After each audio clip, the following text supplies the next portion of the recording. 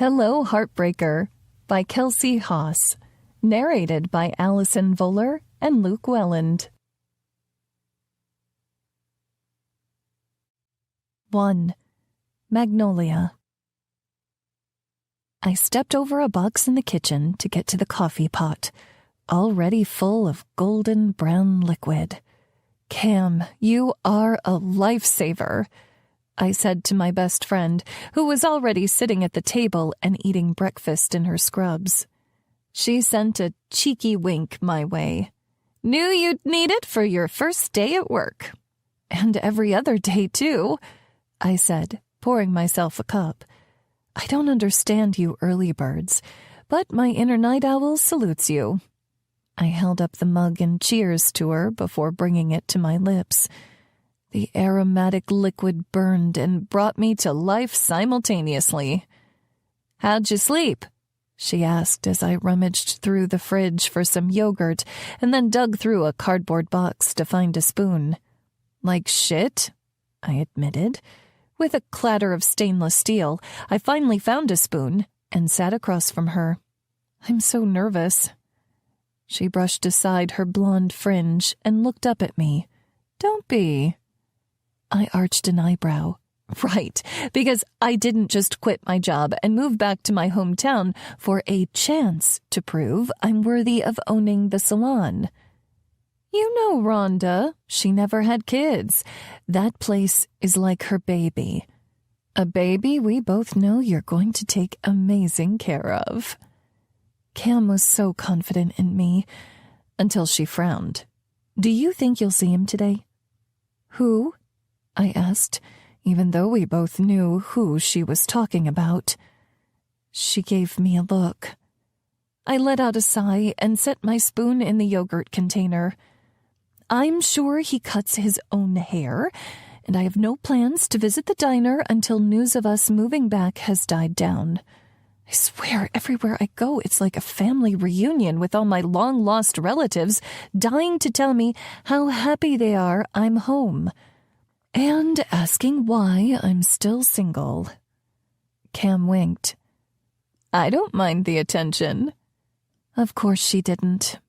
She had been the one always getting me out of the house when we moved to Austin after graduation.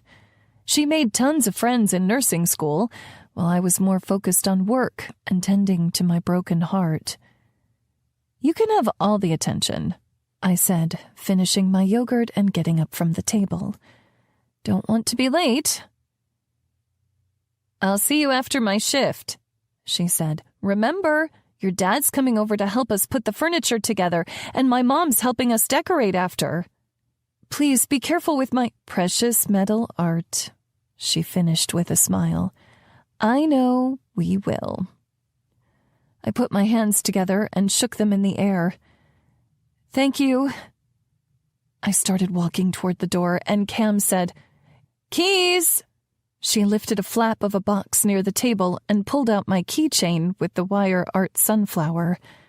How did they get in there? I asked. She shrugged, tossing them my way. The retirement home is lucky to have you, I said with a grin. Don't I know it? Good luck today. With a wave, I was out the door, driving from our little rental house to Rhonda's, the only salon in Cottonwood Falls. It was a cute brick building on Main Street with painted teal trim and a sign overhead with swirling cursive font. Rhonda's Salon. My heart swelled at the sight. Realizing I could be mere months away from reaching my dream of owning my own salon. After a dozen years working in the city but getting nowhere with my ultimate goal, Rhonda called like an answered prayer. She said she wanted to retire, but she wouldn't be letting go of her salon unless she could pass it to someone she trusted to take care of this town's needs.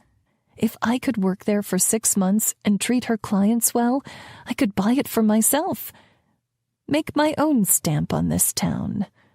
The place that had built me. The place where I'd first fallen in love. And the place where my heart had been so broken. I never thought I'd recover or even want to come back. I could see young me all over this town, cruising Main Street with him, wearing his jersey to football games, getting shakes at the diner for our very first date, holding hands in the movie theater, giving him all of my firsts, all of myself. And I remember the small town skyline in my rearview mirror as I drove away. I took a breath. I could handle being here. I wasn't the 18-year-old me with her faith shaken and tears in her eyes anymore.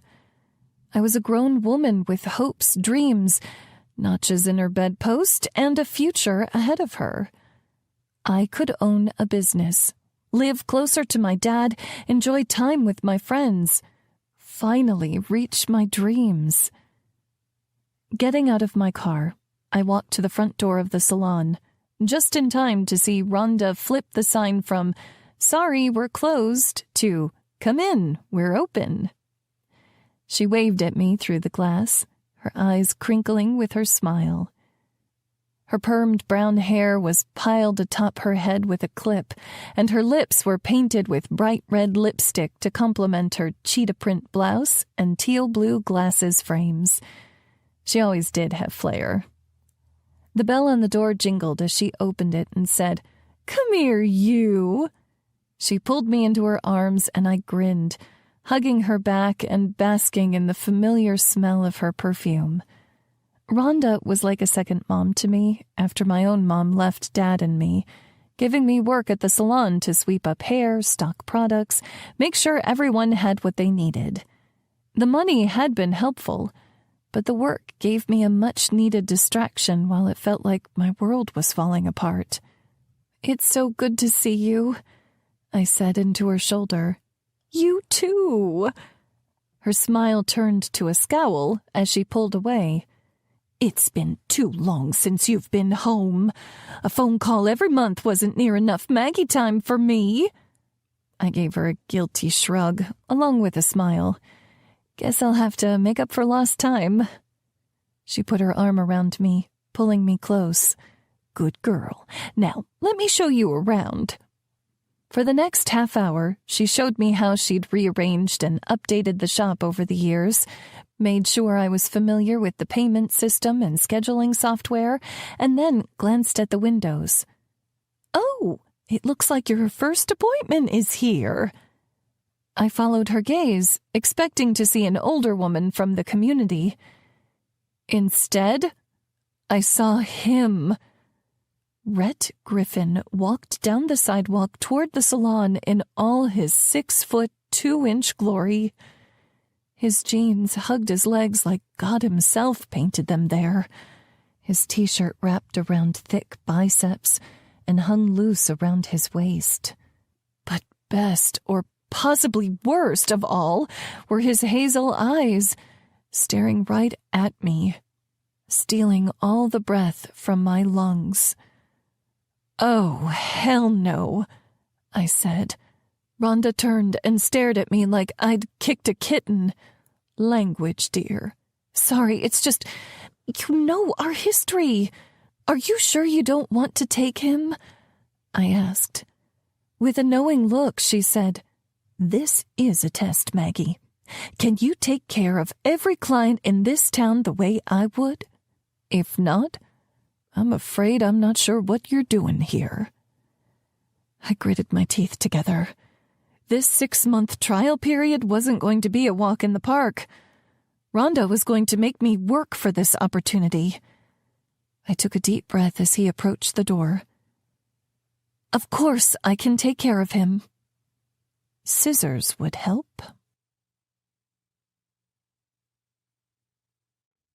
Chapter 2. Rhett. If looks could kill, I'd be a pile of ash blowing down the sidewalk. But even with that stink on her face, Magnolia Ray Gibson was beautiful as always. She had her dark brown hair pulled back off her neck, showing earrings shaped like a pair of saguaros. Soft pink lipstick made her lips that much more appealing, and years had curved and shaped her body in a way that had my hands itching to reach out and hold her. Knowing I couldn't, I pushed my way through the door and then kept my hands hooked to my pockets just in case. "Rhonda, Mags, aren't you a sight for sore eyes?" Rhonda fanned her face. "Aren't you a charmer?" I smiled back at her, but my eyes quickly slid over to Maggie. The passing years hadn't changed my attraction to her, and just like back then, I felt like a planet spinning around her, just begging for an ounce of sunlight. But seconds passed as I waited for Maggie to say something, acknowledge the fact that we were seeing each other, talking face to face for the first time in years. Instead, she said, "My chair's this way." Right. She was still pissed. I couldn't say I blamed her. Rhonda gave me a knowing smirk as I followed Mags back to her chair, trying to keep my eyes above the sway of her ass. "Sit," Maggie commanded. "Yes, ma'am," I said, lowering into the chair in front of her. She scoffed but didn't comment, instead getting a cape, flaring it out angrily like she was showing down a bull in Spain, and put it around my neck just a little too tight. "How's that?" she asked, her voice dripping with syrup. "If you want to choke me, you need to buy me dinner first," I replied. Her cheeks heated bright red, and I held back a grin as she loosened the collar. "What do you want me to do?" she asked. "Now that you mention it, I'm thinking you and me at dinner sounds good. I could pick you up after work today." She gave me her signature glare in the mirror, and even though we'd both aged, it was the same Mags I remembered, the one who appeared in my dreams night after night, no matter how much time went by. Fire in her eyes, passion in her heart, and she looked cute as hell all the while. She blinked at me innocently. "I'm sorry, I've never heard of that hairstyle, but then again, I've never been to the state of delusion." I smirked. "Guess you're the professional. Whatever you say is all right with me." "Right." She turned my chair and then pushed on the foot lever, so I slid down abruptly, and within 2 seconds she had the clippers at the back of my head slicing a path through my hair. "Whoa," I said, jerking forward. "Don't you have a guard on that?" She looked innocently at her clippers. "I'm sorry, I thought you said I could do what I wanted." "I didn't want you to scalp me," she shrugged. "Sorry, I guess I figured I would give you whatever cut kept you out of my chair the longest." From the other side of the salon, Rhonda cleared her throat loudly. Maggie's voice was strained as she said, "I'm sorry, sir. I'll do my best to clean up that cut." "Sir?" I asked. I hated to admit the places that word took my mind. She glared at me, and even I knew when to stop, especially when the one doing the glaring had an assortment of sharp and pointy scissors sitting on the counter. I kept my lips pressed together as I watched her work in the mirror.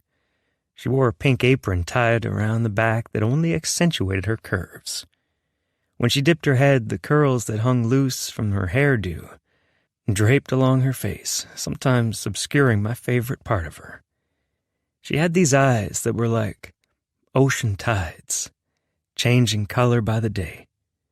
Today they were more green than blue because of the olive-toned V-neck t-shirt she wore, and I knew at night they'd turn the color of dark denim.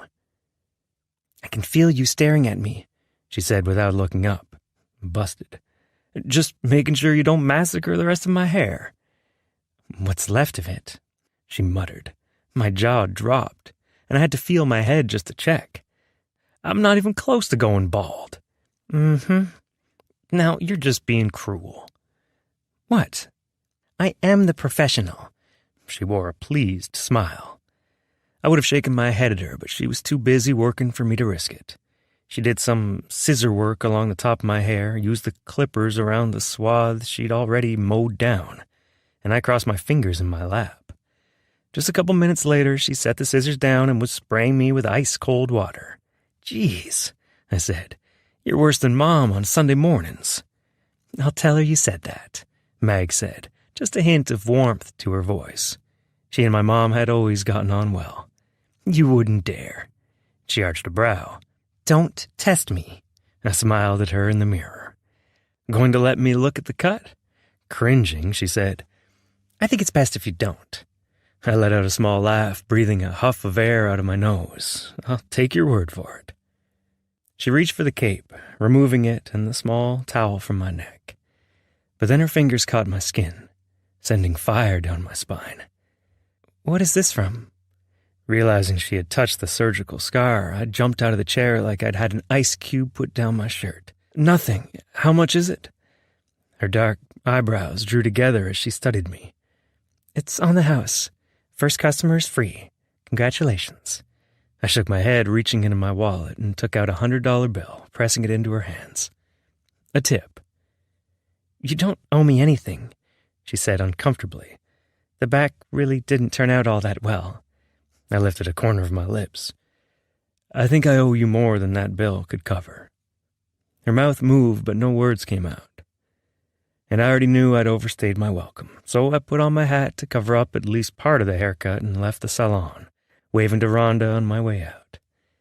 As I walked down the sidewalk, one thing was clear.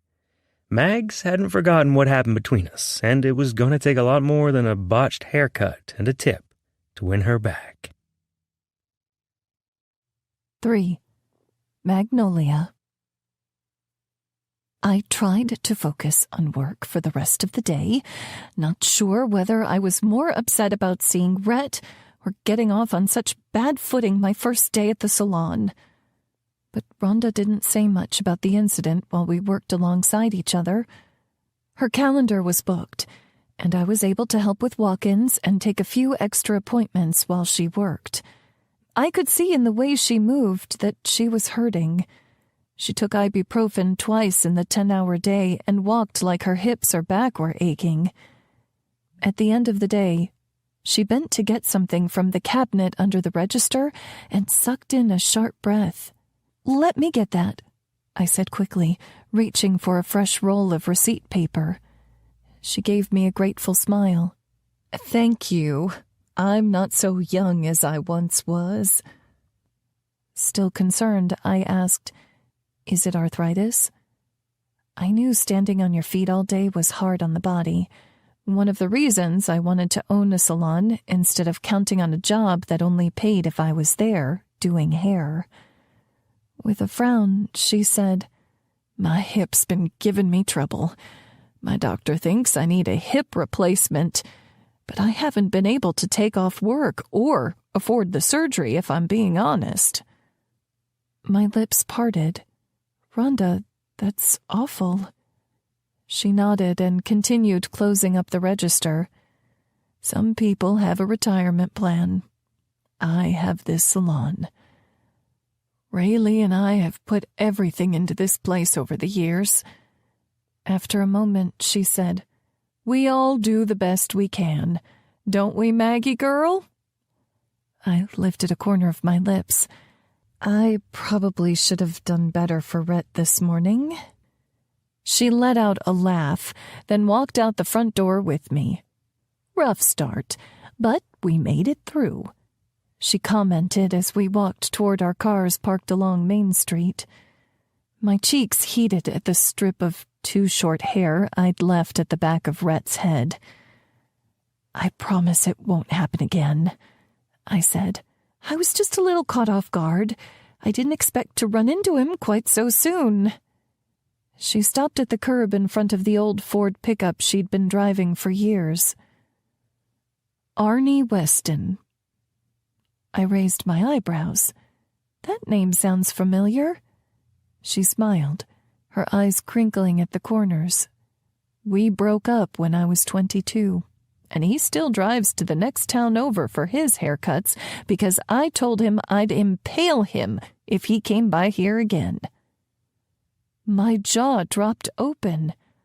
Sweet Rhonda threatening violence? "Oh, hush!"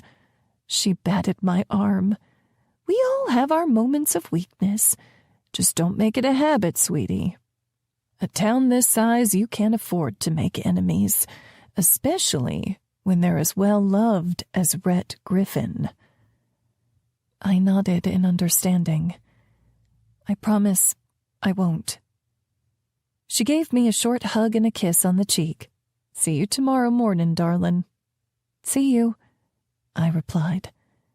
We went separate ways to our cars, and when I pulled up to my house, Dad's truck was already out front and he was sitting on the front porch steps. My heart warmed at the sight of him and his sweet 3-legged rescue dog. "You're early, Daddy," I said. He smiled at me before struggling to get up. He cringed with pain, pushing on his thighs to stand up straight. "Daddy," I asked, "are you okay? I thought your back was getting better." At this rate, everyone around me was hurting. He shook his head. "I'm okay, just acts up sometimes." Still not convinced, I said, "Okay, let's get inside." I went to the door, unlocking it for us, and stepped inside the house, mostly covered in boxes. Cam's parents had helped us unload everything, and it was a hot mess. "Oh, honey," Dad said, taking off his hat and wiping his forehead. "I know," I said with a sigh. Eileen nudged her head under my hand so I'd scratch her ears. "Good thing we have you here, sweet girl," I said to her. "We're going to need all the emotional support we can get." She bumped her wet nose against my hand like she understood. "Better get to work," Dad said, readjusting his Gibson trucking ball cap. When he bought his own semi-truck, I'd had it made for him to celebrate his new business. We went back to my bedroom, and he started piecing together my bed while I unpacked my clothes, sorting them into my dresser and closet. "Have you ever thought about downsizing?" he teased. "No way," I laughed. "I have thought about the nursing home for you and your stuff, though." "Hey, now," he said with a chuckle. "I won't say another word about all your junk." "How was work today?" I asked him. "Great. Until I got home and found out none of the wiring in the house is up to code." I stalled on the shirt I was hanging up. "What?" He nodded, focusing on the screw he was twisting into the bed frame. "I got home from work and the lights wouldn't work on one side of the house. Called an electrician, and he said it's a miracle the house hasn't gone down in an electrical fire." My heart skipped. "Seriously?" "Yep." He set the part aside and moved on to connecting the slats. "Wipes out all my savings to have it replaced and then some. But I'd rather that than a house fire." I frowned. "I'm sorry, Daddy. I wished I could help, but all my money was being saved for the salon." "It's okay," he said. "I'm just glad you're back. I know we talked on the phone almost every day, but I still missed you all these years while you were busy in the big city." "I know. It was just hard to come back here after... and then with work." I didn't finish the sentence, and he didn't ask me to. "How did you stay in that house after Mom left?" He shrugged. "At the time, I was trying not to think about myself. It seemed like it would be harder on you to lose your mom and your house. So I focused on the good times instead of the bad and hoped it would get better." "Did it?" I asked, because seeing Rhett today had brought back all those feelings I thought I'd buried years ago. I'd been beside myself, so angry with him and hurt all over again. "It did." He smiled. "Sometimes you can't go somewhere new. You have to create new memories right over the top of the old." The front door opened, and Cam called, "Honey, I'm home." Dad and I exchanged a grin. She used to say the same thing when she came over to our house to visit when we were teens. "Been a while since I heard that," Dad called back. She came into the room, still wearing her scrubs from work, and bent to give Dad a hug. "Good to see you, Ray." "You too, sweetie," Dad said. Cam said, I'm going to get changed. Come tell me about your first day, Mags. I followed her back to her room, and while she dressed, I relayed my run-in with Rhett and his new, terrible haircut. She covered her mouth, laughing. Talk about payback. I laughed. I'm just lucky Rhonda didn't fire me on the spot. She could never. So when are you seeing him for dinner? I raised my eyebrows. I'm not going to dinner with him. The last thing we need is the two of us in a room with steak knives. Cam turned, pulling on one of her old volleyball shirts. After 10 years, the fabric was thinning and had holes in some places, but she never stopped wearing it. What? I asked, knowing her silence meant something. I mean... She turned back to me, adjusting the hem of her shirt. It has been 15 years. 14, I corrected. Over a decade. She reached in her closet for the flip-flops she wore around the house and slid them on. It's a small town, and we're going to be here for a while. Don't you think it's time to bury the hatchet? In his back? She snorted. Think about it, okay? If nothing else, it's a free meal. Hasn't anyone ever told you there's no such thing as a free lunch? Laughing, she patted my shoulder. I think you should do it. Besides, what could go wrong? Chapter 4. Rhett. I got in my shower after work, rinsing off the dirt and grime of the day, thinking about seeing Mags for the first time in years. It was great to see her, even if she was pissed at me. I might sound crazy, considering the butchered haircut and all, but being around her just confirmed that I wanted there to be more between us. This was my chance, the one I'd prayed for over the years, to make things right with her. But I couldn't do that if she wouldn't so much as look me in the eye without wanting me to combust. And since I was better at hooking up than relationships, I knew I needed advice from the two most in-love people I knew. After I got dressed in fresh clothes, I texted to make sure it was okay, and then I was on my way to Fletcher and Liv's house. My brother-in-law was my best friend in the world, aside from Cooper, but Coop didn't know my history with Maggie like Liv and Fletcher did.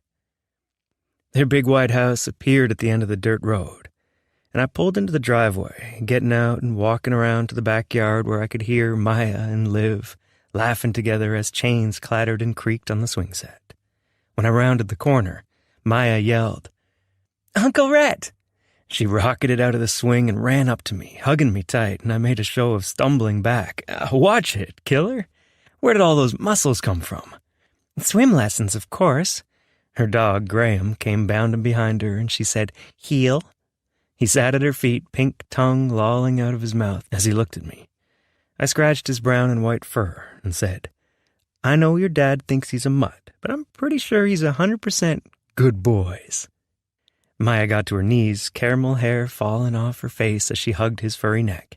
"Yes, you are a good boys, Graham. Yes, you are." Liv walked up to us. As she tucked her short brown hair behind her ear, her wedding ring caught the light. "Hope you're okay with hot dogs. I've been craving them like crazy lately." I noticed her stomach just starting to show with the pregnancy. I snorted just as Fletcher came out of the house. "Tell your wife to stop talking about her hot dog cravings in front of me." Fletch rolled his dark brown eyes while Liv's cheeks got pink. She hit me. "Grow up." Maya seemed confused, but shrugged. "I'm gonna go swing." "Good idea," Liv said with a smile. "Want a beer, Rhett?" I nodded, going to the seating area near the grill while Fletcher started the food cooking. "Holy hell," he said when my back was to him. "What happened to your hair?" I cringed. "It's not that bad, is it?" "No." I let out a sigh of relief. "Just like my mullet wasn't bad." "Shit," I muttered. From the swing set, Maya sang, "Dad's gonna wash your mouth out with soap." "Bullshit," I said. "It wouldn't work." "We could test it out," Fletcher suggested with a laugh. Liv passed me a beer and said, "My parents tried it on him years ago. I'm pretty sure he burped and farted bubbles all of 4th grade. Maya laughed. but I shuddered at the memory. I didn't come here to be re-traumatized. Fletcher shut the lid on the grill and walked toward us, taking a beer from Liv. What is it? Not that we're not happy to have you, but usually you don't come over on a Monday night. I sipped my beer and set it on the wooden patio table. I saw Magnolia today. Liv nearly choked on her lemonade. Why didn't you say that earlier? Fletcher said, She the one who gave you the haircut? Yep. I popped the pea. Show me, Liv demanded. I turned so she could spot the bald patch at the back of my head, and when I turned back, she was covering her mouth, holding back laughter. Well, now I see whose side you're on, I retorted, taking another drink. She pressed her lips together, but they peeled open with her smile. Sorry, what happened? I went into the salon to see her, and I had to get a haircut because I couldn't just show up. Brave choice, Fletcher said. How did you know she'd be there? I jerked my thumb at Liv. She told me last Wednesday that Mags was coming back to town, so I called Rhonda and made an appointment. That worked out real well, Fletcher deadpanned. I sent him a look, and he looked away to hide his laugh. Liv said, So she gave you a haircut, and then what? I asked her out to eat, and she said no. The two of them exchanged looks. It was annoying seeing my best friend do that with my sister, communicating without words. What? I asked. Liv said, Well, that's it. What the hell else was I supposed to do? She laughed. If you think Mags is going to go out with you just because you surprised her at work after 14 years apart and then asked her to dinner one time, you're off your game. I scrubbed my chin. Maybe she had a point. I could put in a little more effort, show her that I was ready to do things differently this time. Well, you think about that, Fletcher said like there was more to his sentence. I raised my eyebrows. Need help on the grill? Actually, Maya has a question for you. He waved over his daughter. Come ask Uncle Rhett. Suspicious, I pinned Fletcher with a stare. What is this about? Maya came to stand in front of me, her hands clasped in front of her. Liv nodded. Just like we practiced. What? I asked, staring between my sister and her husband. But then I looked at Maya and saw big puppy dog eyes staring back at me. Oh, hell no, I said, getting up from my chair and backing away. No, no, no. No, no, no. She stepped closer, eyes still wide and begging. Uncle Rhett. I continued backing away, but Graham flounced up to me and nudged my leg. Grumbling, I stopped. What is it? She smiled sweetly. Will you coach my Little League team? I stared from her to her parents. Me? With a dozen 10-year-old girls? You gotta be out of your fucking minds. Liv stood beside Maya, her hand on her stepdaughter's shoulder. Look, I'm pregnant and don't need the extra stress. Fletcher is on call during a lot of the games on the schedule, and none of the other parents will do it. Please? It would mean a lot to us, and Maya. I shook my head, kneeling in front of Maya. I'm sorry, sugar, but I would be a terrible coach. Surely there's some other person you can con into it. Maybe Uncle Tyler or Grandpa Jack. She looked down, her bottom lip sticking out. Don't do that to me, I said, my chest physically aching from saying no. I'm not going to fall for it, she sniffed. If we can't find a coach, it'll be canceled. Graham came to stand beside her, nuzzling his head under her hand. She held him, saying, It's okay, maybe I can play softball next year. I glared up at Liv and Fletcher. Fletch shrugged, while Liv tilted her head. Fine, I'll do it, I said. Maya looked up, grinning. I knew those were crocodile tears.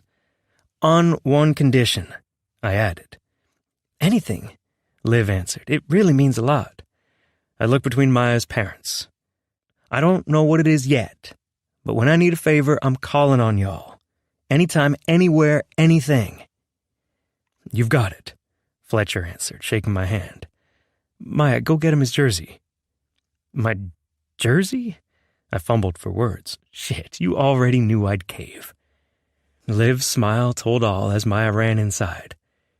When she came back out, she was holding a pink baseball jersey with unicorns pasted across the chest in silver sparkle letters. I held it up, staring in abject horror.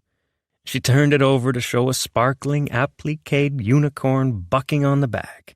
My balls were practically shrinking back just looking at the damn thing. What do you think? Isn't it pretty? Maya asked. I think... Liv pinned me with a stare that made me hold back. I think... Go unicorns!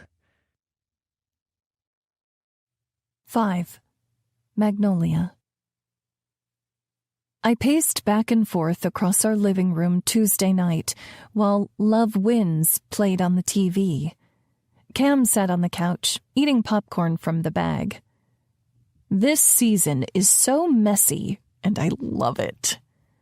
I would have laughed, except my life felt even messier than the show. Reality TV just didn't hit the same when you couldn't say you were doing better than the people on the screen. Our house was looking so much better since we'd unpacked most of our things yesterday, and Cam used her day off to clean with her mom. They'd even hung up all my favorite wire art pieces on the wall, but I couldn't get Rhett off my mind. I'd done so well for myself in Austin, rebuilding my life, my heart, piece by piece. At first, it was hard, but then I realized I'd gone a day without thinking about him, and then a month, and I was able to have other relationships. But 10 minutes in a room with him, and thoughts of him were plaguing my mind. I felt stupid, still unable to let him go. Cam sighed. You're thinking about him, aren't you? I nodded and dropped onto the couch across from her. I feel so pathetic. Give me your phone, Cam said. I raised my eyebrows. Why? She wiggled her fingers, and I passed her the device. Within seconds, she held it to her ear. It's ringing. Who are you calling? She gave me a look like I should already know. Holy shit, I said, my heart already beating fast. I didn't think you'd call him. She held the phone out. Better say hello. My mouth fell open. She shook the phone for me to take it. Finally, I did and squeaked out, Hello? Mags? Rhett's voice was rough, but honey at the same time, equal parts hopeful and bashful. Hearing him say my name only brought back memories and stirred feelings in my heart that should be long since gone. Yeah, it's me. You still have the same number. I couldn't change it, he said. Not when I was hoping you'd call. My heart somersaulted in my chest. I shoved the excitement down. This had to be just another one of his lines. I was thinking about that dinner you offered. Yeah? The hope in his voice slayed me. I bit my lip, feeling Cam's eyes on me. Is it still on the table? Definitely. Want to meet at the diner tomorrow night? Oh, shit, I can't tomorrow. Thursday at 6? Thursday's fine, I said. The silence between us felt so heavy, especially knowing the past versions of us were as close as two people could be. Goodbye, Megs. The way he said my name lay heavy on my heart. Bye. I lowered my phone to my side, and Cam munched popcorn, staring up at me. What happened? She asked. I swear you're better than the show. I rolled my eyes at her, then took a deep breath. Rhett and I are having dinner Thursday night. When I tell you she screamed, I covered my ears. Cam, the neighbors are going to call the cops on us. Let them, she cried, jumping out of her chair and setting the popcorn on our thrifted coffee table. Oh my gosh! We have to find you an outfit. Now. Now? I asked, following as she ran to my room. It's not until Thursday. You're going to look so damn good. She went into my closet, digging through the clothes. He's going to rue the day he was born. Because I look good? She paused in thought. Rue the day he let you go? That's it. She continued searching. I sat on my bed, knowing it was hopeless to try and stop her when she got like this. I mean, we were just high school sweethearts. Like 75% of those relationships end in divorce. My stupid heart needs to let him go. That just means 25% of high school sweethearts make it, she said. She came out of the closet, holding up a sundress with a stretchy, ruched top that showed off the girls. This is it. I smiled from her to the dress. Am I making a mistake? Maybe it's better to let sleeping dogs lie. You're two adults going to dinner.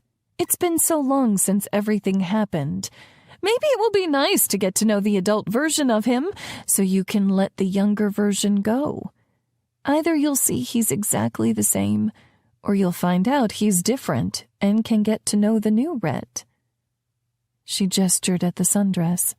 And you'll look damn good doing it. I nodded, taking a deep breath. What about you?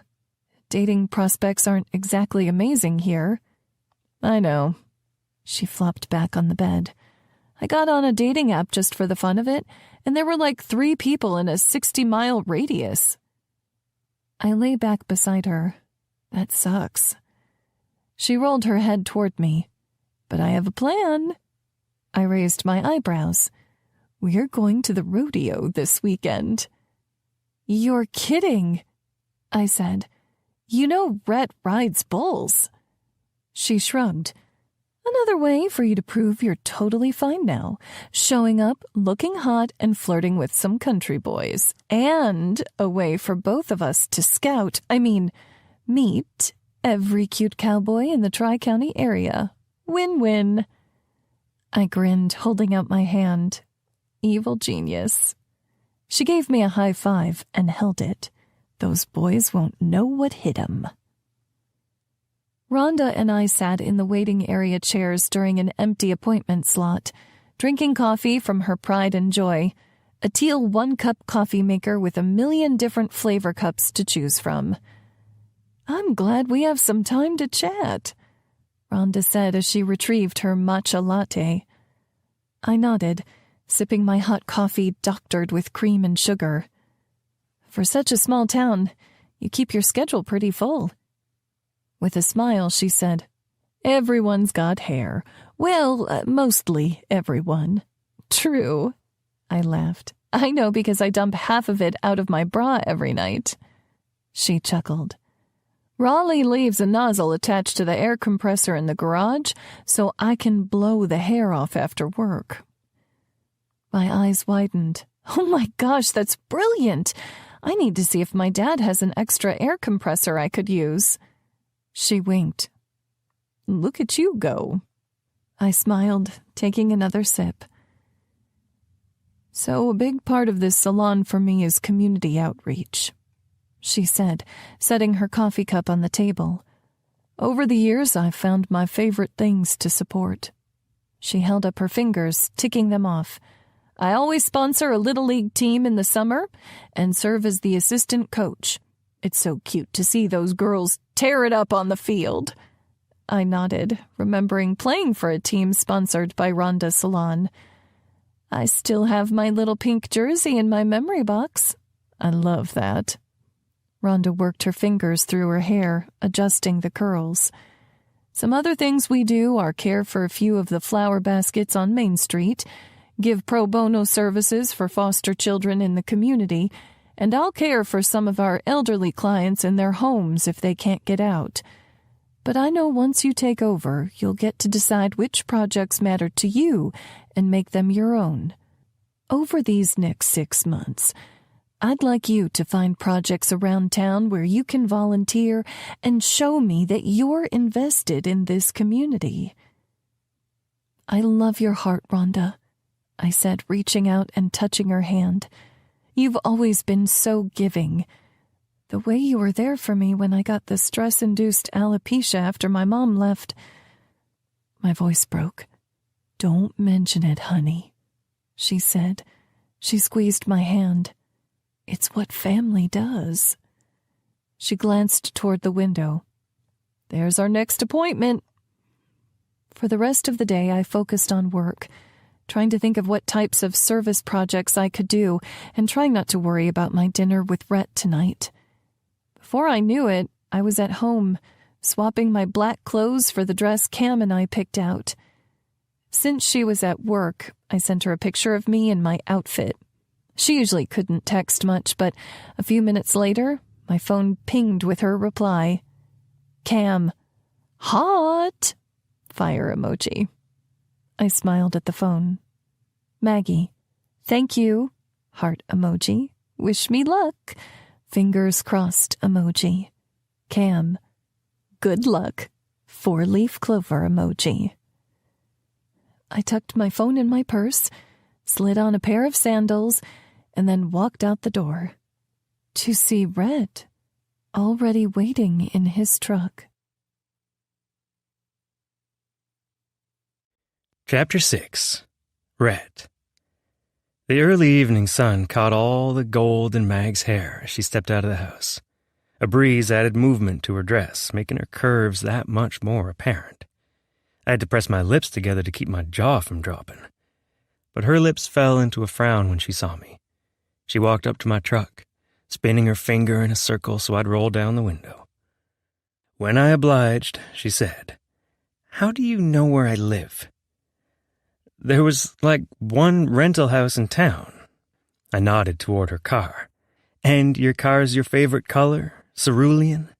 Wasn't too hard to guess. But then my eyes caught the wind chime hanging by the door. My lips parted as I took it in, remembering where it came from. "Gosh, I miss living in a small town," she said dryly, oblivious to my distraction. "Anyway, I'll be driving myself to the diner." I raised my eyebrows. "Do you have no concern for the environment?" She rolled her eyes at me. "It's not funny. Think of the fossil fuels." "If that's your concern, we should be taking my car instead of your big-ass truck." I laughed slightly at her attitude. That was the Mags I knew. I hit the button to turn off my truck, making her eyes widen. "I didn't mean to invite you to ride with me," she said. I shook my head. "Do it for the environment." With a huff, she turned and said, "Get in." I followed her to her little Fiat and opened the door. This had been a really bad idea. I felt like a clown getting in, my knees almost to my chest before I pulled the lever to make room for myself. My head was still brushing the ceiling. "Comfy?" she asked, a smug smile on her lips. "Could fall asleep right here," I replied, despite the way my heart picked up in this car. It smelled so much like her. I was surrounded by the scent of honeysuckle and getting lost in the past, in what I wished our future could be. She put the car in reverse, pulling onto the street and starting the short drive toward the diner. "How's Ray?" I asked. Her dad was her favorite person, and it instantly showed in the relaxation of her shoulders. "He's doing well. Just had to have a bunch of electrical updated at his house, which sucks." That's the worst," I agreed. "I saw him the other day at the grain elevator, picking up a load. He tries to stay busy ever since he bought his own semi and started working on contract," she said. "I saw a flyer for her services in the gas station," I said. "Sounds better than driving to Rutledge before driving all day for work." Her dad always used to leave so early in the morning to get to work. I knew because I used to be the one picking Mags up for school. Having her in my passenger seat singing along to whatever was on the radio was always the best part of my day. "He likes doing his own thing," she agreed. "And your parents? I haven't seen them around town yet." "They're good. Dad's busy on the ranch, and Mom's having fun this summer, hanging out with all her grandchildren." "I saw online that Gage got married and Liv," she said. I nodded. "Tyler did too a couple years ago. I'm the last one standing." The words came out of my mouth roughly, knowing that life could have been so much different if only I'd made a few better choices when it came to us. "Here we are," she replied, parking in front of Woody's. It was like deja vu, being with her at this place again. But we were both older. I could actually grow a full beard now, if I wanted to. She'd filled out since then too, making her even more womanly than before. Before I got too distracted by her curves, I got out of the car, hurrying to her side to open her door. She got out, her chest inches from me, and gave me a look. You didn't need to do that. I put my hand on the hood of the car, my voice low as I said, I've learned a few things about how to treat a woman since we broke up. Color flooded her cheeks. Let's go inside. We walked through the diner and I could feel everyone's eyes on us. No one commented on it, though, until we got back to the booth and Agatha approached with her ticket book. Imagine that! Rhett and Mags here together again, she said, her grin deepening the smile lines on her face. She pulled a pencil from behind her ear. Last time you two were here in the same booth, you couldn't keep your hands off each other. Now Mags was blushing even harder, but I said, Can you blame me? I mean, look at her. Agatha tossed her head back, laughing. Quite the charmer. What can I get you two to drink? We ordered sodas, and as Agatha walked away, Mags looked around the diner from the black and white checkered tiles to the businesses advertised on the laminate tabletop. Things really haven't changed around here, have they? That's not true. I gestured toward the tabletop. CJ owns the garage now, and Fletcher owns the doctor's office. It's Madigan Medical now. Tyler opened boutique apartments for seniors, and thanks to Gage, the school has turf for the kids to play football on now. And you? Same old Rhett? I shook my head. I'm hoping to show you that I've changed too. She raised her eyebrows. Is that so? I leaned forward to reply, but Agatha came back, setting down our drinks, taking our orders and distracting us from our conversation. Maggie sipped from her straw, not quite looking at me, but I had to make her see. Look, Mags, I know I have no right to ask for a second chance since I messed up the first chance so badly, but I want us to get to know each other again. Not the Rhett and Maggie who were high school sweethearts and thought they were invincible. The us now. Because the truth is, 14 years is a long time, but you've always been in the back of my mind. And even though this diner looks the same, I'm not that guy you knew. And I want to get to know the woman you've become. 7. Magnolia. I looked at this man across from me. He did look so much like the boy I used to love. Bright hazel eyes, dimples in his cheeks that only showed with the slightest quirk of his lips, strong arms and calloused hands, a smile that could melt gold. But he was different, too. I could see the color of 5 o'clock shadow under his skin. His hair was still full, but his widow's peak was more distinct. And instead of being wiry, he had thick arms and legs with muscles formed from years of hard work. I'd loved Rhett with all my heart back then. What if he had grown out of all the parts that hurt me? Could my life with him be better than I dreamed it through the idealistic eyes of a young woman? Could I forget the pain he caused me? I didn't know. Rhett, you proposed to me. He lowered his gaze. I did. And an hour later you were sleeping with another woman. I reminded him, that wound coming up, buried in scar tissue but painful nonetheless. His eyes begged me to understand. You said no. I thought we were over, Mags. I didn't know how to cope. So what happens next time we have a fight? Next time you're upset? I asked, my voice shaking. I come home from work and see you with someone else? The pain was growing, transforming, slicing through my chest. I pressed my hand over my heart, trying to soothe myself. I can't do that again, Rhett. Do you know how bad it hurt, knowing I was going to come back and say yes to you, only to see you'd already moved on just that fast? But that's the thing, Mags. I hadn't moved on. I still haven't. I scoffed at him. It's been over a decade, Rhett, and your reputation isn't exactly a secret. People have told me you've moved on with plenty of other women." "I fucked plenty of other women," he said roughly. "I've only ever made love to you." His words pulled at the last stitch covering the old wound, and now my eyes were stinging with tears. "I loved you, Rhett. I loved you with everything I had, but we were young and I was afraid. That's why I said no. I didn't want something happening to us like what happened with my mom and my dad. But when I came to my senses and wanted to say yes, I shook my head, pressing at the corners of my eyes to stem the flow of tears. It's been so long. I don't want to go back there. I don't want to hurt like that again." He reached across the table, holding my hand. "Please," he breathed. And that word, his touch, was my undoing. I looked into his hazel eyes, unable to look away. "Okay." His lips spread into a happy grin. "Okay?" I nodded, sniffing back moisture, but his smile was contagious. "I will get to know you again, platonically, but we're taking it slow. I mean, a snail's pace." He held up his hands.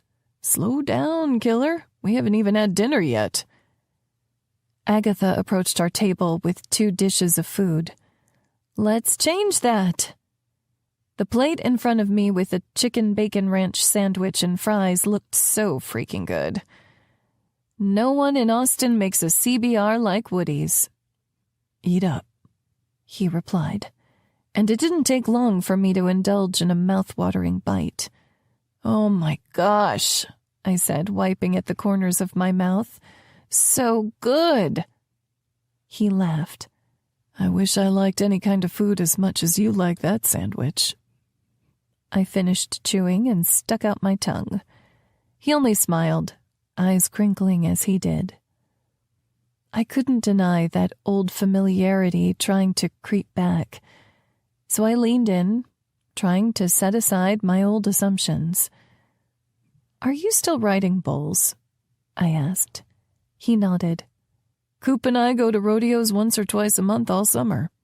"Coop?" I asked. I didn't recognize the name. "He works out at Finnegan's with me," Red explained. "Pretty much my best friend, aside from Fletcher. He rides saddle broncs." "Oh, nice. How is Fletcher? I haven't heard from him in forever." One of the casualties of our breakup. Fletcher and Rhett were inseparable in high school, which meant when Rhett and I broke up, my friendship with Fletcher ended too. Rhett's features softened when he talked about his friend.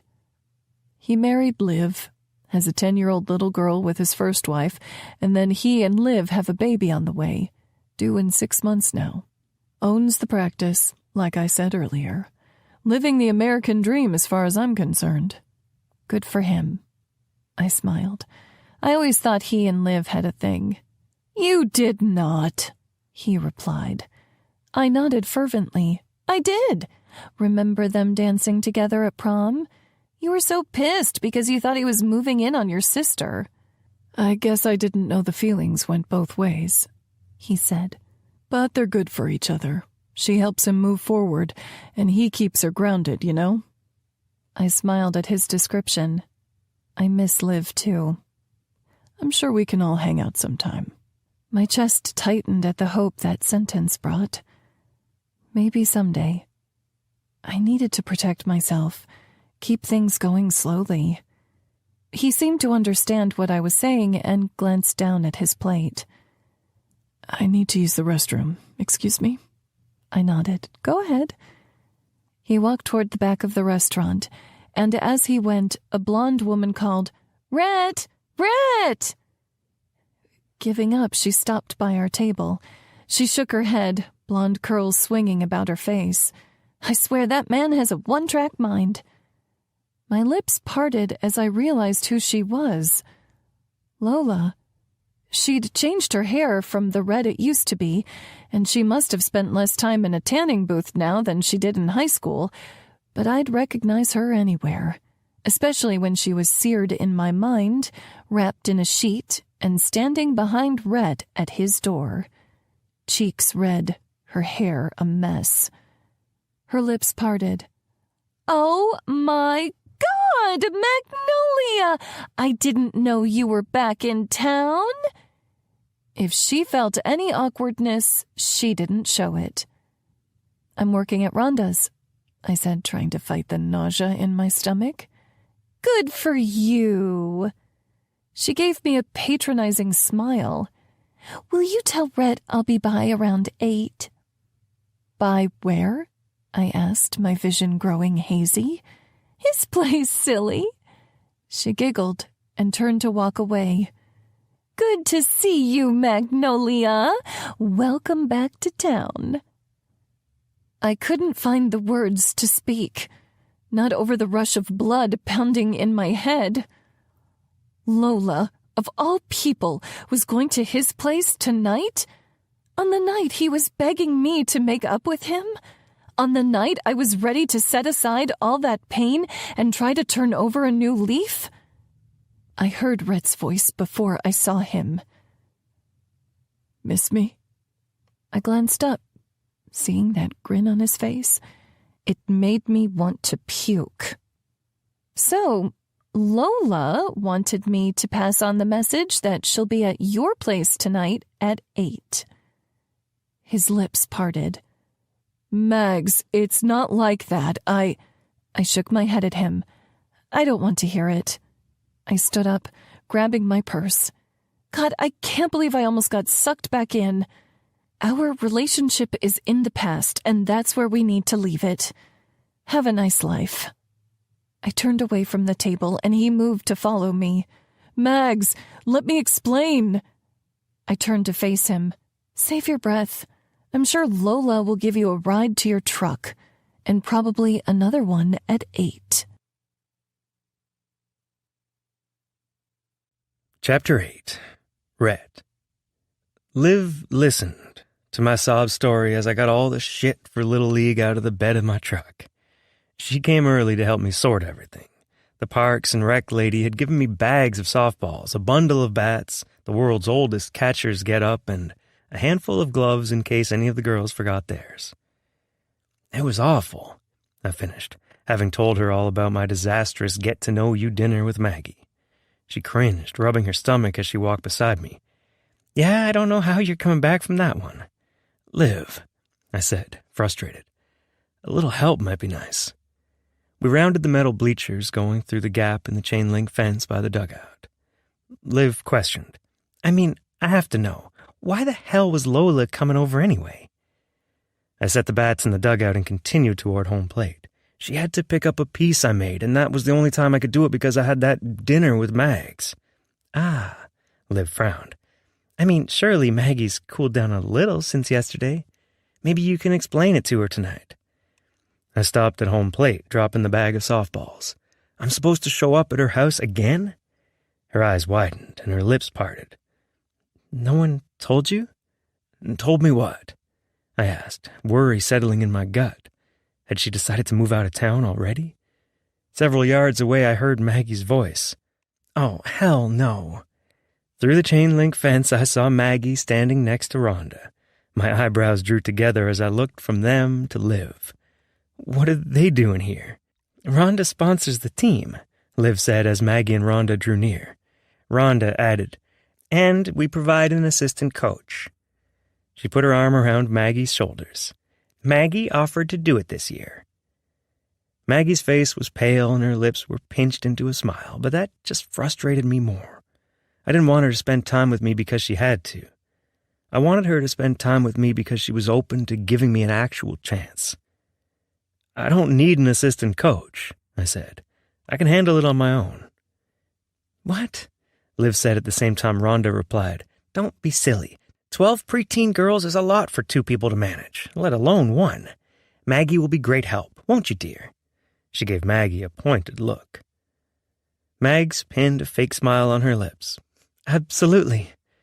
Liv gestured toward the bleachers. There's Fletcher with the snacks. Brilliant.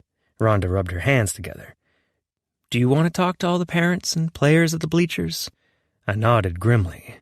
I knew coaching was a bad idea. I approached the bench, noticing Maggie following as far behind me as she could while we passed through the gap in the fence and stood in front of all the parents and players. Maya ran up to me, jumping into my arms for a hug. Hey, sweet girl, I said, spinning her around. She was why I was here, and I'd do anything for that girl. Time to remember that. Ready to obliterate the competition? I set her down, and she banged her fist into her palm. We're going to crush them. Raising her eyebrows, Liv said, Isn't this supposed to be fun? Maya and I both turned to her, giving each other and then Liv skeptical looks. What's the fun playing if you can't win? Maya asked. I nodded in agreement. I ain't coaching no losing team. Yeah. Maya pumped her fist. I heard my friends chuckle and saw Fletcher walking up with Graham on his leash. No dogs at practice, I told him. Maya went to Graham, putting her arms around his neck. We need a mascot, don't we, Uncle Red?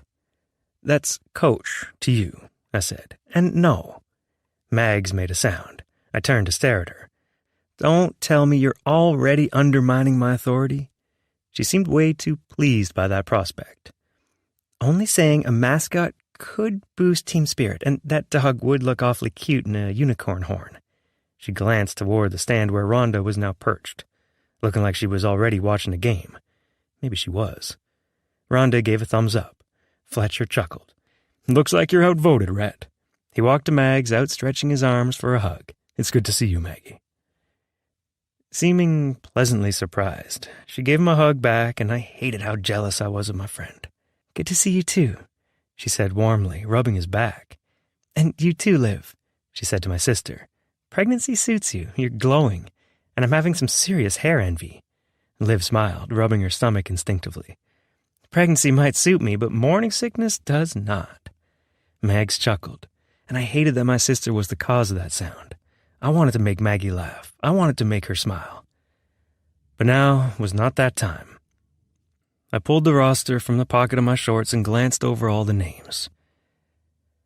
I need to make sure everyone's here, I said loudly, and everyone stopped talking. When I call your name, say here. Loud enough for me to hear you. Got it? There was some mumbling. I need you to say yes, coach. Maggie mumbled. They're little girls. I gave her a look, then faced the bleachers again. When I call your name, say here. Got it? The girls chorused. Yes, coach. Good, I said. Then I held up the paper, reading down the list. In a few minutes, we determined all the girls were, in fact, present. Then I said, Any questions? One of the girls, Dahlia, raised her hand. Yes? I pointed at her. What happened to your hair? From the center row, Rhonda cackled. Sorry, she quickly said, covering her mouth. Sorry. I shot Maggie a glance and said, Better behave with this one. She'll get you with the clippers. The girl's eyes widened and they suddenly got quiet. Now, here are the rules. Rule number 1. I make the rules. Maggie cleared her throat. Rule number 2. I jerked my thumb toward Maggie. She actually makes the rules. That earned me a chuckle, even from Maggie. Rule number 3. You're going to give it your all. Every practice, every game. Understand? The girls nodded and mumbled. I said, do you understand? The girls said, yes, coach. Rule number 4. Arguably the most important one. Don't be a shithead.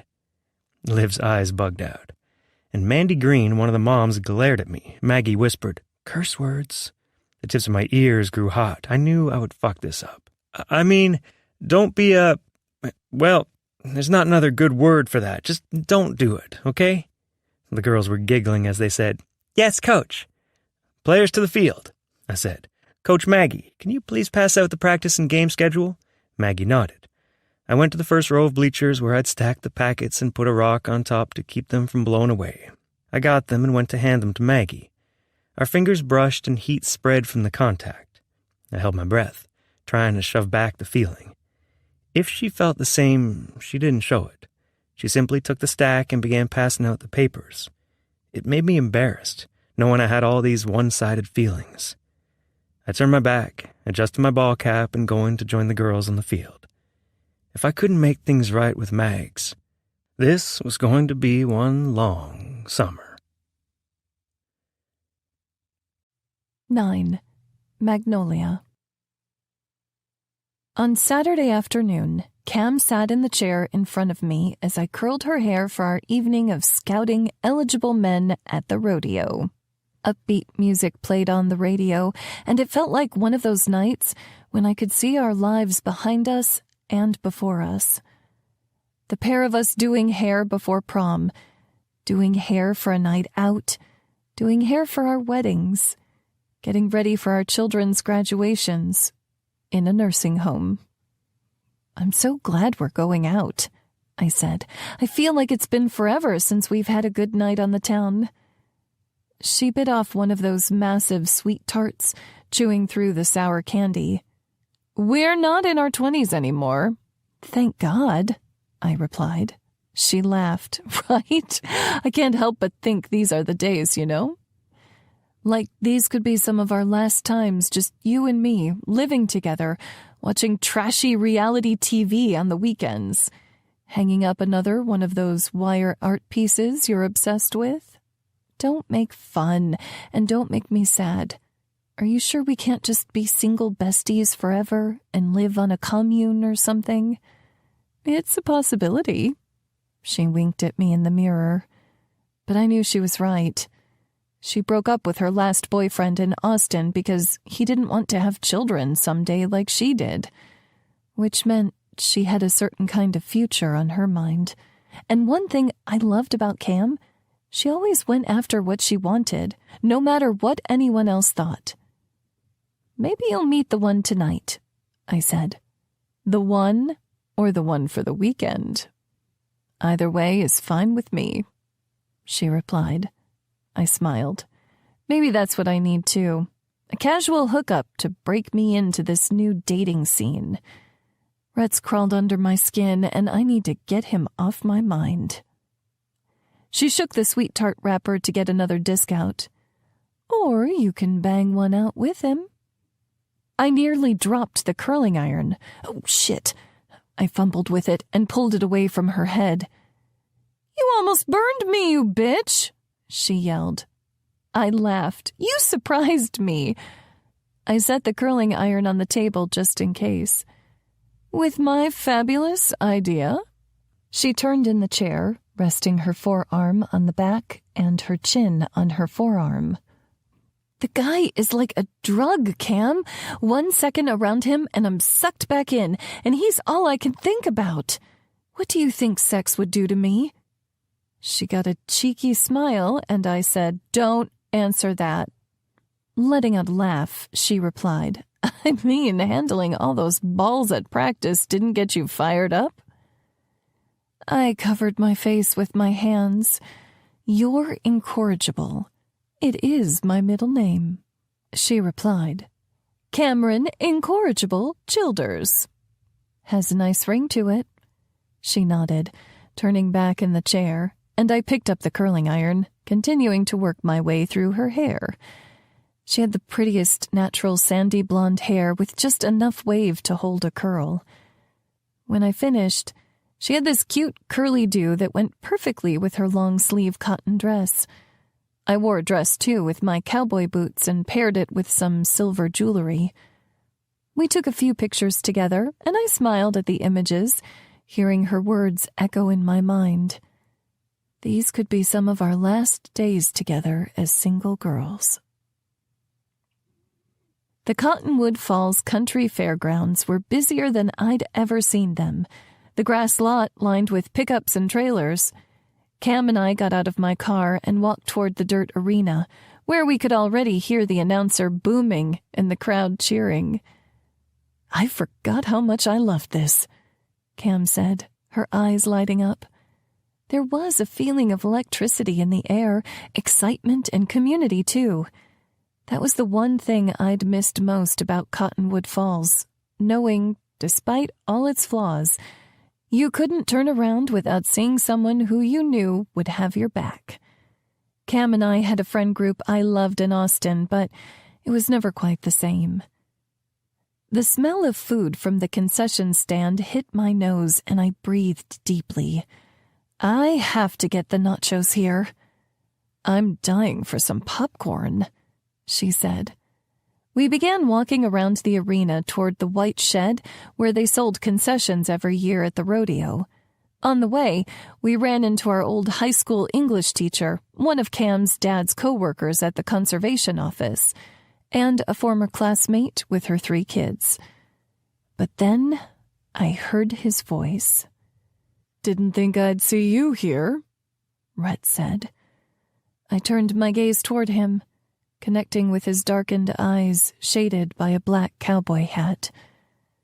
Holy fucking hell. He looked like hot incarnate in a dark green shirt with the top 3 buttons undone and starched dark blue jeans. My mouth went dry as I looked back at him, trying to come up with words, trying to remind myself of reasons why banging it out with him would be an exceptionally terrible idea. I didn't even notice the guy beside him until Cam said, "Hey, Trouble, long time no see. Who's your friend?" "This is Cooper, and Cooper, this is Cameron." Now my eyes landed on Cooper as he shook my friend's hand. He had dark blonde hair that curled under his cowboy hat, a strong build like Rhett's, and warm blue eyes. His hand was so big it nearly enveloped Cam's. "Hi," Cam said, her usual confidence nowhere to be seen. Rhett and I met eyes, sharing a small smile. "Nice to meet you, Cameron," Cooper said, his voice low. "Hello, Josh Turner. What are you doing in Cottonwood Falls?" Over the speakers, the announcer called, "That's it for our barrel racers. Up next, the steer roping." Rhett nudged Cooper, who was still holding my friend's hand. "That's our cue." Cam seemed to come to, giving Cooper a small smile, and then waved goodbye. "Will you be at the bar after?" Cooper asked. "Maybe," Cam replied casually. "Depends on how you do." He chuckled and walked away. After we got out of earshot, I said, "Nice recovery." Cam's eyes were wide as she turned to face me. "I think I blacked out. What the hell just happened?" I chuckled. "I think you just met the one." Cam shook her head as she walked beside me toward the concession stand. "We are definitely going to that bar." 10. Magnolia. Cam and I made our way to the bleachers, sitting about halfway up as people in the arena rode horses and chased down steers with their lassos. I dipped a chip in nacho cheese, savoring the flavor. I swear food in Cottonwood Falls just hits different. Cam laughed. "You're such an easy date. This and a chicken bacon ranch is all you need." "True," I said with a smile. "It brings back so many memories, being here." She nodded, looking around us wistfully. "You remember what Rhett used to do after every ride?" I covered my face, my cheeks warming at the memory. "That's so embarrassing." She dragged another piece of popcorn through my cheese and brought it to her mouth.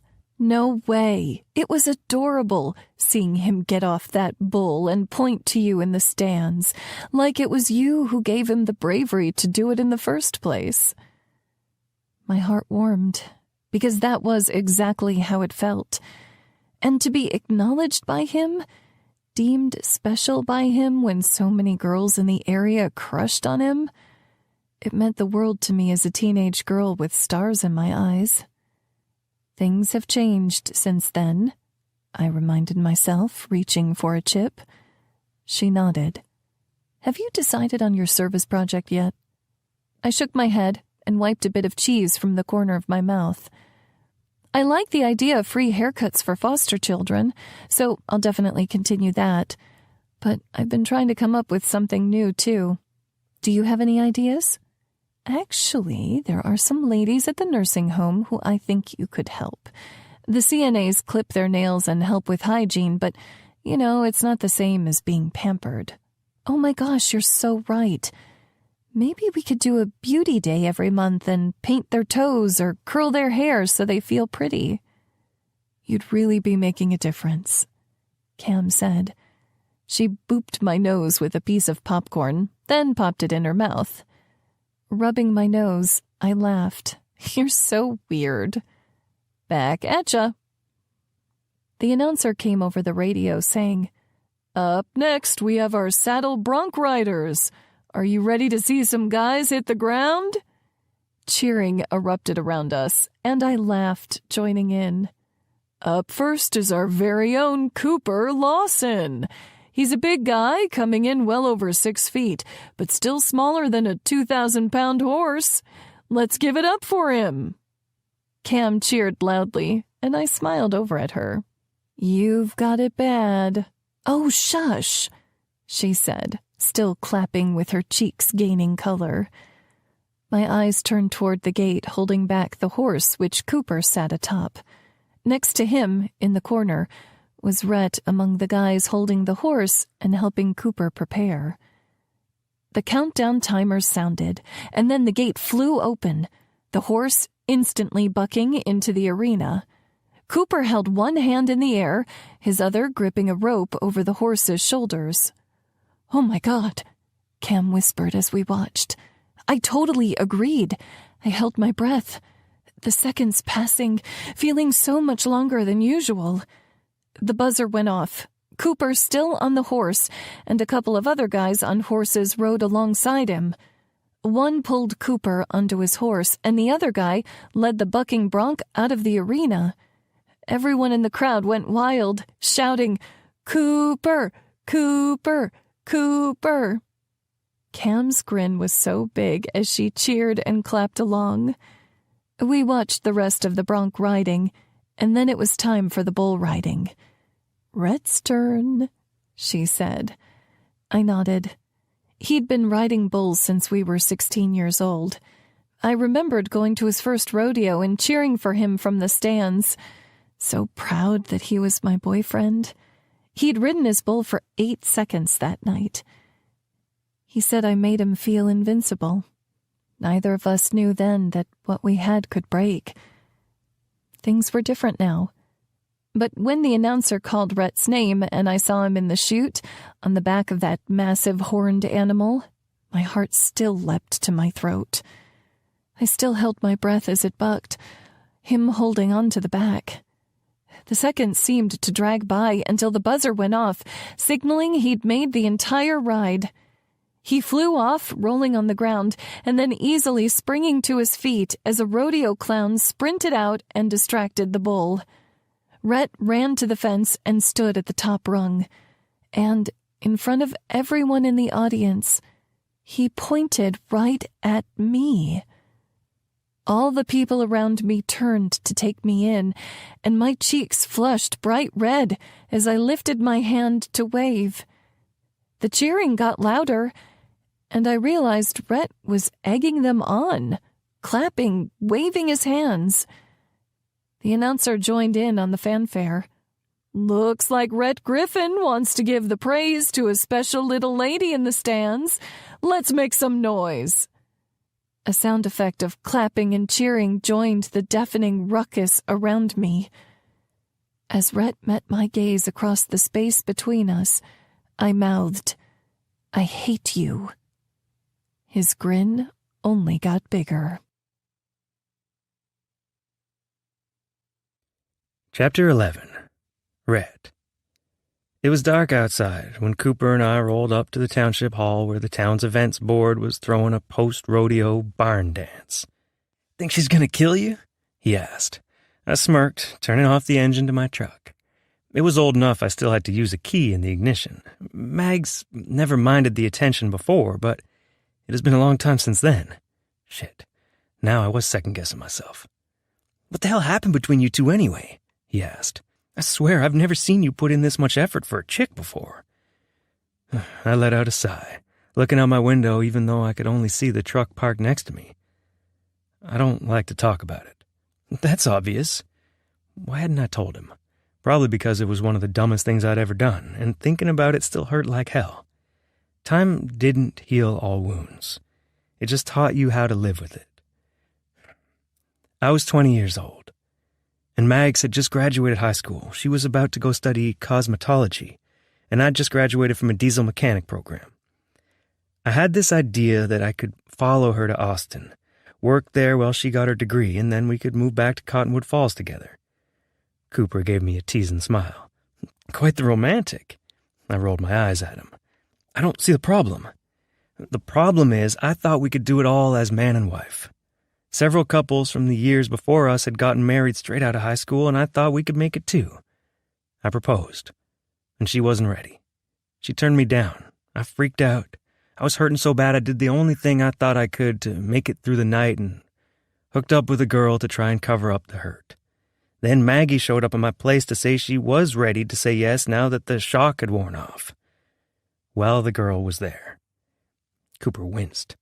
I nodded. It was the worst mistake of my life. With a frown, Cooper said, "We're all dumbasses at 20. Some of us stay dumbasses our whole life." He gave me a pointed look. A smile tipped my lips, and I got out of the truck. Then I looked across the hood at my friend, straightening his cowboy hat. Hopefully after tonight she'll give me a chance. We looked both ways, then crossed Main Street to the building with people going in. "Speaking of tonight," he said. "Yeah? Can I borrow your place?" I stopped on the curb. "What the hell? I want to bring Cameron home, and my place is a mess." "Never seemed to stop you before," I said, pinning him with a falsely curious stare. We both knew he liked her, but I kind of liked watching him squirm. He shoved my arm. "She's different, and you know it. You've known her for 2 seconds. How do you know she's special?" He glanced down and then back toward me. "It's a feeling, okay? I just looked in her eyes and..." The tips of his ears were growing redder by the second. "Don't make me say it." "Okay," I chuckled. "And you think my place is clean?" "You're weird about shit like that," he muttered, adjusting his hat again. "Only because my mom could pop by at any moment, and I don't want to catch any grief," I replied. "But yeah, you can take my place, as long as you agree to early feed duty for the next month."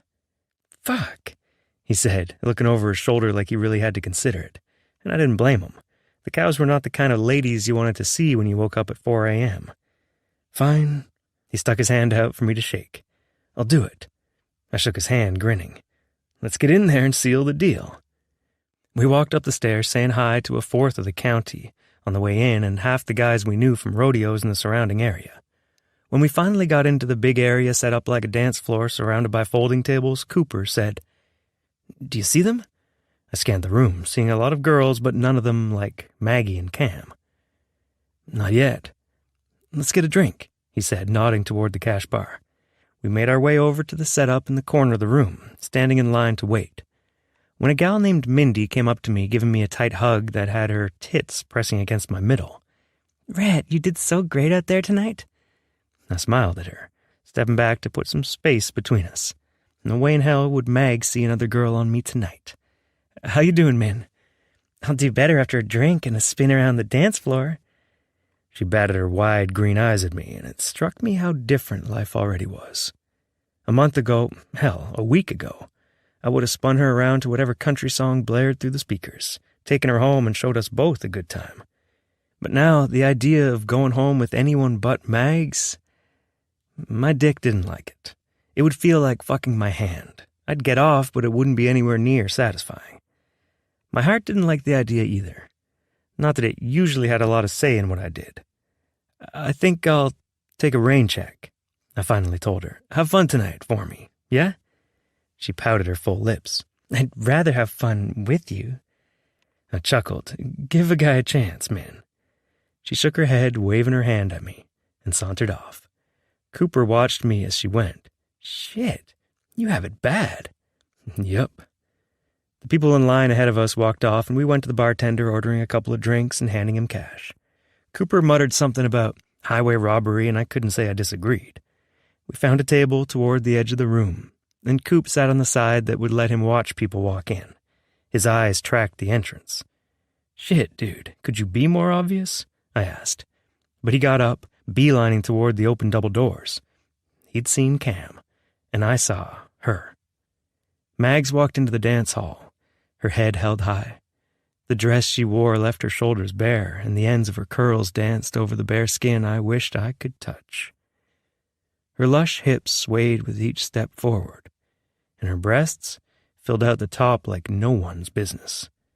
The slight curve to her lips made me feel like she hid a secret, and the spark in her eyes made me want to find out exactly what it was. Cooper intercepted Cameron, and Mags smiled, stepping back to give those two space while they were lost in their own little world. She caught me staring at her then, and her lips lifted into a slight smile.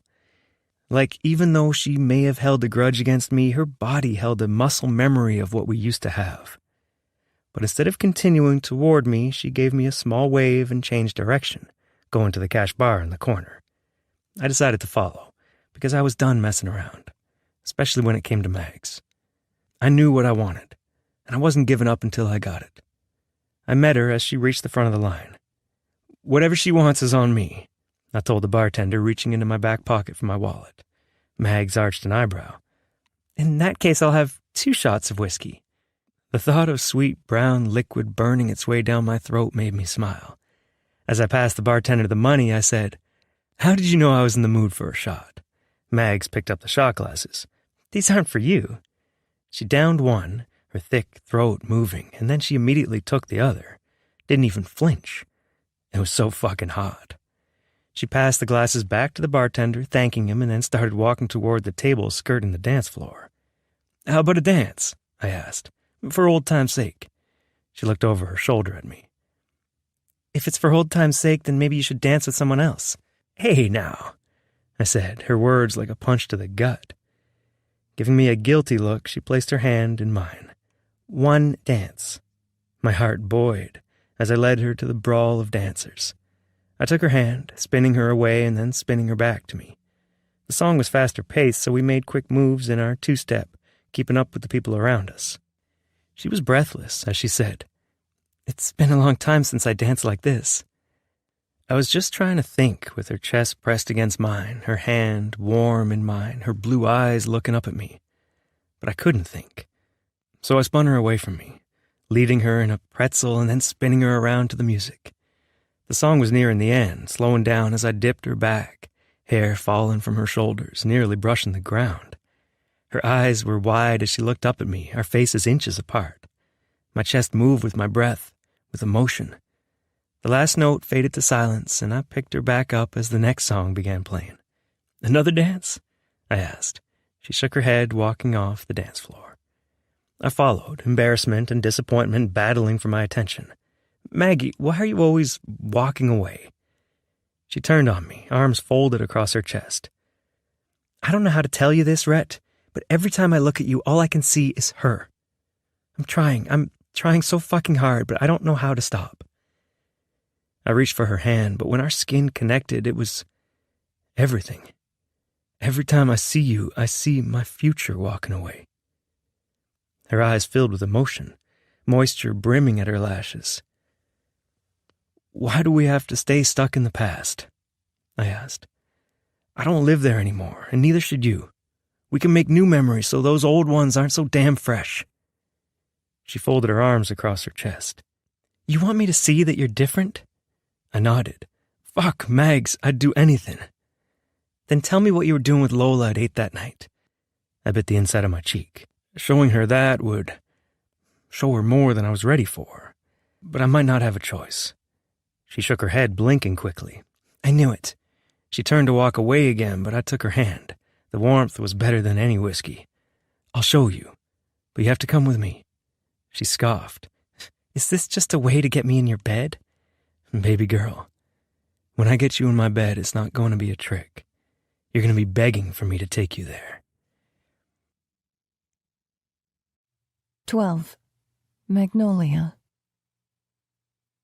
My stomach swooped at his words, and my thighs clenched instinctively. Fuck, did this man have a hold on me? Especially with 2 shots of whiskey heating my insides and making my cheeks warm. I knew it was a bad idea to go with him to his house because Getting close to him had torn me apart so badly the last time. But now I didn't have college in another town to escape to. I'd own Rhonda's salon if I had my way, and she needed me to buy it and take care of it. I could never betray her by buying it and selling it just to get away from Rhett. Which left me here, standing across from him, country music blaring from the speakers. His hazel eyes watched me, waiting for an answer. And I couldn't say no, even if it was the smart option, because my heart was in control. And it was clearly fucking stupid and desperate to know he wasn't still sleeping with the woman who was there on the worst night of my life. "I'll go with you," I said. He tilted his head toward the door. "Let's go." I stopped by Cam on the dance floor, and she barely said hello as I gave her the keys to my car. She clearly wasn't going to be my DD tonight, so I was glad that I could at least ask Rhett for a ride home after we went wherever we were going. Rhett was waiting for me at the bottom of the stairs outside the building, standing there framed by the dark night outside, his cowboy hat guarding his eyes, his jeans showing off his body like no one's business. It was hard not to be that girl falling for him all over again, swept away in the excitement of it all. I squared my shoulders and took a deep breath, because this man's cologne paired with his heart-melting smile was my personal kryptonite. When I met him at the bottom of the stairs and went to cross the street with him, he placed his hand on the small of my waist. Just that contact sent heat spreading to every corner of my body. That simple touch. And I knew what he said was right. I'd be begging for him. And the question wasn't if, but how long I could hold myself back. We walked across the street to his pickup, and he held the door open for me. I gave him a look. He arched an eyebrow. "I have to." "Why is that?" I asked. "When you have a woman you care about, you do the little things for her. Not because you're putting on an act, but because every part of you wants to make her life easier, better, in any way you can." My heart fluttered, but I held back. Rhett had been a natural at sweeping me off my feet back in the day, and he'd had a lot of practice with women over the years. My heart might be gullible, but my brain knew to look out, at least a little bit. I got into his truck, sitting in the passenger seat, and he waited until I was buckled in to shut the door. I looked around the cab, noticing a leather cord with a ring hanging from the rearview mirror. Tears sprang to my eyes as I reached for it, taking the metal in my hand. Rhett opened the door and got in, looking between me and the ring in my hand. The metal was rugged, just like it had been all those years ago when he got on his knees after my high school graduation and asked me to marry him with a ring he'd made himself, the one hanging from that very mirror. "You still have this?" I breathed, my voice hoarse. His gaze was heavy when he met my eyes. "I meant it when I said I've never forgotten you, Maggie Ray." Tears pulled along my bottom lash. "I think I need you to take me home." "Mags?" I brushed away the tears sliding down my cheeks. "I'm sorry, it's just a lot to see it." "I'll take it down," he offered quickly. "It's been there so long I didn't think about it upsetting you." I shook my head, my hand falling from the ring, the symbol of our past and our broken future. With a sniff, I said, "Leave it there, but take me home. I want you to know I didn't sleep with Lola." Maybe it was the look on his face or the ring in front of me, but I believe you. His expression softened to a smile. "Let's get you home." We drove toward my house, and after a few minutes he stopped in the driveway, putting his truck in park. We both looked at my house, the wire wind chime illuminated by his headlights. I looked at the metal design and took a deep breath.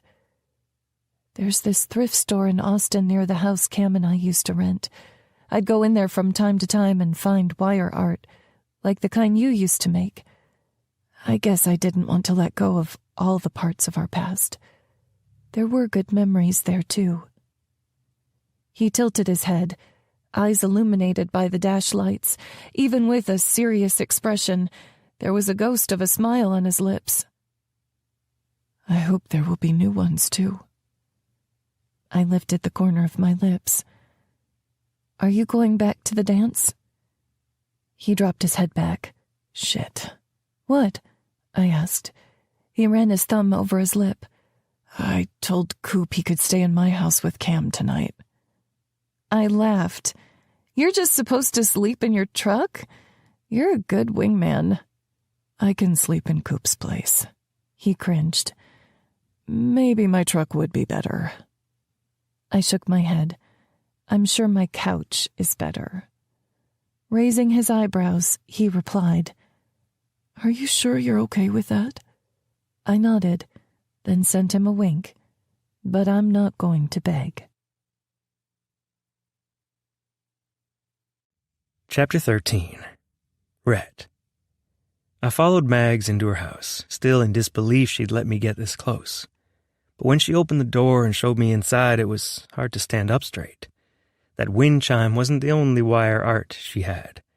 There were twisting wire coffee cups in the kitchen, wire birds on the wall of the living room, a stand in the center of the table with wire flowers sticking up. She wrapped her arms around her middle. It's not much, but it's home. I swallowed to clear the emotion from my throat. It's great, Mags. Seeming to relax, she gave me a short tour, showing me the kitchen, the couch, and the bathroom. Then she took some sheets and a blanket from the end of the hall and told me good night. From the other side of the house, I heard the sink turn on, the splash of water over porcelain. She was getting ready for bed, and I was here, hearing it all. The light switch flipped, and then the bathroom door shut. Her footsteps were soft over the creaking wood floors, and then the bedroom door closed. I spread the sheet out on her couch, slipped out of my boots and jeans so I was in boxers and a t-shirt, and then lay on her couch. I was tall enough I had to bend my knees to fit, but I could smell her perfume in the sheets, the cushions, and I stared up at the ceiling, feeling more at home than I ever did in my own bed. 14. Magnolia. I woke in the morning to the most delicious smell, and then it hit me. Rhett was in my house. He'd slept here all night. In fact, after I did my skincare routine and went to my room to put on my pajamas, I lay in bed, hearing his soft snores coming from the living room. I'd tiptoed down the hallway to see him asleep on the couch, lying on his side, one olive-toned hand up on his pillow near his face. He looked younger in his sleep, and for a moment, I could picture what life would have looked like if I'd said yes right away all those years ago. Figuring out life together, laughing over cooking fails, raising children, and eating dinners with his family on Wednesday nights, and seeing my dad be a grandpa on the weekends.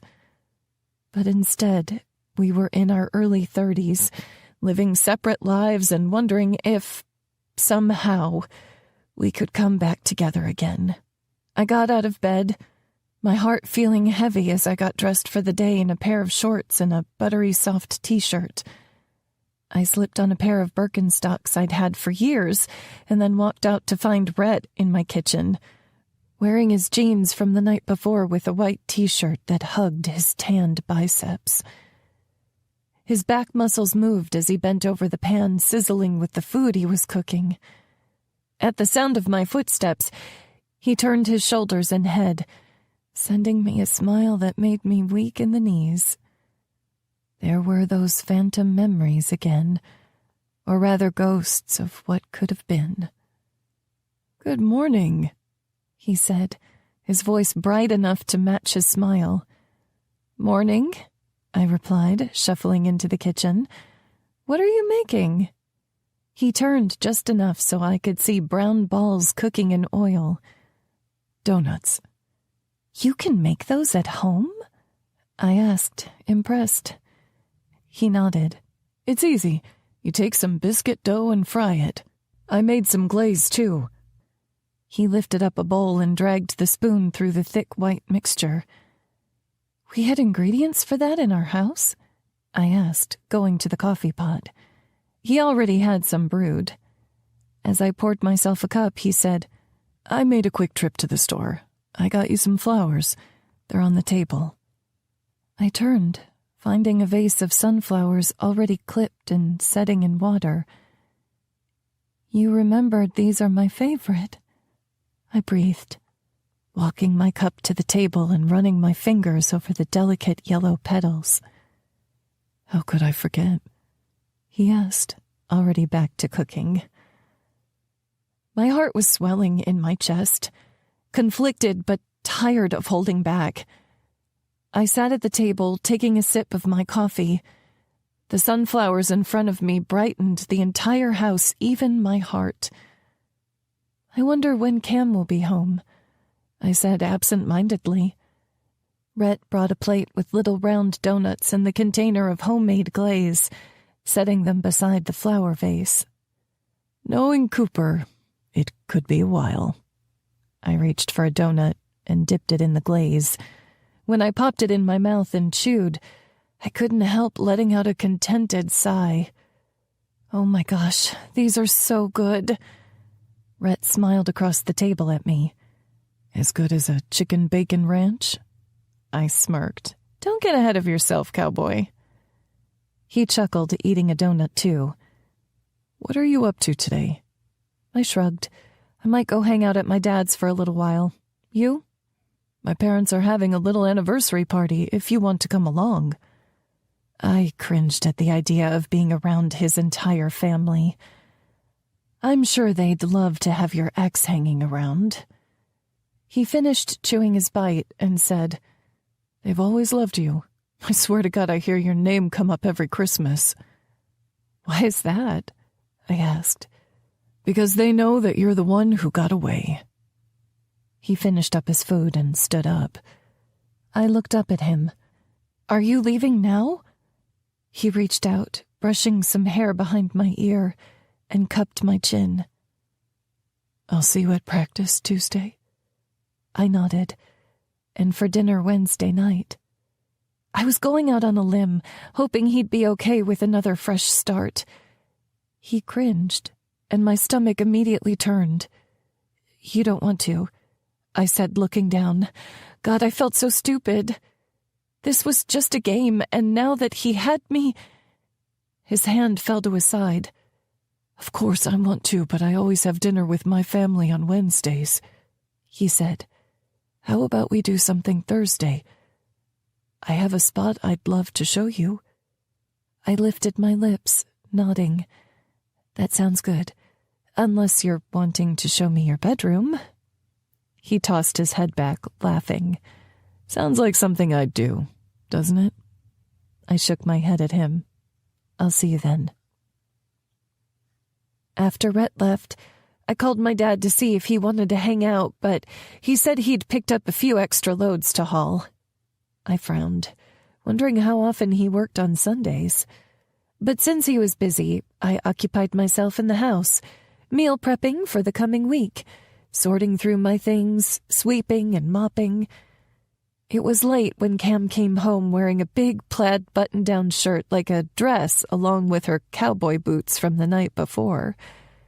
Her blonde hair was pulled into a high ponytail, and her cheeks were glowing. Oh my gosh, I said, taking her in. Tell me everything.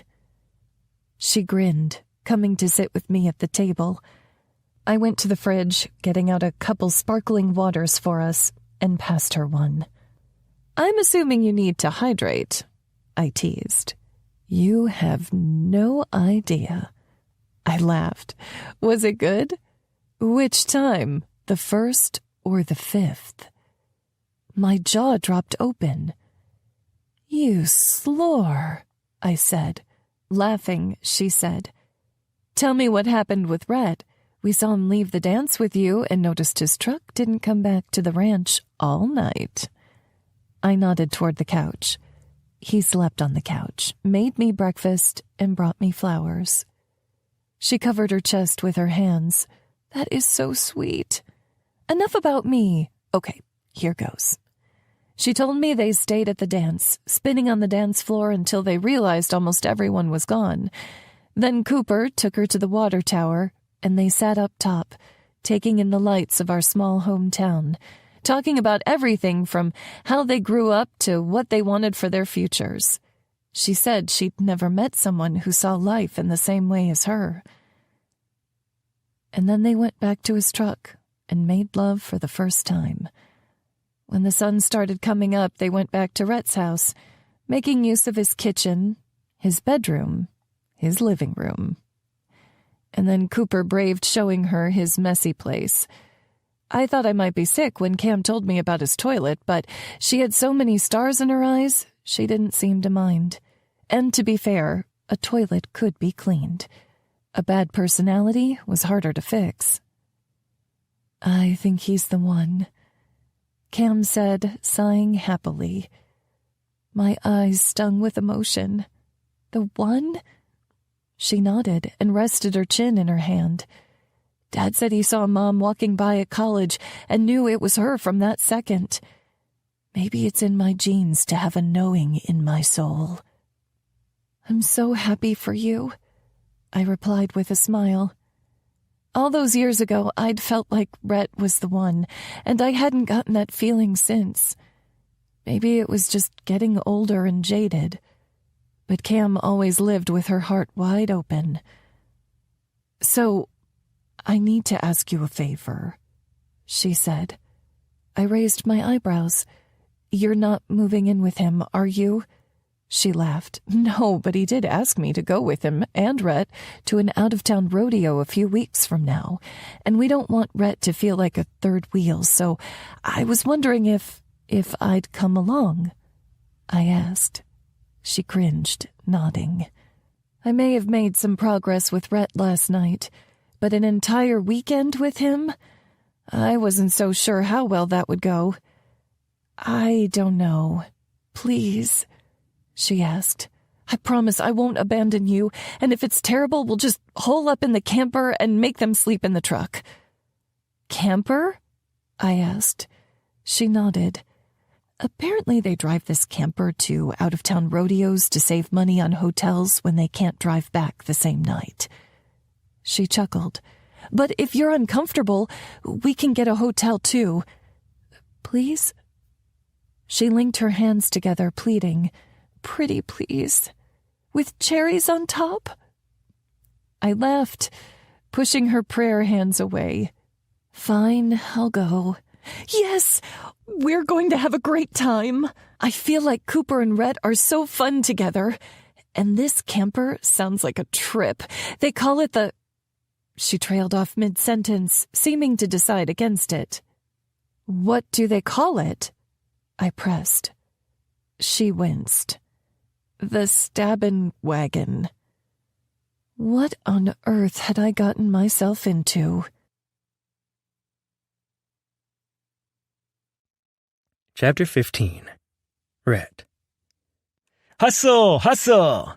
I yelled at the girls as they ran around the bases during practice on Tuesday night.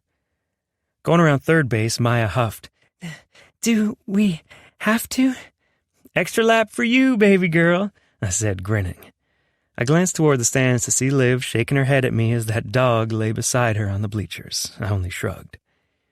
"You girls want to win the league championship? We gotta be fast. We gotta be strong." Maya fell to her knees by home base, theatrically saying, "We gotta take a break." All the other girls finishing their laps stopped beside her, laughing despite their red faces. I blew my whistle. I was having way too damn much fun with this thing.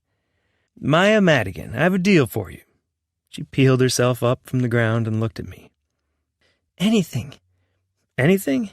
She nodded. I smirked.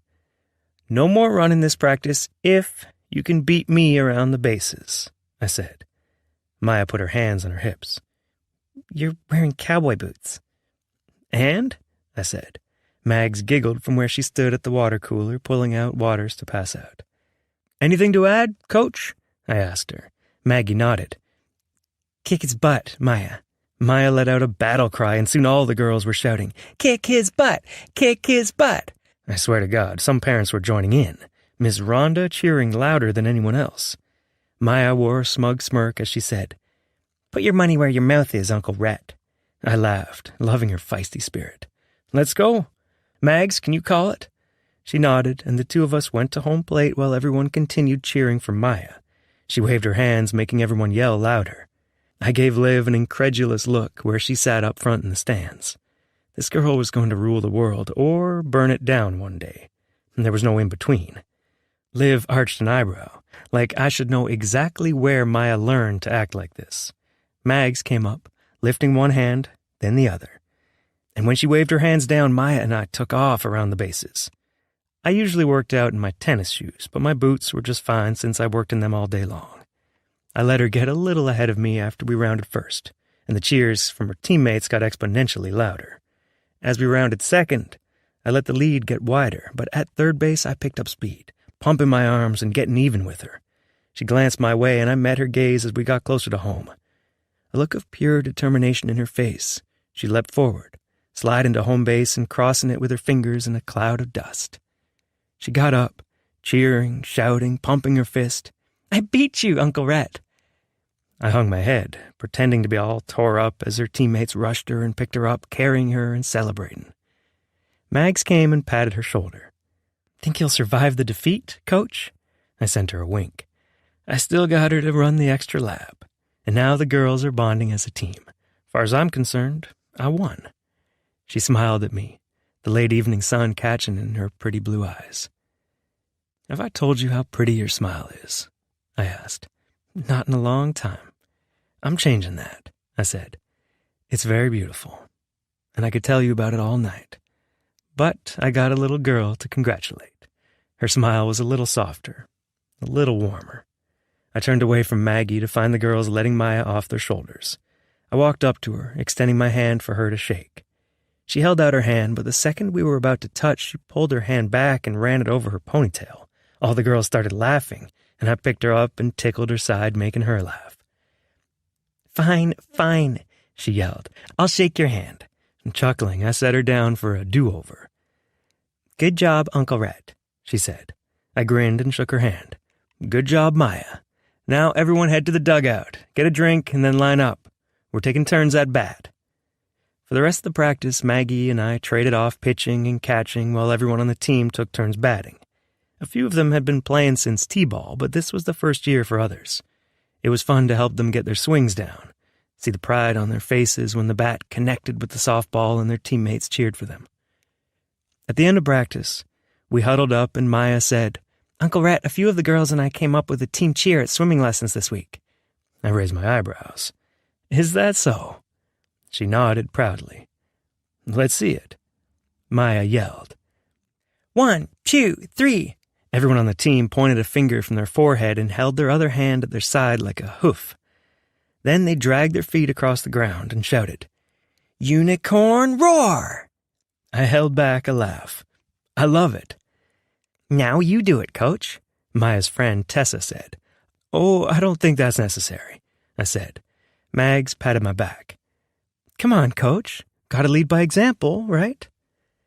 Maya grinned and yelled, 1, 2, 3. I closed my eyes before copying them and yelling, "Unicorn roar!"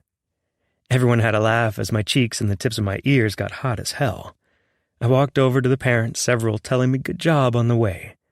But when I got to Liv, she was still shaking with laughter. "You put her up to that," I said. Liv shook her head. "Maggie did. She gave Maya a haircut this week." I turned to stare at Maggie by the water cooler, wiggling her fingers in a little wave. "I hate you," I mouthed. She put her pointer finger on her forehead like a unicorn horn. I'd get her back for that at our dinner Thursday night. 16. Magnolia. I went in the bathroom at work to freshen up. Rhett was supposed to pick me up from the salon, and I still had no idea where we were going to eat. Not that there were a lot of options to choose from in Cottonwood Falls. Opening my makeup bag, I pulled out a mini deodorant and perfume, spritzing a little all over. When we were younger, he always used to compliment how I smelled. I wondered if he remembered my perfume like I remembered his cologne. Then I touched up my mascara and lipstick and brushed away stray hairs that had gotten on my clothes over the day. Releasing my hair from the claw that held it up made my curls fall around my shoulders. I tousled them with my fingertips and sprayed in a little extra hairspray. Even though I was physically ready, I had to pause and look at myself in the mirror. All those years ago, I promised myself I would never go back to him. If younger me could see me now, nervous for a date with Rhett, she'd shake me, tell me to run as far and fast as possible. Part of me felt guilty for letting her down, even though she was me and I was her. Probably something to ask a therapist about later. But right now, I didn't have time. Rhonda had left early for a dentist appointment, so I needed to finish locking up the shop. I left the bathroom, crossing off the list of end-of-day duties, and then stepped outside the store, into the warm evening air. Just as warm was Rhett's voice saying, "You look beautiful tonight." I turned to find him leaning against one of the large planters lining Main Street. He had on a pair of light-washed jeans and a dark blue button-down shirt, rolled at the sleeves, the top couple buttons undone to show the tanned skin and short hair of his muscled chest. Fuck me. My mouth went dry at the sight of him, and I had trouble finding the right words. Even one as simple as, "Hello." He grinned, getting off the planter and walking toward me with so much swagger it should be outlawed. "Ready for our date?" I wet my lips, finally finding my voice. "Did we say it was a date?" He tilted his head. "You, me, dinner? That math equals date." "I think you need to go back to school," I teased. "They wouldn't take me back," he replied, his heart-melting smile on full display. "Come on, let's get going." I followed him toward his truck parked along Main Street, the diesel engine still running. I remembered him telling me all those years ago that it took more fuel to turn the truck off and on than it did just to let it run a few minutes. It was funny, the memories that Rhett brought with him. He held the door open for me, and I got in. The smell of chicken bacon ranch instantly filled my nostrils and made my mouth water. When he walked around the opposite side, I asked, "I thought we were going out to eat." "We are, just not in the diner, where it'll feel like sitting in a fishbowl." He replied, "Good idea," I said. "But I did get you an appetizer," he said, reaching into the back seat. He leaned forward again with a black velvet bag in his hands. My eyebrows drew together. "The food's in that?" He nodded, passing it to me.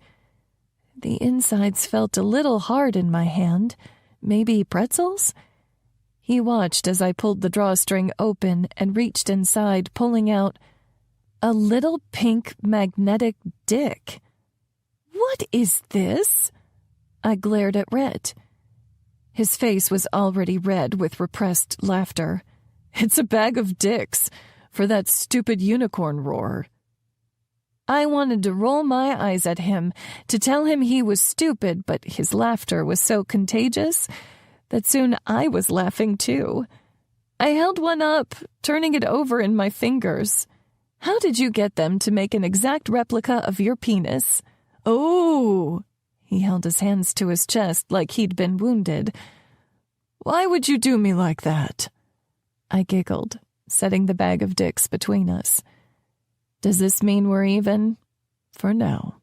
He tipped his hat and then put his hand on my seat while he looked over his shoulder to back out. His fingertips brushed my shoulder, making goosebumps rise on my arm, but he kept his eyes on the road like he barely noticed.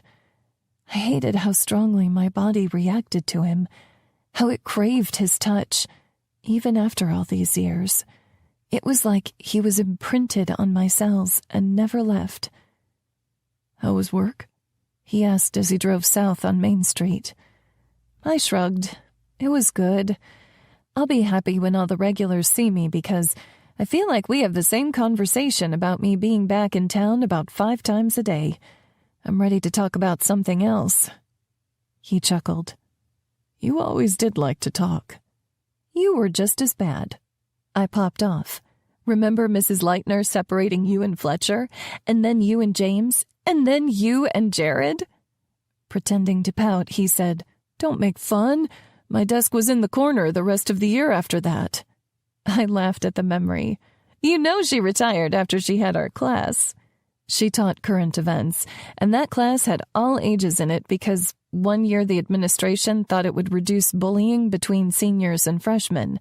What it actually did was ensure the teachers had to deal with all different levels at once. "Can't say I blame her." I glanced over at Rhett. He had a hand resting atop the steering wheel and the other leaning on the center console. I was so distracted by him, I almost didn't notice we were leaving town. I pointed over my shoulder. "You know town is that way, right?" He pretended to be confused. "It is?" I rolled my eyes. "You're not kidnapping me, are you?" He glanced my way, his gaze slowly sliding over my body. "Could you blame me?" My cheeks grew hot. "Where are we going then?" "Just a few more minutes. I want it to be a surprise." The earnestness behind his tone had me looking around at our surroundings. He turned off the blacktop onto a dirt road. In the side mirror, I saw dust billowing behind us, contrasting the green ditches. The sky was big and blue, broken up with white puffy clouds. With all the early summer rains, the pastures were green, dotted every so often with cattle and horses. The tension in my chest automatically eased. "It's beautiful out here." He glanced my way, more gravity in his gaze than usual. "It really is." Something about the way he said it made me glance at my hands in my lap. The vehicle slowed, and I looked back up, seeing we were crossing through an open gate. Rhett guided the pickup over a trail worn in the ground from years of travel. When we crested the hill, a soft gasp escaped my lips. We must have been at the highest elevation in the county.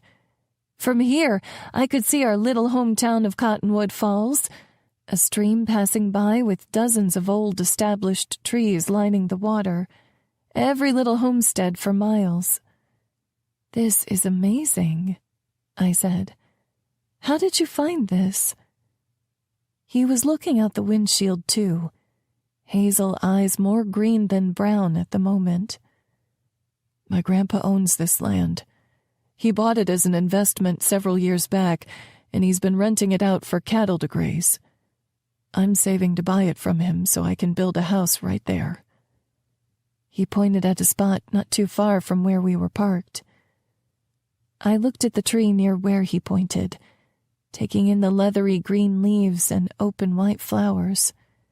"Is that—" "A magnolia," he said, meeting my gaze. "They don't grow wild here." "I planted it 12 years ago." His lips twitched before he looked my way again. "Something about you always felt like home." My heart pulled and tugged at his words, at what it meant that he planted this tree 12 years ago and never took it down.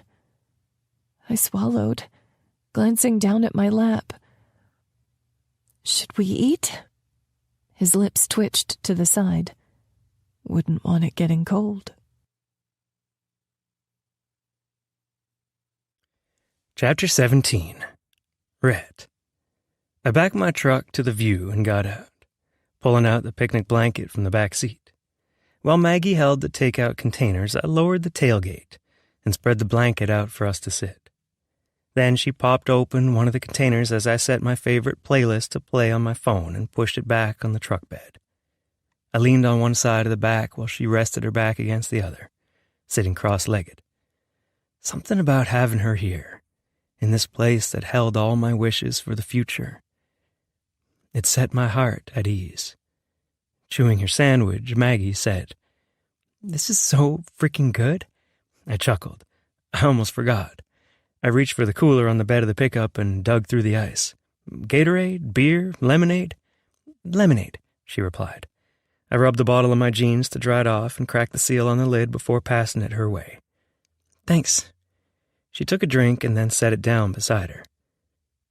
"So, tell me, what have you been up to all these years?" I laughed. "That answer might take a while." She gestured around us. "I'm kidnapped. I think I have time for the villain's monologue." I smiled, shaking my head at her. I loved her sense of humor.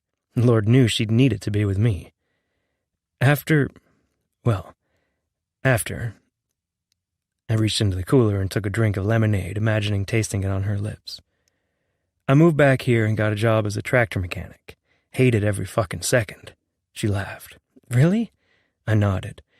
"You try working in a tin shop all day with farmers breathing down your neck about their shit not getting done fast enough. Way worse than an air-conditioned salon," she agreed. "Although tractors can't talk back or complain about their paint job." She laughed, and the sound made music with the wind rustling through the grass. "Good point." "It was good money," I said, "but I only lasted there a couple years. Then I got a job farming with the Gremleys. That was all right, except I like ranching better. So after a few years, when the Finnegans needed a hired hand on their ranch, I jumped on the opportunity.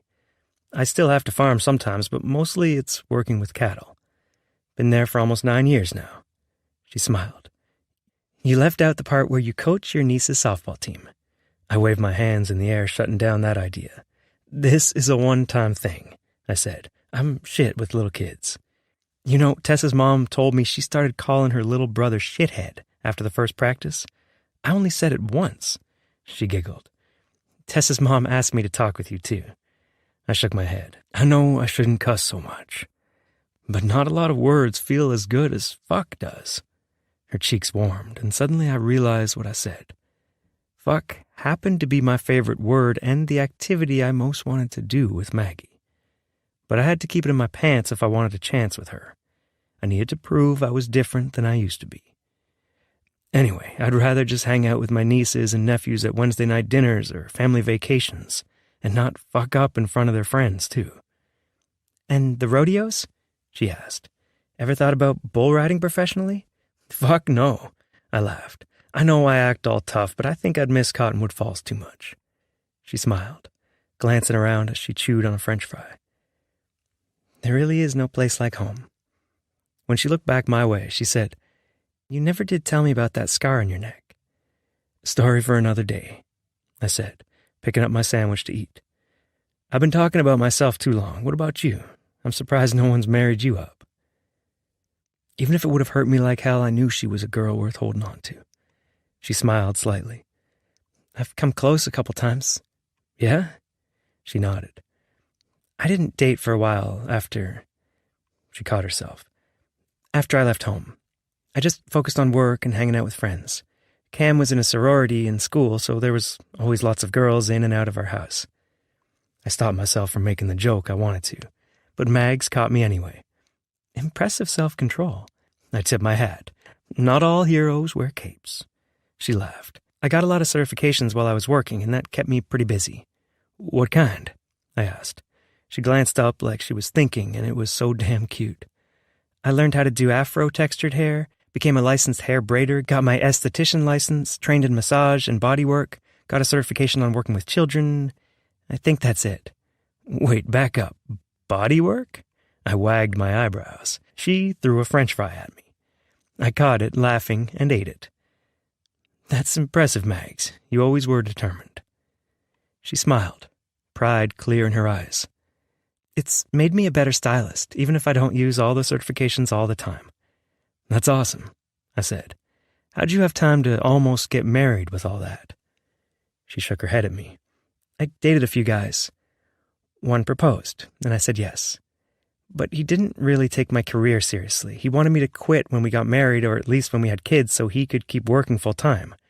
I knew I'd never be able to own a salon when my partner and his family acted like my job was a distraction or a hobby. I ended up breaking things off before we ever set a date. I hated that for Mags, but also, I feel like an asshole, I admitted. Why's that? Because I'm happy you're here, that it didn't work out with him. She smiled, the sun catching her pretty blue eyes. Surprisingly, I am too. It was like all that sun landed on my chest, the way her words made me feel. I held back a smile as I ate the rest of my sandwich. Closing up the box, I said, "So I could take you back into town." There was a small smile on her lips. Or I could get you dessert at my place. And that's not a euphemism for anything else. Cross my heart. She laughed, then rolled her lips between her teeth and nodded. Dessert sounds nice. 18. Magnolia. The sun was starting to go down as we cleaned up dinner and got back into Rhett's pickup. He started the engine, and when I saw it was nearly 8, I realized I hadn't even thought about texting anyone or wanting to leave for over 2 hours. I was having fun talking with him, getting to know him again. There were still some similarities that existed between him and the Rhett I used to know, like the spark of mischief in his eyes, or his heart-melting smile, and the warmth in his laugh. But there was some new maturity there, too, some depth and a clear sense of what he did and didn't want. It was like having the boy I loved back, but also the man I wished he could be. And I realized I didn't want this night with him to end. Not when I saw the magnolia tree he planted in his dream plot of land, reminding him of me for the last 15 years. In the span of seconds, I hadn't felt dumb or weak for thinking about him all this time. He'd been thinking of me, too. Soon we were driving under the Finnegan Farm sign and down a dirt path to a site with a few homes spaced out and a bigger shop and barn toward the corner of the property. Rhett pointed out a stucco white house with brown trim. "Cooper lives in that house over there. Art and his family are in that big tan house over there." He pulled in front of a small white clapboard house with a short-cut lawn and a bed of sunflowers out front. "And this is mine." I took in the house, my heart tugging at the sight. 1,000,000 different lifetimes ran before my eyes, one where this would have been the house we shared, both of us working toward our dreams. "It's cute," I said. "Cute?" he echoed, getting out of the truck. When he came to get my door, I said, "What? What's wrong with cute?"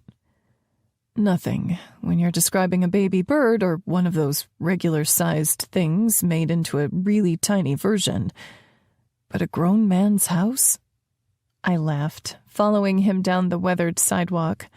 "My apologies. This house sure is swole." "Swole?" he laughed. "What does that mean?" I raised my eyebrows. "It means buff, ripped, tough." "That's the best you could do." "It's the first masculine thing that came to mind."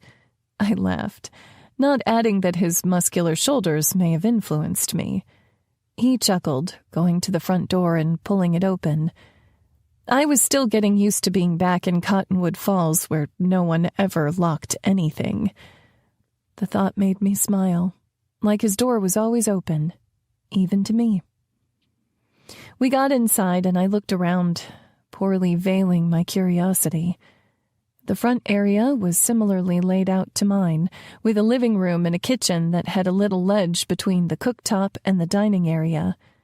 His furniture didn't look new, but it was clean and free of rips or tears. A hand-crocheted afghan he used to keep in his bedroom now rested over the sofa. There weren't many decorations on the walls, but a copy of Van Gogh's Sunflowers hung in the dining area. "It's not much." he said softly. "I've been saving most of my money for the land." Then it struck me.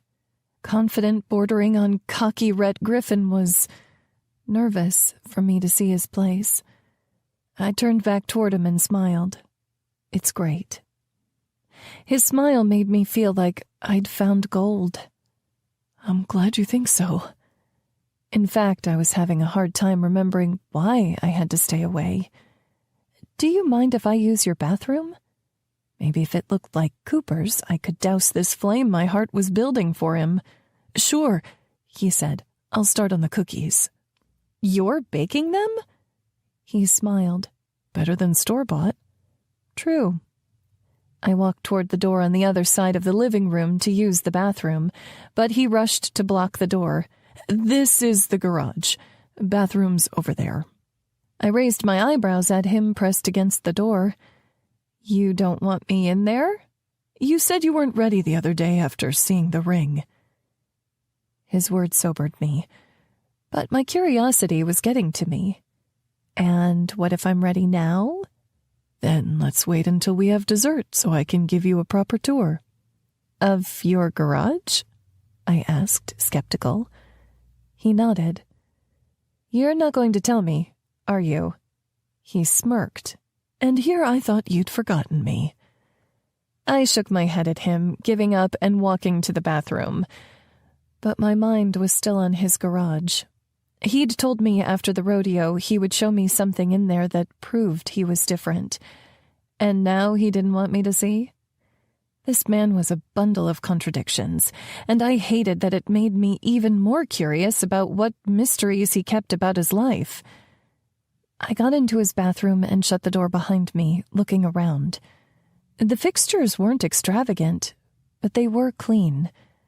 I even pulled back the blue shower curtain to find the drain clear of hair and the tiles free of mold or mildew. Even the toilet had clearly been regularly scrubbed. There went that plan. I used the bathroom and washed my hands. When I opened the door, I could hear the sound of a sheet pan, the beep of oven controls, Rhett's boots on the floor as he moved about. I held my hand over my heart. There was something soothing about the sounds, about him cooking for me and caring enough that I had homemade dessert instead of store-bought, that made my heart melt. After a second of listening, I walked back into the kitchen to see him wrapping up the end on a tube of cookie dough. "I thought you were making homemade," I said. "I am," he replied, putting the dough back in his refrigerator. I raised my eyebrows. "Here I thought you were in here cracking eggs and measuring flour." He leaned back against the counter, folding his arms across his chest. The way his pectoral muscles moved through the gap in his shirt was distracting. "Why would I make all that mess when these taste just as good?" "If your mom heard you say that, she'd have you disowned." He cocked an eyebrow. "It'll be our secret." I laughed, noticing how easy it was to laugh when I was around him. I was starting to let down my guard. Something that excited and scared me at the same time. He reached into his cupboard, pulling down mismatched coffee mugs. One had clearly been painted and designed by one of his nieces or nephews, and the other had our high school mascot on the front. "Do you still drink milk? I know it's trendy to cut dairy nowadays." "Nowadays? How old are you?" I teased. He rolled his eyes at me. "I don't have any almond, soy, whatever bullshit milk. Seems wrong to me. You can't milk a nut." Maybe he was wearing off on me, because my mind instantly went to the gutter. "You sure about that?" His lips curled into a salacious smile. "We could test it out if you want." My pulse quickened at the images forming in my mind. "Dairy is fine." He reached into the fridge, getting out a gallon of whole milk, because of course he could stay fit and muscular like that without worrying about the extra calories. His forearms flexed as if showing off while he filled both our mugs, then put the milk back in the fridge. He passed me a cup and took a drink from his. "So, the stabbin' wagon." I asked him. He laughed, spitting out his milk. The stunned look on his face and milk dribbling down his chin had me in stitches. "Shut up," he laughed, turning to the sink and getting a rag to wipe his face. "You caught me off guard is all." I was still grinning when he turned back to me and resolutely set his milk on the counter. "How did you know about that?" "How else?" I replied. "Cooper told Cam, and Cam told me." He shrugged. "We take the camper to rodeos when they're too far out of town to drive back home. Saves us a shit ton of money on hotels." "And girls are okay with you bringing them back to something called the Stabbin' Wagon?" I asked. He smirked and opened his mouth to answer. "Okay, I don't want to know," I said quickly. The timer on the oven went off, and he turned, getting a worn blue oven mitt out of a drawer. He used it to pull out the pan. The smell of freshly baked chocolate chip cookies intoxicating. He set the pan on the stove and said, "Go sit down, I'll bring you some." I went to his table with the cups of milk and sat at one of the wooden chairs while he plated us a few cookies each. He brought them over, and I picked up a piece, bringing the warm and gooey bite to my mouth. The sweet flavor flooded my taste buds, and it took all I had not to moan. "Okay, don't tell your mom, but I think I agree with you." He laughed, dunking his cookie in milk and then eating it. "I won't say I told you so." He glanced over at me. "You have a little on your cheek." I reached to wipe it, but he shook his head. "A little to the right, other right." I moved my hand again. "You made it worse," he said, chuckling. "Help me!" I cried, laughing too. He reached out, and I could feel the warmth of his hand before he cupped my cheek. His calluses were rough on my skin as the pad of his thumb swept over my bottom lip. I suppressed a shudder as he drew his thumb back and brought it to his lips. I looked from his mouth to his captivating hazel eyes. We were only inches apart. If I leaned in closer, tilted my head... The doorbell rang, startling me back from Rhett. My heart raced as he rose from his chair. "Sorry, 1 second." He wiped his hands on his jeans as he walked to the door, and I tried to compose myself. I couldn't believe I'd been about to kiss Rhett Griffin. And I wondered if the opportunity would still be there when whoever was here went on their way. If I wanted a chance to taste his lips after all these years. That was until I heard Rhett stumbling over his words, footsteps into his living room. I turned to see a woman a few years younger than us, dressed in short denim shorts and a pink crop top. She had a toned body, perky breasts, tanned skin, perfectly smooth blonde hair pulled into a ponytail. "I've been wanting to see you so bad," she said in a cutesy, whiny voice. Everything I'd eaten that night threatened to come up. She saw me and stopped on her path to what I assumed was his bedroom. "Oh, I'm totally down for a threesome." Feeling sicker than before, I got up and said, "Excuse me, I was just leaving." I walked past them, going out the door as Rhett said, "Mags, wait!" Tears were already building along my bottom lash, and I fought to keep them at bay. I didn't want him to see how much he still affected me. How shitty it felt to know women were still showing up at his door, even while I was there. I was so stupid, letting my heart get carried away, letting him drive me out to the country where I didn't have my own car to get away. I pushed out his front door, walking down the sidewalk to the dirt road. I pulled my phone from my pocket, fumbled with it to call Cameron for a ride. "Mags, wait!" He jogged after me and put his hand on my arm to stop me. I turned, facing him, and snapped, "Don't touch me!" He immediately raised his hands in surrender. "Magnolia, I promise you I did not invite her over. I didn't know she was coming, and I'm sending her home right now. Please, Just come inside. We were having a good time before she showed up." I stared at him incredulously. "You want me to come back into your house, knowing that women feel comfortable showing up any hour of the day, walking back to your bedroom right in front of me?" "That was my life before you came home," he said. "And now, all of a sudden, it's different?" I demanded. "Why?" "It's been different ever since—" He cut himself off. My eyebrows drew together. "Ever since what?" "Things changed last year, Maggie." I shook my head. "And yet they're still coming around." I gestured toward the house, where the woman stood awkwardly on the porch. His eyes darkened. "Damn it, Maggie, you weren't even in town for over a decade. I was dead to you. Was I supposed to live like a fucking monk, hoping you'd come around someday? You wrote me off just like you wrote off this town the second we broke up."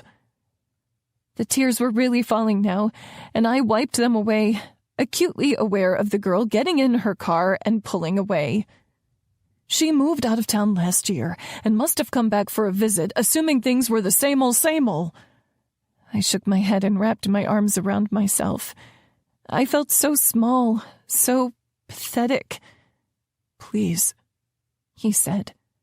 "How am I supposed to know someone else isn't going to show up the second I leave, or text you for a booty call, or call you to set up another date?" He stepped away, wringing his hands together. "You know what?" He pulled his phone out of his pocket and threw it to the ground. The heel of his boot stomped against the screen, shattering it to pieces. Then he picked it up and bent it with his hands, fracturing it further. "I'm done with the past. I'm getting a new number, and the only people who will know it are you and my family and maybe Cooper." I let out a tearful laugh. "Maybe Cooper? I love him, but man, he's a mess." I shook my head at Rhett. "I can't believe you did that." He reached out, gently taking my shoulders in his hands. "This means something to me, Maggie. You and me." This time, I didn't fight as he pulled me closer to him and held me to his chest. Because maybe it meant something to me, too. I didn't trust him fully, not yet, but I could feel the walls around my heart crumbling, brick by brick, that he took away. Chapter 19. Red.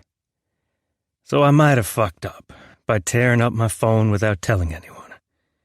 I went into Cottonwood Falls to get a new phone from the store, but they were out of the smart kind. I didn't want a dumb one, so then I had to drive half an hour to Rutledge and sit around in the store while I waited for them to let me spend my money there. I missed a whole fucking day of work to get a new phone number. And then I realized that I didn't remember anyone's numbers because I'd always saved them in my phone, which was too beat up to transfer any information over. So I showed up to the softball game Friday night in my pink jersey and a pair of jeans and boots. I was one of the first ones there, but I saw my sister, Fletch, and Maya were there too. "I tried to call you," Liv said. "You never told the parents whether you wanted grape or apple juice for after the game." I handed Liv my new phone. She looked from me to my device. "What's this?" "My new phone. Can you add the family's numbers? And figure out what the hell my number is and send it to people? But you can leave me out of the team group chat. I don't give a shit what flavor of juice pouches they bring for after the game." Liv stifled a chuckle. "Sure thing, coach." "Fletcher," I said, "help me unload the truck. Maya, you start warming up." "No one's here yet," she said. "You and Graham are." She rolled her eyes and then ran to the field with her dog while Fletcher walked with me to the truck. "What's with the new phone?" he asked on the way.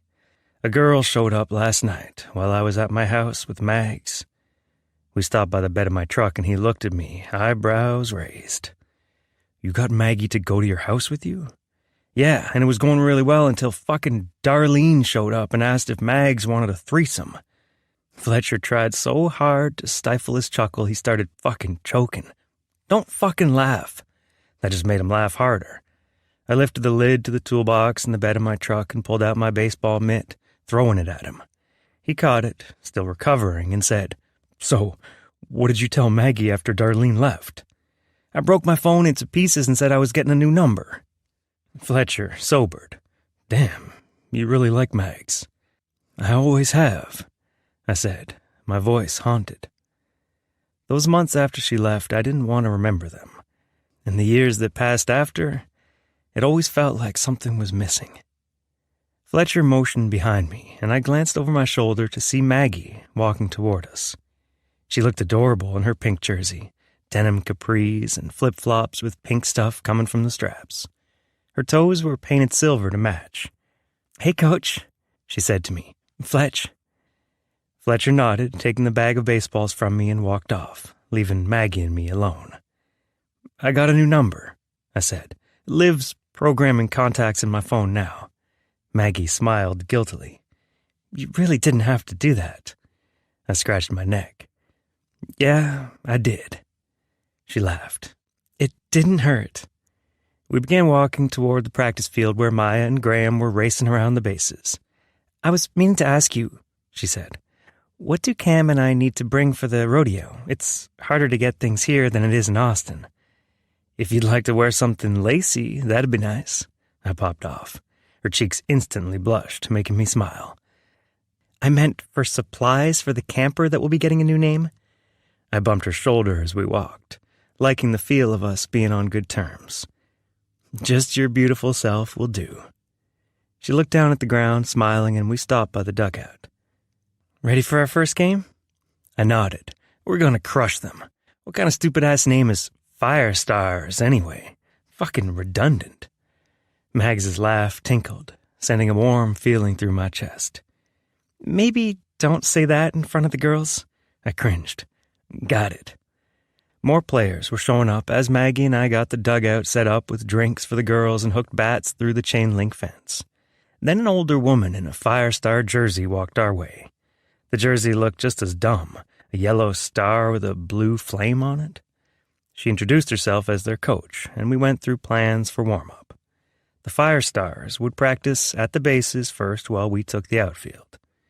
When she left to talk to her team, I gathered up mine. "Unicorns!" I yelled. "Follow me." We jogged toward the lush grass of the outfield, and I paired up the girls to start passing back and forth. "Overhand throws first," I said. "Coach?" a little voice said. I turned to see Esther, one of the younger girls on the team. She had light brown hair pulled into a high ponytail with a pink bow the size of her head. "Yeah?" I asked. "I don't have a partner." She looked sad, like she was about to cry. "That's no big deal. I'll pass with you," I said quickly. But she instantly burst into tears. I looked around to find Maggie, but she was helping a couple of the girls with their form. Shit. Taking a breath, I knelt in front of Esther, getting at eye level with her, and her green eyes filled with moisture. "What is it? Do you need me to get your parents?" She shook her head, wiping at her eyes. "I'm just nervous for today." She sniffled. I tilted my head. "Why would you be nervous? You were doing great at catching those grounders at practice Tuesday, and you even got a hit, remember?" She wiped at her eyes, dragging snot across her cheek. But I'm new here, and if I'm not good, maybe I won't have any friends when school starts. No one even wanted to pass with me." She slumped into my arms. Caught off guard, I held her and began patting her back. This poor thing, she wasn't even worried about winning or losing. The social aspect was bigger to her than the game. "Esther, I need you to take a deep breath," I said. She pulled back, sniffling, and nodded. I could still feel the damp spot on my shoulder. "Then I need you to get that booger off your cheek." She looked mortified, dragging the collar of her jersey over her skin. "Did I get it?" I smiled. "Yeah, you did." Her lips wobbled. I put my hands on her shoulders, making sure she heard me. "Baby girl, it's hard being in a new town and making new friends, but worrying about whether people like you or not isn't helping." Her face scrunched up. "But I'm worried." "About the wrong things. You worry about having fun. You worry about being Esther. And friends? They'll come along because you're a great person and fun to be around, not because you made a good throw or caught a ball, okay?" She nodded, wiping the last of the moisture from her eyes. "Okay?" I repeated. "Yes, Coach," she said. A whistle blew from the infield, and I looked over to see the Fire Stars coach waving that it was time to trade. "Ready?" I asked Esther. She nodded resolutely. "Good," I said, standing back up. "Unicorns, to the infield." 20. Magnolia. The stadium lights were off, and the parking lot was mostly empty while Rhett and I finished packing up all the gear from the game, making sure things were locked down. The scoreboard still read 5-4, the Unicorns' first win. Esther scored the run that broke the tie, and when all the girls picked her up on their shoulders, I thought I was going to cry happy tears. I walked alongside Rhett to his pickup, and he loaded the bag of balls into the truck bed. But then I realized it was time to go home, and I really didn't want to leave. "First game," Rhett said, coming around to my side of the pickup. He leaned up against the white exterior. It was dark out here, with just a lone streetlight illuminating the parking lot. Few moths danced in the light, but nothing like the light that danced in his eyes. "First win," I said with a smile. "You did great with the girls tonight." He rubbed his arm. "Esther was worried before the game. I hope I helped." "Are you kidding?" I asked. "She was grinning ear to ear after that run. What did you say to her?" He leaned back against the truck bed, arms folded over his chest. "Maybe something about..." But he mumbled the last words, his cheeks turning red. "What?" I asked. "I didn't catch that." His cheeks were redder as he said, "I told her to have fun, and it didn't matter how she played or if we won or lost." His shyness made it hard not to smile. "Look at you and that sneaky big ol' heart." I swore he was blushing as he said, "She was crying. What was I supposed to do?" "You have a heart, you have a heart," I sang, teasing him. "Oh, shut it," he said. "You're the softie. You said good job to everyone, even after Maya tripped running to home base because she was yelling at her damn dog to make sure he saw her score a point." I laughed. "Hey, that was objectively adorable." "Uh-huh." He smiled over at me, his eyes meeting mine.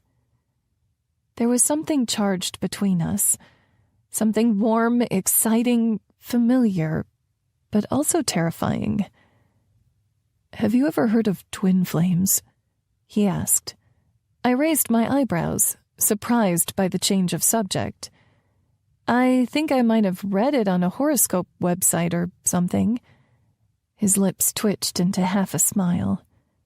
"Some people believe a twin flame is a soul split into two bodies. These people will be so closely tied, they always find each other." "Like soulmates?" I asked. He shook his head. "Soulmates are people who agree to meet in this lifetime, if you believe that. But it's thought that twin flames are kind of like mirror souls. They show each other what's good about the other, but also what they have to work on." My breath caught as I listened to his words, deeper than we'd really gone since I'd moved back home. And others have talked about twin flames in stories.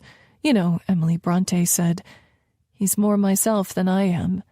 Whatever souls are made of, his and mine are the same." I searched his eyes, wondering what that meant about us. A relationship that had hurt me to the core, but I still couldn't manage to stay away.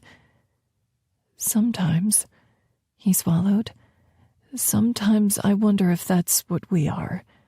If you showed me what I was missing so I could get better.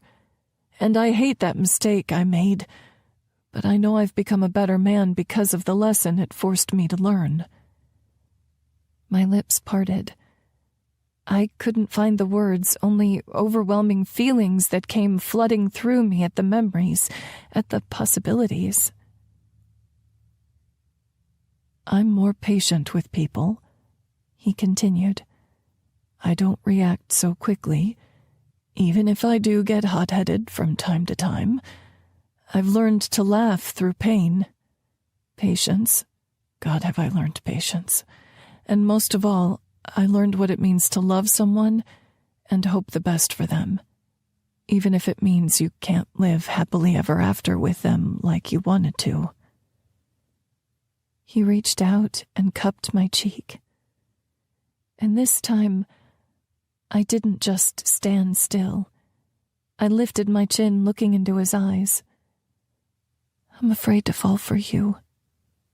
You don't need to be afraid. My voice felt thick. Why is that? Because I fell first, and I've been waiting 15 years, hoping I could catch you. My heart leapt at his words, and all my resistance crumbled. I fell into his arms, fell into his kiss, fell into his promises, and all the hope that this time would be different than the time before. His hand cupped the back of my neck, tangled in my hair as we kissed under the soft orange streetlight glow. My stomach swooped with a horde of butterflies, and I held on to his broad shoulders, his firm torso, wanting to savor this feeling, but also needing to make up for lost time. He dragged his lips over my mouth to my cheek, my jaw, and when he whispered in my ear, he said, "You have no idea how badly I've wanted this." But I did, because my body remembered him, longed for him in a way my brain couldn't even fight against. I took his face in my hands, kissing him longer, harder. My back pressed against his truck bed, and his large hands cupped my ass, sending a rush of desire through me.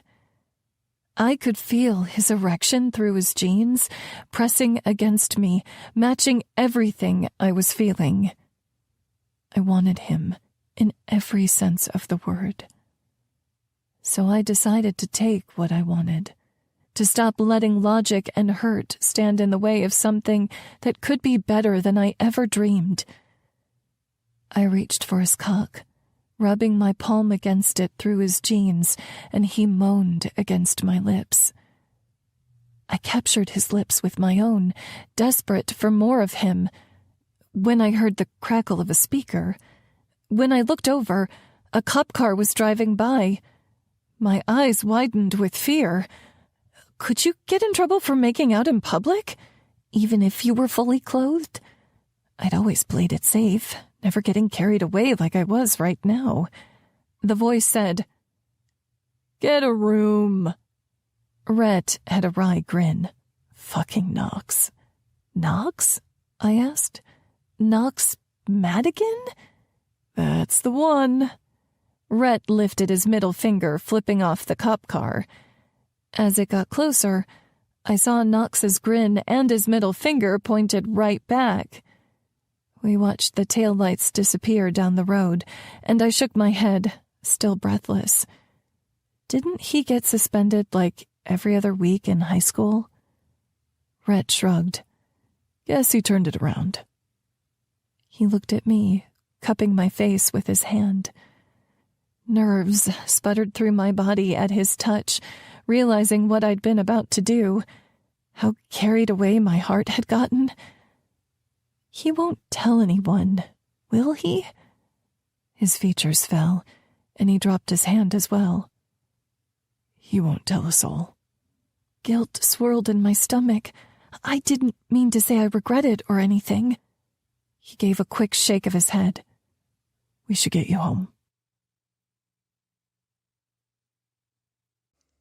Chapter 21. Rhett. I couldn't stop thinking about that kiss with Mags as I drove to the rodeo in Rutledge with Cooper, Fletcher, and my brother Tyler in the truck.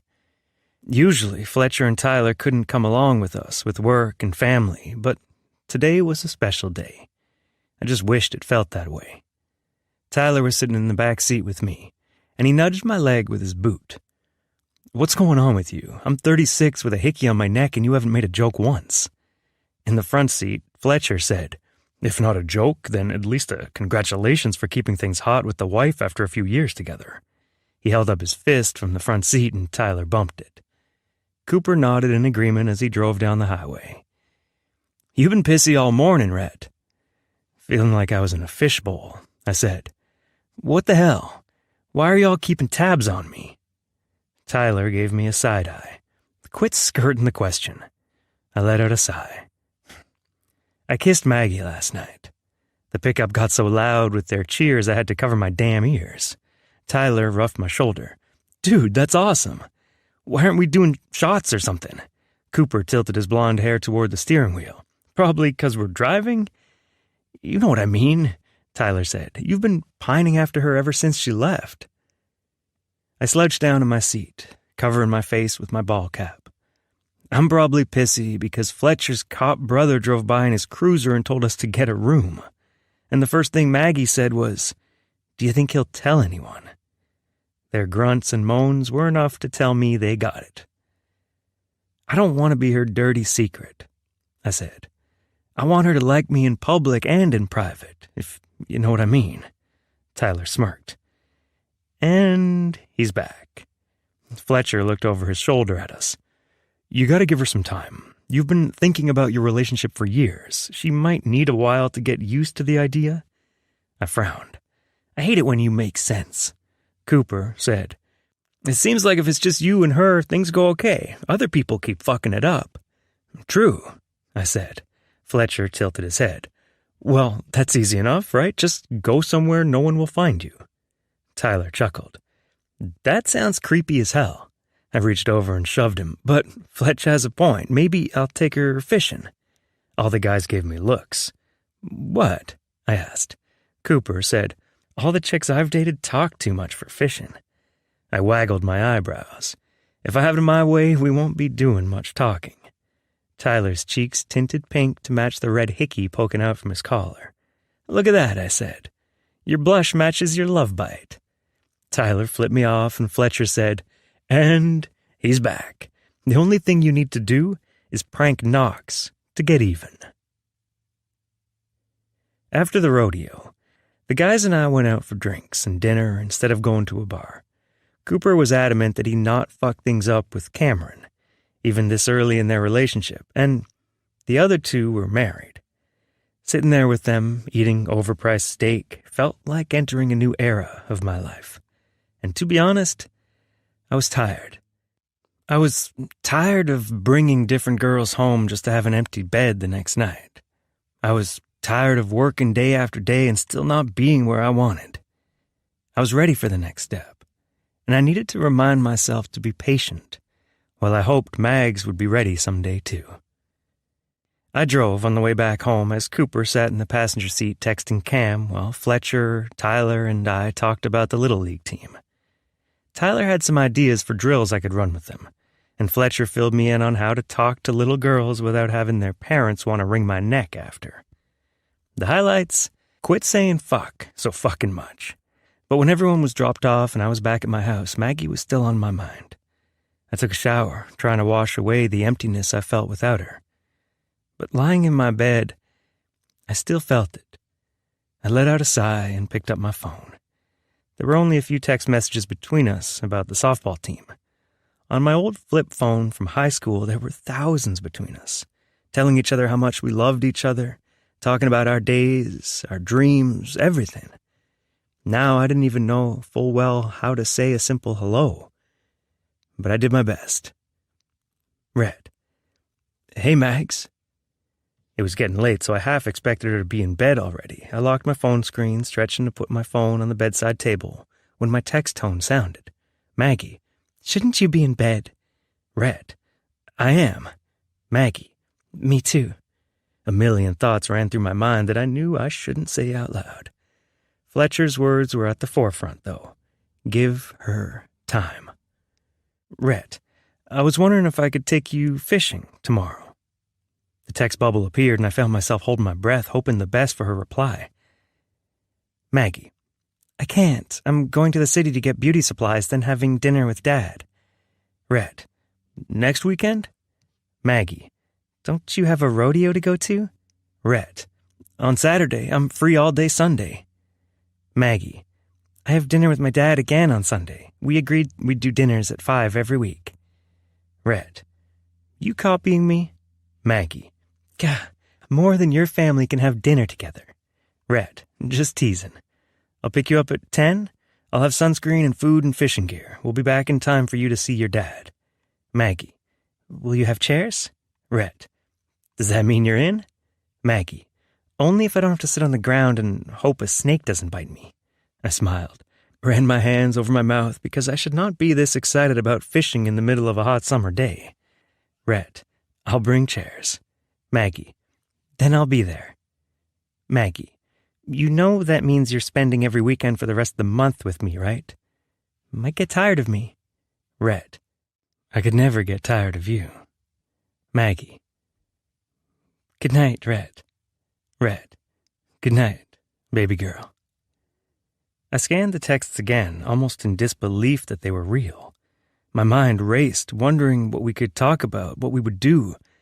My mind couldn't get over the feeling of Maggie's hand touching my cock, even through my jeans. Fucking Knox. Fletcher was right. I needed to prank his brother. I picked up my phone and called Fletcher. Get your ass out of bed. Chapter 22. Knox. The dispatcher scanned the cameras outside the station. She glanced over at me across the desk where I was doing paperwork. It looks like there's an animal outside. Can you go scare it off? I glanced up, trying to get a read on the screen. A raccoon or something? She looked at the camera again. I couldn't quite tell. Maybe a big white dog? I rolled my eyes toward the ceiling. Even though the city had leash laws, a lot of people acted like we didn't and let their dogs run around. I'll check it out. I pushed up from the desk and walked down the hall toward the front entrance to the station. When I turned the corner, with the front double doors in view, I saw them opening. My eyebrows drew together.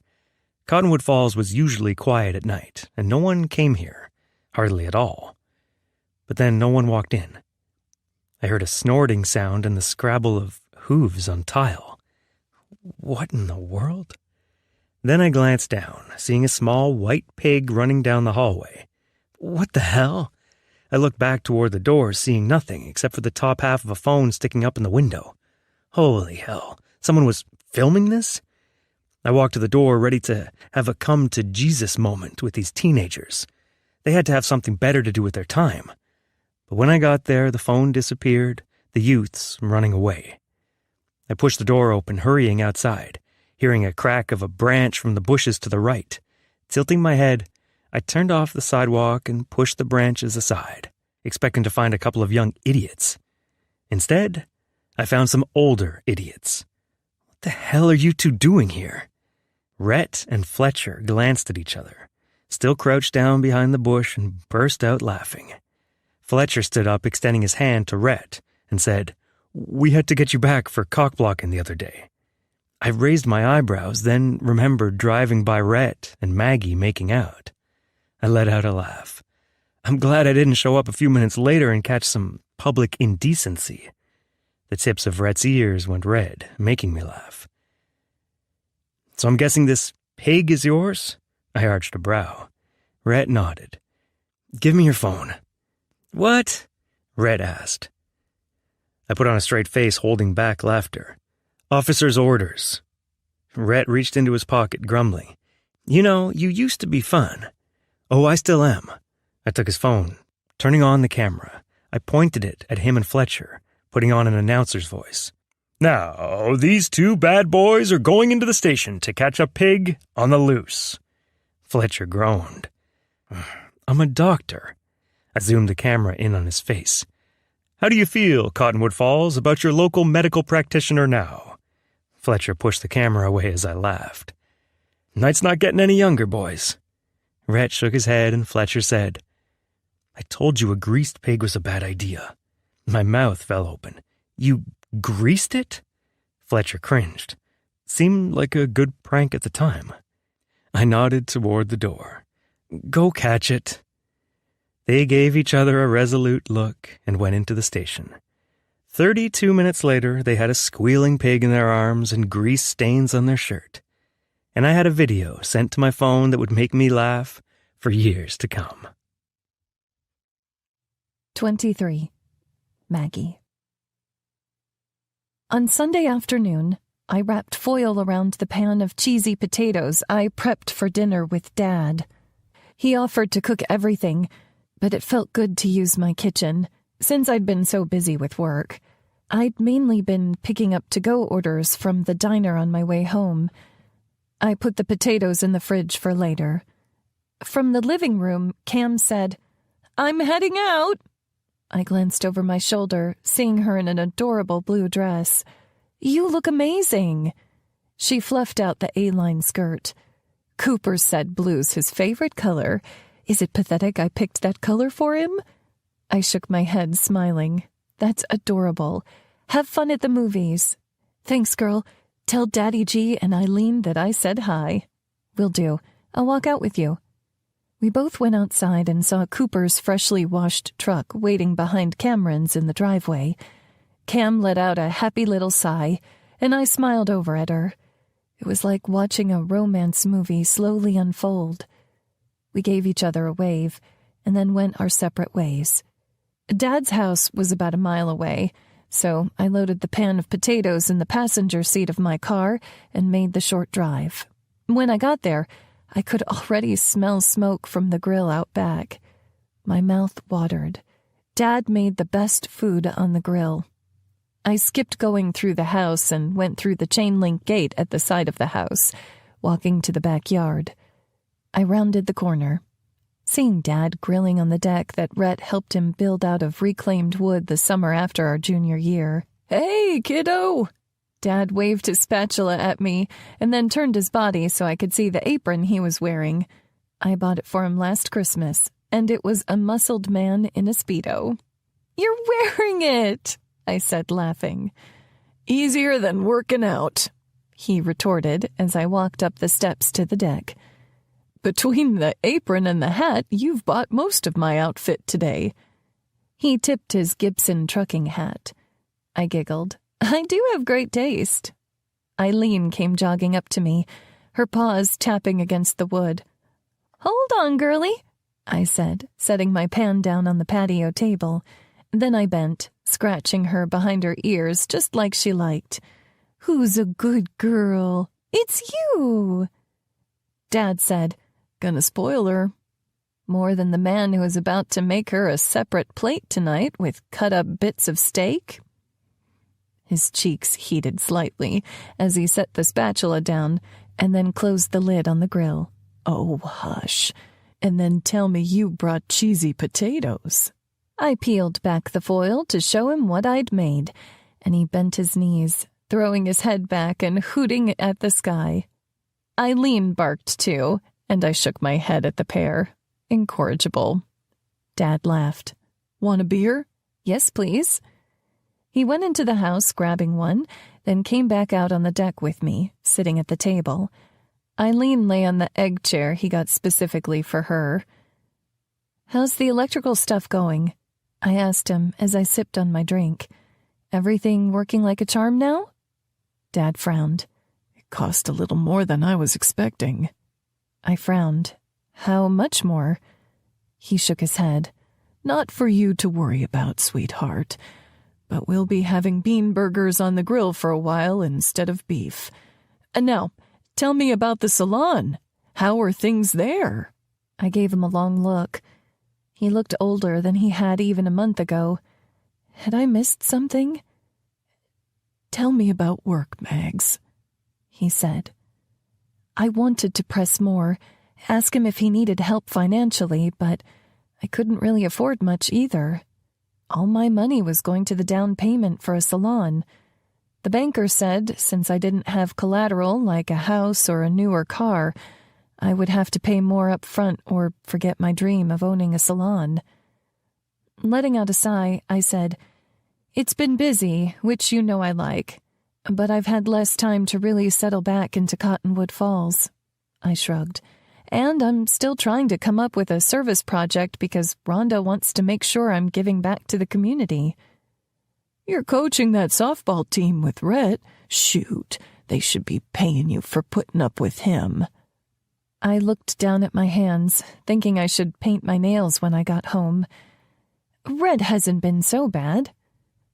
Dad was quiet, and when I looked up, he had an eyebrow raised.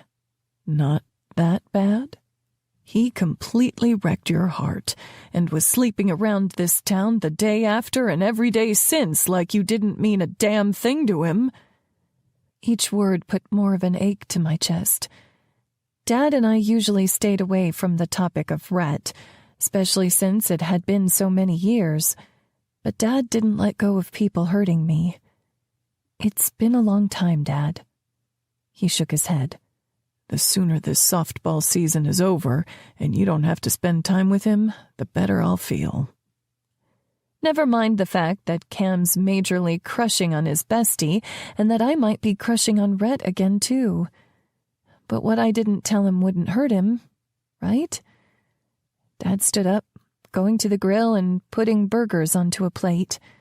After setting the meat on the table, he went inside and brought back out a plate with lettuce, onions, tomatoes, and pickles.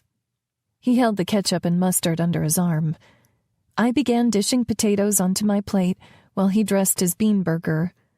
For the rest of dinner, we chatted about an audiobook series he was listening to during his drives, and then he casually slipped in, "Your mom called me yesterday." I nearly choked on what little was left of my burger. What? He nodded. Apparently she set up a new life insurance policy and wanted to list you as the beneficiary. Needed your social. I lifted my eyebrows. Did you tell her to go to hell? Now he was the one choking over his beer. Magnolia, he admonished. I'm serious, I replied, setting aside my bean burger. It was not the same. He folded his arms across his chest. We had a nice conversation. Maybe it's time you gave her a chance. I shook my head at him. He was mad at Rhett for something he did at 18 and could talk to Mom? The woman ran off with another man without any warning, ignored me during my last 2 years of high school and my first 2 years of college, then brought her homewrecker to my hair school graduation, and you want me to give her a chance? My chest heaved with my breath, with the hurt and anger that came with those words. What kind of mother abandoned her daughter? And now she wants to endow me with something when she dies? Screw that. She's already dead to me. Dad's lips tugged up at the corners. Don't you dare laugh, I muttered. Tell me how you really feel, he said. How can you be so calm about all this? You're holding a grudge against Rhett, and he was a kid. Mom was a full-grown adult who messed up like that. She hurt both of us. I was a grown man, and I know I wasn't the perfect husband. Running out on us wasn't okay, but I could have been more romantic, listened when she said she was feeling stuck instead of sweeping it under the rug. He shrugged. I hate what she did to you, and nothing will ever make up for it.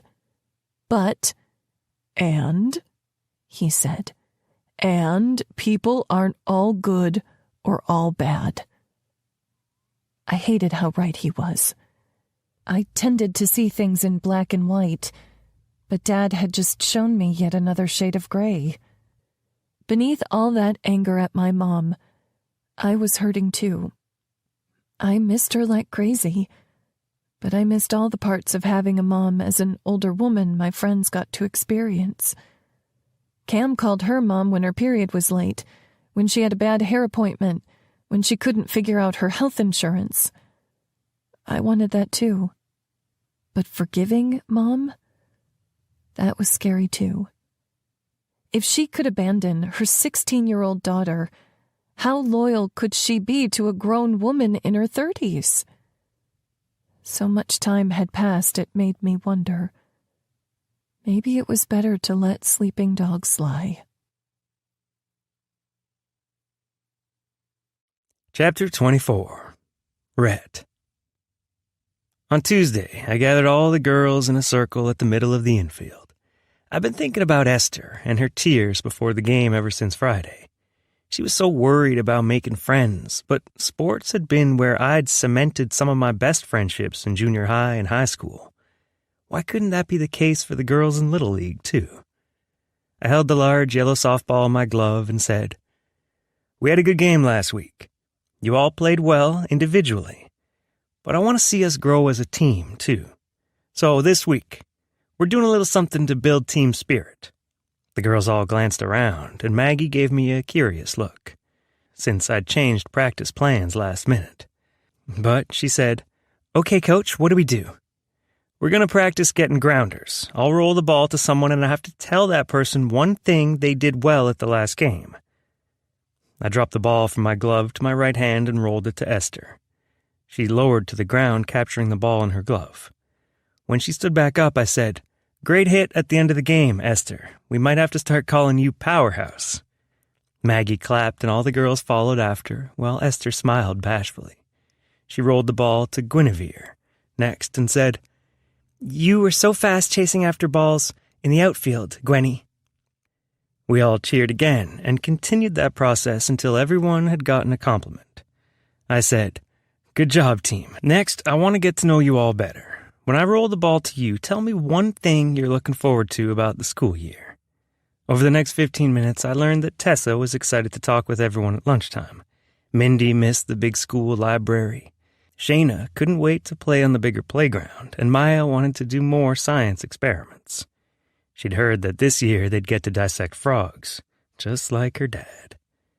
After that, we went through and said one thing we were worried about for the next game, and then one area we wanted to improve on. In front of my eyes, these little girls were becoming more than players. They were becoming my team. Little people with hopes and desires and worries. I hoped they could all see each other that way too. We didn't have much time left in practice, so I had them spread out around the field and I practiced hitting pop flies to them. I noticed them encouraging each other more when they caught the ball and even when they missed it. I had a proud smile on my face as they jogged back toward the dugout for their parents to take them home. I gave them high fives on the way, saying, "Atta girl, great practice, good job." Maggie was the last one back, giving me a smile that said she saw too much. She bumped my arm with hers. "Good practice, Coach." My cheeks felt hot under her compliment. I was trying to do right by these girls. But I was better at being the fun, playful uncle, not the guy digging deeper and encouraging growth. I hoped I'd do okay. We walked together to pack up the gear while the girls parted ways with their parents, and when we were done, I looked up to see Liv was still hanging out on the bleachers with Maya. "You know," I called to her, "for someone who is so desperate to find a coach for the team, you sure are at a lot of practices." Liv gestured at her pregnant belly. "You want a pregnant woman to coach softball?" "Seems a pregnant woman would have plenty of experience with balls," I retorted. Under her breath, Maggie said, "You did not just say that." Liv's mouth fell open, and Maya looked confused. "Are you talking about testicles?" she asked. Oh, God, that backfired. "Forget it," I said quickly. "Ponies, rainbows, unicorns." Maya made a face, and Liv laughed at me. "We're going to get a late dinner from Woody's. You want to come?" "Sure," I said at the same time Maggie said, "That sounds fun." Suddenly I realized maybe Liv meant the invite to go to Maggie. Maybe Maggie had wanted to catch up with Liv without the pressure of having me around. I can eat at home," I offered. Maggie looked over at me, the bag of extra gloves hanging over her shoulder. "Why would you do that?" Liv nodded. "Come along." With a smile, I said, "I'll meet you all there." Maya bounced up and down. "Can Graham and I ride with you?" "If it's okay with Livy," I said. She glanced toward my sister, who nodded. Maya and Graham ran ahead to the pickup while I walked behind. "What's that sparkle in your hair?" I asked as we got into the pickup. She swirled her ponytail over her shoulder and said, "Fairy hair. Livy put it in for me." I held it in my fingers, looking at the shiny plastic strands. "Makes me wish I had enough hair to do that with." She giggled. "You'd look silly." Then she got a thoughtful look. "Maggie would look good with it, though. Don't you think she's pretty? I love her nails." I'd noticed, too, the pink paint on her nails with silver sparkles to match our jerseys. "Mags is awful pretty," I agreed. "Just like Livy, and just like you." She folded her arms across her chest. "This boy at the pool told me I'm too skinny." "Fuck her," I muttered. She gave me a look. "Oh, shit." Her eyes widened. "Damn. Uncle Rhett. Don't tell your parents." She laughed. "They already know you cuss, Uncle Rhett." "True," I said as I drove down Main Street. "Anyway, where's this kid? I'll beat up his dad." "Not him?" she asked. "Can't hit a kid, but I'll teach his daddy a lesson on how to raise a young man. You listen to me, Maya girl. You are perfect the way you are, and anyone who can't see that needs a pair of glasses. Got it?" She didn't seem too convinced. "You know how Livy and Mags have bigger bodies, but Tessa's mom is skinny? Or how your daddy is tall and Mindy's dad is short?" She nodded. "They're all different, not better." She seemed to catch on as we pulled up to the diner. "Thanks, Uncle Rhett." I smiled. "Anytime, baby girl." 25. Magnolia.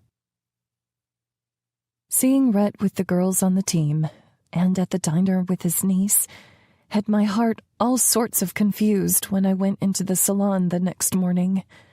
So much so that I put 3 creams in my coffee because I was too busy thinking about him to keep count. I nearly started when Rhonda said, "We have a few minutes till we open. Come sit with me." I refocused on the present and followed her to the couch in the waiting area. I sat across from her, sipping my coffee. "We have a full schedule today for both of us," I said. "I only have 1 appointment open. That's exciting." She smiled. "It's great news. I wanted to check in on you. How does it feel so far?" I paused, trying to sort my logical thoughts from my feelings about the night before. But the more I thought about what it was like to be here, the less logic played a role. "It feels like home," I said with a small smile. "I really hope you'll give me the opportunity to purchase the salon at the end of this trial period. How do you think I'm doing? Anything I can improve on?" Her Cheshire smile grew. "I've always liked your willingness to grow." I swirled my stir stick in my coffee. "I try."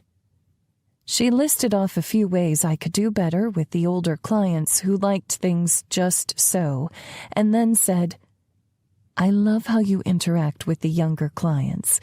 I can tell they feel so special when you ask to feature them on your social media." I grinned. "I love it, although I think Ms. Fields almost had a heart attack when I asked her." Rhonda waved her hands through the air. "She thinks they're spying on her through the internets." I stifled a chuckle at the word internets. "Who's they?" I asked. She shrugged. "What I want to know is why she thinks they'd want to spy on her.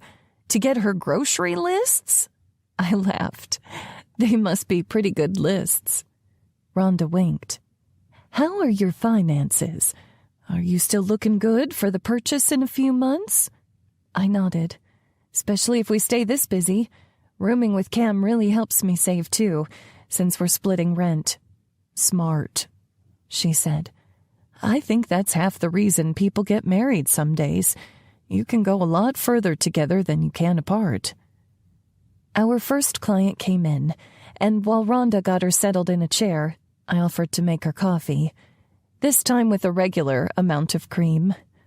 Thankfully, the busyness of our day kept me from having time to think about Rhett, until I got a phone call a couple of hours in.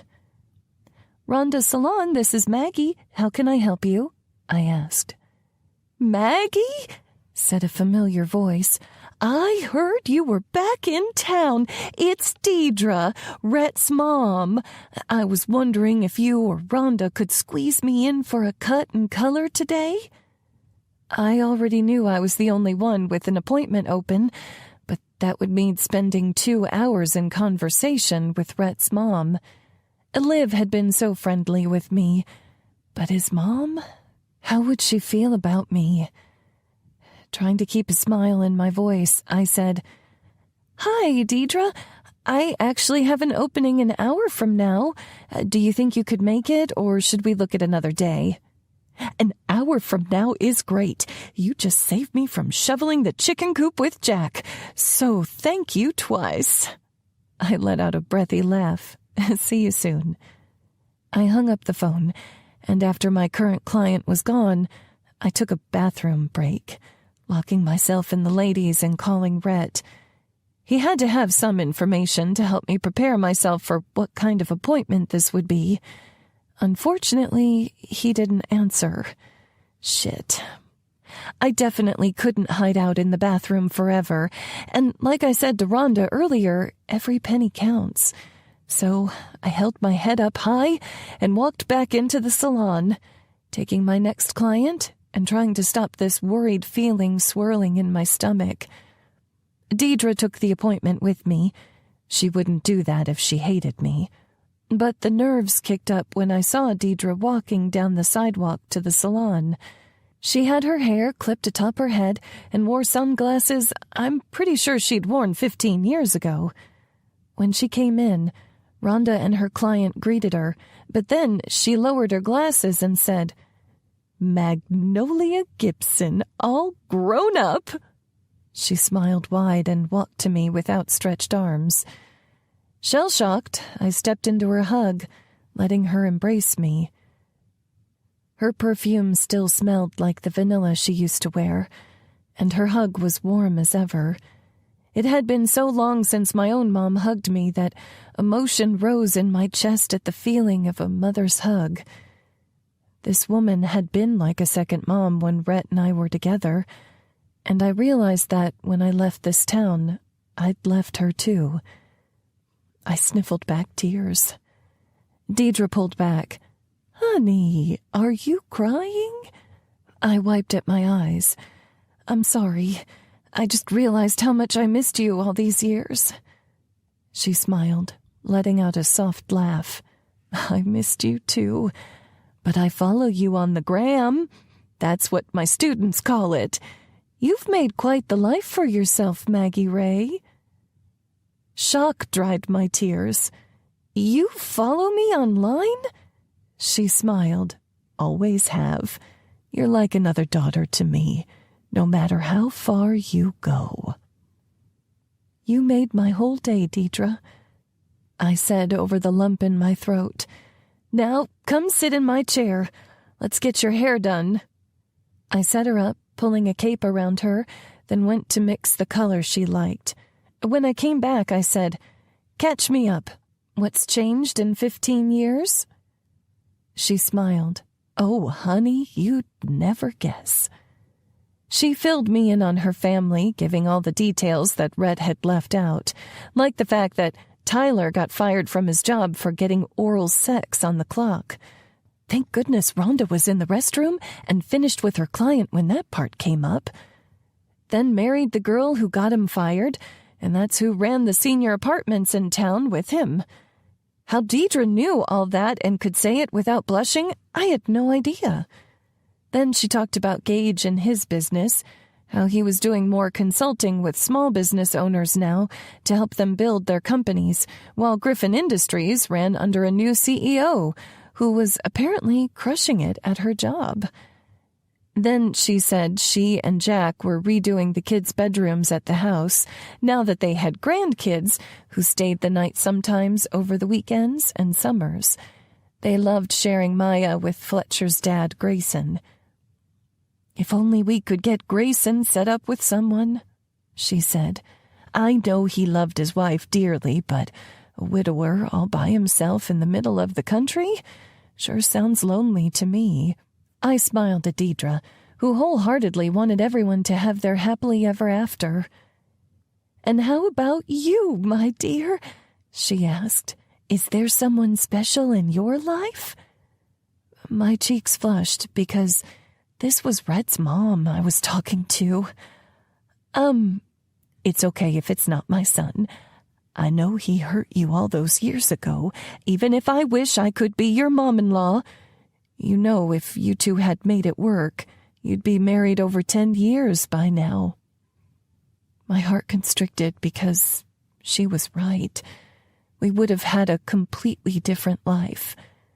She tilted her head, hair all slicked with the dye. You know, sometimes I think things happen for a reason. If you and Red had gotten married, you might not have gone to Austin and gotten all that experience you did. You spread your wings, and you have so much to give to this town now.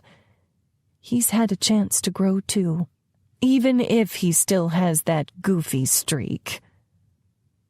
It was a perspective I hadn't really thought of. All this time I'd thought I was keeping myself busy, trying to move on from my past. What if I was just preparing for my future here? I smiled and said, I think it's time to wash that color out, Deidre. Okay. She stood up from the chair. Now, do I close my eyes while you wash? I always forget. I giggled. Keep them closed. It's not my best angle. When I finished Deidre's cut and color, she was so happy with it and asked if I could take a picture. For the gram. I smiled, obliging, and then asked for a selfie with her to post as well. We said goodbye, and after she walked out the door, Rhonda sent me a smile over her shoulder that said far too much. What? I asked. She raised her eyebrows, turning back to her client. Nothing at all. Feeling a blush on my cheeks, I walked back to the bathroom, using it and freshening up. I was about to walk back into the salon when my phone rang in my pocket. Rhett. He had impeccable timing, letting me worry when it turned out his mom still liked me. I held it up and said, Hello? Hey, Coach. I could hear the wind through the phone, like he was working outside. I saw you called? I was going to ask you something, but I figured it out. Oh, good, he said. I was happy you called. My heart fluttered. You were? Sure as the sunshine in Texas. He was quiet for a second. Having a good day? I smiled slightly at the question. Yeah, busy, but good. You? Better now. I heard the smile in his voice. I better get going. See you for the game on Friday?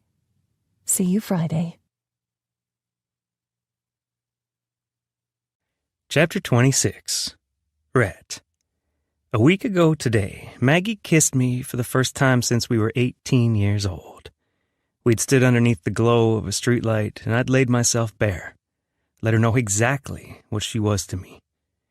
It had been the best kiss of my life. Tender, warm, sexy, hopeful, everything. And then she pulled away. Cooper had been right, that every time we were around other people, things got messed up.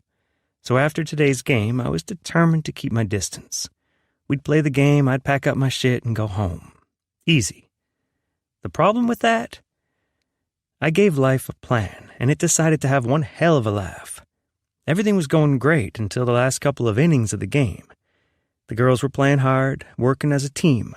The batter sent a deep hit into the field, and Gwenny chased after it. Then she threw the ball into Mindy at second base, and Mindy threw the ball to Maya at the pitcher's mound.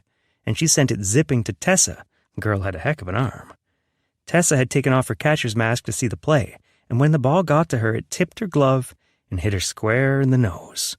She let out a cry and started spurting blood all over like a fucking fountain. Mags instantly sprinted to Tessa while I pulled the little first aid kit out of my gear bag.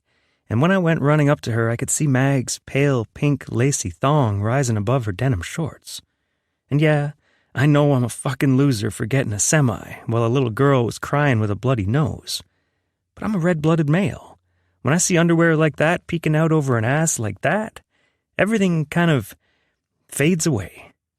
But I shook it off, helping her get Tessa cleaned up and walked off the field so her mom could take care of her.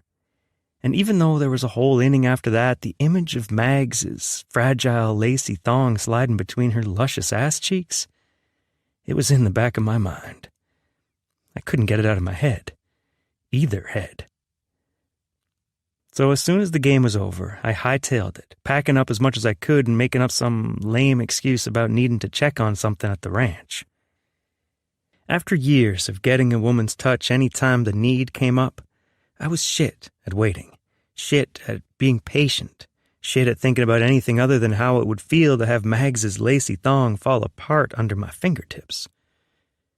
I celebrated with her and the rest of the team, loaded up my truck, and made sure I got the hell out of Dodge before I could fuck anything up. On the drive home, I rolled the windows down, letting the evening air rush over my face and clear my thoughts. At least, I tried. This hard-on was not going away. I got into the house and went back to my bedroom, already taking off my pants when a text sounded on my phone. I glanced at the screen, seeing Maggie's name, her picture connected to the account from social media. The photo was of her in a pair of ripped-up denim shorts and a bright red halter top, sunglasses perched atop her head. Holy fuck, it wasn't fair. Maggie, hey, are you okay? You got out of here really fast. She had no fucking idea. I slipped the rest of the way out of my clothes, standing at the edge of my bed, picturing her lying in front of me, wearing those same Daisy Dukes, the same red top with her cleavage spilling over. Red. I'll be better soon. I grabbed some lotion, spilling it in my hand and then gliding it over my rock-hard cock. If she were in my bed, she'd be licking those juicy red lips, wanting a taste of me. Maggie, you were great with the girls tonight. I typed back a message in my phone. Red. I don't want to talk about the girls. I rolled my head back, picturing her in my bed, head in the pillows, brown hair contrasting my white pillowcases. Maggie, what do you want to talk about then? I tossed my phone down, thinking my response instead of texting it. I want to talk about how good you would look on my bed. How I'd taste your pussy, lick and suck and blow until you were fucking screaming. I want to talk about how your tits are my wildest desire. How I want to put my face in them and suck your nipples until they're as hard as I am right now. I pumped myself harder, faster. I want to talk about how it would feel when I finally plunged into your hot, wet sex, quivering for me. How you'd cry out my name and dig your pretty pink nails into my back as I fucked you like no man ever has or ever will again. I want to talk about how I'd spill my whole fucking load into you, claiming you, once and for all, as mine, only mine, and how you'd shake underneath me, taking every fucking drop. I grunted with satisfaction, thick ropes of cum spilling into my hand. And then I rubbed it over my stomach, still looking at that picture of her. With my clean hand, I texted back. Red, we could talk about what you want to eat for lunch on Sunday. 27. Maggie. I cannot believe your dad did that, I said to Cam as I swiped mascara through my lashes. Where did he even find a pool of Jell-O anyway? The night of the softball game, Cooper went to her house to meet her parents, and then she worked all day Saturday, so this was the first chance she had to fill me in on all the details it would have taken too long to share over text, which was worth it, because I was in stitches over the impromptu Jell-O wrestling between Cam's dad and Cooper. I guess he was at the store when they were going to throw out a bunch of expired boxes. He took them home, and the rest is history. She shook her head with a laugh. My mom was so unimpressed. That made me laugh even harder. Her mom was so put together. The thought of Jell-O wrestling anywhere near her house was as strange as snow falling in the middle of July. Cam leaned back against the wall. Honestly, I think Dad's going to like him better than me if they spend too much more time together. I tossed my head back, laughing. There's no way Coop could replace Daddy's little girl. Fair, she agreed. Her older brother lived on the East Coast, so she had seen the most of her parents. Even when we lived 5 hours away in Austin, they were always there for her. Even when she had an ingrown toenail removed, they came to town. I put down my mascara and started with my lip liner. Seems like you're putting in a lot of effort for fishing. She did finger quotes. My cheeks warmed. Just because I'm hanging out with fishes doesn't mean I need to look like one. I'm sure it has nothing to do with the guy who's taking you. Butterflies swirled in my stomach. I knew I shouldn't like him, and I was trying to keep myself safe, but I was having a hard time reminding myself of all the reasons I should stay away. I know I should leave the past in the past, but I can't stop thinking about him. She pointed her finger excitedly in the air. I knew it! That twin flames thing? Genius! How could you hold back after that? I glanced at her. But it sounds so much like a line. Like he's too good, you know? I capped my lip liner and started with lipstick, waiting for her to reply. Waiting for her wisdom because Lord knew I needed it. So, I was reading this post online. You mean you saw it on TikTok? I said. She blushed. Okay, so I heard this person on TikTok, and they said that if you believe it's too good to be true, it might be because you think you don't deserve something that good. The air left my lungs for a second. That was way too close to the truth. Why wouldn't I deserve it? She shrugged. I mean, think about it. You were dating Percy, and he didn't take your job seriously. Then, before that, it was Jeremy who was always trying to get you to drink green juice so you could lose weight. She made a gagging face. And then there was Hansel.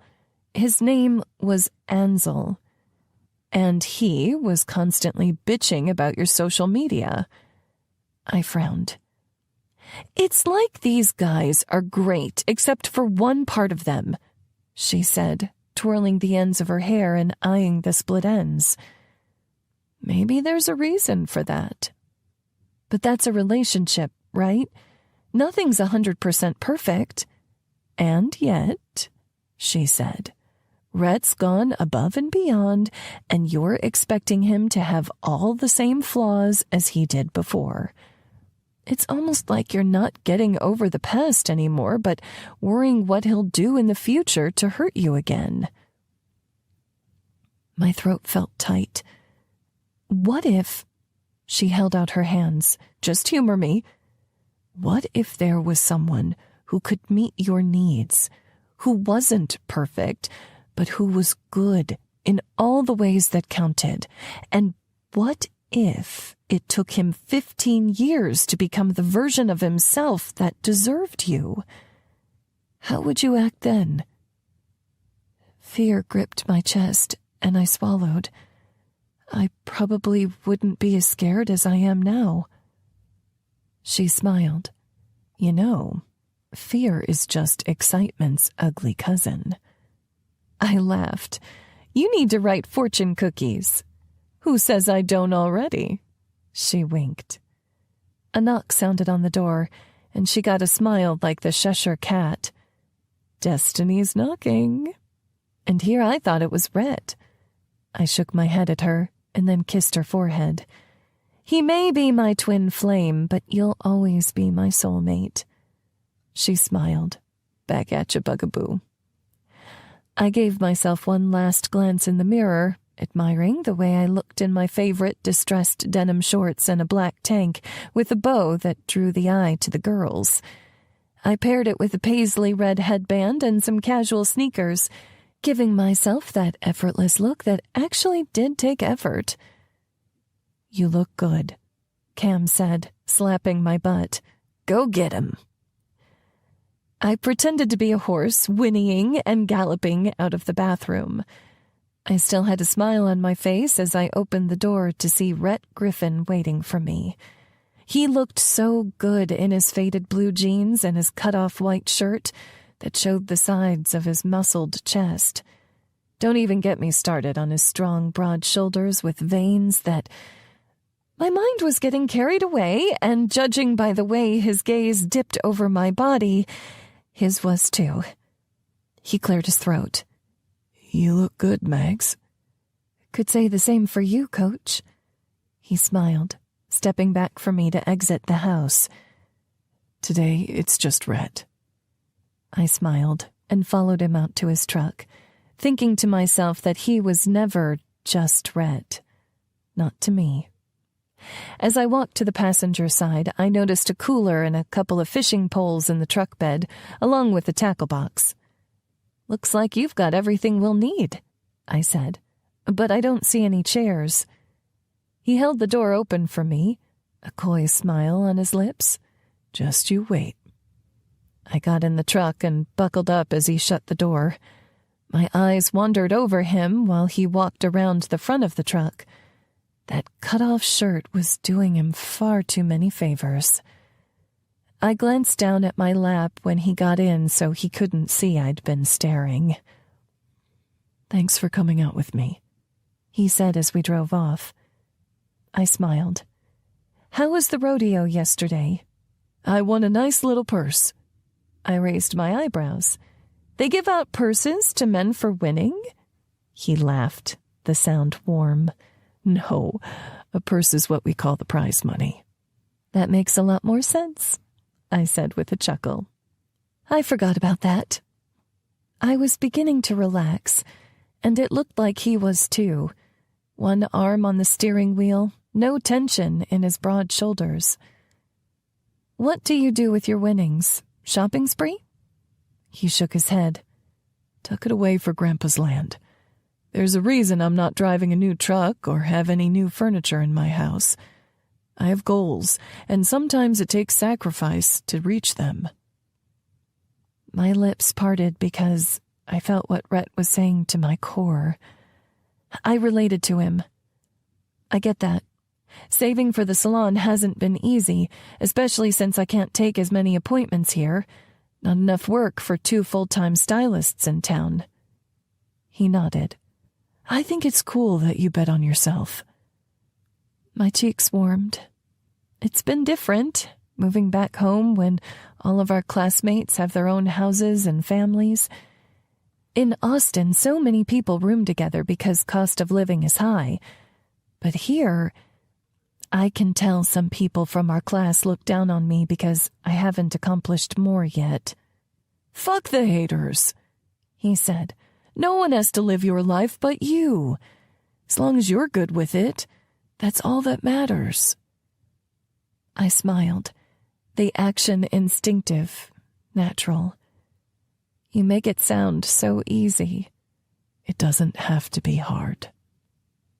I was quiet, thinking as he turned off the blacktop and went down a dirt road. Why did I make it so hard for myself? "Have I been to this pond before?" I asked. "Nope. We dug it out a few years ago to help water cattle and let them cool off in the summer. But we've been resting this grass, so the pond's all fresh and full of fish now." "Nice," I said. "Do you remember that time we went fishing before senior year, and you got that leech on your—" He shuddered. "I'd rather not remember it." I laughed. "I'm traumatized, okay?" he said, half laughing with me. "You're traumatized? You made me pull it off. I was 17. He laughed. "Serves you right for suggesting we skinny dip." I wasn't ruining my first Victoria's Secret. I laughed too, but my throat closed up as we crested the hill and the pond came into view. "Did you—" He drove into the pasture through the open gate and took us closer to the pond where he'd set the couch from his living room by the water, Afghan and all. There were even end tables on both sides of the couch and a red cooler nearby. You said you required seating. I let out a laugh. I meant camping chairs or something.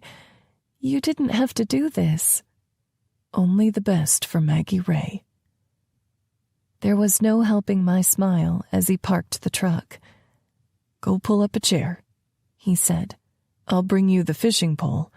I know you're not touching worms with those pretty nails. Chapter 28. Rhett. I'd haul the contents of my whole damn house into a pasture if it made Maggie smile and laugh this way. Her laugh was so contagious, carefree. The one time my overthinking girl truly let go. Well, she went to sit on my couch, skin dusted with early morning sunshine.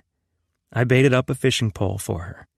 This pond had been stocked with catfish, so we'd catch aplenty. Maybe I could talk her into coming over to my place tomorrow for dinner so I could make her some of what we caught. Once I had both poles baited, I grabbed a couple of beers for us out of the cooler and brought them over to her. She was standing on the edge of the water, her toes dipping into the dark brown sand. From here, I could see the way her denim shorts hugged her ass, and it added a whole new element to the images I had in my head 2 nights ago. The images I knew would cross my mind tonight. "Damn, you're looking good," I told her. She turned toward me, her cheeks blushing, and took her beer and then her pole. "Thank you."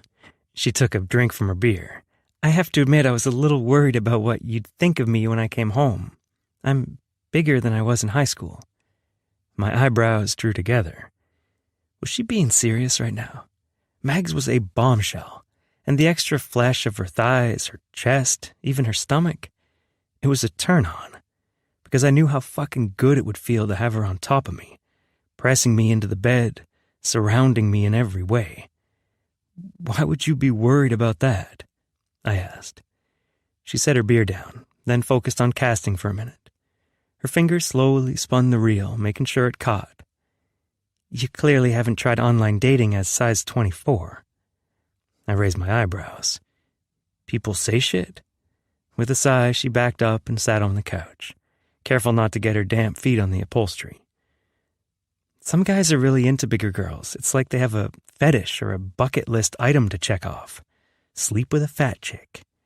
She rolled her eyes like what she told me wasn't making me see red. "Other guys will date you, fuck you, never introduce you to anyone in their life, keep you as their dirty little secret like it's embarrassing to date a bigger girl." I swore I was getting tunnel vision from all this anger. The worst are the guys who say they're okay with your size, but when they see you naked for the first time, she blinked quickly. They act like they didn't know you were fat under all your clothes. My voice scraped out of my throat as I said, "I had no idea, Mags. I'm sorry." She shrugged, looking down and fiddling with her reel. "I've thought about losing weight, tried some diets, but in the end, I'm a big girl. Even if I lost 50, 100 pounds, I would still be a big girl." She lifted her chin. "I figured if a guy wasn't okay with me, a relationship shouldn't move forward, because odds are, if I have a daughter, she'll be my size too. I wouldn't want her to be raised by a dad who wasn't supportive of women at every size." "Wow," I breathed. I couldn't believe she'd had to worry about that, had to feel like someone might not like her or her future children because she had some extra pounds on the scale. "Maggie, I don't want you to think I'm blowing smoke up your ass, but those guys, they're a bunch of fucking dumbasses if they think you're anything but drop-dead fucking gorgeous." The laugh that passed through her lips warmed my heart. "You didn't have to say that, but I mean it." She glanced toward me, a hint of skepticism in her gaze. We were getting rid of that real fucking fast. "You know what I did Friday night?" I asked. She looked at me, her eyes wide, curious. "What?" I held her gaze, knowing there was a chance she'd think I was a fucking creep, but she had to know there was no part of me that didn't like every part of her. "I got away from that game as fast as I could, because when you were bent over helping Tessa, I got a view of that lacy thong you wore under your shorts. And I went fucking feral. I know you want to take things slow, so I got out of there before I could mess anything up. And when I got home, you texted me. Your picture came up, and I stared at it as I fucked myself raw, thinking of tasting you. being inside you, making you scream my name as you came on my cock. Her full lips parted, her cheeks full of color. You don't have to say anything back, and if you want me to take you home, I get it. But I need you to know, Mags, you're sexy as fuck. Every inch of you. Her tongue darted out, wetting her lips in the most tantalizing way. You really did that? She asked. I gestured down at my crotch, at the erection growing against my jeans. I'm like a horny fucking teenager around you, Mags. Holding back is taking all of my willpower. Her voice was so soft it almost disappeared in the wind. Then why are you holding back? Is that an invitation? I asked, my own voice raw. Her chin lifted. Don't make me beg. My lips curled into a smirk, but it didn't last long because I was shoving my fishing pole aside, taking hers out of her hands and crossing the couch to kiss her like I'd been dying to from the moment I saw her at the salon her first day home. I tried to hold back all the crushing force I wanted to use on her, but her kiss was frantic as she gripped my shirt in her fists and worked her pillowy soft lips against mine. I wrapped my hand around the back of her neck and gripped her hip with my other hand. I slid my tongue along the seam of her lips, and she let out a little whimper. Fuck, I was hard, feeling her body against mine, her skin hot and sweaty under the summer sun.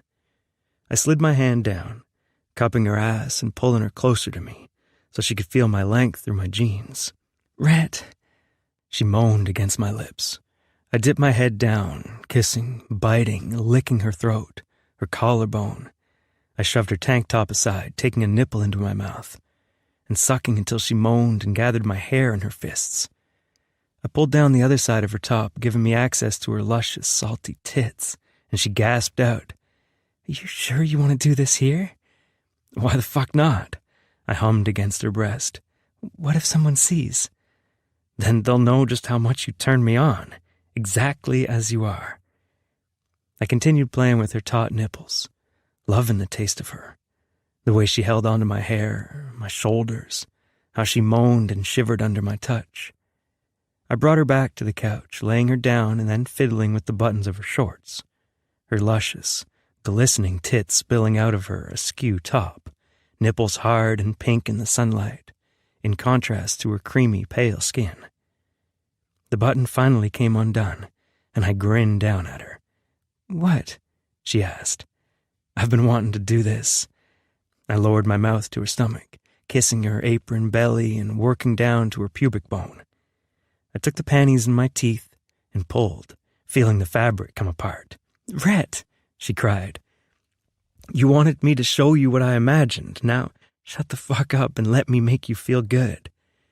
Her head rolled back as I pulled her shorts down the rest of the way. Her pretty pussy was full and waxed aside from a patch of short hair and a landing strip, pointing to everything I wanted. I drew my finger along her seam, then slid my fingers between the folds, feeling a rush of moisture. You're so fucking wet for me. Those panties were ruined before I touched them. She moaned. You have no idea what you're doing walking around in a shirt like that. It's not fair. My chest got all puffed up, knowing my girl was turned on by me too. My fingers still between her folds. I dipped deeper into her pussy, loving the quiver I felt around me. Is this fair? She let out a whimper. I turned my fingers inside her, curling them toward me, making her cry out. This? Rhett, she panted, my favorite fucking sound. I lowered myself over her, spreading her folds with my fingers, loving the sunlight hitting the barest part of her. I blew softly over her clit, making her whine. And this? Her head rolled back. Look at me, I ordered. Her eyes met mine, heavy, hot, glazed with desire. I want to see exactly how beautiful you are when I make you come. Her pretty blue eyes widened, and I smiled at her like a wolf would at Red Riding Hood before lowering my face to her hot sex and working my tongue over her clit. She reached down, holding my hair tight in her hands. That's it. Hold on, baby girl. I hummed against her clit. She moaned. and I looked up to make sure she was watching. Her eyes were solidly on mine. Good girl. A guttural sound fell from her lips. She liked to be praised. That would be easy to do.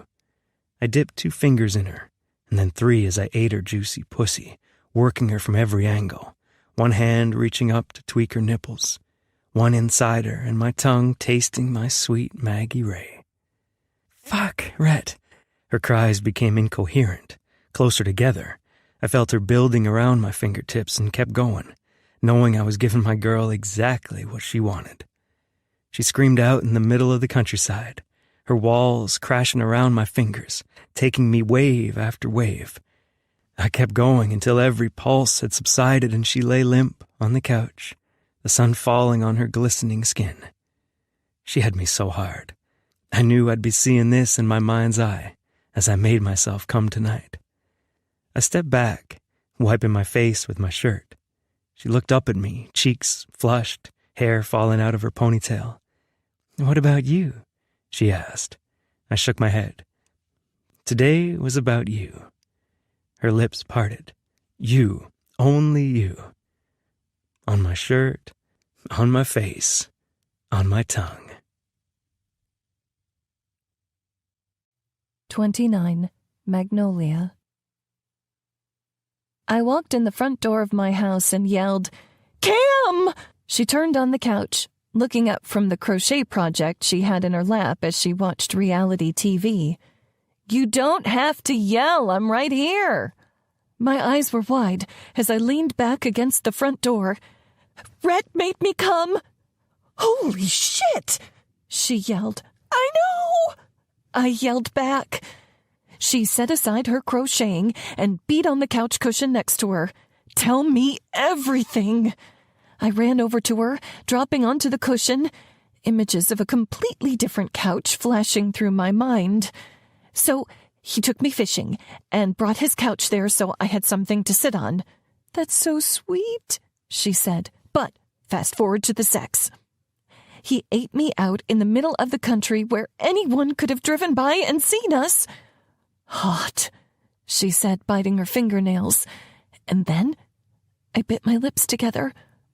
I asked if he wanted me to take care of him, and he said, I lowered my voice, "Today was about you, only you." On my shirt, on my face, on my tongue. She lifted a throw pillow and covered her face, screaming into it. "Right?" I said. It was so hot, I think my ovaries spontaneously combusted. She lowered the pillow.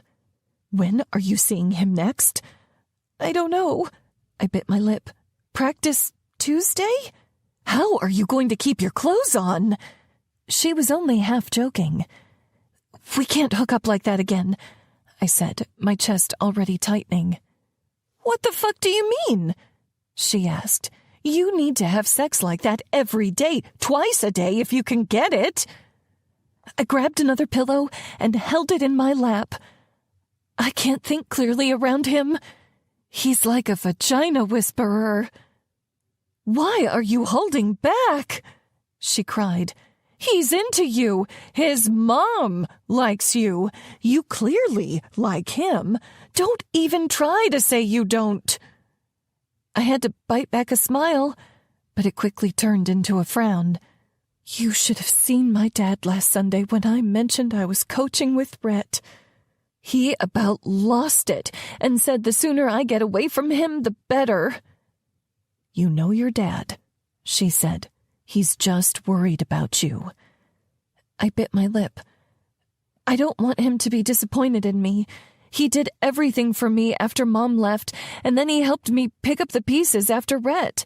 He'll be so upset when I tell him about me and Rhett. If there is a me and Rhett. She tilted her head. "Oh, hon, it's still so new. You don't need to worry about telling your dad until you figure out what it is, right?" I nodded slowly. "That's true." She tossed her pillow at me. "Stop looking so worried.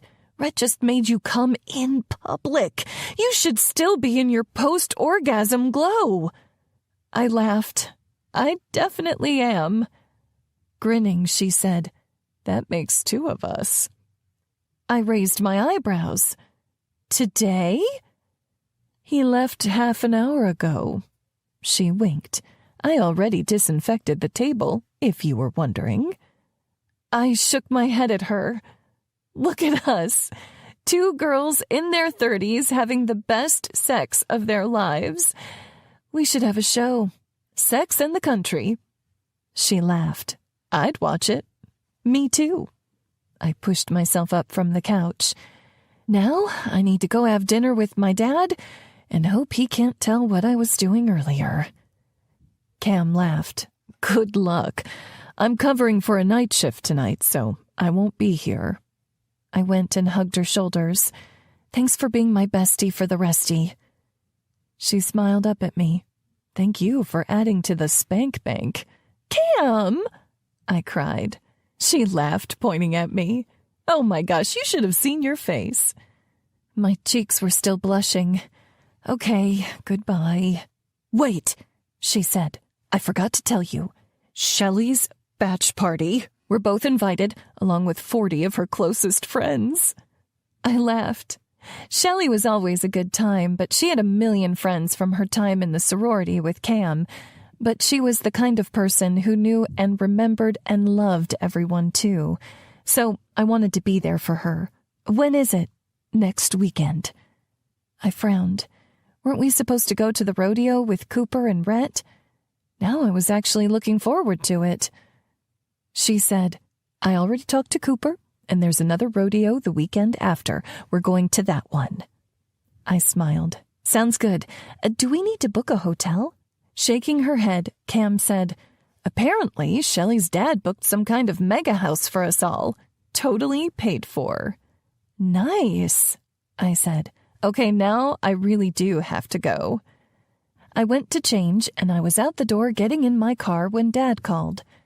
"Hey, sorry, I'm running behind. Should be there in a few," I said. "Actually, I was wondering if I could call in a rain check." "What do you mean?" I asked. "Everything okay?" "It's great, but wheat harvest just started, and the Fernandezes asked if I'd be willing to help haul grain on the weekends. Apparently their custom cutters had a truck breakdown, and it's slowing them down quite a bit. Plus, I could really use the extra cash." I frowned. "Dad, is everything okay? I mean, financially." "I'm working on it," he snapped. My head jerked back by the force of his words. Dad never talked to me like that. "I'm sorry. I'm just stressed. Sad I'm missing you tonight." The tightness in my chest eased. "I could come keep you company." "We'll be working late till midnight or later, probably. Plus, Eileen might be jealous if you take her seat at shotgun." "You and that dog," I said with a small smile. "Are you sure you want to work that late?" "Don't you worry about me, hun. Part of being an adult is paying bills, yeah?" "Okay. Let me know if you change your mind. I can bring you some food." "No worries," he said. I turned my car back off and walked inside. When I opened the door, I heard Cam call, "You're early! I'm in here!" Drawing my eyebrows together, I turned the corner to see her in the kitchen, wearing nothing but our oven mitts and holding an empty glass pan. "Oh my God!" I yelled, covering my eyes. "You said he left!" She dropped the pie pan, and it shattered to a million pieces on the tile. "You're supposed to be at your dad's." I peeked at her through my fingers, seeing her trying to cover up with the mitts. "Come on, we cook with those." "Well, I was going to wash them when Cooper and I were done." I shook my head, saying, "I'll give you two the house." I turned to walk out of the kitchen, finding Cooper looking from me to Cam to the glass on the floor. He must have come in when I was leaving. He got a thoughtful look and shrugged. "I can dig it." Chapter 30. Rhett. When I pulled up to practice Tuesday, my sister and niece were already there. Sitting on the tailgate of their truck, Liv insisted on calling Bernice. She named everything, from the bunny that crossed their yard every morning to the freckle on her right shoulder. I got out and walked over to them. "Why the hell are you two here so early?" Maya had a big old grin on her face. "We wanted to have cupcakes with you before practice." My eyebrow quirked at her giggle. "Why do I feel like you poisoned them?" She laughed. "Don't be silly." I studied Liv, who was smiling in a slightly less ornery way. "You pee in them? Fletch told me you're using the bathroom all the time lately." Her jaw dropped open. "He told you that?" "I think when you were on a bathroom break." She sent me a glare. "Just have a cupcake with your baby sister and your niece, will you? I had a craving and I can't eat this whole box, but I don't have enough to share with the entire team." "I mean, twist my arm," I said, reaching for one of the vanilla cupcakes with white frosting and pink and blue sprinkles. I was midway into a bite when I realized they were watching me. "What?" I asked, giving the cupcake a second look. What the hell had they put into this thing? But all I saw was white cake with a strip of pink down the middle. "Why is it pink?" Maya and Liv shared a look. I drew my eyebrows together. "Are you laughing at me for eating a pink cake? Because you know men like pink too, it's just a color." Liv laughed. Maya laughed harder. I stared at the two of them. "Keep laughing this hard and the baby will fall out before it's due." Then it hit me. Baby. Pink. "Holy shit," I yelled. "You're having a girl?" She nodded happily, and Maya jumped up, yelling, "I'm gonna have a baby sister." I picked up my niece, spinning her around and grinning at the great news. "Congratulations." I set Maya down and hugged my sister close. Fletcher had confided in me that she'd struggled with endometriosis, and they didn't know if they'd be able to have a child at all. Knowing they'd have a little girl made it that much more real. "Rhett, are you crying?" Liv asked. "No, I just have something in my eye, like a sprinkle from the damn cupcake." She and Maya laughed. "Have you told Fletcher?" I asked. Liv gave me a look. "You think I'd tell you before my husband?" "No, Maya and I tried to decide which gender reveal we liked best, so we've done all of them. We did smoke bombs with Mom and Dad, a balloon pop at Grampy Madigan's, a confetti bomb for Fletcher. That's all over the doctor's office now. We did pink rose petals in an umbrella at Tyler and Hen's place. We drove all the way to Dallas and did scratch-off tickets with Gage and Farrah's family. And you get cupcakes." I finished eating the cake.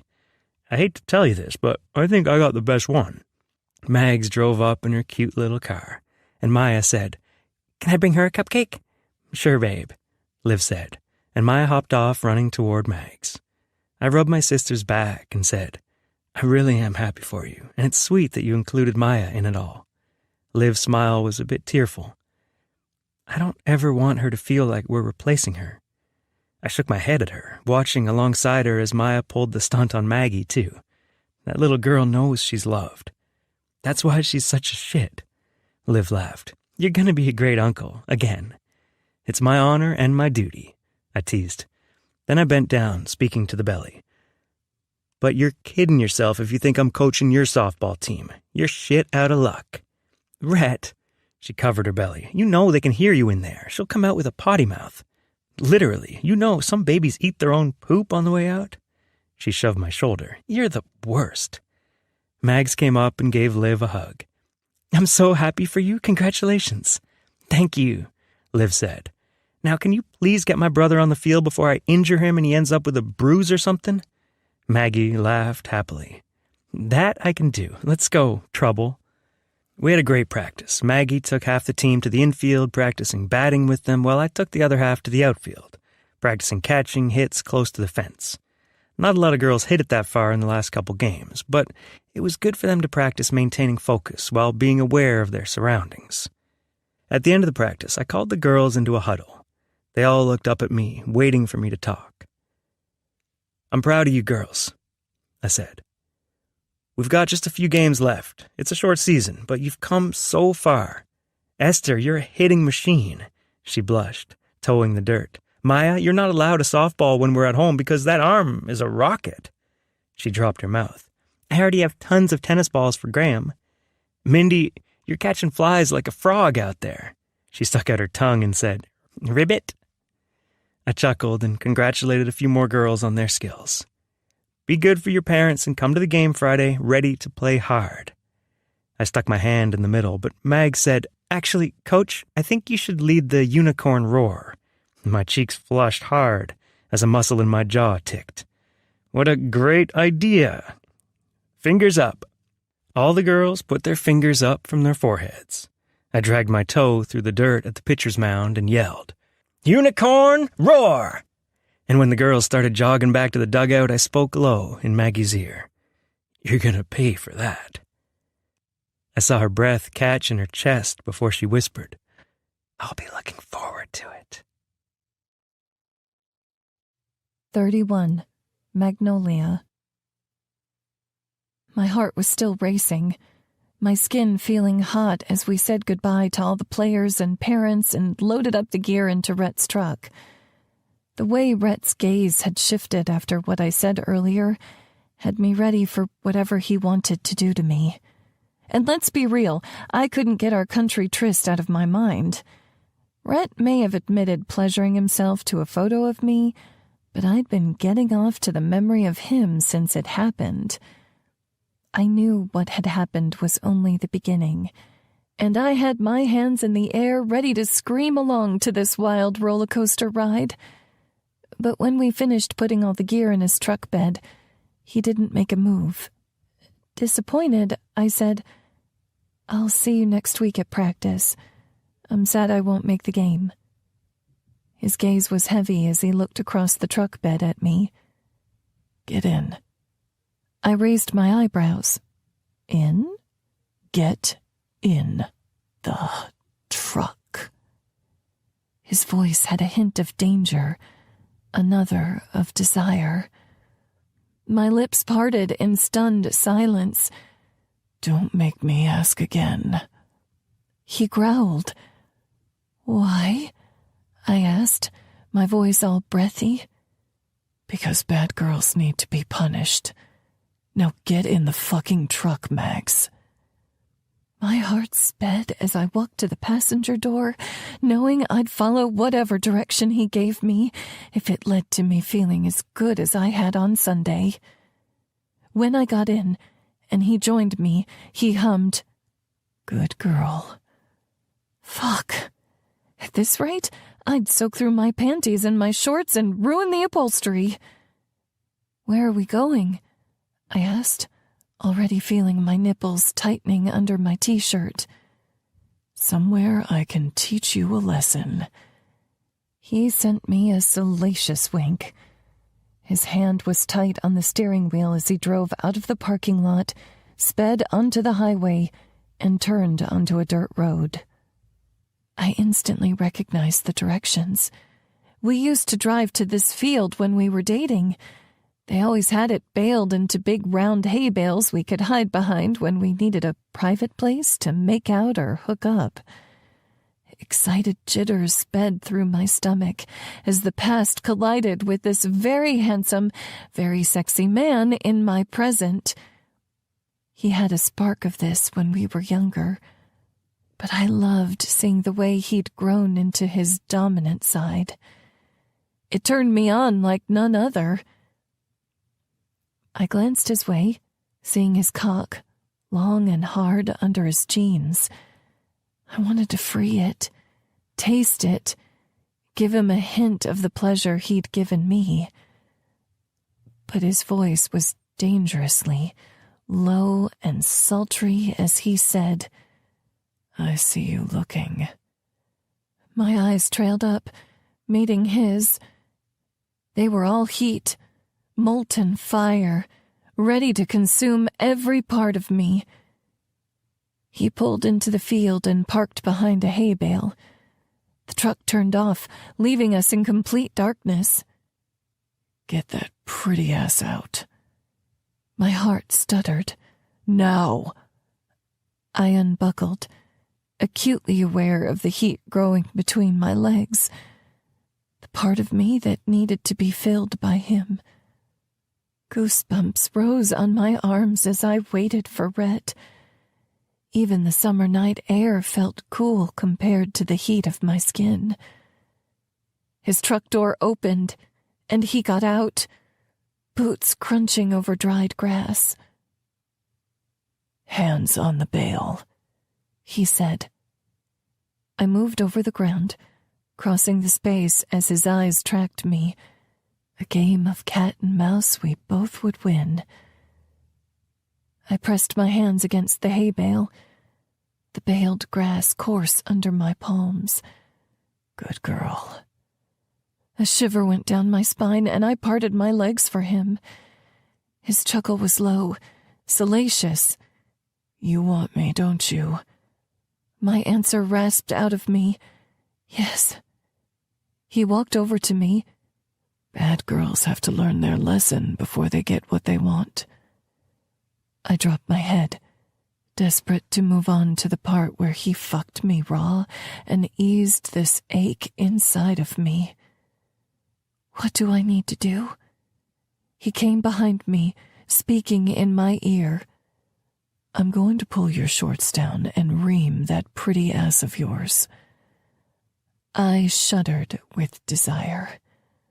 Wordlessly, he reached his fingers into the waistband of my shorts and pulled them down around my ankles, leaving me bare to the night air.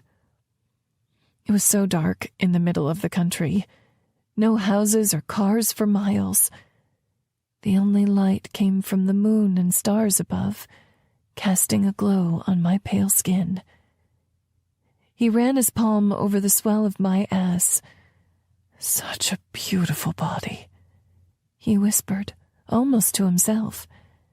Then his fingertips moved to the crevice between my legs, dipping down to my dripping sex. He let out a moan, sliding his fingers inside once, but then removed them, making me whine. I wanted more. "No pouting. You earned this." "Punish me," I begged. I didn't want sweet, patient sex with him. I wanted to ache, to burn, to take everything we'd both been holding back for years. He leaned forward, lips near my ear. "What do you want me to do?" "Spank me," I uttered, the words slipping out of my mouth before I had a chance to be embarrassed by them. Who even was I? This woman getting it on in the open air, the woman asking unapologetically for what she wanted. I liked the version of me brought out by Rhett, and I especially liked the way he made me feel. He slid his hand over my ass cheek and then pulled it away and brought it back down over my flesh. The most delicious mix of pleasure and pain spreading through me. "Fuck," I whispered.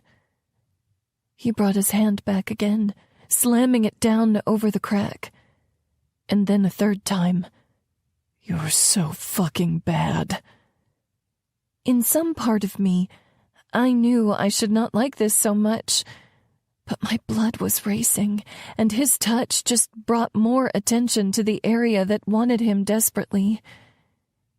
He lowered himself to his knees, bringing his lips to my ass, kissing the spots he'd made tender. He slid his tongue over the seam, making me shudder. "Spread your legs," he said. I shifted my feet, barely able to feel my legs at all, with every nerve ending in my sex begging me to pay attention, begging to be satisfied. "Good girl," he said. "That's my good girl." My head dropped down, eyes barely able to focus on the ground I stood on. He swirled 2 fingers around my clit, making me cry out in relief, in desire. But before I could process that, he brought his lips to my pussy and gripped my thick thighs with his large hands, consuming every one of my senses. "Rat," I gasped. He hummed against my sex. "That's it. I moaned, knowing how much he wanted to hear the sound, not worried about anything but this man and the pleasure he brought me. He continued his pursuit, bringing me closer and closer to the top, to the point where everything disappeared. "Rhett!" I cried out, unable to form any other word but his name. I'm... Waves of pleasure racked through my body, and he continued until they faded away, leaving me spent and sensitive to even the cool night breeze. I held on to the hay bale as he stood behind me, convinced it was the only thing holding me up. He gently guided my legs, helping me back into my underwear and shorts, and then he took my arms, spinning me into his embrace, and kissed my forehead. "Holy shit," I whispered into his chest. "I know, baby," he said against my forehead. I looked up at him, and he took my lips in his, claiming me with his kiss. Soft, patient, and tantalizing all the same. When we broke apart, my lips as raw as the rest of me, I said, "I want to make you feel good." He smirked down at me. "I haven't heard you begging yet." My lips parted, but before I could speak, he said, "Let's get you home." Chapter 32. Rhett. I pulled up to my family's Wednesday night dinner, seeing several cars already in the driveway.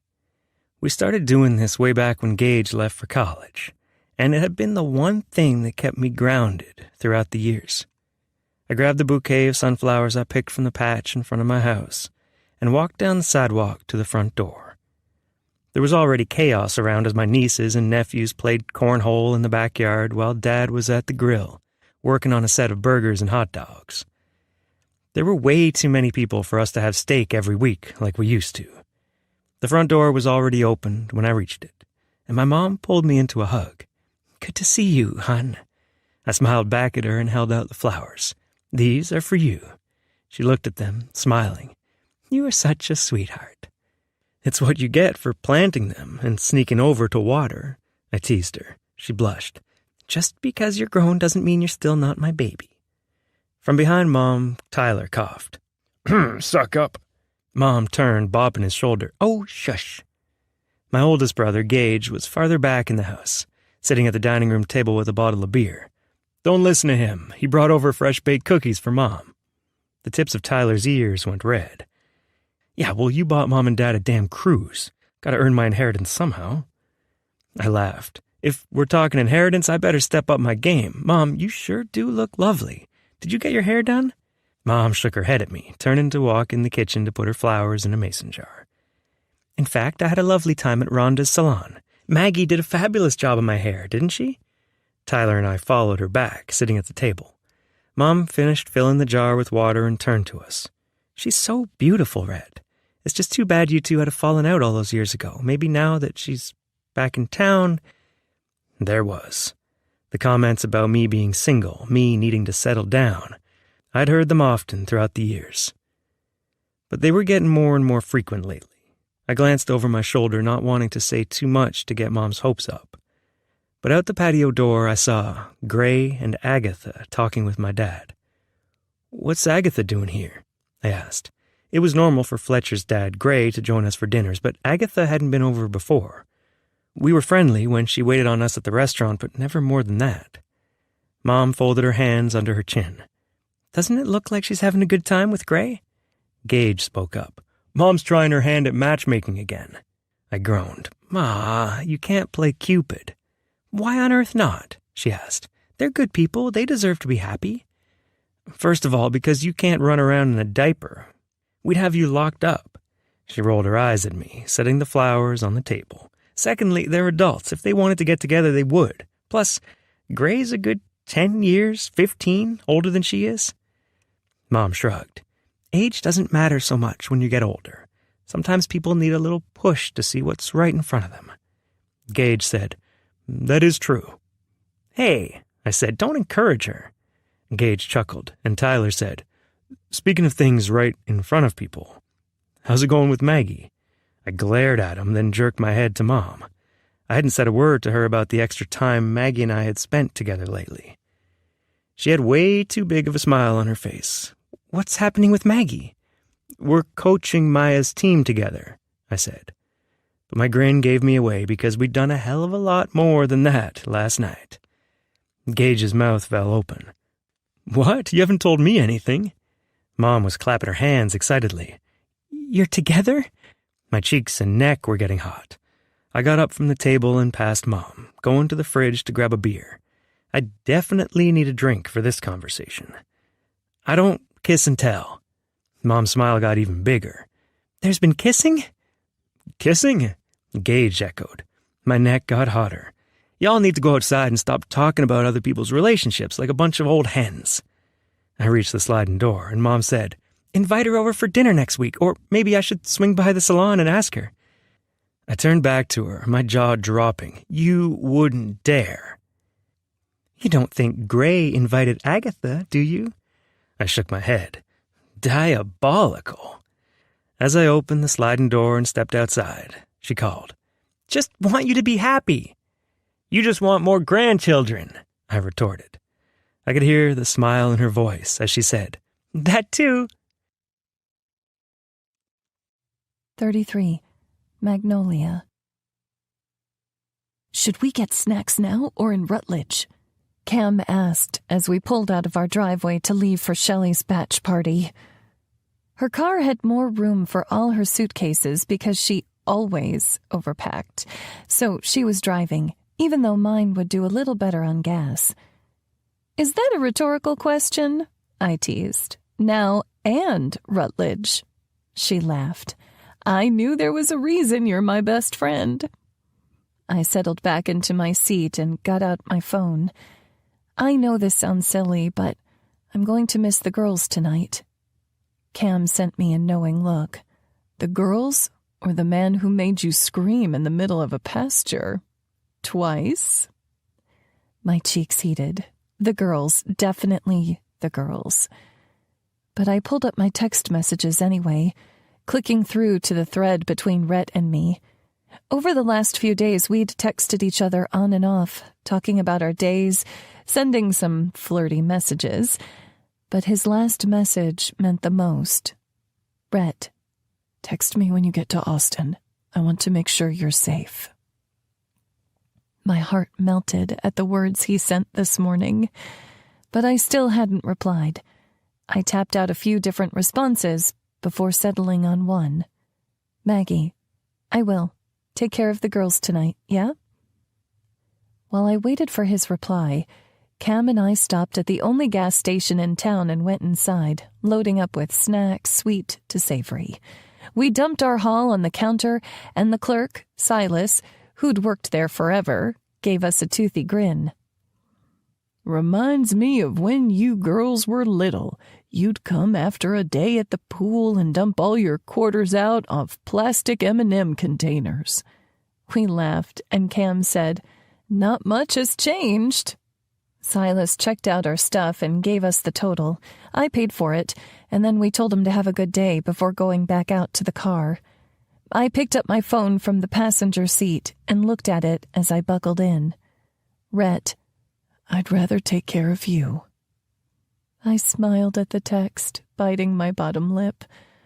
Oh my God, I just had a flashback to when you two started dating in high school.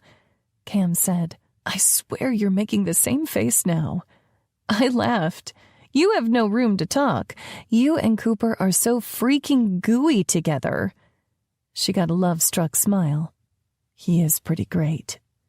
I shook my head, turning up the music and glanced down at my phone, trying to figure out what to text back. Maggie, I'd love to continue this line of conversation, but I'm sitting next to Cam.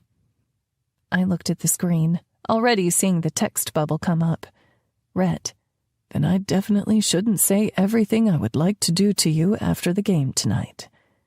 Maggie, definitely not. Rhett, I won't tell you that I'd rip your jersey open to see those perfect tits. I shifted in the seat, glancing at Cam. She was focusing on the road and eating her bag of Muddy Buddies. Maggie, don't tell me. Rhett, I definitely won't tell you that I'd shove your lacy bra down to see your nipples, hard and ready for my mouth. Maggie, Rhett, I won't tell you that I'd suck on your tits while reaching into those jean shorts you like to tease me with and feel how fucking wet you are. I shifted again. Maggie, you're being mean. I could just imagine the salacious grin he'd have on his face right about now, and it turned me on that much more.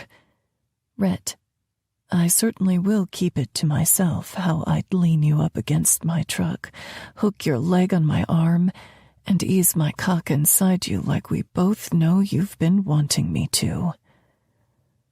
Holy fuck. Maggie, I'm so fucking wet, Rhett. I can't do this in the car with my friend. Rhett, then I won't tell you that I'm stroking my cock while I think about you pressed up against my truck, your head rolling back, because I'm filling you like no man fucking could. I bit my lips together. Cam said, "Why is your face so red? Are the Cheetos too hot?" "I'm fine," I said too quickly. She looked from me to my phone. "Holy shit, he's sexting you, isn't he?" "No," I said too loudly. She shook her head, picking up her phone. "Hey, Siri, call Rhett Griffin." "No," I yelled at her Siri. "Don't call him." But it had already obliged her request, and she held the phone to her ear. I swore I heard the whisper of his voice through her phone as he answered. "Can you quit sexting my friend while she's in the car with me? We're close friends, but not that close, okay?" I shook my head at her.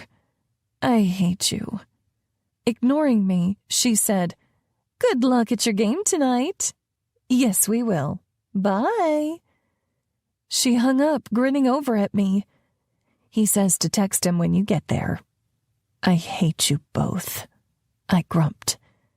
A new text came through my phone. "Rhett, you need to work on your poker face." 5 hours, 2 playlists, and 1 gas station stop later, we turned off the highway onto a winding dirt road outside of Austin. I'd never been to this part of Texas, and I could tell why, judging by the mega mansions with beautifully landscaped driveways we passed every so often. Seeing me stare out the window like a kid in the candy store, Cam said, "Shelley always did have expensive taste. This is like golden underwear taste.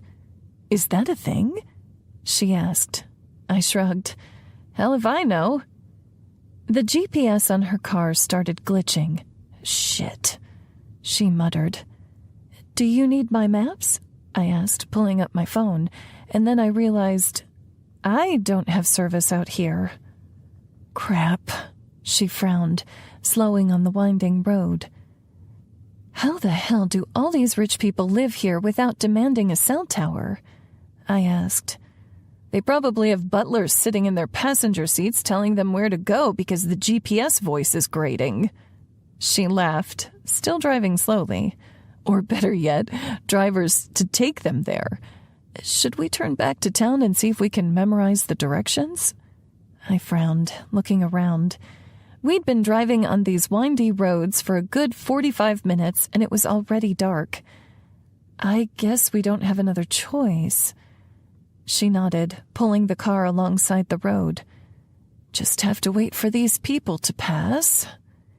I twisted to see the car passing and caught sight of a bright pink SUV.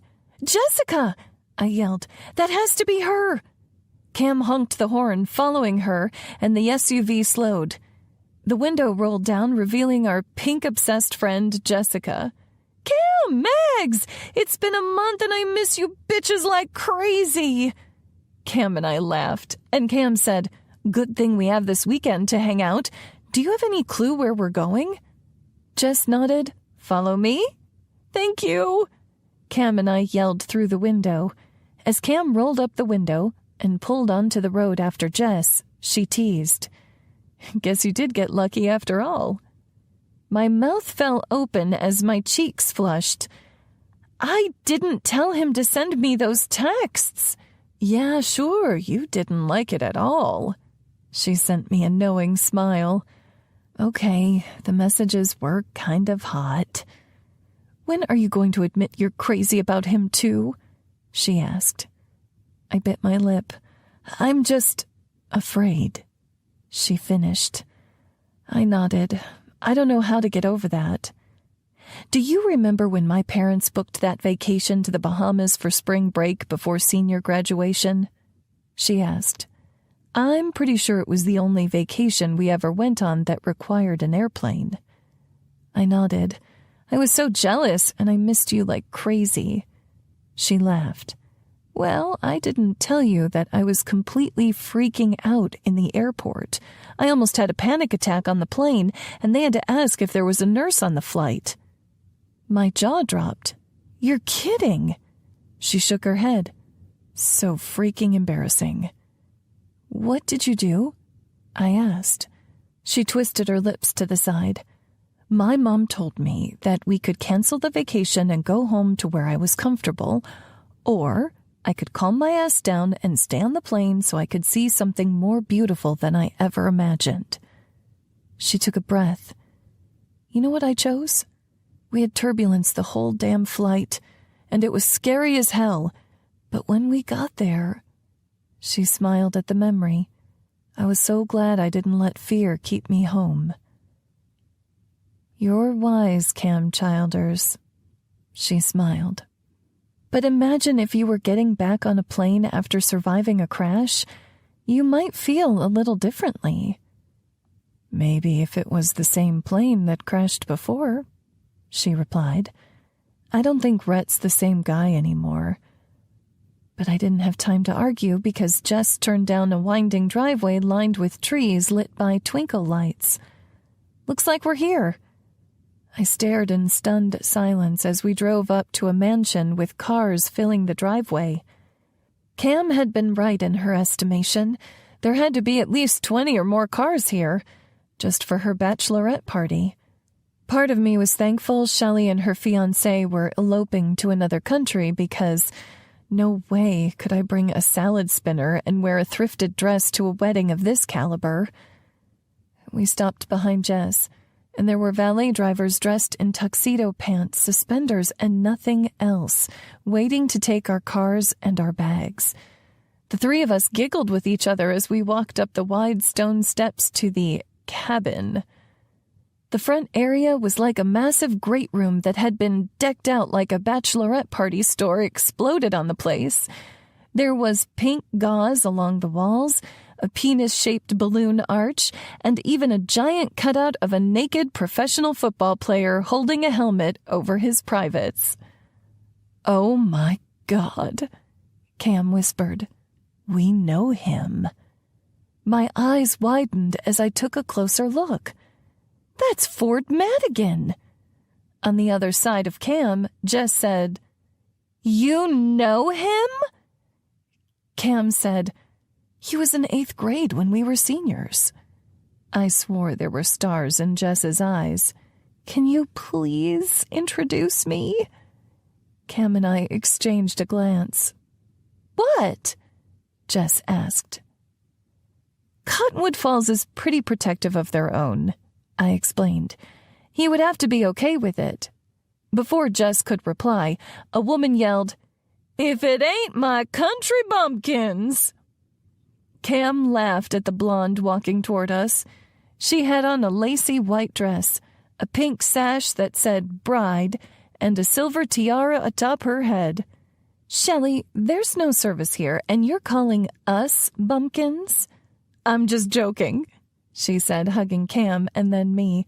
I've missed you too. Are you sure you can't move back to Austin? Not with Cam in love, I teased. Cam rolled her eyes at me but couldn't hide her smile. Oh my God, Shelley said. We need the story. Everyone, sit down, it's story time. Shelley began dragging Cam toward the pink beanbag chairs spread about the room, and Jess hooked her arm through mine. Isn't it good to be back? She laughed. You know it, I smiled. I liked being back in Cottonwood Falls, but I missed this too. I'd made so many friends in Austin. I needed to do better about staying in touch, even when life got busy. Tell me about you, I said to her. How is your job going? As we got settled in, Jess told me about rising through the ranks at her pharmaceutical sales company. It sounded like she was in line for a major promotion. That's amazing, I said. I'm so happy for you. She grinned. And how's the salon? I love seeing all your posts online. My heart warmed just thinking about the salon. I was really worried after leaving Austin that Cottonwood Falls would feel smaller than it did before, but I think that time away made me appreciate it more. I told her about all the sweet clients who came in and wished me well, and even a little about Rhett. He sounds hot, Jess said. He is. A wave of squeals sounded through the room, and Shelley yelled, Who booked me a sexy cowboy stripper? I looked to the door, an amused smile on my face until I saw who walked in. Rhett freaking Griffin. 34. Magnolia. Rhett and I connected glances, and he opened his mouth to say something, but Shelley yelled, Don't be shy, cowboy. You've got $100 tip waiting for you. But take the shirt off. Show us those abs. I saw the moment the realization hit Rhett. If he danced with this girl, he could make $100 and probably recoup whatever money he spent driving here for some harebrained reason. Then I saw him decide against it, giving a slight shake of his head. Shelley clapped her hands together, chanting, Dance, dance, dance.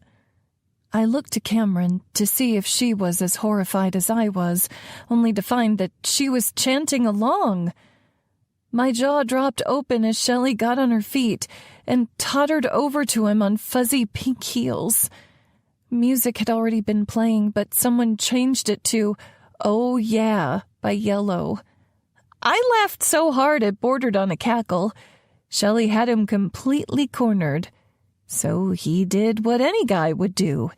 He began unbuttoning his pink, sparkly jersey. I put my face in my hands, laughing at the ridiculousness of the situation. Once he had the jersey off, he spun it over his head in a few quick loops and then sent it flying through the air to me. I caught it, and Jess and the other girls around me cheered. Grinning, I put it over my shoulders, vaguely wondering if Rhett was a work-for-hire stripper back home. He definitely had the body for it. The song changed to Save a Horse, Ride a Cowboy by Big and Rich, and my stomach hurt from laughing as all hell broke loose. He lowered Shelley on the couch and gave her a lap dance, his back to her as she tucked a $100 bill into the waistband of his Wranglers. And from the looks of it, he was earning that $100. He took her tiara off her head and put it on his, prancing around in front of her while he swayed his hips left to right. Tears were coming out of my eyes. I was laughing so hard. Why wasn't I filming this? I got out my phone, sliding over to the camera just in time to see him twerking while all the girls screamed and cheered. His brothers would never let him live this down. But then the front door opened and 2 guys walked in wearing police uniforms. The music paused, and everyone looked at them curiously. Shelley got up saying, "I'm sorry, officers, we'll turn it down." The 2 guys looked at each other and one asked, Did you hire a different stripper service? Confused, Shelley looked from Rhett to the officers. Her best friend Lindsay said, I only hired one. We're it, the guy said, thumbing toward his chest. Then everyone swung their gaze from the officers to Rhett. Shelley said, If you're not a stripper, then who are you? Before he could say a word, I piped up, I'll get him out of here. Carry on with the party. Everyone watched as I marched to Rhett, taking his bare-muscled arm in mine and walking him to the front door. A Marvin Gaye song was playing before it closed behind us, leaving us alone on the massive covered porch. I passed Rhett his jersey, and he slid it on, but didn't worry about closing the buttons. The view of his chest and abs was highly distracting. How did I do? Rhett asked with a smirk. I've never considered stripping before, but they seemed to be into it. Rhett! I half laughed, half cried. What are you doing here? He rubbed the back of his neck. You said you'd text me, and when you stopped replying, I got worried. My lips parted. You drove 5 hours in the middle of the night because you were worried about me? It was better than searching the news for a car accident. His eyes were so full of emotion I couldn't fault him, so I took him in my arms, hugging him. He held me close, saying, I'm sorry. I just had to know that you were okay. He pulled back, running his hands over my arms. How did you even know where to go? I asked. I called in a favor with Knox to ping your phone where you last had service since I was so worried. I drove around a little and saw what I thought was Cam's car, but I had to come inside and make sure. I tilted my head. You didn't have to do all that. I'm sorry I didn't call you. He shook his head in return. Just my overactive imagination. I'd hate it if something happened to you, but I hope you have a good time with all your friends. The bride seems like a lot of fun. He held up the $100, waving it. I laughed, and he turned to walk away down the front steps. You're leaving? I asked. He winked. I already got what I came for. I just wanted to know you're safe, not interfere on your time with your friends. He smiled gently. Have a good night, Max. I smiled after him as he walked past the half-naked valet drivers to his truck parked in the driveway. He was more than a knight in shining armor. He was a cowboy in a pink jersey with a heart of gold and an insane amount of rhythm. So much better. Chapter 35. Rhett. I pulled up to the practice field early Tuesday and waited for the rest of the team to arrive. Maggie and I had been texting on and off since the party, but I wanted to see her in person. I needed to ask her to dinner with my family tomorrow night, and the thought had me all itchy and nervous. I'd never brought a girl to meet my family aside from her, not once in all these years. Esther got to practice first, running up to me. Look what my mama got me. She held up a bright yellow bat. It's lucky, she said. This should help me hit a lot of balls at our next game. I grinned. That's a cool bat, Esther. We'll practice batting today so you can use it. She jumped up and down happily, then looked over my shoulder. Maya, look at my bat. I followed her gaze to see my niece approaching while my sister sat on the bottom row of the bleachers, holding Graham's leash. That dog was as much a part of the family as I was. A few other girls arrived, and I had them go out to the field to start stretching. And then I saw her. Maggie. She was adorable in her black athletic shorts and a matching crop top that showed a small strip of her bare midriff. Fuck, did that sliver of stomach do something to me? I wanted to pull that top up and see her beautiful chest, pull her shorts aside and fill her the way I've been wanting to do since I heard she was coming back to town.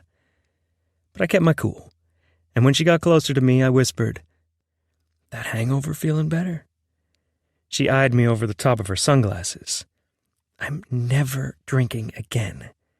I laughed. That's what we all say. keep teasing me and that video I have of you is getting posted on the internet." My jaw dropped. "You took a video? How could I not?" She smirked. "I've watched it 3 times already." "You're devious, Maggie Ray." She shrugged and then scanned the field of our girls, who had abandoned stretching and started playing tag. She used her fingers to count them off and said, "Gang's all here." I called out for them and we started a batting drill, beginning with Esther and her brand new bat. It was practically glow in the dark with how bright it was. At the end of practice, we went through the familiar motions of cleaning everything up, and Maggie lingered by my truck. Her standing there reminded me of the last practice, when I'd taken her out to the country and punished her. The way she screamed my name still played over and over in my mind. But I needed to keep my head on straight because I had a question for her. A big one.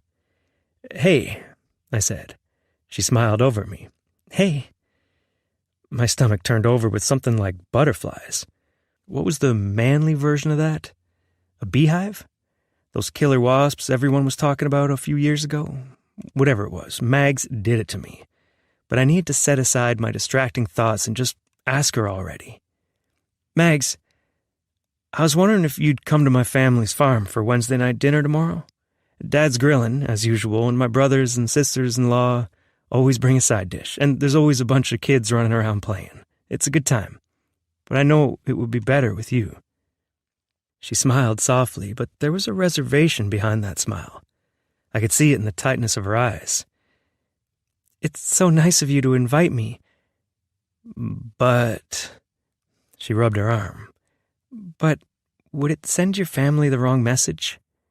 "What do you mean?" I asked. Those butterflies/bees/wasps quickly turning to lead. "I mean, they might think we're a couple." Forget lead. Now her words were like a punch to the gut. "You don't want them to think we're together?" Her mouth opened and closed. Then she spoke carefully. "I only mean that we're still figuring out what we are. We haven't discussed labels or anything." I raised my eyebrows. "Labels? I'm a grown adult. I don't need to call you my girlfriend to know what you are to me." I shook my head. "Mags, I know what I want." I put my hand in my chest. "I think you're the only one who doesn't know." She reached for my hand, but I felt stiff under her touch. "Rhett, we're having so much fun together. Isn't that enough?" I stepped back, pacing the ground in the dim dirt parking lot. "I don't want to have fun with you, Mags. I told you I was done fucking around with girls just for the hell of it, and I meant it." Her eyes studied me, looking darker than usual under the dusky light. "I don't know if I can give you a relationship, Rhett." A lump was growing in my throat. All that hope I'd been holding on to, all that progress I thought we'd made, it was disappearing, leaving me just as hollow as I'd felt before she came back home. And I realized I'd been holding out for this girl for the last 15 years in one way or another. 3 more years of this, and I will have spent more than half my life hung up over Maggie Ray. And after what happened last year, I knew life was short. I couldn't do this anymore. "Rhett?" she asked. I met her gaze, taking her hands in mine, and knowing this could very well be the last time we touched. "Maggie, I understand that you don't know what you want, but I can't stick around hoping you'll decide it's me. If you're not ready to move forward, to give us a real shot, then I think this is it for us." My voice barely held out to that last word, and I blinked quickly to hold back tears. I didn't want her to try and console me or be with me because she felt bad, but because she truly wanted to see what the future could hold for us as a couple. I held on for one more second, memorizing the feel of her soft hands under my calloused ones, remembering the way her blue eyes held mine like no other woman's ever had, but also holding on to that knowing in my chest that said, I deserved someone willing to give me their heart. When she didn't speak, I let go and said, "I'll see you at the game on Friday, Maggie Ray." She didn't say a word, and when I got in my truck and drove away, I still saw her standing there in my rear view mirror. Chapter 36. Rhett. I picked up a six-pack from the liquor store in town before driving out to my parents' place. Griffin Farms had meant a lot to me over the years. It was the place I learned to walk, to drive a stick shift, how to swim in the creek, and how to rein a cutting horse. It represented a dream, a piece of land to call my own and raise my family. But also it reminded me that no matter how alone I felt, I still had a place to call home. I drove under the Griffin Farms sign, my chest just a little lighter than it had been before. At the end of the drive stood that white farmhouse with the flower boxes under the windowsills Mom kept planted and blooming in the summertime. There were cars all over the driveway. Henrietta's pride and joy, her red SUV, Gage's white minivan, Liv's truck, my parents' vehicles, and now my truck too. I parked behind the old pickup with white doors and a red cab and bed we called Candy Cane. Then I grabbed the six-pack and walked inside, bracing myself for Mom to ask where Maggie was. I still didn't know how I'd answer, because there wasn't an easy way to say the girl you loved didn't want to be with you. I made it a few steps down the sidewalk before my nieces and nephews sprinted past, spraying each other with water blasters. Except Maya missed Andrew by a good 2 feet and completely soaked the front of my shirt with water. I took a deep breath against the cold burst, and Maya and Drew stared at me wide-eyed. Great. Just fucking great. Maya said, "Uncle Rhett?" I kept my eyes closed, cooling down. This was exactly the distraction I needed right now. "You're gonna pay for that," I said, grinning. "Go on, I'll give you a 5-second head start." They didn't move, so I started counting. 5, 4. She and Drew screamed and sprinted off, making me smile despite that well of sadness in my chest. When I got to 0, I ran around the house to the backyard, where they were trying and failing to hide behind the doghouse. I hauled Maya over one arm and Drew over the other, carrying them kicking and screaming toward the spigot. Drew's siblings, Levi and Cora, were cackling and snorting at the pair of them about to get payback. "Cora," I said, "give me a couple water balloons, will ya?" She dutifully walked to the bucket full of balloons and carried 2 to me, as Drew and Maya struggled in my arms, half laughing, half arguing. "Okay, Cora, right on their heads," Maya said. "Cora, you're my favorite cousin. Don't do that." With an evil grin, Cora smashed the water balloon on Maya's head, sending water right down her face. I cackled at Maya's stunned expression, but then Cora got Drew with another balloon, making me laugh even more, despite the fact that my clothes were getting wetter by the second. Still in stitches over Drew's sputtering face and Maya's protestations, I let them go. But that was a mistake. They both went to the balloon bucket fast as lightning and proceeded to rocket water balloons at me, with Levi and Cora's help, until I was soaking wet and had to yell, "Uncle." They finally let me go, and I walked around the side of the house where the patio was, water literally dripping off me. Dad, Gray, and Agatha were out there, drinking and talking, but when they saw me, they burst out laughing. Wiping his eyes, Gray said, "Just like when you were all kids." I smiled. "Grow up, don't grow old, right?" Gray nodded. "That's right." Out of the corner of my eyes, I think I saw Agatha giving him a warm look, but it was gone before I could be sure. She had a reputation for dating the worst men when I was younger, but I couldn't remember seeing anyone for years. Maybe both counts would change soon. Dad said, "I have some extra clothes you can borrow." I saluted him and walked past them, taking off my sopping wet boots at the door. Mom let me go without questioning about Maggie, probably just so I wouldn't mess up her floor. And I went back to the main level primary bedroom, pulling some sweats and a t-shirt out of Dad's drawers. Thankfully, Mom had just bought him a pack of underwear, so I pulled back the plastic, getting out a fresh pair. Something about having my balls in the same place Dad's had been gave me the willies. Willies. I shook my head at myself, finished dressing, and tossed my wet clothes in the hamper. We'd call it a trade. When I walked out, my hair was still damp, but Mom smiled at me. "All dry?" I rubbed my hair. "Mostly." She smiled at me as Fletcher and my brothers sat at the table drinking their beers. Fletcher said, "The kids came in bragging that they got you." The tips of my ears warmed. "Yeah, but I got them first." The guys chuckled, and Mom shook her head at me. She reached into the fridge for a beer and handed it to me. "Maggie couldn't make it?" After all the levity earlier, I found myself quickly sinking back to the depths I'd been in before I arrived. Actually, well, Maggie... The front door opened, and we turned to see Maggie coming in, holding a glass pan covered in foil. She smiled nervously and said, "Sorry I'm late, Deidre. I had to finish making a side for tonight." I took her in while Mom fussed over her and the pan. Maggie was here, which meant we had a chance. 37. Magnolia. I could feel Rhett's gaze on me as his mom took my pan of cheesy potatoes. My heart was in my throat, and my stomach was full of butterflies, because we both knew what this meant. I was going all in on what could be the start of happily ever after, or really big disaster. But I was stronger now than when we first broke up. I knew I could survive heartbreak, forge a life for myself, even date and love other men. Still, there was a part of me that knew what Rhett said was true. In some unexplainable way, we were linked to each other. While his mom brought my pan of food to the back patio table, Fletcher leaned back and said, "Well, well, well. Shut up," Rhett muttered, coming to me and putting his arm around my waist.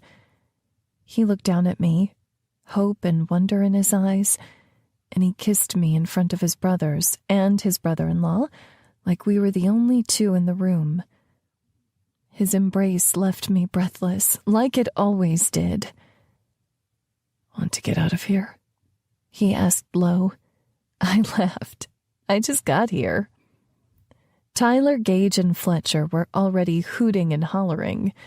Their noise had the screen door sliding open and Rhett's sister Liv coming inside, followed by 2 other women. "Oh my gosh," Liv said. "Mom said you came, but I couldn't believe it." My cheeks felt hot as Rhett's grip on my waist tightened slightly. "Yeah," Rhett said.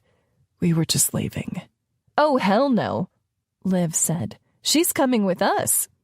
I raised my eyebrows, wondering who would win in this standoff. Rhett said, "Like hell she is." Fletcher cut in. "Come on, Rhett. You get to see her all the time. This is new to the rest of us." Rhett glared at his friend. "Traitor. Marry my sister and all of a sudden you're on her side." I laughed at the pair. "It's okay, Rhett. I'm happy to go with Liv." Liv stuck out her tongue, then came and looped her hand through my arm, marching me away from Rhett. "Where are you taking her?" Rhett asked. "None of ya," Liv teased. I giggled, just like old times. Liv nodded happily as she walked me to the stairs, the other 2 women following. When we reached the top of the stairs, it was like déjà vu. I used to sneak up here with Rhett when his parents weren't home to make out. But this time, Liv steered me toward her room, and once the 4 of us were inside, she shut the door. And maybe I regretted telling Rhett it was okay. But I knew, if I was with Rhett, I was with his family too. It had been that way back when we first dated, and I knew that much hadn't changed. Liv clapped her hands together happily. "I knew you were together. I definitely saw sparks between you 2 at practice." My cheeks heated as I glanced toward these other women I didn't know. "Oh," Liv said, "this is Tyler's wife, Henrietta." She gestured toward a beautiful black woman with natural hair that almost brushed her shoulders. "You can call me Hen," she said with a smile. And then Liv gestured at a white woman with dark brown hair and a heart-shaped face. She looked so familiar. Had we gone to school together? "This is Gage's wife, Farah." "I knew I recognized you," I said. "I saw that press conference they had when you 2 first started dating." I cringed. "You handled all the media well. I think I would have melted into the floor." Farah batted her hand through the air. "All water under the bridge now. The real news item of the moment is Rhett bringing a woman to dinner." Hen nodded. I've been married to Tyler for 3 years now, and I've never seen Rhett bring a woman over. Farah agreed, not once. Liv added, not since you left town. My heart warmed. I was starting to believe Rhett when he said these other women occupying his time were just that, a distraction from what he was really feeling. Maybe I wasn't the only one who had been hurting after we broke up. We just had a different way of coping. I think your mom's excited, I said with a laugh. The three laughed too, and Farah said, I like her. The compliment made my cheeks warm. Tell me about you two. Liv said, take your time. Rhett will go crazy wondering what we're talking about. We laughed as Liv settled on the desk chair. Then Farah, Hen, and I sat on the full-sized bed. It was like a sleepover, but we were all grown. Warm, fuzzy feelings flooded my chest. Is this what it would be like if Rhett and I stayed together? I'd get instant best friends? Henrietta and Farah shared a glance, and then Hen said, I grew up in California. I have 3 older brothers, and I'm super close with my parents and my grandma. I worked in property management, and the company Tyler worked for was building a new complex for us. One thing led to another, and she shrugged. Liv said, she makes it sound simple. Tyler was fired from his job for... Henrietta said, She does not need to hear that the first day. Liv and Farah laughed, while I gave Hen a bashful look. Deidre already told me. A ruckus broke out in the room, Liv laughing so hard she started coughing, and even Farah was wiping tears from her eyes while Hen shushed them both. Don't tell me you two've never gotten carried away.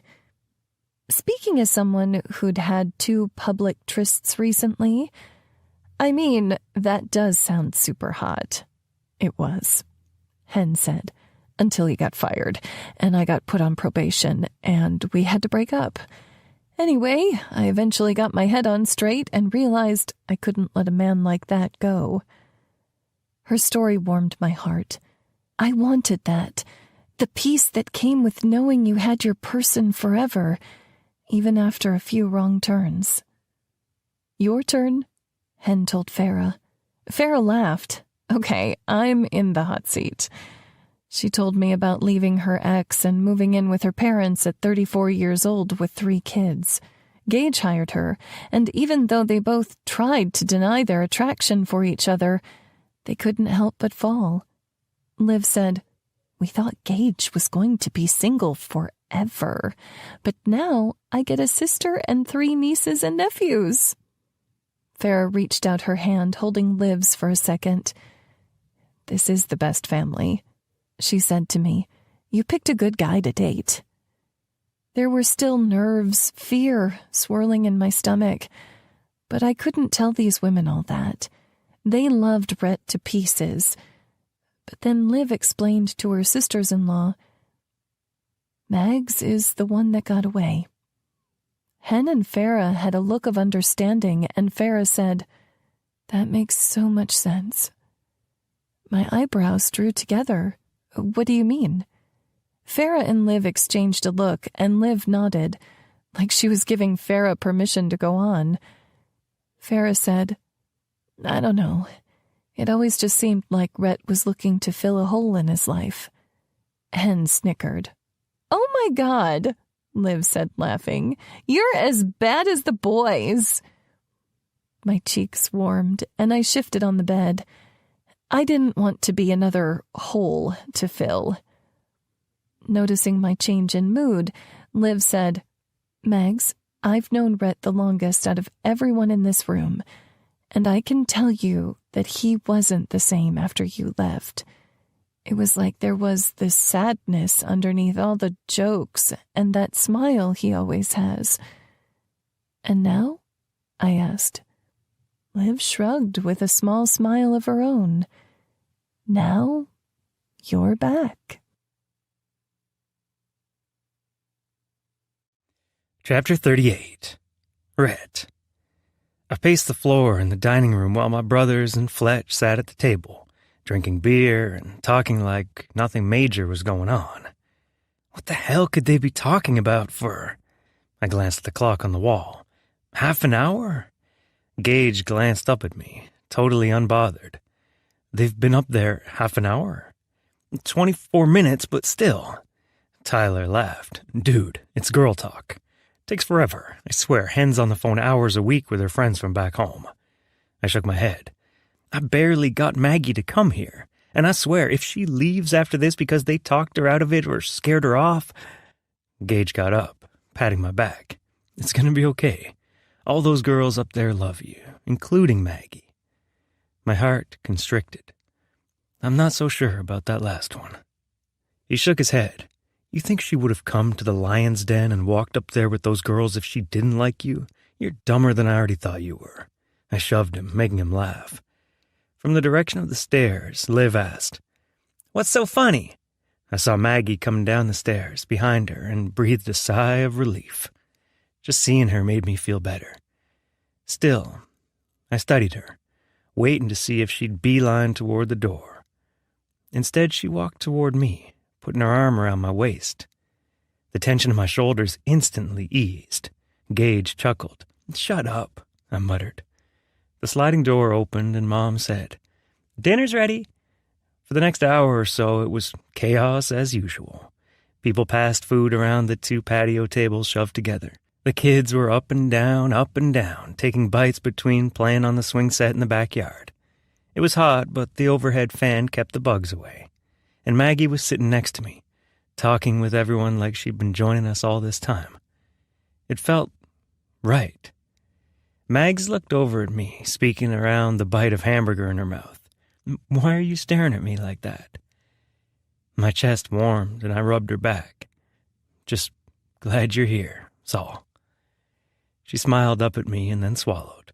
The movement of her throat was so fucking distracting I had to look down and take a drink from my beer. Couldn't I keep it in my pants for a couple hours? She looked worried. Do I have something on my face? She wiped at the corners of her lips. I caught her hand, kissing her palm. You're perfect. Her cheeks warmed. You're a sweet talker, Rhett Griffin. Suddenly I felt eyes on me, and I looked over to see almost everyone at the table staring at us. Quickly, everyone looked away and talking resumed. Maggie chuckled, and I shook my head.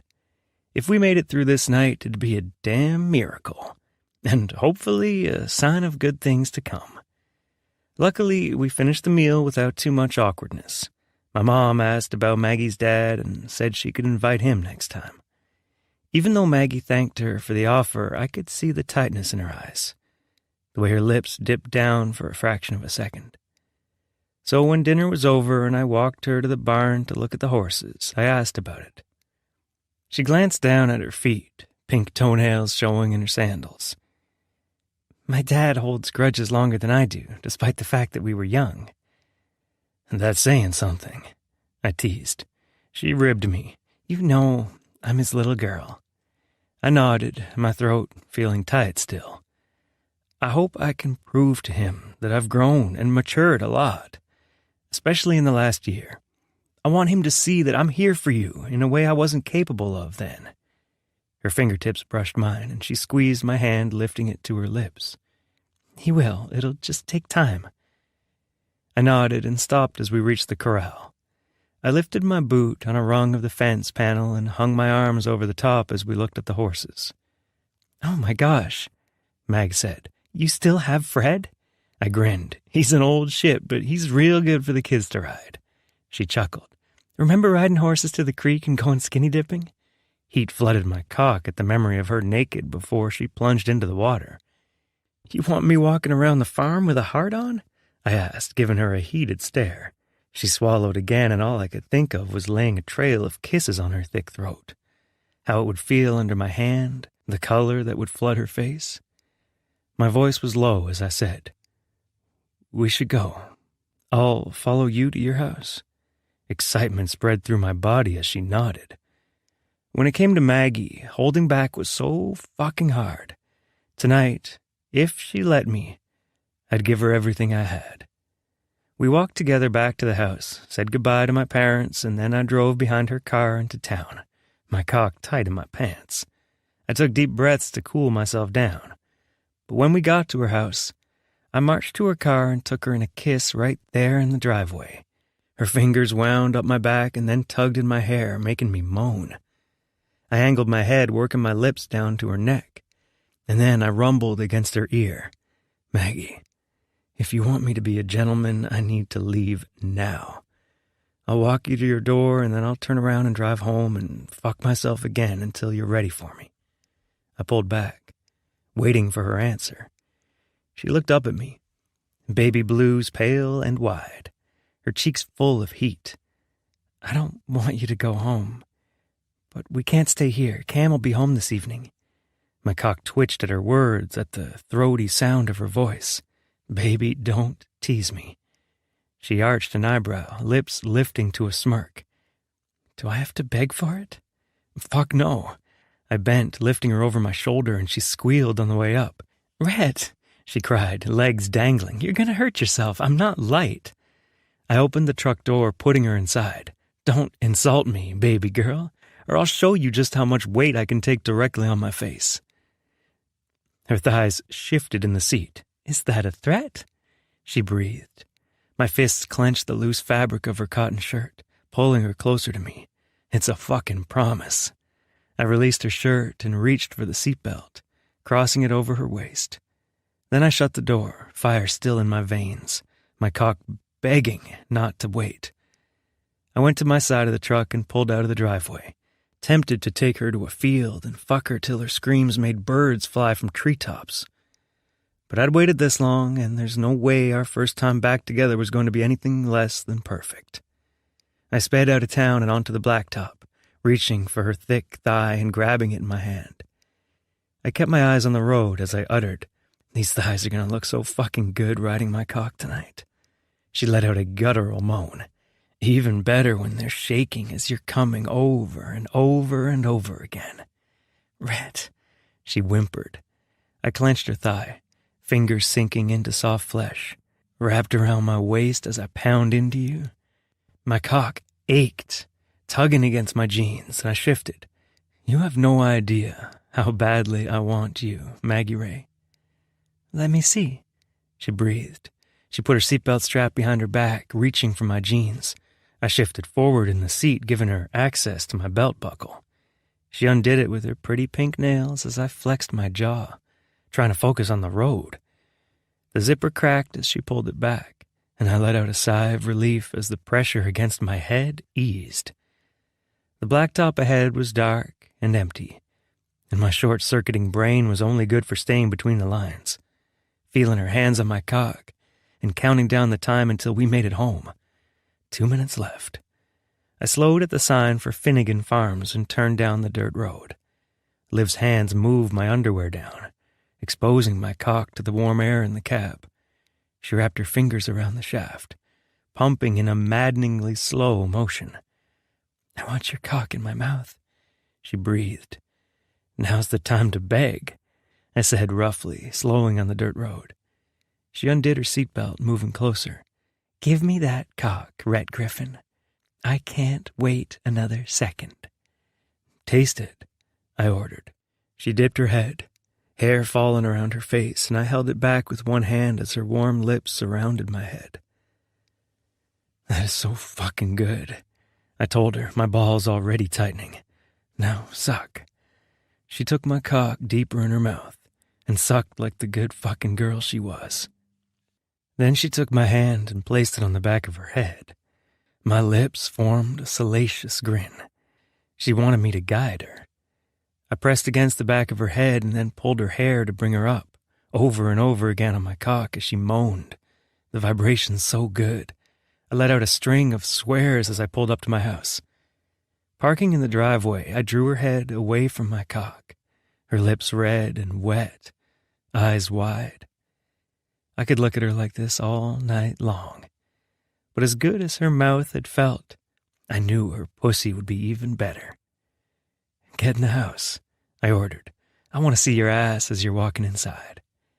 Her eyes were wide as she unbuckled and got out of my truck. She pulled her jersey up so I'd have a good view of her ass in the denim capris, and damn, I bit on the crook of my index finger. This had to be a fever dream. Something better than reality, because I'd hoped for this day for years. And now that it was here, I realized nothing I imagined had done this moment even an ounce of justice.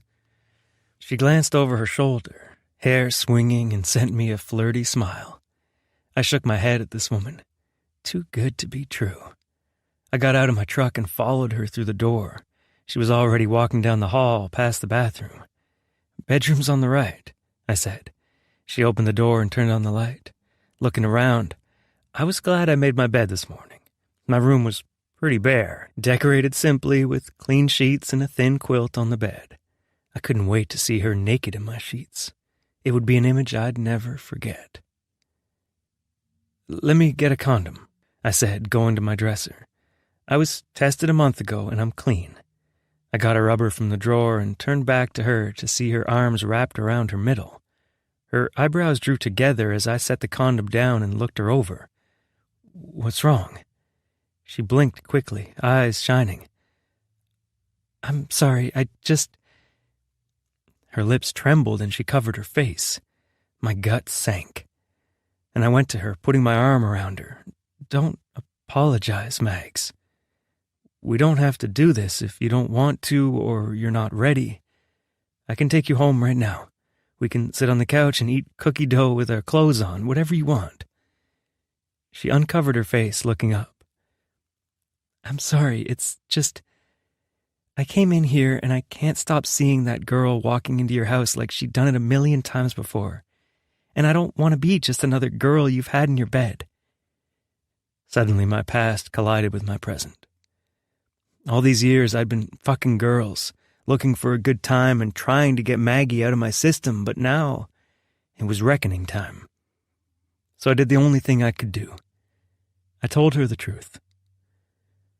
"I'm going to be honest with you, Mags." I gestured at my bed. "I've fucked a lot of women over the years. Sometimes when I was feeling lonely, sometimes because I was bored, and sometimes just because it was what I was used to. But I mean it when I say I want to make love to you. Will you do that?" she asked. "Do what?" "Make love to me tonight." 39. Magnolia. I waited for Rhett to shy away, but he tilted his head, closed the distance between us, and took my face in his hands. He lowered his lips to mine, kissing me so gently that tears were already forming in my eyes. I wrapped my arms around his waist, holding onto him as he kissed me slowly, softly, and we got used to the taste and feel of each other all over again. He drew his lips along my cheeks, my jaw, my forehead, his hands never straying farther than the small of my back or my waist. When I felt comfortable, I reached up, unbuttoning his shirt. The realization of what we were about to do made me smile against his lips.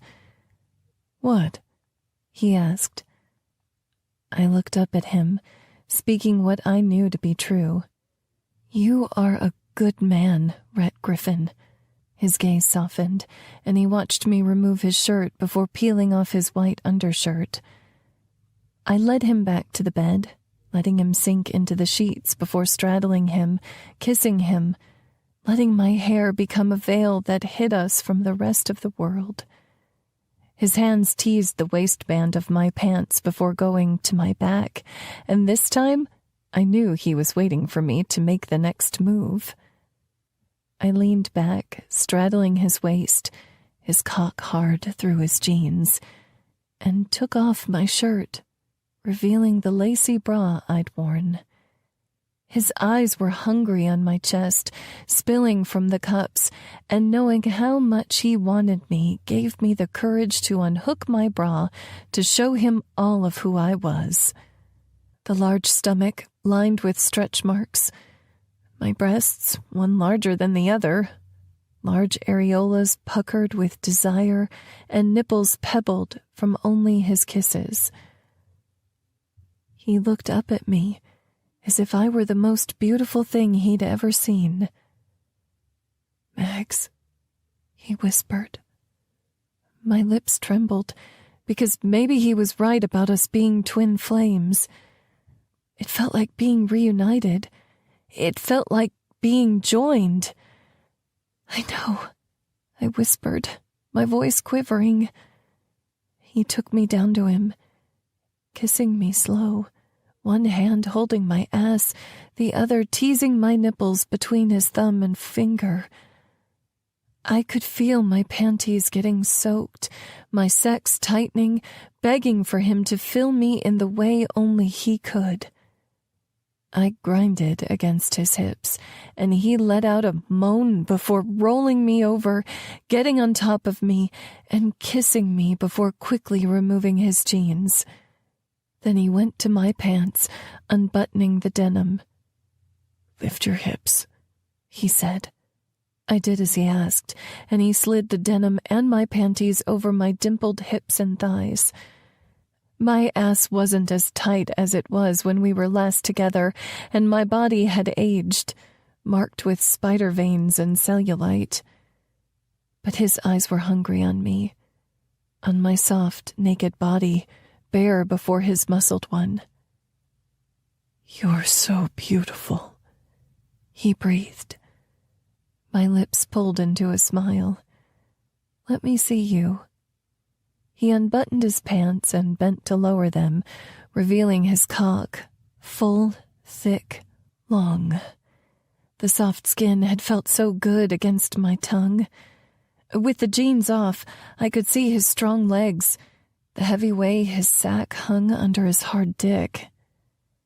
"Come here," I breathed. He walked to the dresser, reaching for the condom, but I shook my head, reaching out for his hand. "I'm on birth control. I want to feel you make me yours." With his jaw flexing, he reached for the condom anyway, sliding it over his length. "You're still mine." He came to me, settling between my legs.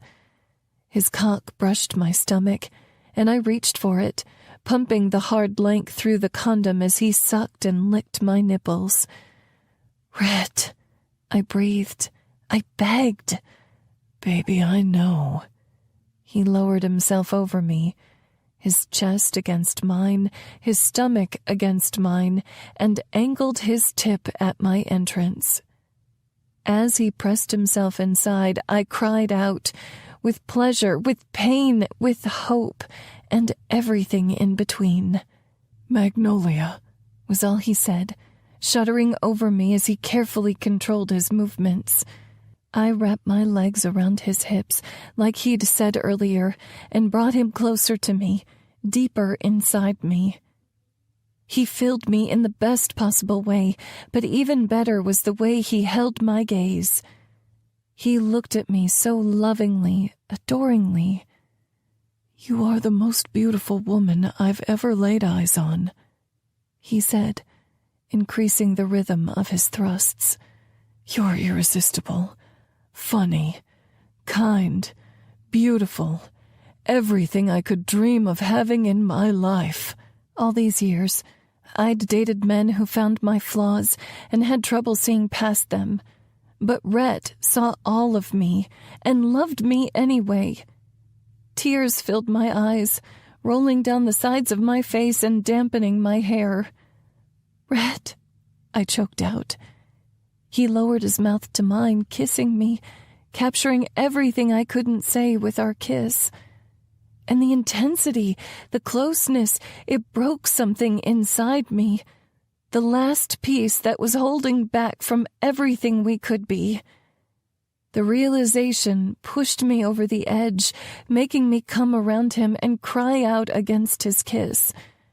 Feeling me come set off his own orgasm, and he grunted against me, releasing everything he'd been holding back. When all the waves had passed, he slowly rolled away from me. Once he removed the condom, He pulled me into his arms, holding me close against his bare chest. Both of us spent. He kissed the top of my head, his voice raw as he said, "I know I shouldn't say it this soon, but I love you, Mags. I have since I was 16 years old." Tears spilled down my cheeks, and I held onto his arm draped across my chest. "I'm sorry it's taking me this long to say that I forgive you, and that I love you too." He cupped my face, kissing my forehead. Warmth spread from the point of contact, and I lay with him, enjoying his warmth, this closeness, the feeling of his arm around me. I glanced down, noticing the black ink on his bicep. "That's new," I said, nodding toward it. He lifted his arm as if to check where I was looking. When he spotted the windmill tattooed in black, he said, "My siblings and I got that a couple years after I graduated. Gage and Dad had a big falling out, and Liv had this idea that we could get a sibling tattoo to remind him that we'd always be there for him."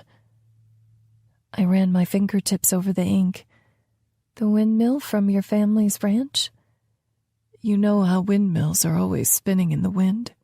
he asked. I nodded. "No matter how much they move, they're always there. Just like families always there for each other." I lifted my lips in a smile. "That's sweet of you." "I can be sweet sometimes," he said. I blew out a small laugh. "What was that?" he asked, mischief in his eyes. "Nothing," I said quickly. He tickled my side. "Is that so?" Giggling, I squirmed to escape him and rolled to his other side. He stopped tickling me, but I got a view of the surgical scars on his back, one on his shoulder, another on his neck, and one farther down his side. It felt hard to get air. "Red, what are these scars from?" Chapter 40. Rhett. My shoulders tensed. "What is it?" she asked, moving to sit in front of me. She held the blanket over her chest and looked at me with wide, worried blue eyes. I hated the fear I saw there, because just moments ago everything had been the definition of perfection. I reached out to hold her hand, console her. "You don't need to worry about me." She tilted her head with a frown. "Tell me." My jaw clenched. I didn't want to relive the memory, but to have a future with someone, you needed to understand their past, too. A year ago, we found a spot on my back. When Fletcher sent it in for testing, it came back cancerous. She covered her mouth with her hand. "Cancer?" Running my thumb over the back of her hand, I said, "We were able to remove it all with surgery, and since then I've had regular appointments to check for more. Some of the scars heal different than others." Her chest heaved with deep breaths. "That's so scary." I rubbed her back, loving the soft feel of her skin under my hand. It grounded me enough to continue. Because I knew if Darlene hadn't seen the spot when we were last together, I never would have mentioned it to Fletcher. Who knew how differently things might have gone if diagnosis was later? If I'm being honest, it was the wake-up call I needed. I knew I had to finally make something of my life, because we're not promised tomorrow. She reached out, hugging me, and we held each other for moments. It was the healing touch I didn't know I needed. "Thank you," I breathed. I felt her smile against my shoulder. Emotion rose in my throat as I said, "We need to celebrate." "Celebrate?" I nodded. "How do cookies sound?" She smiled at me. "Sounds amazing." I made us cookies from the dough I kept in the freezer, and we ate cookies and milk in bed before falling asleep. Some younger, dumber version of me might have considered this lame. But I'd never been happier in my life. I waited until she fell asleep and got my phone from the nightstand, texting Fletcher. Rhett. It happened. Fletcher. Who is this? I grunted at the phone. Rhett. Who the fuck do you think it is? Fletcher. You're sounding a little murdery. Rhett. You're sounding like a bitch. Fletcher. Rhett. Fletcher. You got with Mags? Rhett. Multiple times. For her, of course. Winky face. Fletcher. TMI, TMI, TMI. Rhett. Nothing should be TMI for a doctor.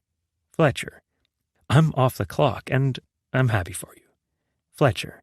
So when are you putting a ring on it? Rhett. We just slept together. Fletcher. You asked me the same thing when I got with your sister. At least I'm not asking in front of Maggie. I could feel his pointed stare even through the phone. Rhett. I messed up once before, asking her when she wasn't ready. I can't mess it up again. Fletcher. You're both older now, and I can guarantee she's wiser. Rhett. Ha ha ha. Middle finger emoji. Fletcher. Love you too. When we got up in the morning, I woke up to find Mags already in the kitchen, cooking in her underwear and my oversized t-shirt. Liv got it for me because she said it was on trend. I had never worn it because it looked dumb on me, but damn. I leaned against the wall, biting my bottom lip. Fuck, do you look good. She glanced over her shoulder at me, smiling. She'd washed off all her makeup and pulled her hair off her neck into a ponytail. It was all natural, the rawest, best version of her. I haven't even brushed my teeth. You could borrow my toothbrush, I offered. She winced. Gross. Babe, you had my cock in your mouth last night. She arched a brow. You're right. Maybe I shouldn't do that again, for sanitary reasons. Fuck, no. I went to her, pulling her away from the stove and kissing her deeply. But this time the doorbell interrupted our kiss. She looked at me, half exasperated, half threatening. I swear to God, if that's another girl at your door, I'll just make a no soliciting sign, I teased, grabbing a pen from the junk drawer and writing on the magnetic notepad on the fridge. No fucking allowed. Brackets, unless you're Maggie, then fucking is encouraged. She rolled her eyes at me and continued cooking. Just get rid of them fast, will you? Sure thing. I went to my door and pulled it open, ready to tell whoever it was that I already had a woman in my bed and I wasn't letting her go anytime soon. But then I saw who was standing there. From behind me, Maggie said, Dad? 41. Magnolia. With my dad standing in Rhett's doorway, I was suddenly very aware that I was only dressed in Rhett's shirt. I tugged at the hem and asked him, What are you doing here? Rhett cleared his throat. You're welcome to come in, Mr. Gibson. My dad's face was pale as he stood frozen in the doorway. Magnolia, can you get dressed, please?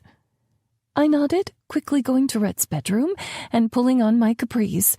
I went ahead and changed back into my top from the night before and found Rhett and my dad standing awkwardly on the front porch. Rhett's skin was paler than normal, and my dad's jaw was tight. What's going on? I asked. They both looked down. Shit, what had they said to each other? Dad cleared his throat. My mechanic can't get my truck in until next Thursday, and I can't afford to sit out that long. I knew Rhett was trained in diesel mechanics and wanted to see if he'd do me a favor by fixing my rig. I looked from Dad to Rhett. Can you do that, Rhett? I asked. He nodded. Course I can, but he doesn't want me to do it anymore. I tilted my head at my father. Dad, of course you can have Rhett work on your truck. I was having trouble asking him before I knew you were in the sack together. Dad folded his arms over his chest, bringing his chin down and then back up. He scrubbed his hand over his scruff and shook his head. Shit, Mags. I thought you were smarter than this. My stomach sank. Dad. He shook his head. You might not remember, but I do. You were a little girl, 18 years old, lying on my couch for an entire summer, crying your heart out, broken because of him." He jabbed his finger toward Rhett. Rhett's jaw muscles ticked, but he didn't say a word. Shame and anger swirled in my gut. I knew I'd have to talk to my dad about this eventually, but I hadn't prepared for it to happen today, and now I wasn't just defending Rhett to him, I was defending myself. I gritted my teeth, squared my shoulders. "Kid?" I said. "What?" Dad asked. "You said I was a little girl, a kid back then. Well, Rhett was too." Rhett glanced over at me, and the gratitude in his hazel eyes nearly made me melt. Dad just seemed more frustrated. "You may have been out of Cottonwood Falls for over a decade, Maggie, but I haven't. I've heard everything about this kid, and yes, I say kid, because a man doesn't toy around with women the way he has." The women agreed to what they were doing, Dad. My voice shook, half from shame, half from worry. I didn't want to choose between my dad and the man Rhett wanted to prove he could be. "I don't want you to be just another notch on his bedpost, because that's what you are to him," Dad said. "A means to an end, one he already got by the looks of it." My heart split at his words. "That's over the line, Dad." Dad shook his head, turning to walk away. "Forget it about the truck." But then he turned back. "Come over on Sunday, okay, Maggie? We'll talk this out then." I froze, shaking my head. "I'm busy this weekend." Dad looked between Rhett and me. "Mags, I expected more from you." He started walking off, but I was so angry I had to follow him the few steps to his pickup. "Dad, wait!" I called. He stopped and looked at me, a questioning look on his face. "So it's okay for you to call on Rhett when you need a favor, but it's not okay for me to get to know him again?" "It's different." "Why?" I asked. "Because you're not desperate." He got in his truck and drove away. But I stayed where I was, feeling torn between these two men as tears brimmed in my eyes. Rhett came to me, putting his arms around my shoulders, but I felt stiff under his touch. "I'm sorry," I said, wiping at my eyes. "It's a lot to get used to," Rhett said gently. "What did he say to you before I came out?" Rhett cringed. "Tell me." He took a breath. "He said you deserve better than a—" "Rhett, tell me." He cringed again as he said, "A piece of shit womanizer who only cares about getting his dick wet." My lips parted, feeling a punch in the gut just from hearing the repeated words. "He said that? In those words?" Rhett nodded curtly. I couldn't imagine how hard it was for Rhett to hear firsthand. "What did you say back?" Rhett tilted his head. "I told him that I was trying hard to be what you deserved." "And he didn't believe you?" I finished. His lips quirked at the side. "Looks like you're not the only Gibson with a hard head." Smiling, despite myself, I leaned into his hug, but my features quickly fell. "I can't choose you over him, Rhett." He kissed the top of my head. "It's too soon to worry about that. Why don't I take you back to your house so you can get ready for work?" I turned in his hug, looking up at him. This really was a different Rhett. The one I knew was hot-headed and said what was on his mind. He was a lot like my dad that way. This confrontation could have been disastrous. Instead, he was kind, understanding to my dad, to me. "So this is what it feels like to fall all over again?" He brushed back my hair. This is what it feels like to have me catch you on the way down. Chapter 42. Rhett. Maggie and I texted each other, talked on the phone Thursday night, and had a hell of a game Friday night that the girls barely won in an extra inning. But when I asked her to stay over at my place Friday, she said she had to pack and get ready for our rodeo trip the next day. I tried not to read too much into it, but I could still feel myself stressing as I put fresh sheets in the camper Saturday morning. I was so lost in my thoughts. I almost didn't notice Cooper walking over with his duffel bag. I nodded his way as he opened the storage space underneath and shoved it in. "Why do you look like you stepped in shit?" he asked. I continued into the camper. "I slept with Maggie Wednesday night." "What?" he yelled, hauling himself inside. "Why aren't you over the fucking moon?" I began spreading the sheet over the queen bed up front, probably because her dad came over the next morning.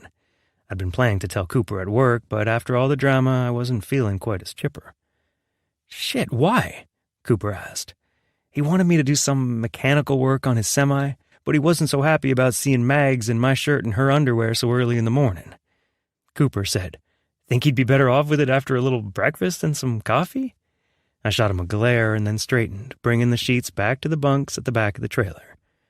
Seems he holds a grudge the same way Maggie does. I handed him one and he climbed to the top bunk. "What happened after?" he asked from above me. "She still coming today?"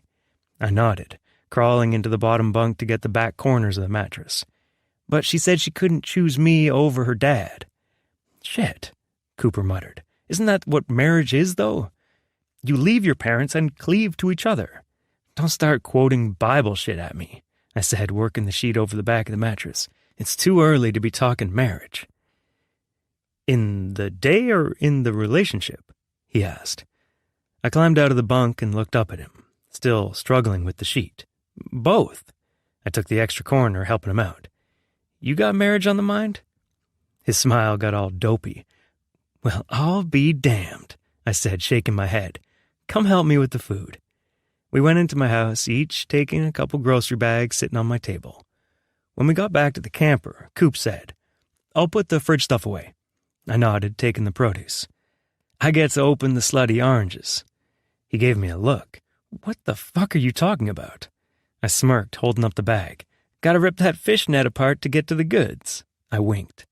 He threw a small bag of shredded cheese at me. Weirdo. I held up the oranges, ripping the netting, and made a lewd sound. A bag of lettuce sailed my way, but I dodged this time, laughing. We finished unloading the groceries, and then I said, "Are you ready for this?" He wrung his hands. "It's my first long trip with Cam. I don't want to ruin it." I patted his shoulder.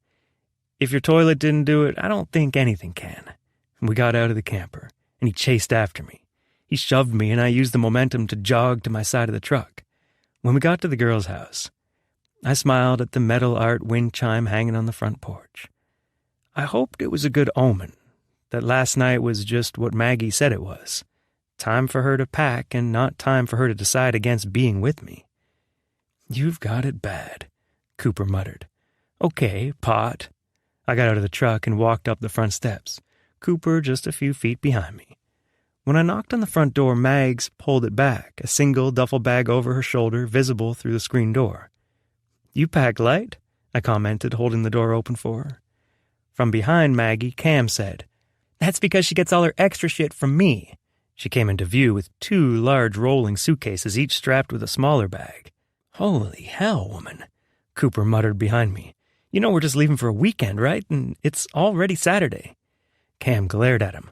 "I come with a lot of baggage, okay?" Maggie only had an echo of a smile as she stepped down the front stairs. "Good thing we have strong men to carry them for us."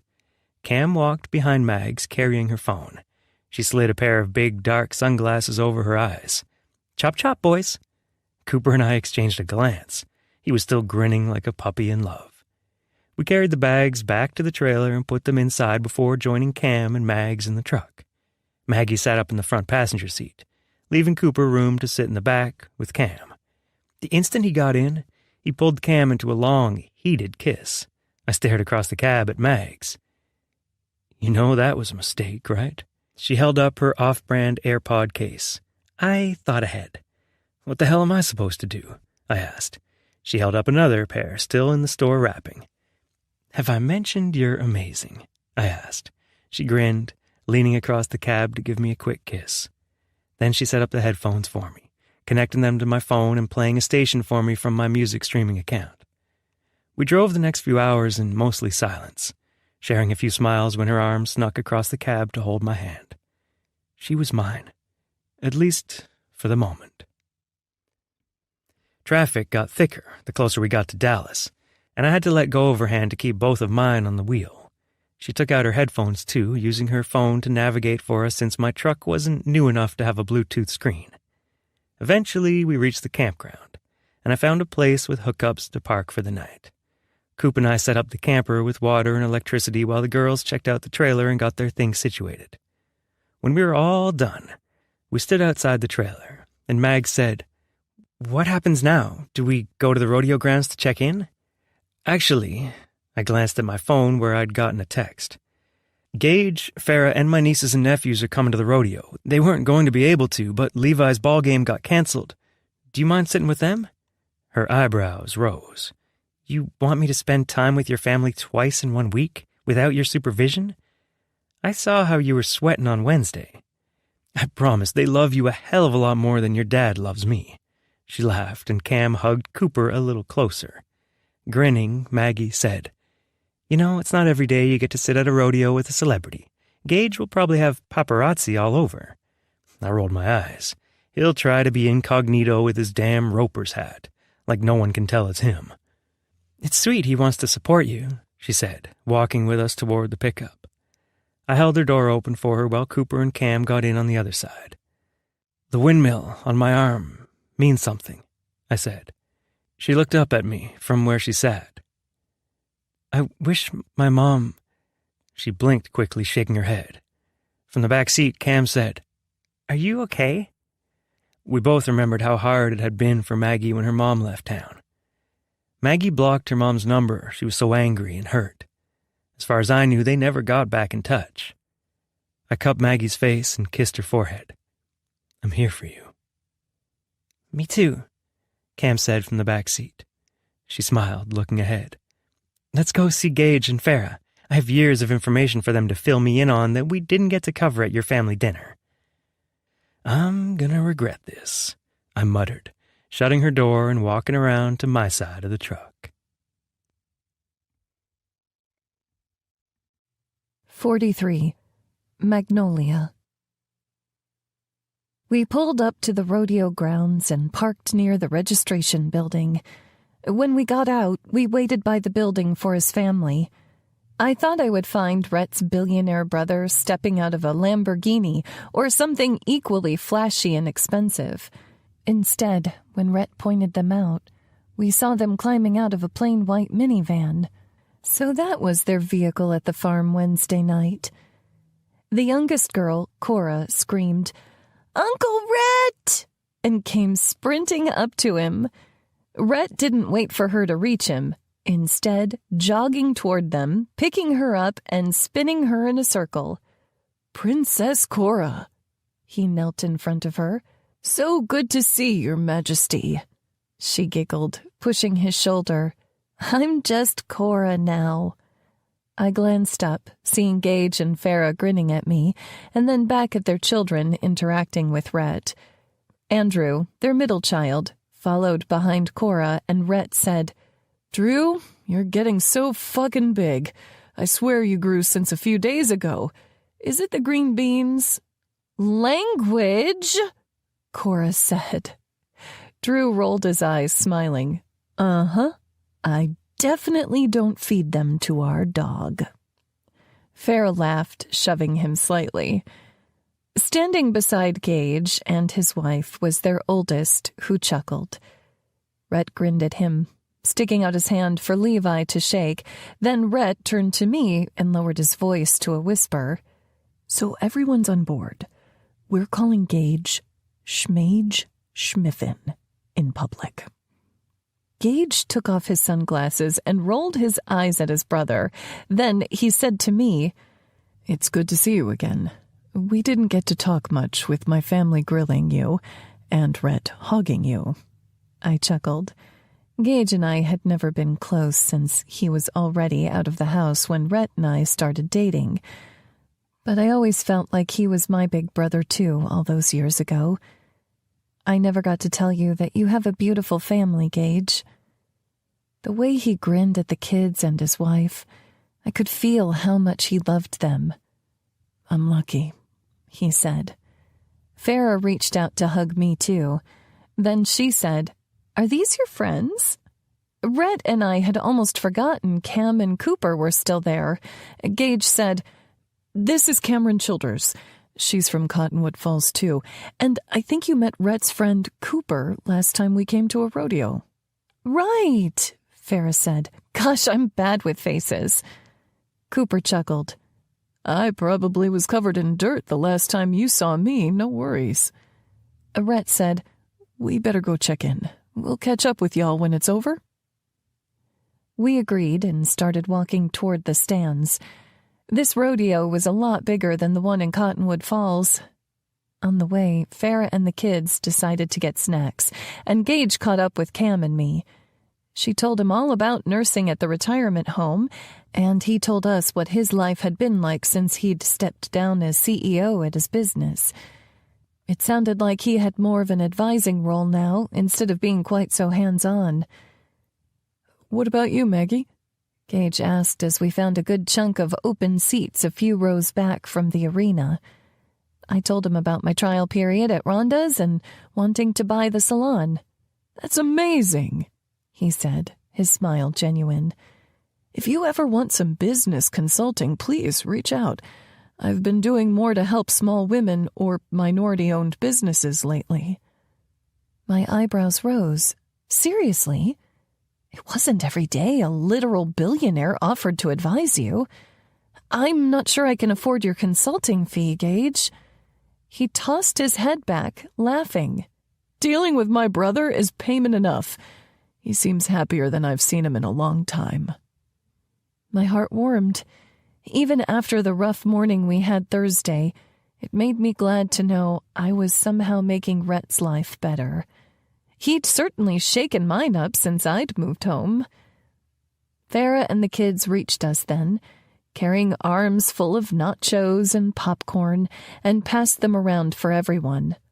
Cam leaned in my ear and whispered, Sounds like it's more than Rhett that's happy you're home. I hugged her side, then let out a heavy sigh. Why can't everything be good at once? I said, so only she could hear. It was like the pieces were starting to come together with Rhett, yet my dad was disappointed in me. It put a storm cloud over every good thing happening now. Farah slid into the bleachers on the other side of Gage, and we started chatting about interior design. She was so friendly. I swore we talked all the way through the barrel racing and the steer roping before the bronc riding started. She gave me her number too, so we could start texting back and forth. I was both happy and scared to be entwined in Rhett's world, because I knew how good it was to be with him, and how heartbreaking it was when it was all over. The announcer came over the speakers saying, Up next to ride broncs is Cooper Lawson of Cottonwood Falls. You have to love these small-town rodeo guys. They've got the heart and the skill. I glanced over at Cam to see tears falling down her cheeks. Are you crying? I asked. She had a napkin wadded up in her hands, holding it tight at her chest. I'm just nervous. I don't want him to get hurt. I tried not to laugh. Is your period starting soon? She always got weepy when it was her time of month. Her eyes glanced toward the ceiling like she was doing mental math. Maybe that's it. I don't know why I'm so damn surprised every time. I could see Levi's cheeks getting red on her other side, and Farah giggled. You are definitely not alone. Gage got an app to track mine. Aw, I laughed. That's kind of cute. I need to know when to have chocolate and flowers ready. Gage teased, bumping her shoulder. The buzzer sounded, and the gates flew open, and we watched as Cooper clung to the back of a bucking bronc. "Breathe," I urged Cam. She only bit her lip. Before we knew what was happening, Cooper lost his grip and went flying through the air. He tucked and rolled at the landing and popped up, taking a few limping steps before catching his stride and jogging to the edge of the arena, while a couple people on horses caught his bucking bronc. The announcer said, "Not quite 8 seconds, but a good ride from Lawson." Our little section of fans cheered loudly, and Levi put his fingers in his mouth, whistling loudly. "That is so cool," I said, turning to where he sat in the row behind us.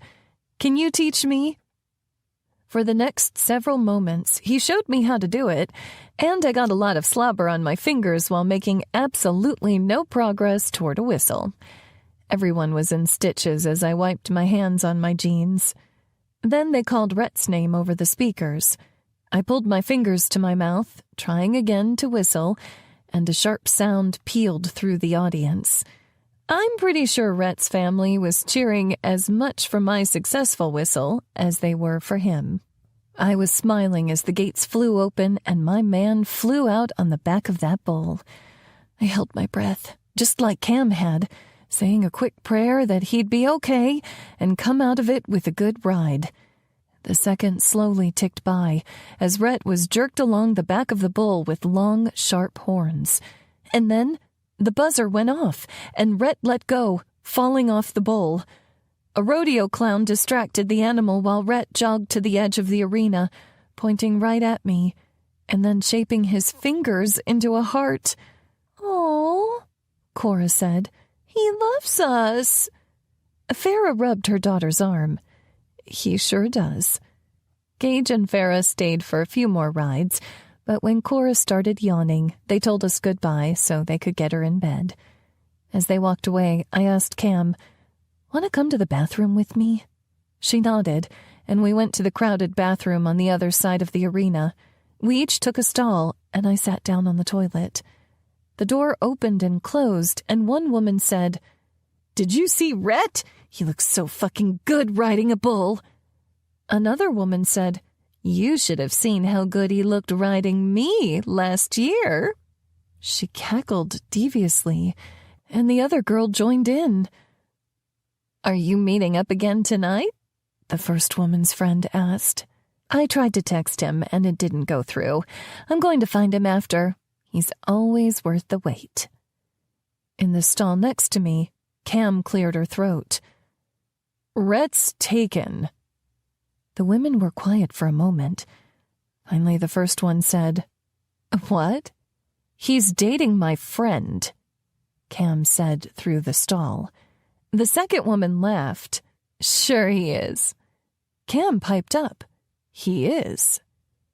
"Did he make it official?" the first woman asked. "Of course he did," Cam said. "Tell them, Maggie." My mouth went dry. Now was not the time to be having this conversation, but I finished my business and left the stall, trying to put on my big girl pants.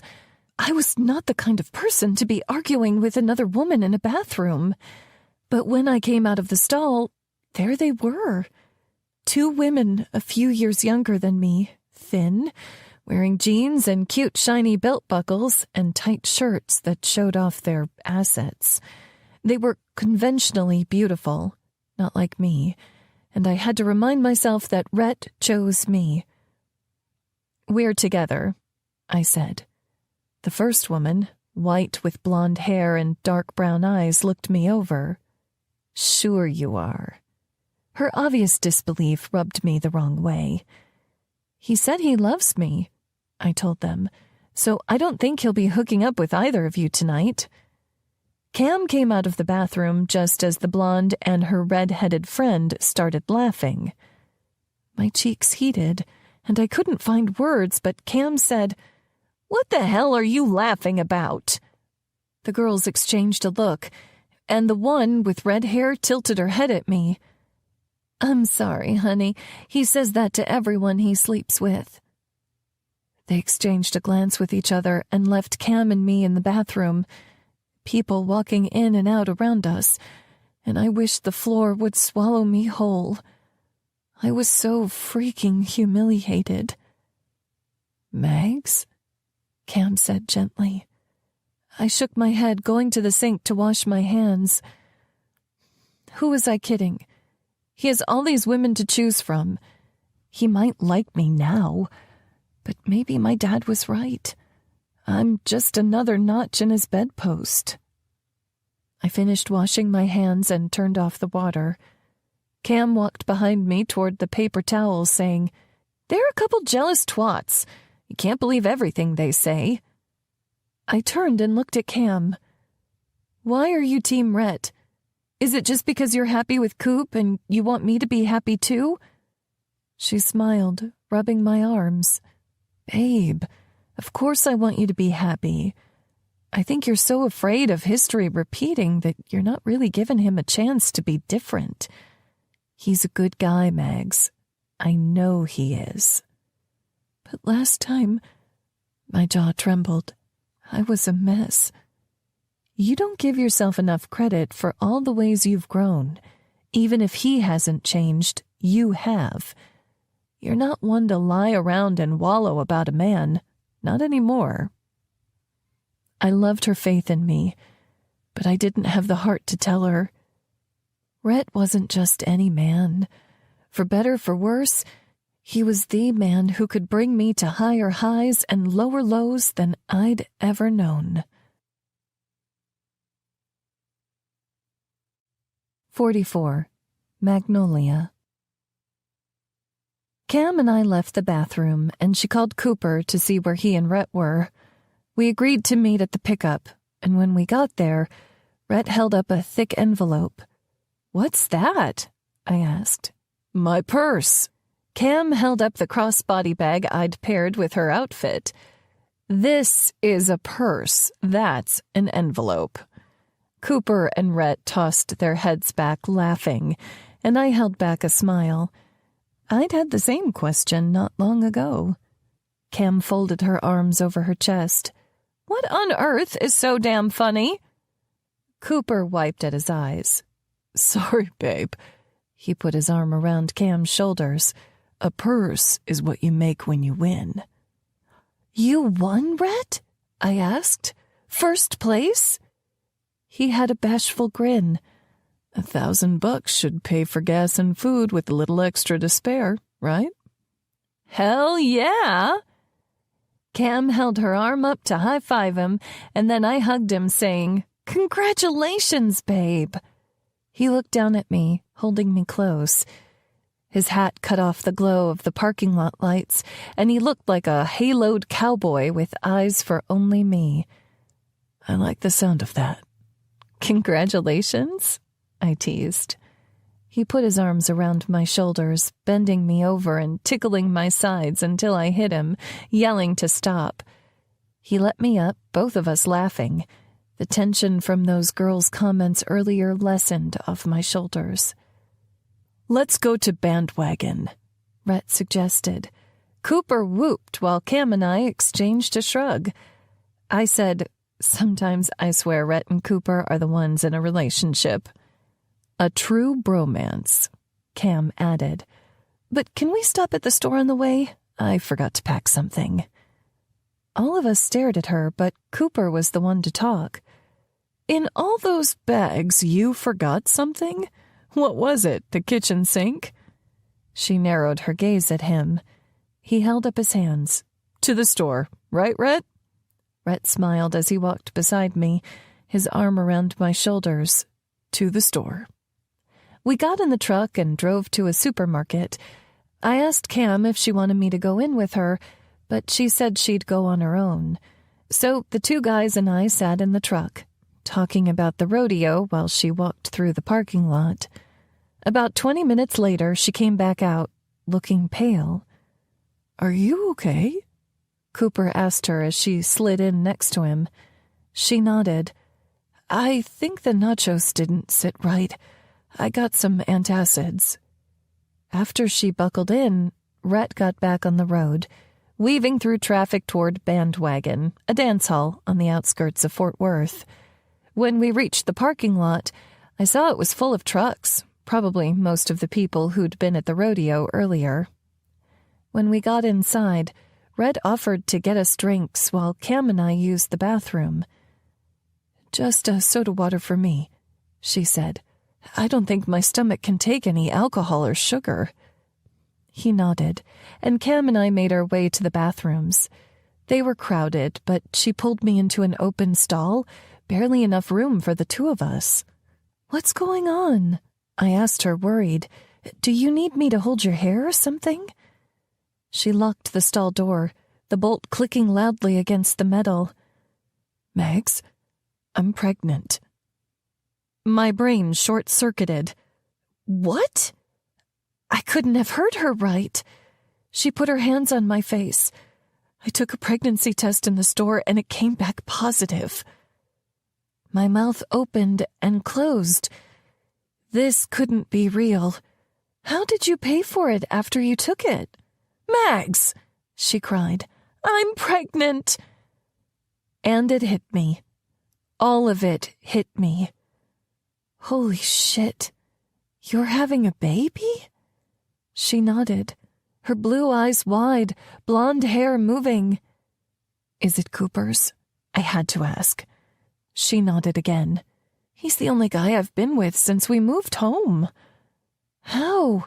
I shook my head. "I mean, I know how, but I thought you were on the shot."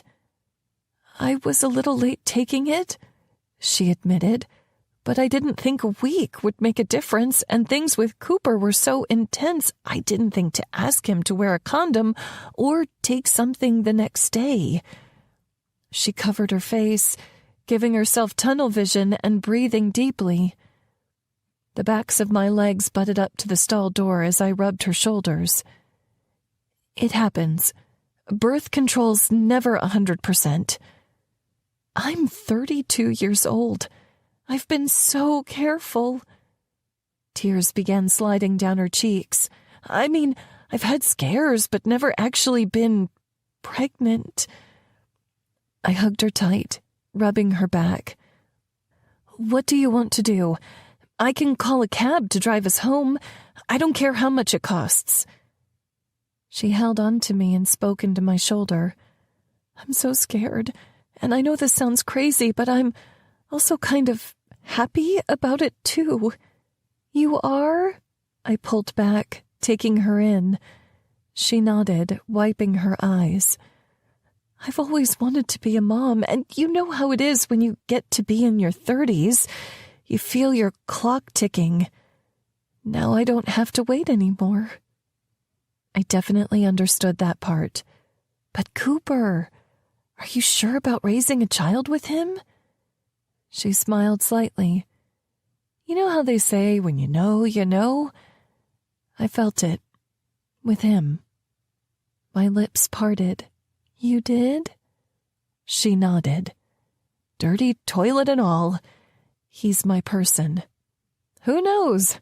My grandparents only knew each other a week before getting married, and they were together over 50 years. Maybe insta-love is in my blood." I wiped at her tears with my thumbs.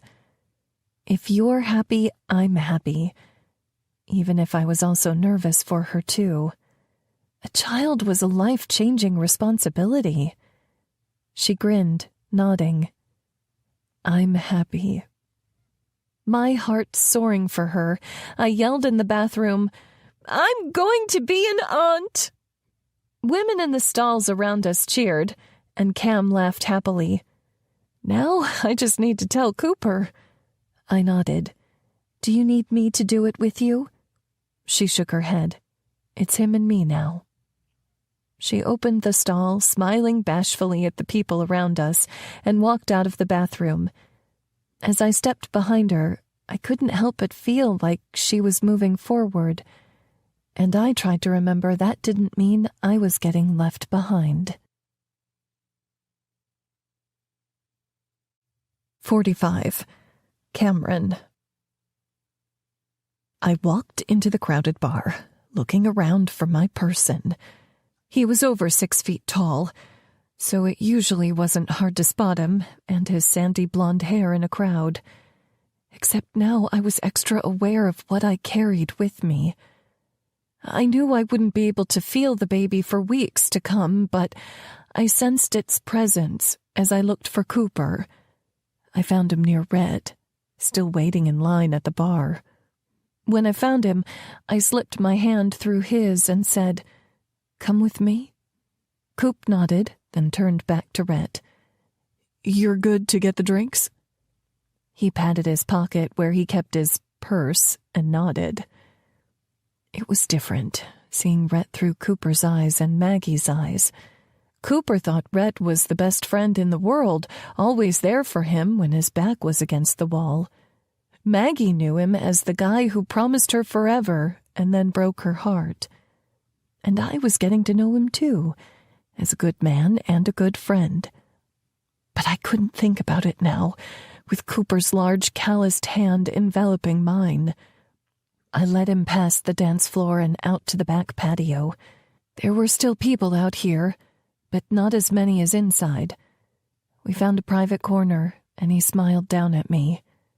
"If you wanted to get me to yourself, we could just go out to the truck," he hummed, leaning down and grazing his lips, his teeth over my neck. My body shivered with desire, and a part of me wanted to take him up on the offer, make love until the responsibilities of our future faded away. But I couldn't hold on to this secret any longer. "Cooper," I said as he continued dropping kisses along my neck, my jaw. "Yeah?"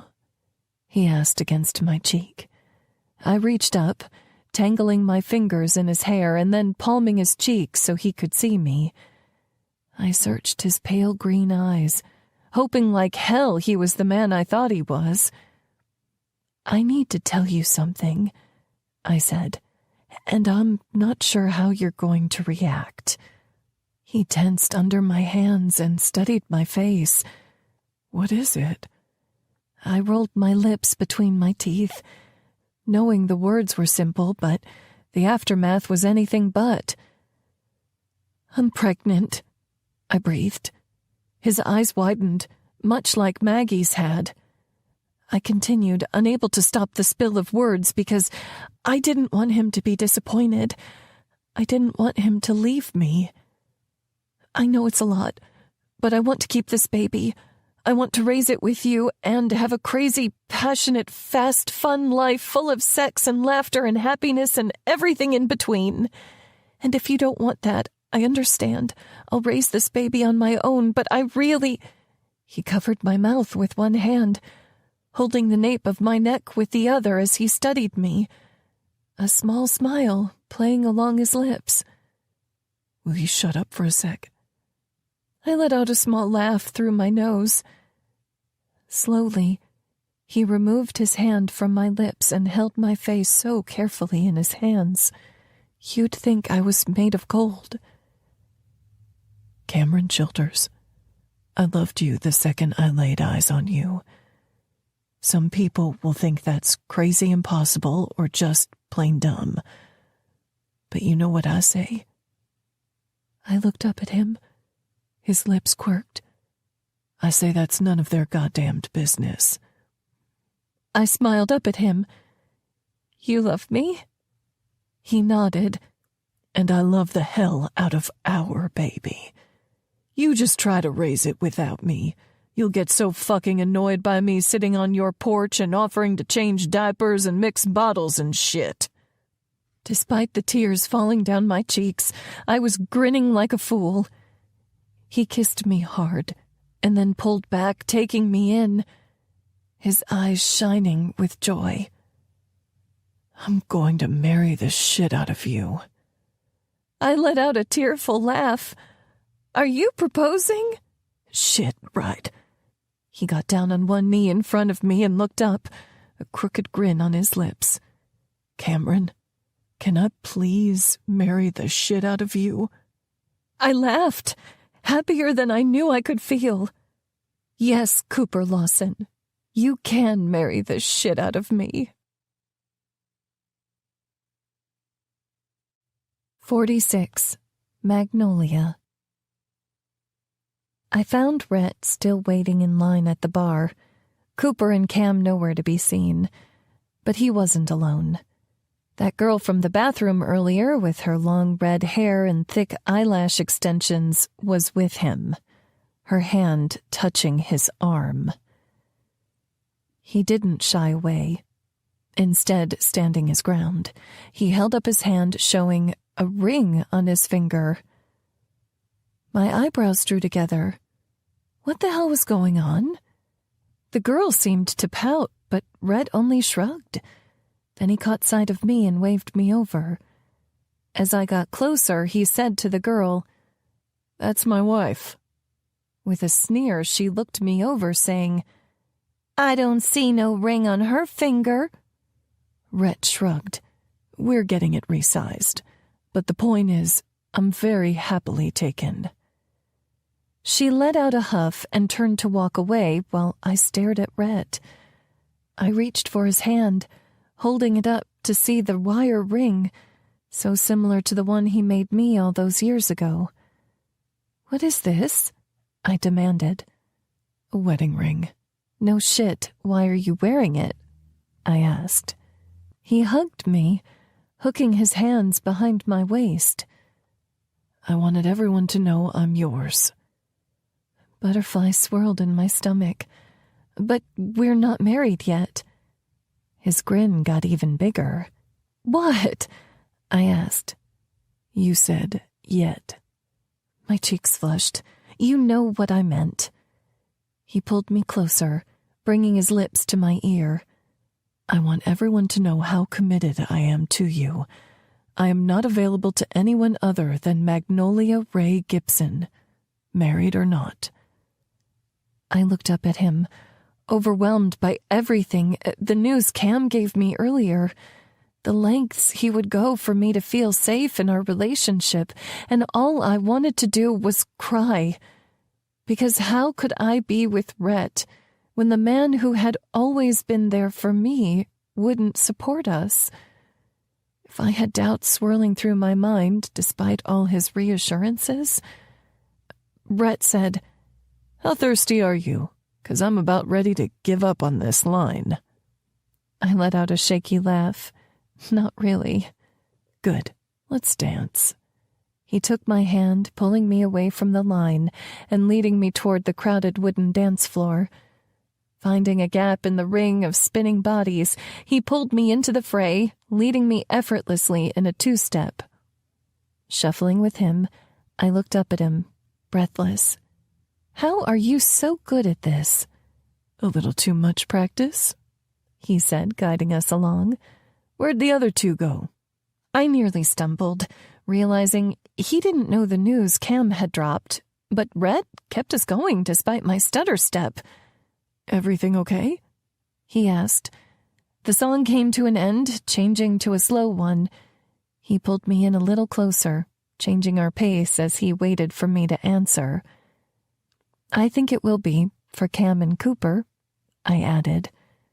He studied my expression. "And for us?" That hard rock in my stomach grew even heavier as I blinked quickly. "Sometimes it feels so easy with you and others." "It's like swimming upstream," he said. Knowing he felt it too just made me want to cry. "Mags, I promise, I'll spend every damn day proving to your dad that I'm the man you deserve." "And me?" I asked, my voice shaking. "Because I saw that girl at the rodeo in the bathrooms, and she said you tell everyone you sleep with that you love them." His jaw ticked, and he stepped back from me, both of us standing still in the middle of the dance floor. "What are you doing?" I demanded. "Damn it, Maggie. I don't know what I'm supposed to do." He beat his chest. "I got a new number so chicks couldn't call me. I told you about my cancer diagnosis. I didn't even tell my mom about it until I knew everything would be okay. I wore a fucking wedding ring just so no one would get any ideas. How else can I prove to you that I'm in this, that I'm not giving up or running away this time. I stared at him, my jaw tight. Maybe do it for longer than a couple months. You say you've made all these changes, but I'm still getting to know you, Rhett. He held his chest. I know me, Maggie, and if this doesn't work out, it's going to be because you're scared, not because I fucked it up. His words hit me, one after another, and I knew we were making a scene. I knew everyone was staring, but I couldn't find it in me to disagree with him or care what anyone else thought of us. You're right. I'm scared, and I don't know how to get that feeling to go away, I said. Tell me how to make it go away. A commotion was growing on the other end of the bar, and we both looked that way to find people carrying Cam and Cooper on their shoulders. They're getting married! They're getting married! Soon the entire bar was shouting, and Cam and Cooper were getting closer to us. Rhett and I had no choice but to smile and cheer along as they headed our way. Regardless of what was going on with us, they needed our support. Now, more than ever.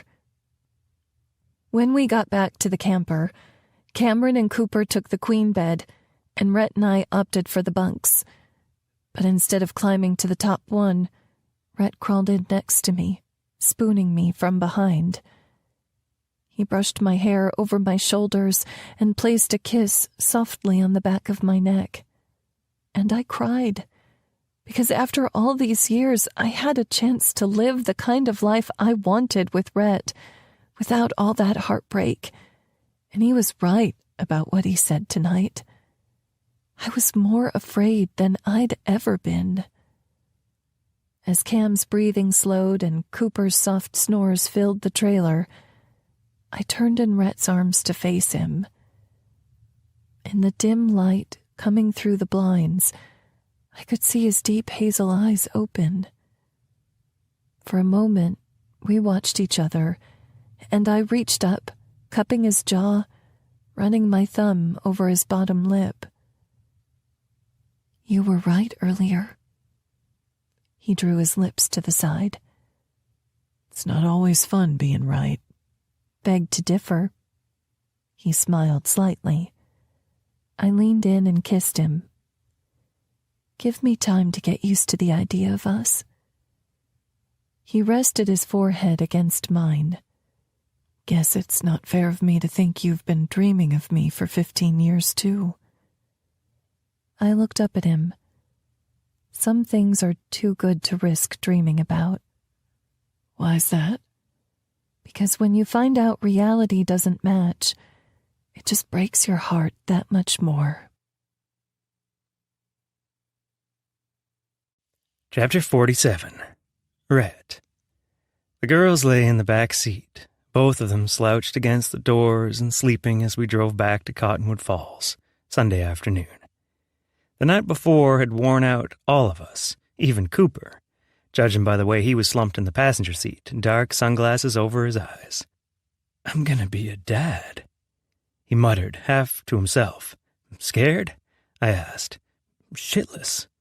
I'd be worried about you if you weren't, I replied. He smiled slightly. Guess I haven't asked you yet. Will you be my best man? Sure. When are you getting married? Cooper shrugged. Hell if I know. I chuckled. So Cam's deciding? She gets whatever she wants. Happy wife, happy life, I said. He smiled to himself. Hell of a happy life. I glanced over at him, a warm feeling spreading through my chest. I knew a lot of people in our small town would have opinions, but Cooper had been with a lot of women in the few years I'd known him. I could tell there was something different between him and Cameron from the first time they met. I'm happy for you, Coop. He glanced toward our girls, sleeping in the back seat. I'm happy for you, too. I couldn't find it in myself to smile all the way. My throat felt tight, and I swallowed down the lump of emotion. Thanks, man. I'm gonna try and sleep off the rest of this hangover, Cooper said, Go for it." He put in his earbuds and tipped his hat down to cover his face, leaving me the only one awake in the truck. As I drove the rest of the way home, I listened to music and tried to think how I could be patient with Mags, no matter how hard it felt. When you knew who you wanted to spend the rest of your life with, it was hard waiting for them to decide they wanted the same. Harder yet, knowing they might not come to that conclusion. We pulled up to the girl's house, and I said, "Up and at 'em, everyone." They began shifting awake as I put the truck in park alongside the curb. I got out and held the back door open for Mags. She smiled sleepily up at me and yawned. "Stop," I said. "What?" she asked, rubbing her eyes. "You're like a damn kitten, way too cute." She purred at me. Cam laughed. "You two are so cute I want to throw up." "I think that's the morning sickness," Mags tossed back. "Shh," Cam and Cooper said loudly at the same time. Maggie and I looked at them in confusion, and Cooper explained. "We haven't said shit to our parents yet. You know, the walls have eyes here." "True," I said with a shrug. We got all of Maggie and Cam's things from the truck, and while Cooper helped Cam carry her multiple bags back to her bedroom, Maggie and I stood in the living room across from each other. "See you at practice on Tuesday?" she said. I smiled. "Yeah, and dinner at my family's house on Wednesday?" Her lips parted. "Are you sure?" I nodded. "They'll be excited to see you again." I took her in a hug, linking my hands behind her round backside. She tilted her chin back, giving me a chance to kiss her plush lips. "You know," I said against her lips, "you could just come home with me." Laughing, she said, "I have work tomorrow." "Then I'll see you next Tuesday," I replied. She gave me a confused look. "And this Tuesday, right?" "Yeah, but see you this Tuesday doesn't spell cunt when you write it out." She rolled her eyes at me, shoving my shoulder. "Get out of here." I chuckled, leaning in to give her one long, heated kiss. Because I never knew which one would be my last, so I was going to savor every single one. When we broke apart, her cheeks were flushed and my breaths came hard. I wanted to take her right now, because one night with her would never be enough. But I knew we both had things to think about. "Coop," I called, "you ready?" "No," he yelled back from Cam's room. "I'm leaving." Cam yelled, "I'll give him a ride." Mags and I shared a smile. "Things are changing, aren't they?" she asked. "They always do." I meant to go back to my place. I did. But I found myself parked in front of Maggie's childhood home instead. I knew the way there like the back of my hand, having spent most of my junior and senior year there when we were dating, watching movies with her and her dad, helping her dad with projects out in the backyard, doing life together. Now I was nothing but an unwelcome stranger on his doorstep. But I knew Maggie meant it when she said she couldn't choose between us. I would make sure it didn't come to that. I got out of my truck and walked up the sidewalk to the faded yellow front door. I pressed the bell and held my hat in my hands, hoping like hell he wouldn't slam the door in my face. When the door drew back and he saw me, he rocked back on his heels like he'd seen something repulsive. His smooth-shaven lip curled. "Shit, what are you doing here?" I frowned. "Gabe, can't we talk, man to man?" He lifted his Gibson trucking hat and ran his hand through thinning salt and pepper hair. "Like we did when you promised me you'd never break my daughter's heart?" I held out my hands. "I know, I fucked up. But I'm not giving up on your daughter. And I don't want her to have to choose between you and me. She'll choose you, but she'll hate you for it." Gabe grimaced, his blue eyes so much like Mags's, seeming heavy. "Fine, we'll go out back and talk." I nodded, my chest feeling heavy, like I'd won some kind of easy victory at the first line of battle. But knowing the hardest part was yet to come. I walked into his house, and seeing it all took me back to the time when Mags and I dated. The same couch in the living room where we spent hours watching movies, sneaking kisses when her dad wasn't in the room. Her bedroom where we had sex the first time. Her dad was at work, and we both called into school, pretending to be our parents and saying we were sick. We'd spent the entire day in her bed, exploring each other's bodies, trying to make each other feel good with no clue what we were doing. Gabe opened the back door and we stepped onto the deck I'd helped him build during my senior year of school. "Looks like the deck's still holding up," I said. He grunted. I took him in, his round face, his assessing gaze, and realized something. Losing Maggie hadn't just been losing her. This man in front of me had been like a second father to me, someone I looked up to and tried to please. Now he was a stranger who hated some version of me that no longer existed. He sat down on one of the chairs at an etched glass table, and I sat across from him. "You wanted to talk," he said. "So talk." I glanced across the table at him, noticing the similarities between him and his daughter, the blue eyes, the round face, angular nose. But there were differences, too. The ruddiness in his cheeks from years in the sun, the rounded shape of his stomach, his gray eyebrows. I knew Maggie always wanted an explanation, but with him it was best to cut straight to the point. "Gabe, I want to say I'm sorry for what happened back then. I know I apologized to Maggie, but I should have apologized to you, too. I let you down when I broke my word to you." Gabe's expression softened. "You were like the son I never had. And we've lived in this town the last 15 years together, nary a word shared between us. Honestly, I thought you'd never want to talk to me again," I admitted. "Better to put my tail between my legs and run off than admit I fucked up the best thing to ever happen to me." His lips twisted into a wry smile. "I had some words I wanted to say to you when we finally got face to face." "Say them," I said. "Get it out, because if I'm laying my cards on the table, Mags is it for me.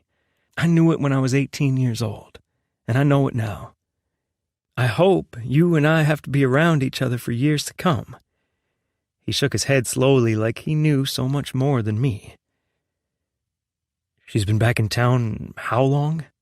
I grit my teeth, holding back the retort I had. "It's easy to show up for someone a few months out of the year. It's harder to be there for them through thick and thin, through opening a business and getting sick and being broke and everything else life throws at you." I nodded. "I know that. My wife and I did it for 18 years before something new and shiny came along for her." My features fell, because I remembered how hard that separation had been on him and Maggie. I'd never do that to someone I committed to. My word means something now, Gabe. He lifted his chin, studying me. "It took a lot of guts to come over here. We both know I have to make up for what I lack in the brains department." That earned me a small chuckle. Then he sobered, taking me in for a minute. "I don't trust you. That's earned over time. But I won't stand between you and Maggie. I need to apologize to her, too, for the way I've acted. I lost my cool the other day when I saw you two together." "It's understandable," I said, "but not unforgivable." He chuckled. "I need to get better at that forgiving part. Mags and I both do. She's still holding on to so much anger toward her mom." My eyebrows drew together. I thought her mom left her high and dry. How would Maggie reach out? "She did." Gabe folded his arms across his chest, straightened his legs a little. "But she's been wanting to connect with Maggie again, and Mags won't have it." "Wow," I breathed. "Of course, Mags is angry and hurt, and I think we both know it's hard to let someone back in when they hurt you to the core." I took a deep breath, leaning forward and resting my elbows on my knees. "Gabe, growing up is hard." He tossed his head back, laughing. "You're telling me." With a smile still on my face, I said, "You know, I will help you with your truck, if you'll have me." He cringed. "I already paid a rush fee and had it towed to a shop in Rutledge. Didn't think there was a chance of you helping me after the tantrum I threw." The back door of the house opened and Mags came through, staring at us, her eyes wide. "Dad? Rhett?" 48. Magnolia. I stared between my dad and Rhett, all the air gone from my lungs. They were both sitting on my dad's back deck, Eileen lying at my dad's side, and no one looked like they were going to fight each other. "What's going on?" I asked. They both stood up at the same time and glanced at each other. Rhett nodded for Dad to go ahead. Since when did Rhett and my dad have silent conversations? Dad wrung his hands. Mags, I'm awful sorry about what I said the other day at Rhett's place. I lost my temper and didn't give you credit for the woman you are. I told Rhett that I don't trust him yet, but I trust you to make the choices that are best for you. I support you, and him, if that's what you want. My eyes stung as he spoke each word. You mean it? He nodded, coming and putting his arms around me. I held on to him, relief making my eyes sting. I didn't need to choose between Rhett and my dad, because they were both here for me. I looked up to see Rhett smiling at us, and he tilted his head. Thank you, I mouthed to him. He nodded. Dad and I broke apart, and Dad patted my shoulder. "Want to stay for supper? I can make some extra for you both." I glanced at Rhett, and he nodded. That would be great, Dad, I said, my voice raw. He turned toward Rhett. "You're staying too, yeah?" Rhett grinned. "If you'll have me." Dad nodded. "Have you met Eileen yet?" He gestured at his dog. Rhett stared from my dad to the salt and pepper dog standing next to him. "You got a 3-legged dog and named her Eileen." Dad's cheeks flushed. Rhett laughed. "Damn, Gabe, I've missed you." We stayed at Dad's house for the next couple hours, and when it was time to go, Rhett and I walked down the cement path to the street. He said, "This is a change. Usually I was walking you to the door, wishing the sidewalk would be longer. Guess I'm still wishing it was longer, 'cause I really don't want to go home without you." I twined my fingers through his. Who says you have to? He gave me a hopeful smile. Really? We stopped at the end of the sidewalk, and I glanced down before facing him again. I should have just told you I couldn't go home with you because I wanted to make things right with my dad. We must be on the same wavelength because after I left your place, I found myself driving here. He reached up, brushing my hair back and holding my face in his hands. My throat felt tight with emotion. You have no idea how much it meant to me to see you two together at dinner, laughing, joking. It felt like a fresh start for all of us. He pulled me in, hugging me close. That's all I've wanted. I looked up at him and rested my chin on his chest.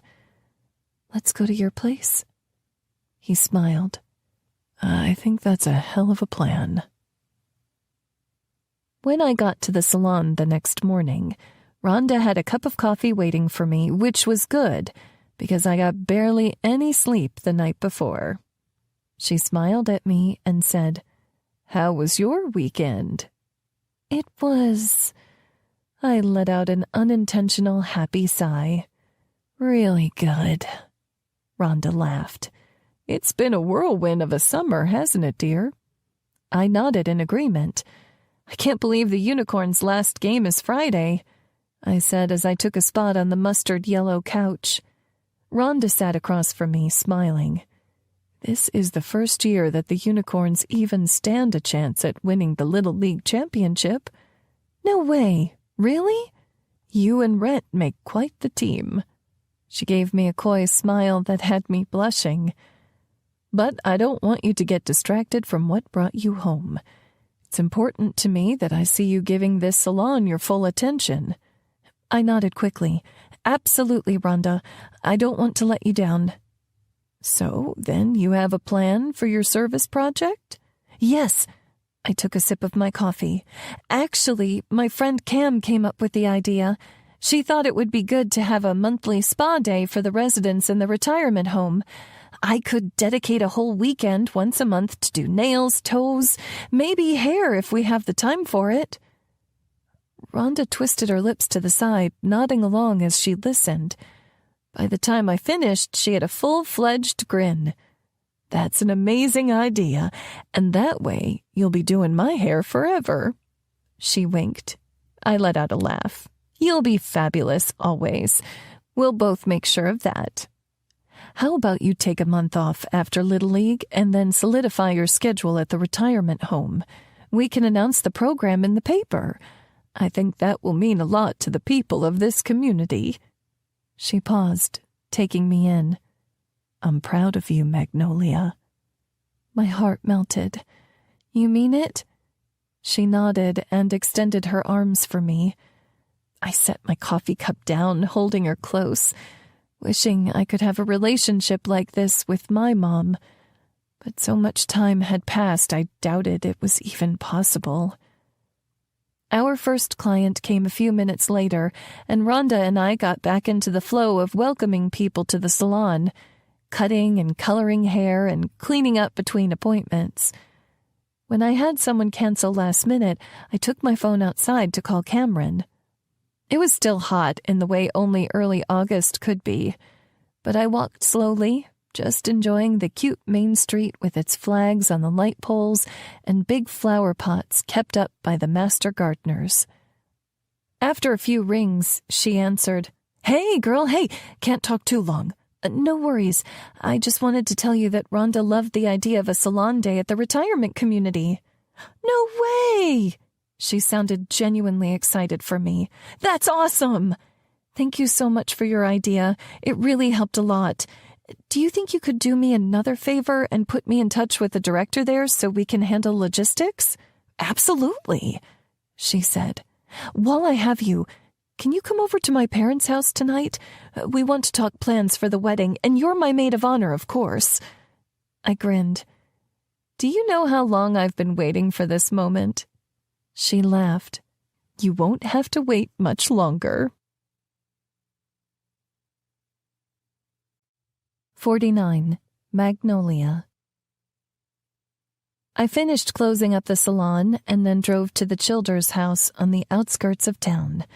Cameron's parents were well off, her dad working in a cush government position. Her mom stayed home and took homemaking to the next level.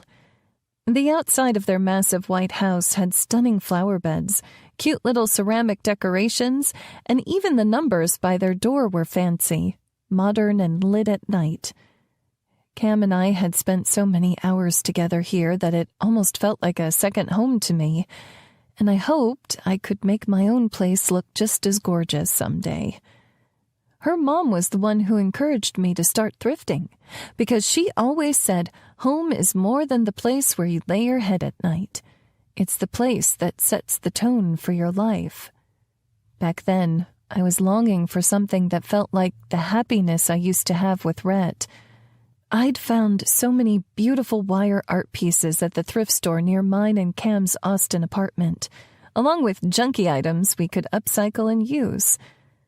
I opened my car door, hearing a truck rumbling down the driveway. Turning to see who it was, I caught sight of Rhett grinning at me through the windshield. He stopped a few feet behind my car and parked. "Hey, beautiful," he said as he got out of the truck and coming to give me a kiss. I grinned up at him. "What are you doing here?" "Guess the whole wedding party had to be here to plan for the big day." He wrapped his arm around my waist, walking beside me to the house. "Been a while since I've been here." I nodded, trying to think back to the last time I was here with him. "A week before you proposed, we had a going-away barbecue with our friends." He twisted his lips to the side as we walked up the front steps. "We played that stupid game, over-under?" I laughed, remembering the bet that had Rhett licking a tree stump. "How did you get those splinters out of your tongue?" He shook his head at me as he reached for the doorbell. "Now I know why I forgot." The door swung open, and the older version of Cameron smiled at us, wearing a stunning outfit, a full face of makeup, and her blonde hair piled atop her head and held there with a clip. "Great to see you two! Come on in." As we stepped inside, Rhett said, Your home is as beautiful as I remembered, Mrs. Childers. Oh, honey, call me Dina. Short for dinosaur? He teased. She laughed. I haven't heard that one in a while. Can y'all take your shoes off? I was already slipping out of my sneakers, but Rhett had to pause to take off his boots. Something about seeing him with his white socks, slightly loose around his toes, was so stinking cute. What? He whispered to me as we followed Dina to the kitchen. I shook my head. Nothing. He was about to ask more, but we both were taken aback by the amount of people and things spread around the table. There were notebooks, piles of cardstock, pens, and a buffet of snack food. Cameron and Cooper stood up when they saw us, but her dad and two older people, I assumed were Cooper's parents, stayed sitting at the table. "Surprise!" Cam said. "We're getting married in 2 weeks." My eyes nearly bugged out of my head as Rhett said, 2 weeks? Cooper nodded, and Cam said, "We talked about waiting, but I've always wanted to have a backyard summer wedding, and Cooper's parents really want us to be married before the baby comes, so this is what we landed on." Cooper put his arm around Cam's waist. "I would have married her yesterday, so I'm fine with this, but we need y'all to help us address the invitations tonight, and the girls gotta decide on colors and dresses and shit." At the pinched look on his mom's face, he said, I mean dresses and stuff." She nodded her approval. I held back a laugh. "Let's get going, then." Dina was a sight to see as she leapt into action, giving each of the men a printed list of addresses and then the cardstock wedding invitations and envelopes to start writing on.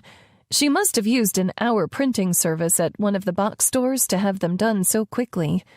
I didn't have too much time to think logistics as Cam began talking about the wedding. "I've always seen myself having a wedding with mint green and robin's egg blue. We can do blue dresses and then more green in the bouquets. We've already got Bora on board for the floral arrangements. Coop's uncle is catering. He does barbecue competitions all over the state.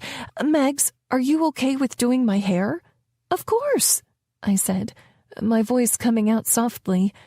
"I can't believe how much you all got done already." I ran my fingers over an invitation on the table and read the words, "We cordially invite you to the wedding of Cooper Lawson and Cameron Childers. Gifts may be mailed to—" I looked back up at Cam. "Are you sure you don't want the gifts to be mailed to our place? It'll be easier for you to go through them there." "Oh, honey," Dina chuckled. "Cooper's place is Cameron's place after the wedding." I raised my eyebrows, and Cam looked down at the table.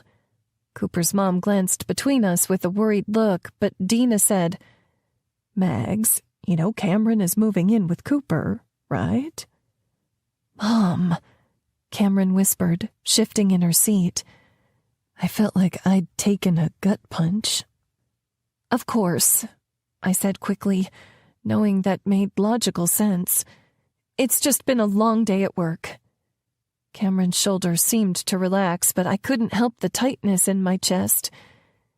Cam was moving out in 2 weeks? I hadn't thought it would be this soon. I felt guilty for wondering if she'd still help with rent.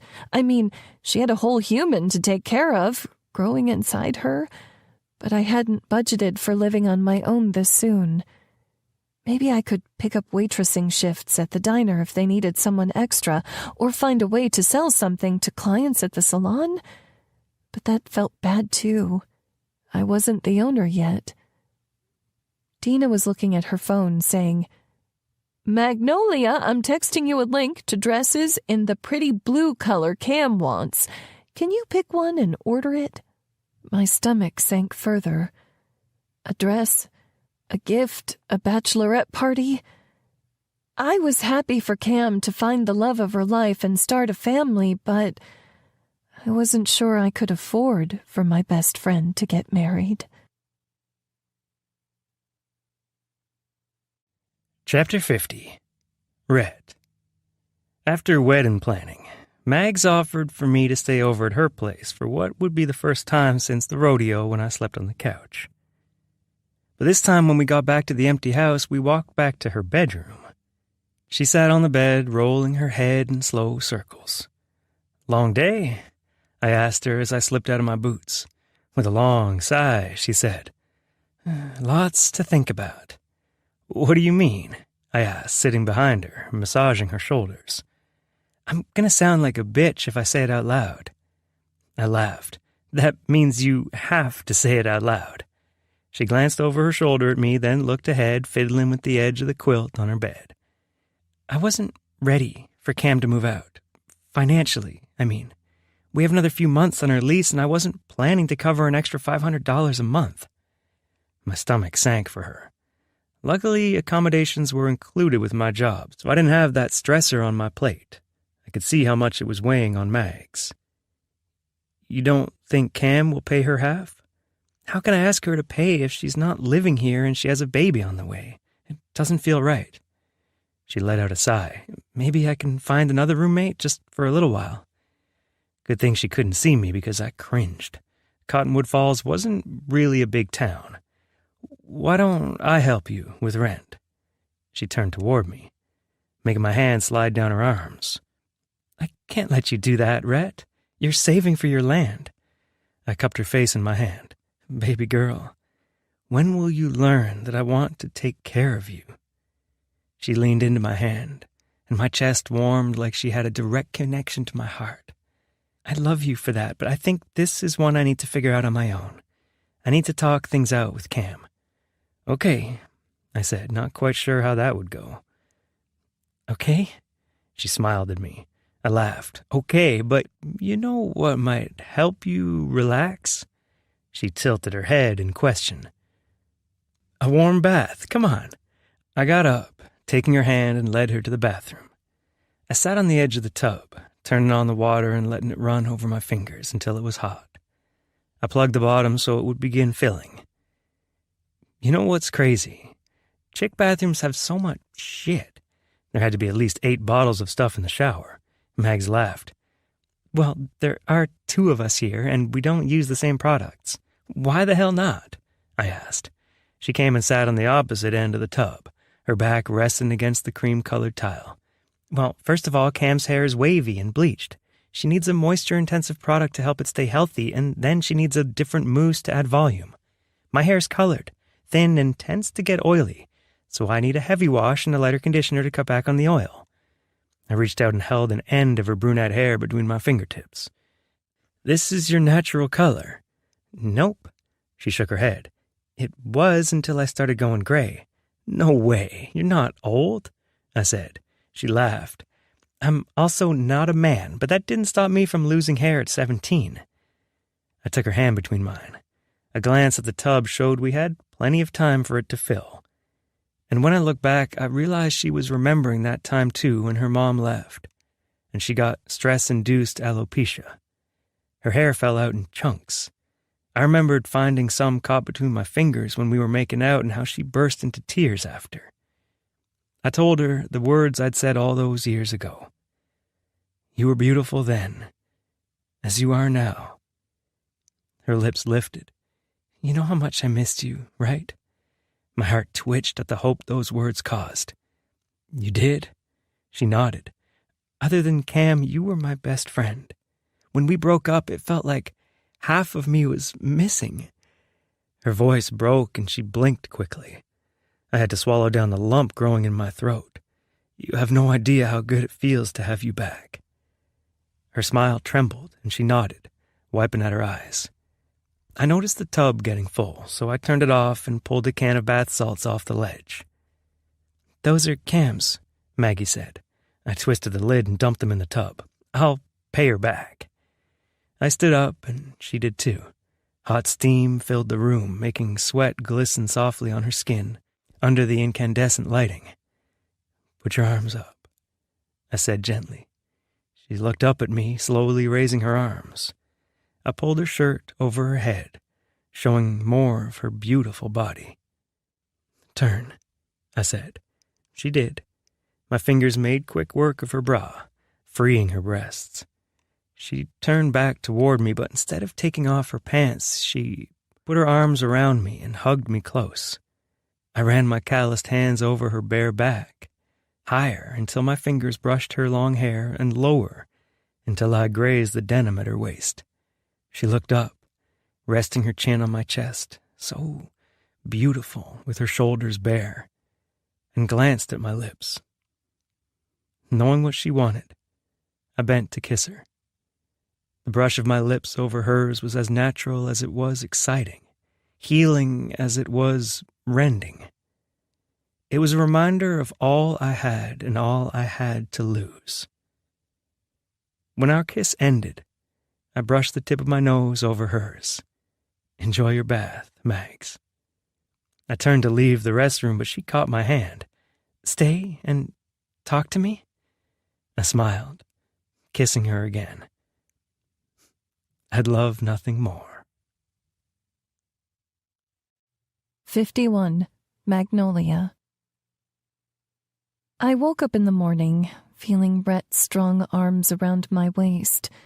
His nose was against my back, and his knees curled in around me like he didn't want to miss a part of me, even in his sleep. The warmth that flooded my chest was something I never wanted to live without, and I realized I loved him. I loved him with all that I had. But instead of fear, there was something else there. Excitement, contentedness, wonder at this feeling of knowing all the parts of someone, good and bad, of being incredibly hurt, but also wonderfully loved by the same person, knowing they had that power to cherish or destroy, and giving it to them anyway. I rolled over in his arms, wanting to see him. He smiled slightly, his full lips curving up, but his eyes were still closed as he said, "Good morning, beautiful." I smiled at him, that feeling of love welling over me and making me want to cry. When I didn't reply right away, he opened his eyes, taking me in. "What's wrong?" My voice broke. "I love you." His brow creased. "And you're crying?" "It's not wrong. I was just lying here, realizing how good it felt to wake up next to you. And it hit me. I love you. Not the boy you were, not the man I hoped you could be. Just you." Tears slid down my cheeks. "I'm sorry for how I've treated you." "Baby girl." He wiped my tears away and brushed my hair back. "I didn't think you'd be crying when you told me you loved me." I let out a laugh, which just had me crying a little more. He smiled with me, eyes crinkling at the corners. "I know it was hard for you to see the new me, but I'm so glad you did." And I did see him. This man with beautiful hazel eyes that always had a smile behind them, even when his lips were even. This man with a heart that loved everyone and was brave enough to show everyone, unapologetically, his raw, unpolished self. This man who was a great friend to anyone he met, an incredible brother to his siblings, an uncle who always gave his nieces and nephews a chance to have fun and be themselves too. A man who saw past my anger to the woman I was and the woman I could be. "You're amazing," I breathed. He smiled, then nuzzled closer, bringing his lips to mine. I ran my fingertips over the back of his head, feeling the hair that was still slightly uneven, and a smile touched my lips. "What?" he asked. I opened my eyes, a guilty smile on my face. "I think it's time I fixed your hair." He laughed, the sound so full and contagious I laughed along with him, my belly aching and my lungs fighting for air. Across the house, Cam called, "What's so funny?" Rhett and I looked at each other, only laughing harder. Rhett called out, "She loves me!" He squeezed me to his side and added, "And I love her too." Rhonda stood off to the side as I fixed Rhett's hair. I cut it short to match the path I'd swathed with the clippers. "I'm so glad she's fixing that for you," Rhonda said. Rhett grinned. "Me too. Just remind me not to let her near with a straight razor." "Ha ha," I said, turning off the buzzer. "Very funny." I picked up my scissors, trimming up a few stray hairs. Rhonda and Rhett laughed like old pals, and Rhonda said, "You know, I remember you walking up and down the sidewalk like a lost puppy, waiting for Miss Maggie to be done with her shift back when you were young." Rhett laughed. "I didn't know I was allowed in if I wasn't paying for a haircut." Rhonda chortled, and I smiled at the memory. "I didn't want all the blue-haired ladies trying to steal my boyfriend," I teased. "Between him and your dad, they'd be covered," Rhonda laughed out. The tips of Rhett's ears went red, and I had to set down my scissors, I was laughing so hard. Rhonda laughed along with me, and Rhett shook his head. "Y'all have been around these chemicals too long." With a wink, Rhonda said, "Maybe just long enough." The bell over the door rang, and Rhonda went to greet her client while I finished up with Rhett's hair. I gave him the mirror and spun his chair. He fussed with his hair, saying, "Would you look at that? The girls aren't going to be able to make fun of my hair anymore." I laughed. "I'm sure they'll find something." He stood up and set the mirror on the counter, then reached into his pocket for his wallet. "Have I mentioned the man can fill out a pair of Wranglers?" "How much do I owe you?" he asked. I winked at him. "I think you paid me last night." He tossed his head back, laughing, then whispered, "Baby, that was just a tip." I laughed too, feeling more carefree than ever. "When do I see you next?" He looped his hands around my waist. "Will you come to family dinner this week?" I nodded. "And then we can hang out after the game Friday?" "That works," he said. "We'll have to celebrate crushing the Princess Warriors in the championship." "You're pretty snobby about team names for someone who coaches the Unicorns," I teased. He shook his head. "Unicorns are magical creatures with sharp, deadly horns. I totally get it." I laughed and kissed his lips. "See you later." "Love you," he said back. "I love you too." Rhonda eyed me as he walked out the door, and her client, Mrs. Briggs, said, "I'd steal him from you." I laughed. "I'm not letting him get away this time." My next client came down the sidewalk, and I walked to the door to let her in. For the rest of the day, it seemed like it was nonstop. I didn't even have time to check my phone until I heard it ringing in my pocket. I excused myself from my client, who was waiting on the bleach to process in her hair, and took the call. "Hi, this is Maggie." "Hey, Maggie, this is Bernice Williams, the director at the retirement home. Cam gave me your number." "That's great." I told her a little about my project, and she asked if I could come in after work to talk and make some plans. Since I had a little time before practice tonight, I said I would. Rhonda was so happy I was making progress that she offered to close up shop, and I even had time to grab some food to go at the diner before heading to the retirement home. But when I walked down the sidewalk, I heard someone whistle behind me. I turned, ready to snap at whoever it was for wolf whistling at me, but instead saw Rhett getting out of his truck. "What are you doing here?" I asked. "Are you following me?" "Nope." He walked down the sidewalk carrying a plastic bag of takeout and then kept pace beside me as we walked to the door. I stared at him. What then? He punched in the code at the front door like he'd been here 1,000,000 times before. "My grandpa lives here. I see him every Tuesday night. We eat dinner together before practice." 52. Magnolia. I stared at Rhett in shock, almost not moving until I realized he was holding the door open for me. You see him every Tuesday? Cam came walking down the tiled hallway in her cute pink scrubs. Rhett! I was starting to worry you weren't coming. And then she saw me looking confused. Mags? What are you doing here? Me?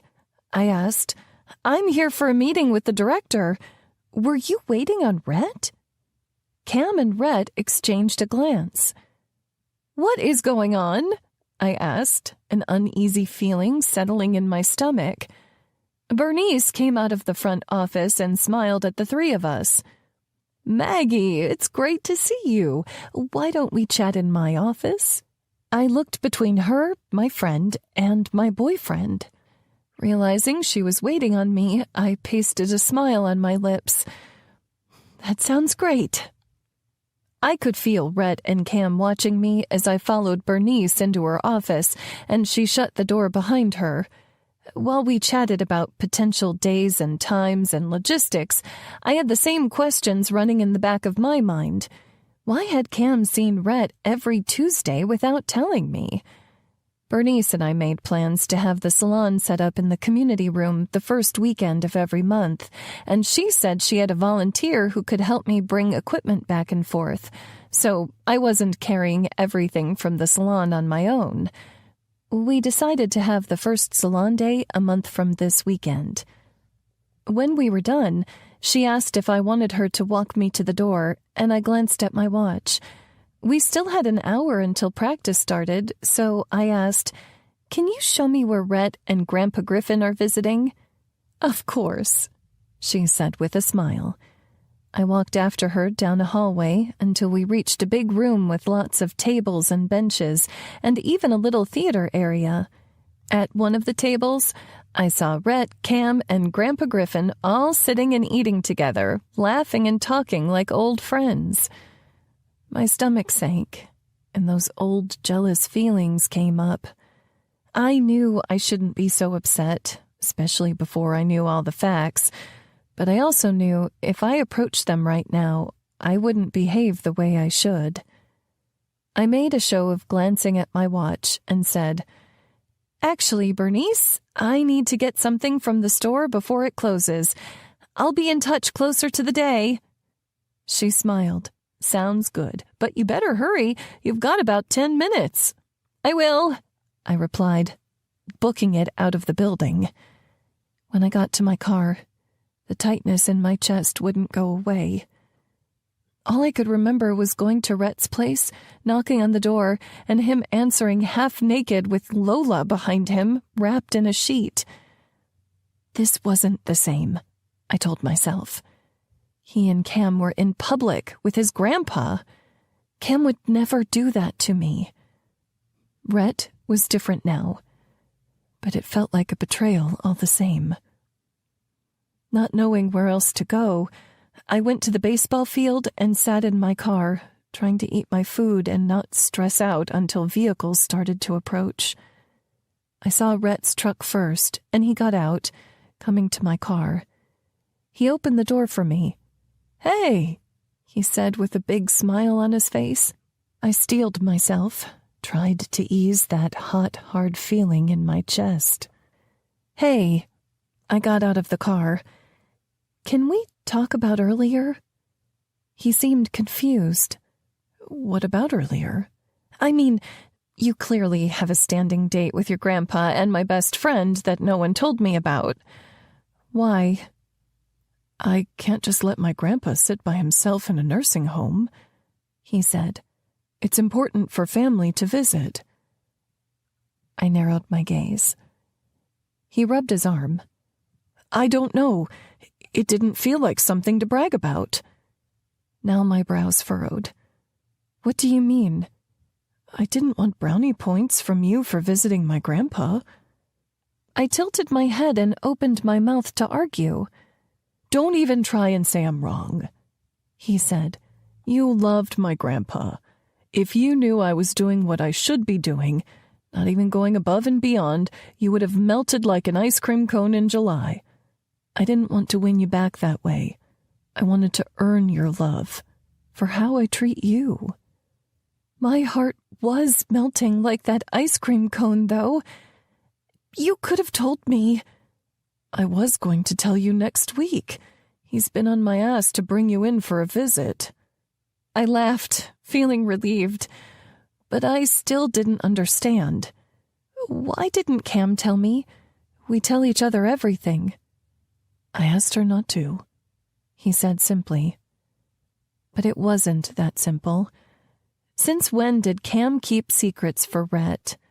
Since when did she keep secrets from me? Suddenly, that tight ball in my chest was back and getting bigger. She was already getting married. Now she was keeping things from me. I felt like I was losing my best friend, the one person who had been there for me no matter what, even when my dad was reeling from the divorce, even when I'd been devastated from losing Rhett. Through all the years. Liv's truck pulled into the parking lot, and Maya waved at me through the windshield. I placed a smile on my lips and waved back. I never considered myself much of a kid person, never having younger siblings or working around lots of little kids, but hanging out with Maya and the rest of the team had been a highlight of the summer. The engine quieted and the doors opened. Maya's dog jumping down first, and then Maya followed. Liv got out, holding up her phone, and the shutter sounded. Rhett said, "You're taking pictures?" Liv sniffed. "Last practice with the unicorns." "Holy shit," Rhett muttered. "Uncle Rhett!" Maya yelled. He shrugged. "Last practice. What you gonna do? Fire me from a volunteer position?" I chuckled, shaking my head, and said, "Maya, want to help me set up the field for practice?" The two of us went to the field, setting out the bases while Rhett got the rest of the gear. As the summer sun warmed my back and the soft breeze blew around us, I knew this was one of those moments I should cherish. So I did. I focused on practice, playing with the girls, making the most of the dwindling moments of our time together. And after practice, when Rhett asked if I wanted to go home with him, I shook my head. I need to talk with Cam tonight. 53. Magnolia. Taking deep breaths, I pulled out of the gravel lot, preparing myself for an honest conversation with Cam. Neither of us did great with conflict or confrontation, but I knew it needed to happen for the sake of our friendship, for my peace of mind moving forward. But just a few minutes from my house, my phone started ringing, a call from our landlord. I swiped the phone, figuring he was changing the mowing schedule or something. "Hey, Peter, what's up?" I asked. I could hear the TV going in the background before he replied. "Hey, Megs, I heard the news about Cameron and Cooper's baby on the way. Can you tell her congratulations for me?" "Of course, but I can give you her number if you'd rather call her. I know she'd love to hear from you." I pulled to a stop in the driveway, parking next to Cam's car. "I have her number. I actually wanted to call you because you're the main leaseholder." I raised my eyebrows. "Oh?" "My son is moving back to town, and with Cameron moving out, we figured you would need to find something smaller, and we want to give the house to our son and his wife to live in. Technically, in your lease, it says either one of us needs to give a month notice to terminate the agreement. So I suppose this is that month." Each word was like a punch to the gut. "Oh, wow." "Things are changing all around," he said. "We'll sure miss renting to you two. You both made the place look so great from the outside, and you're always paying rent on time. If you need a reference on another place, let me know, okay?" "Sure thing," I replied, barely keeping my voice from breaking. I gotta get inside. Of course. Have a good night, Maggie, he said, and the line went silent. I slowly lowered the phone in a complete daze. My best friend was moving out, and a month from now, I wouldn't have a place to live. How would I have time to find a new place while working a job and getting ready for a wedding? How would I afford a deposit, first and last month's rent, while waiting for the deposit to come back on this place and being the maid of honor Cameron deserved? My face contorted with emotion. This fucking sucked. Tears slid down my cheeks, and I wiped at them. But more just kept coming until my shoulders were shaking with the force of it. I was 32 years old, single with nowhere to live, so far from being the independent woman I should be by now. I watched the front door of the house open and Cam come outside in her nightgown, looking at me through my windshield. I hurriedly wiped my face, trying to hide just how devastated I was. But she came to the driver's side of the car and opened the door. "Are you okay, hun?" "I'm fine," I said, but my voice cracked. She looked down at me. "Let me get in. We'll talk." After closing my door, she walked around to the passenger side and got in. "What's going on, Mags?" I held up my phone.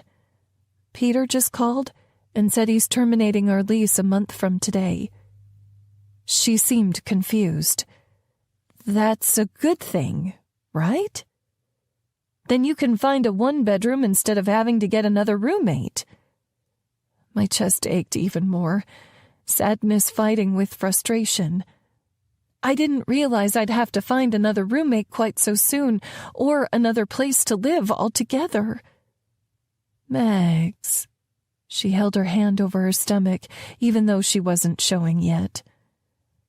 "I know you're having a baby, and I know you're getting married, but it would have been nice to hear from you that you were moving out on your wedding day or that your wedding day was only 2 weeks away. I had no time to prepare myself or ask you any questions without having everyone staring at us." "I'm sorry. I'm not perfect," she cried out. "I'm pregnant, and my hormones are crazy, and I have my mom telling me not to get married, and Cooper's mom saying we'll disgrace the family if we don't. I shouldn't have to worry about where you're going to live on top of everything else. You're a grown adult, and I'm not your mother." My jaw dropped, my heart stinging from her words. "Seriously? I'm not asking for you to mother me. I'm asking for some basic communication, Cam. Like, were you wanting out of the lease? Were you going to pay your half of the rent even when you were living with Cooper? Or did you really just plan to leave me high and dry?" She let out a frustrated groan that just made me angrier. "Didn't you hear me? I have a baby on the way. I'm making appointments for sonograms, finding an OB, planning a freaking wedding, and all you can think about is rent?" "I'm happy for you, Cam. I am, but I didn't think you'd drop me the second you decided to get married. But then again, I also didn't think you'd be hanging out with Rhett for months on end behind my back. Why didn't you tell me?" "Because he asked me not to," she yelled, gesticulating wildly. "I don't know why you've been so freaking hard on him. He's a good guy, Maggie." Her words continued to slice through me. "So you've just been silently judging me this whole time?" "Of course I have. I can't say anything to you about him or you lose your ever-loving mind. Because he hurt me 15 years ago, Maggie. Grow up." My mouth fell open. "You're telling me to grow up?" She flattened her hand over her chest. "I'm trying to move on with my life. I'm sorry I can't be your livin' bestie forever. I want to get married and have kids and live my own life without messing around with you all the time or hearing you complain about a man who's been nothing but good to you since you moved back home." Hot tears welled in my eyes, sliding down my cheeks. That's what she thought we'd been doing all these years of friendship? Messing around? "Get out of my car." "Maggie," she said, but I cut her off. "Get out of my car." She let out an angry groan and left, slamming the door behind her. Her pink nightgown swished behind her as she walked away. I was still crying as I whipped out of the driveway, refusing to stay in the house with her tonight. I drove half the speed limit, but I made it to Rhett's place, my skin raw and stinging from all the saltwater tears. I had to look like a mess as I walked up to his door, where the paper he'd made was still taped up. No fucking around. Unless you're Maggie, then fucking is encouraged. For some strange reason, I started crying more as I knocked on his door. A few moments later, he opened it, shirtless and wearing sweat slung low on his waist. As he took me in, confusion registered on his face. "What's going on?" I fell into his arms, saying, "I need you." Chapter 54. Rhett. Cooper and I rode four-wheelers through the pasture, checking on the cattle. We hit a level path and slowed down. With the engines quieter, Cooper yelled over, "Did you hear what happened with Maggie and Cameron?" I glanced over at him. I'd heard the entire thing last night, holding Maggie as she cried from it all. "Sounds like it was pretty bad." "Really bad," he echoed. I nodded. "What should we do?" he asked. I gave him a look. "Stay the hell out of it, right?" He cringed. "But Cameron's already texting me shit from Pinterest. The kind of shit she should be sending a girlfriend like Maggie." I laughed. "Looks like you'll have to see the pins until they figure it out." "How did you know they're called pins?" "I have a sister," I replied. We had to gun it a little bit to get up the hill, but even after, Cooper was quiet for a minute. "What?" I asked him. "How do you know I'm thinking something? Because the only time you're quiet is when you're thinking something bad. Otherwise, it all comes out your mouth." He had a wary smile. "I don't know if I should say it." "Say it." I took a breath, knowing it would probably be something I didn't like. "Well, seems like Mags can hold a grudge." I chuckled. "That's true. But it's all because she wants to protect herself from being hurt. Her mama wasn't there to protect her like she should have those teen years. And I think she learned she has to do that for herself." Cooper ducked his head in a nod. "I get it, I do, but knowing what I know about Maggie and with what Cam told me she said to Mags, this might not be something Maggie lets go of, before the wedding or after." The thought hurt me, because those two had been such good friends since we were all in high school. "They'll work it out," I said, more of a prayer than a promise. "I hope so, but what happens the next time you two have a fight?" Cooper asked. "You're a hothead, and Mags likes to run. Aren't you worried she'll ice you out again?" I gritted my teeth as his words hit my ears and transformed into an uneasy feeling that churned in the pit of my gut. That fucker was right. If Mags and I were going to move forward, she needed to learn how to forgive. "I see one up there," I said, nodding toward a cow separated from the rest of the herd. Without waiting for Cooper to reply, I sped up and went to check it out. Maggie stayed at my place every night that week, and Thursday night I said, "Hey, what do you say you and I go on a trip after the championship this weekend?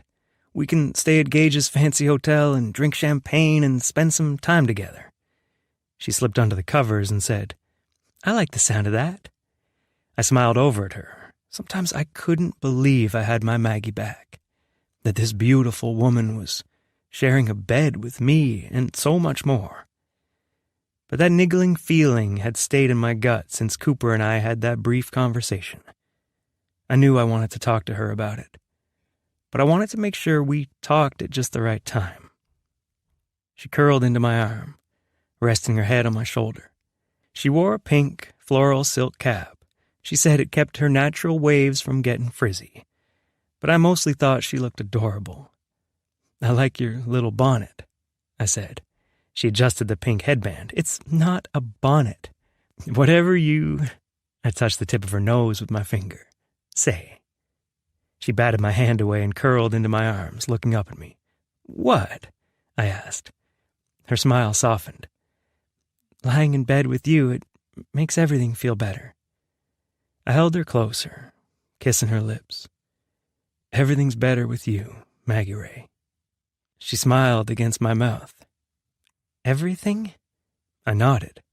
Her hand danced around the waist of my pants. "What about this?" "Definitely." Her hand slid into my underwear, nails scraping my happy trail, until her fingers gently circled my cock. "Fuck, Maggie. I have to feed the cows tomorrow at 4 a.m. She made a fist around my shaft, growing harder by the second. I reached back, tugging on her hair through her bonnet so she had to look back up at me. "You're pushing it." She gave me a bratty grin, pumping my cock. "If you don't like it, you should punish me." With her neck exposed, I couldn't hold back. I pushed her over on the bed, laying her down and putting my hand over her throat. Not enough to choke her, just enough to show her who was boss. "I'm in charge," I said, my voice low. Her eyes lit with desire and her throat moved under my hand with her swallow. Fuck, it was hot. "You're in charge," she gasped, desire in her eyes. I released my grip, leaning back over her. "Now get on your knees and hang on to the headboard. Wouldn't want that pretty head to get a bump." I moved back, watching her thick body roll under the blankets. And when she pushed up, her nightgown was already riding up. Holy fuck. I took off my sweats, prowling beside the bed to get a condom. "I'm on the pill," she breathed. We'd only done it with protection to this point, and the thought of fucking her raw nearly had me coming in my pants. But I shook my head, gritting my teeth. I ripped the condom open, rolling it on my cock, and got on the bed behind her. She had both hands on the top of the headboard, back beautifully arched as she waited for me. I fisted her gray nightgown, pulling it aside to see that beautiful ass of hers, lacy thong disappearing between luscious cheeks. With one hand still on her nightgown, I pulled the thong aside, running my fingers along her sex and finding it soaking wet. "You're ready for me." "I'm begging for you," she breathed. My cock jumped at that, begging right along with her. I pumped it in my hand and angled myself at her entrance. I pressed inside, slowly feeling her stretch around me. She let out a moan, and the sound nearly had me coming undone. I moved my other hand to her juicy hip and took a handful of flesh, pumping in and out of her, then slid my hand down, making quick circles around her clit. "Rat," she gasped. "Now be a good girl," I said, pulling back and slamming into her. "And come when I tell you to, not a moment sooner." She clenched around me. "Got it?" I said, my voice low, punishing as I removed my hand from her clit. She whimpered. "Say it," I ordered. "Yes." "Yes what?" I squeezed her ass harder. She let out a cry. "Yes, sir." "Good girl." She clenched ever harder. Fuck. "When I count down from 10, you're gonna come so fucking hard you'll go to sleep like we should have earlier," she moaned. 10. I ran my hand across her ass and spanked it, leaving her skin bright red under my touch. Her hands tightened on the headboard. 9. I slowed myself, doing deliberate circles inside her as I tweaked her taut nipples. Her head fell back, the cap sliding from her waves. 8.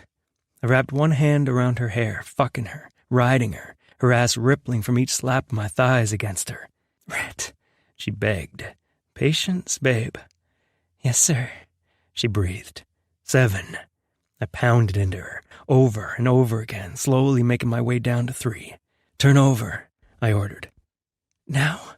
"Now. I want to see your face when I make you come." She turned, spreading her legs for me. I bracketed her face with my hands and adjusted my hips, guiding my cock to her hole. The second she engulfed me, I let out a hoarse moan. "Holy fuck, Maggie. You get me hotter than I ever knew I could be. Her eyes were wide on me as she held onto my forearms, dug her nails into my skin. 3, I said. You're so fucking hot. Your tits bouncing in that nightgown, your mouth open like you want me to fill every fucking part of you. Her lips parted farther. 2, your thick legs wrapped around my waist, pulling me into you, I uttered. Your hot, wet pussy fucking quivering, begging for me to spill everything I have into you. And your voice, ready to cry out my name when I say, she bit down on her bottom lip. 1. She shuddered around me, her eyes crinkling in pain, in pleasure, her luscious lips echoing out a cry that matched my hot grunts. As I came, harder than I ever had, her pussy clenching and milking me for seconds that turned into minutes. As the last of the waves faded, her head rolled back into the pillow. I slowly slid out of her and rolled to the side, removing my condom. Once I cleaned myself up, I went to the bathroom and got her a warm washcloth and another dry one. I brought them both back to her, and she smiled up at me. I'm never going to get over how sweet it is that you do that. I grinned, adjusting the sheets and blankets to lie down. All for you, Maggie Ray. She tossed the rags to the hamper, along with her underwear, and then curled in next to me. I was such a fucking horndog for how hyper-aware I was of her lack of panties. But my cock was beyond dead. Give me 20 minutes and that could be a different story. Mags curled in my arms and aimed her blue eyes up at me. Can I ask you something? I nodded. Why do you always wear a condom? Most men are so eager to take it off. The thought of other men inside her almost had me going fucking feral. But I took a few deep breaths to cool down. I'm not most men. She lifted a corner of her lips. I know that. But then she waited, quiet. I knew she deserved this explanation too. To me, having kids, bringing a life into the world is a really big deal. It's not something I'm ever going to risk, even if the pill's 99% accurate. I'm going to put the condom on and wear it every time until I know that person is the one I'm ready to have a family with. Her eyes fluttered down and back up at me. I know it's too soon. She nestled deeper into my arms, her eyes closing sleepily. But I think this feels perfect. I kissed her forehead and told her good night. Because I couldn't completely agree. 55. Magnolia. Go, Esther! I yelled from the dugout. It was our last inning, and all the bases were loaded. We were down by 3, with 2 outs, and if she could hit a triple, we had a chance at tying or even winning the game. Her little shoulders moved with her breaths as she stepped up to the plate with her bright yellow bat. Beside me, Rhett said, I'm so damn proud of that girl. I looked up at him for just a second. Tell me about it. The pitch went over the plate, and the umpire yelled, Strike 1. Rhett swore under his breath. You can do this, Esther! I watched her square up to the plate again as I waited for his answer. At the beginning of the season, that little girl was in tears before the game even started. Now, she's up to bat. All these girls on the bench are cheering for her, depending on her for the win or loss of the game. And that fucking tiger is taking deep breaths and staring down that pitcher, making her bitch. I let out a laugh. That is pretty amazing. Another pitch sailed toward Esther, and she swung with all her might, barely tipping it. Strike 2, the umpire called. I pressed my hand to my chest. Gosh, I can't take the suspense. Go, Esther! Behind me, the girls joined me in cheering, Go, Esther! Go, Esther! Go, Esther! The entire crowd joined us, her name echoing around the field. The ball sailed toward the plate, and Esther swung and missed. The girls on the other team instantly started screaming and cheering, while my heart broke for Esther. She looked around at her teammates, her bottom lip quivering. But instead of waiting for her to come to the dugout, all her teammates were running out to her, hugging her, telling her good job, asking us coaches about what snacks were coming next. I felt tears rolling down my cheeks for these girls because they'd gotten so much more than a summer playing softball. They'd made friendships that would last years to come. It made me realize how much I missed Cam, especially those simpler times with her when her biggest worries were running out of lip gloss or who to sit by at lunch. Next to me, Rhett said, "Look at you, softy." "Shut up," I sniffed, wiping at my eyes. "I'm proud of her, too." He grinned. "Let's call the team in for one last unicorn roar." "Willingly?" I laughed. "Team, huddle up," he said. The girls came running over. A few leftover tears ran down Esther's cheeks, but she wasn't crying anymore. When all the girls had circled us, Rhett looked at me and said, "Coach, anything you want to say?"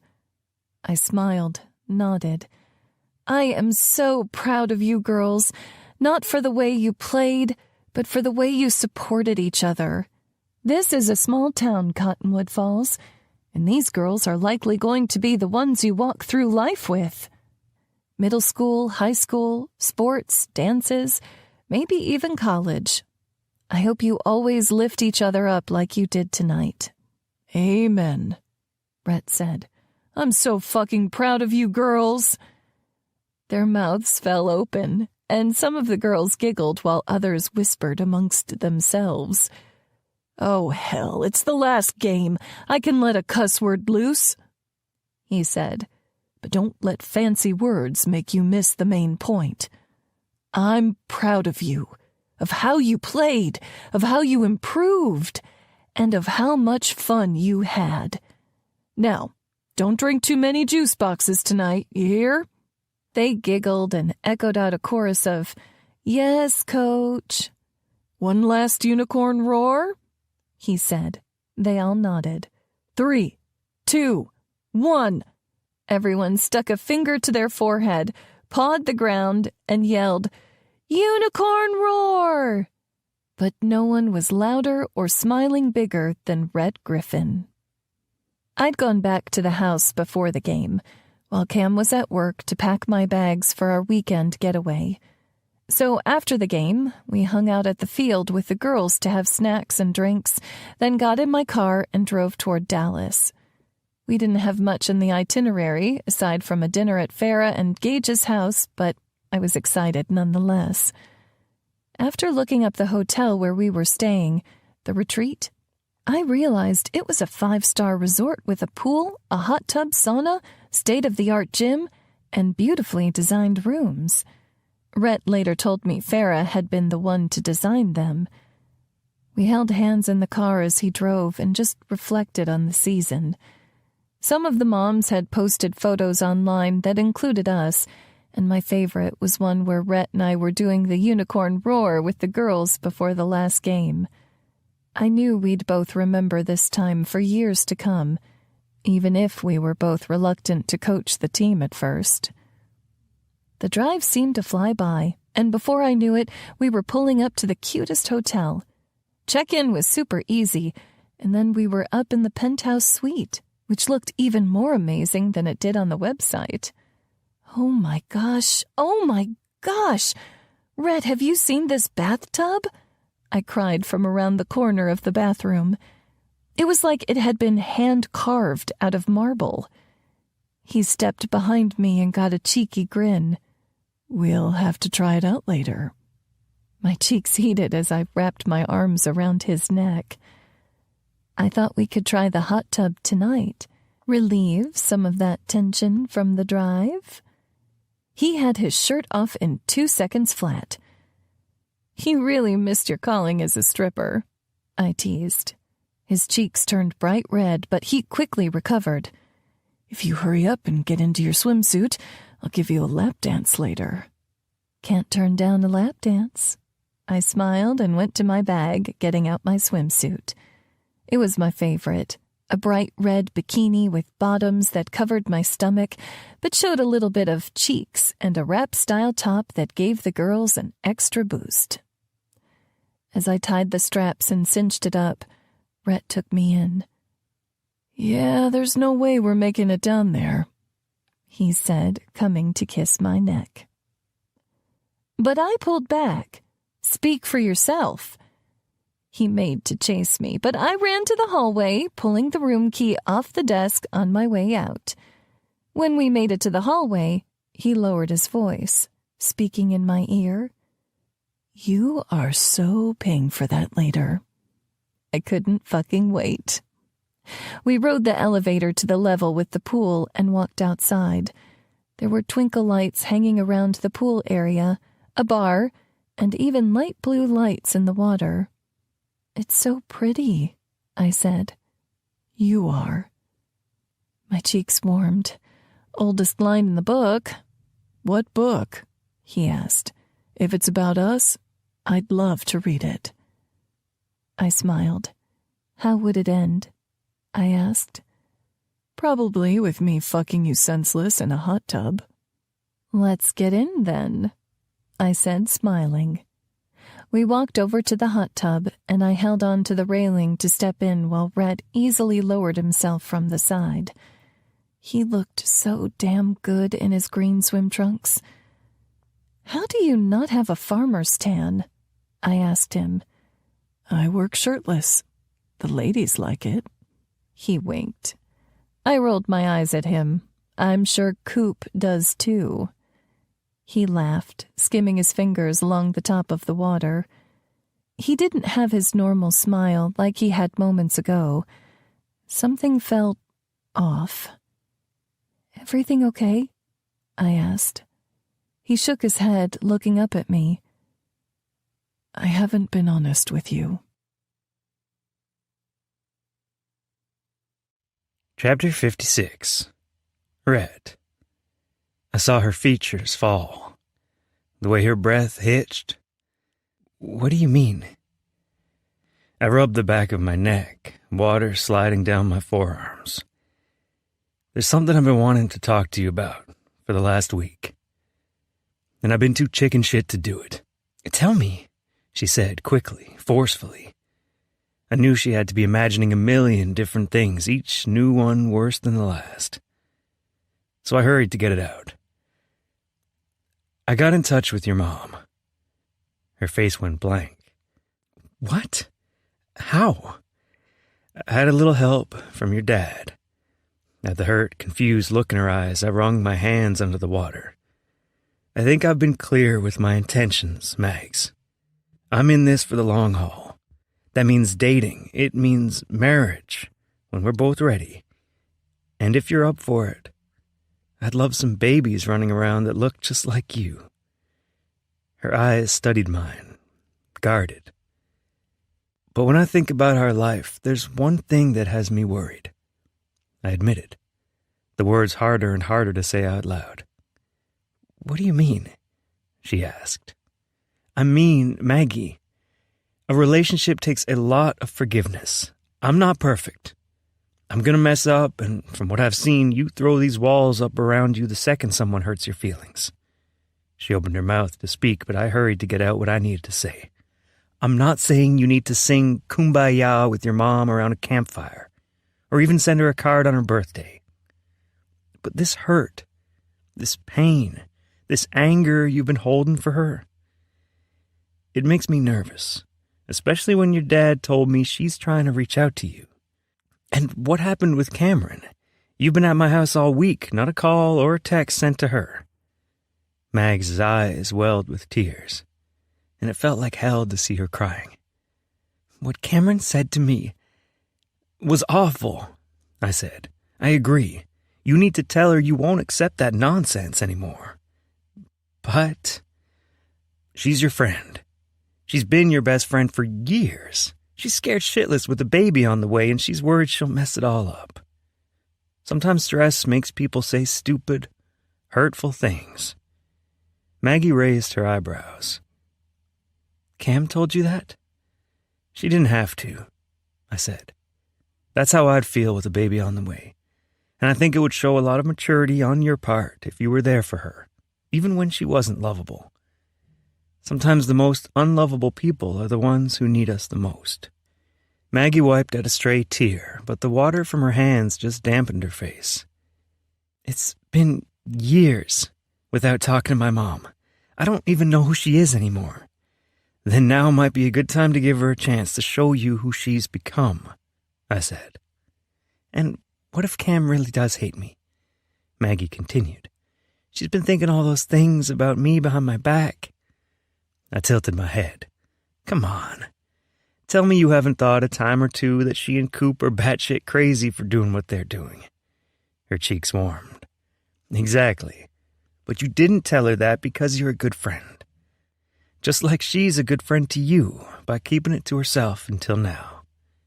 Maggie nodded, looking down at the water. When she looked up, she asked, What did you talk to my mom about? I lifted a corner of my lips. I asked if she'd like to meet us for lunch while we're in Dallas, at a place that doesn't have steak knives or hair trimmers. Maggie let out a hoarse laugh. That was probably a good call. So you'll go? I asked her.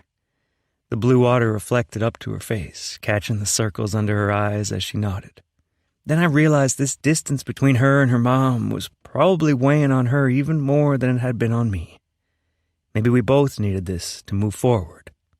Come here, I said, opening my arms.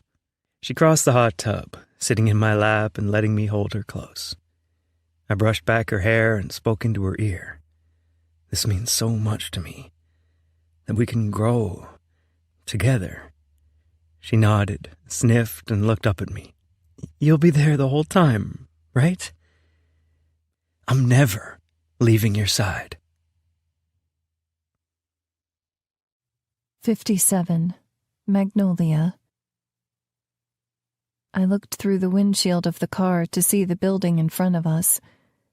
It was an unassuming place called Barry's Coffee, and we'd gotten here 15 minutes early despite me changing my mind 100 times about whether or not I wanted to come. Rhett squeezed my hand and said, I'm here for you, no matter how this goes. The tension in my chest eased, if only slightly. I want to show you that I'm willing to work on being more forgiving, I said. Isn't that the point of twin flames? We show each other opportunities for growth? He smiled, kissed my forehead. That's the point of us, twin flames or not. I leaned into his kiss and took a few deep breaths. Let's go order and sit down. As we walked inside, my legs felt shaky, and part of me worried that she'd no-show, while another hoped she would. What if she was the same woman who left me all those years ago? Could my heart take another disappointment? A sweet girl named Jenny took our orders, and then we found a table at the corner of the coffee shop. I like this place, I said. It had a really nice vibe, with people of all ages hanging out, chatting, doing homework, enjoying their drinks. I wished I could appreciate it more. Rhett took a sip of his iced tea. Farah's dad owns it. My eyes widened. Seriously? That's amazing. He nodded. I feel like this is the kind of business you'll have when you own the salon.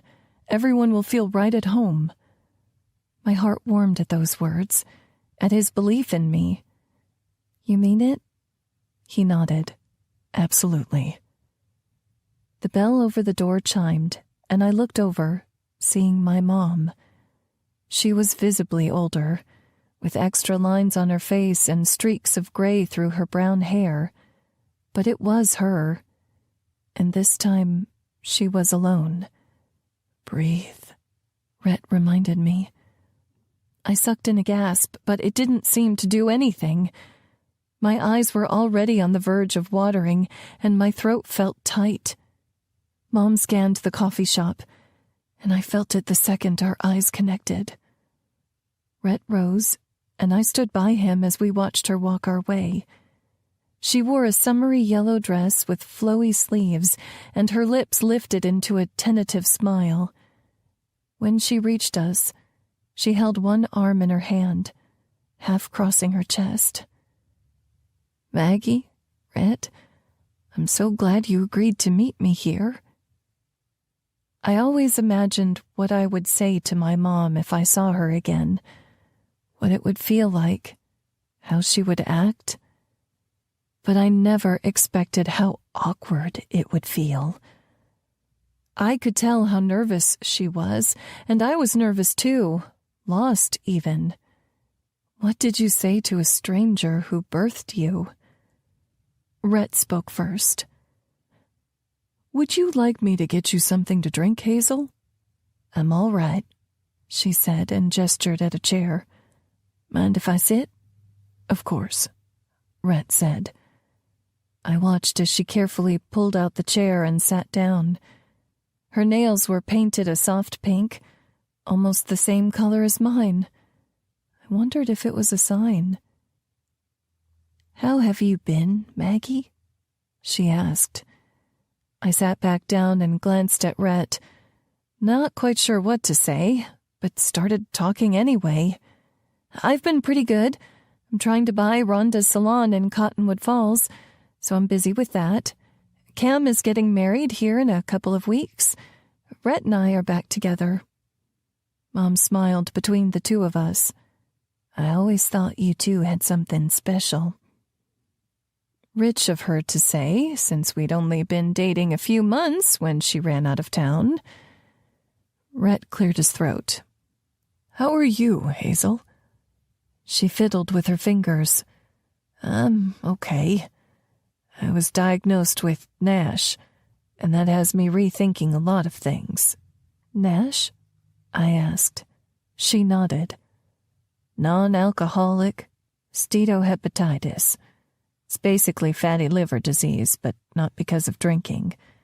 I'm trying to turn my diet around, or it could lead to liver failure." The news had my stomach sinking, our years apart flashing before my eyes. "Are you doing better?" I asked, hope bare in my voice. She shrugged. "I won't really know until my next blood draw in a few months." I couldn't think of what to say, but after a moment, she kept talking. "I know this is strange, seeing me, and I know we have a lot of baggage in our past, Maggie. But I really do love you. I've watched you online, and I'm so amazed by you. The way you help people, how good you are at what you do. I know I left you when you really needed me, but I want to be here now, if you'll let me." My throat was tight, and a mix of anger and hurt swirled in my gut. "Now you want to be here? I was 16 years old when you left. You were there one day and gone the next. Didn't even look back for your daughter or even make a call. I had to go to my senior prom without you. All the other girls had their moms there, helping them get ready, taking pictures, and you were nowhere to be found. Not because I lost you, but because you chose to leave me. What kind of mother does that to her daughter?" I demanded, letting all the words pour out of me. Rhett squeezed my knee, giving me the support I needed to keep going. "Why? Why, Mom? I know things weren't perfect with Dad, but what about me? You made me think I wasn't worth sticking around for." She looked down at her lap. "Why, damn it?" I repeated. "No reason would be good enough." She met my gaze again. "But I want you to know, I didn't leave because of you." I hit 40 and realized that I was living in the same town where I was born. I married the first man I ever really dated. I failed at having more than one child. I didn't have a degree or any professional skills. I was overweight, broke, and had nothing to show for all the life that I lived. I felt dead inside. I honestly thought you'd be better off without having a mom around whose only accomplishment was keeping you alive. My heartstrings ached with each word she said, because so many of those words echoed the fears I had for myself. I got online just to talk to people my age, she continued, to see if I could find someone who understood what I was going through, and I met this man. I gritted my teeth. He was kind, told me I was pretty, said I could be more than what I was. He promised me a life with him that was everything I was missing in Cottonwood Falls. I think it was my last-ditch effort to hang on to life when it felt like it was slipping through my fingers. But he was so jealous and possessive, he didn't want me calling back to the house to check on you. My eyebrows drew together. What? I'd never heard this before. She nodded. I tried, a couple times. When he found out, he made me change my number, and when that didn't work, he took my phone. He got... She took a shuddering breath. He got abusive with me. The only way I could go to your hair school graduation was for him to come with me. When I showed up with him, I felt even more worthless than I did before because I had such a good thing with you and your dad, and I just didn't appreciate it like I should have. Hazel. Rhett reached out, holding my mom's hand, this lifeline between us both.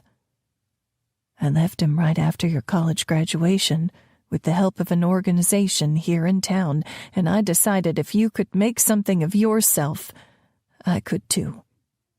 I went to cosmetology school and followed in your footsteps because you, Magnolia Ray Gibson, are the only thing I've ever gotten right. I covered my mouth with my hand. You did? She nodded, pulling out her phone. I don't have a big social media following like you, but I've been documenting the journey. She swiped to an Instagram account and showed me row after row of hair and nails she'd done for women and men alike. Tears fell down my cheeks as Rhett said, "That's amazing." I nodded in agreement, trying to stem the flow of tears. "I'm proud of you." Mom's smile wavered, and she sucked in a deep breath. She opened her mouth to speak, but was overcome by emotion. "That's all I ever wanted to hear." My chest ached with guilt, with happiness, because my mom had been just as lonely, just as lost as I was, and just like she wasn't there for me, I hadn't been there for her either. I made a commitment to myself, to Rhett, to work on forgiveness while still holding boundaries to keep myself safe. And I made another promise out loud. "Mom, is it okay if we get to know each other again?" Tears rolled down her face as she nodded. "I'd love that." We got up from our chairs, hugging each other long and hard. It felt like we were both finally home. Chapter 58. Rhett. We spent hours at the coffee shop, talking and laughing and catching up. We all said goodbye in the parking lot and made plans to visit again soon. Hazel hugged me goodbye, whispering in my ear, "Thank you, thank you, thank you." I smiled, hugging her a little extra tight. This had been good for all of us. I hadn't been sure how this meeting would go, but Mags had gone above and beyond any expectation. She'd shown me that she was ready to grow and learn to forgive. In the process, she'd rekindled a relationship I could tell she missed like crazy. We waved goodbye, and when we got in the car, I looked over at Maggie. She seemed a little shell-shocked. "How you holding up?" I asked. She sniffed, wiping at her eyes. "I'm happy, but I have so many regrets. I lifted a corner of my lips. None of us are perfect. We all have to fuck up before we find the right way. The trick is to use those mistakes as lessons instead of reasons to beat ourselves up. Her hand twined with mine, and she held the back of my hand to her lips. I don't know what I'd do without you, Rhett Griffin. Probably have a lot less sex, I quipped.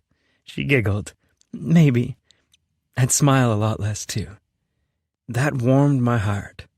I'm here, Maggie Ray, and I'm not going anywhere. She squeezed my hand a little tighter. Do you mind if we have a little rest and I clean up before we go to Gage and Farrah's place? Of course. I backed her out of the parking spot and we drove back downtown to the retreat. She napped while I checked out the weight room.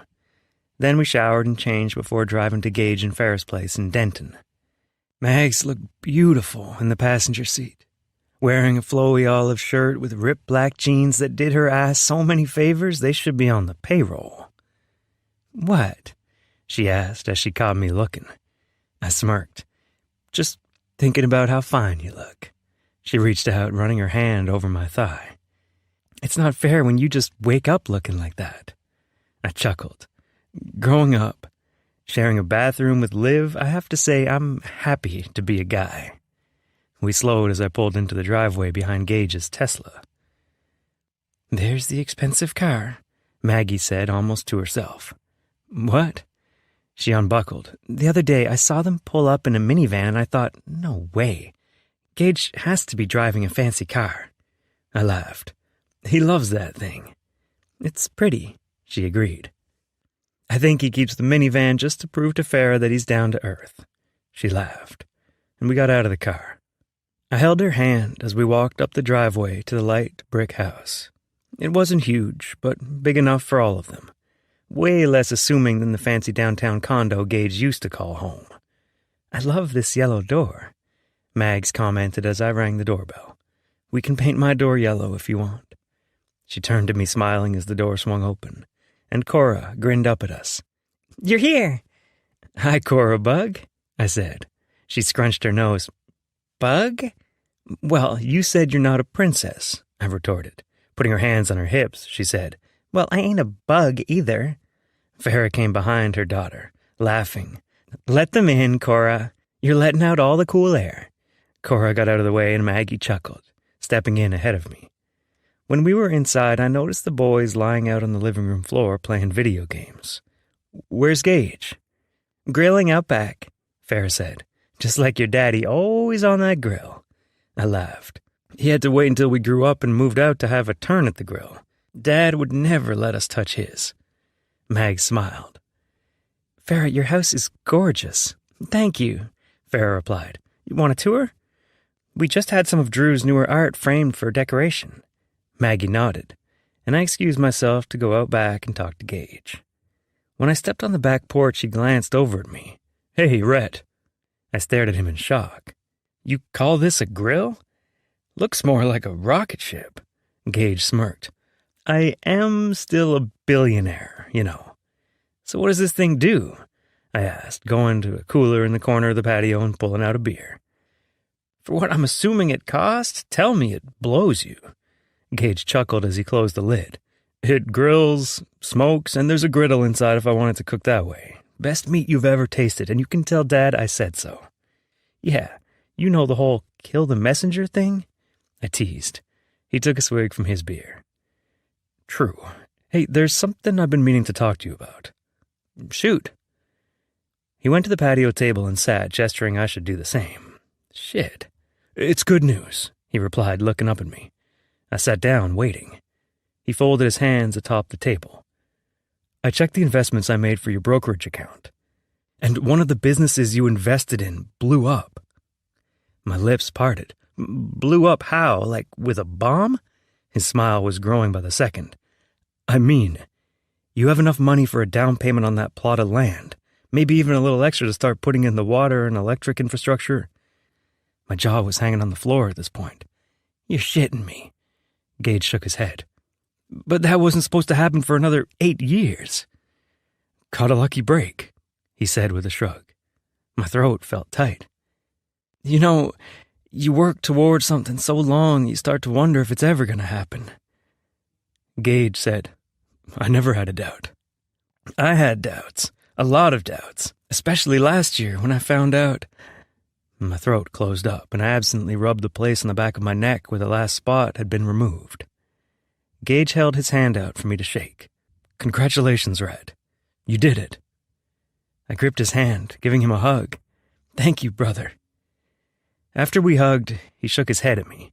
You fucker. I told you I would have bought it for you 5 years ago. I had the money. Still do. Yeah, but then it wouldn't have felt like mine.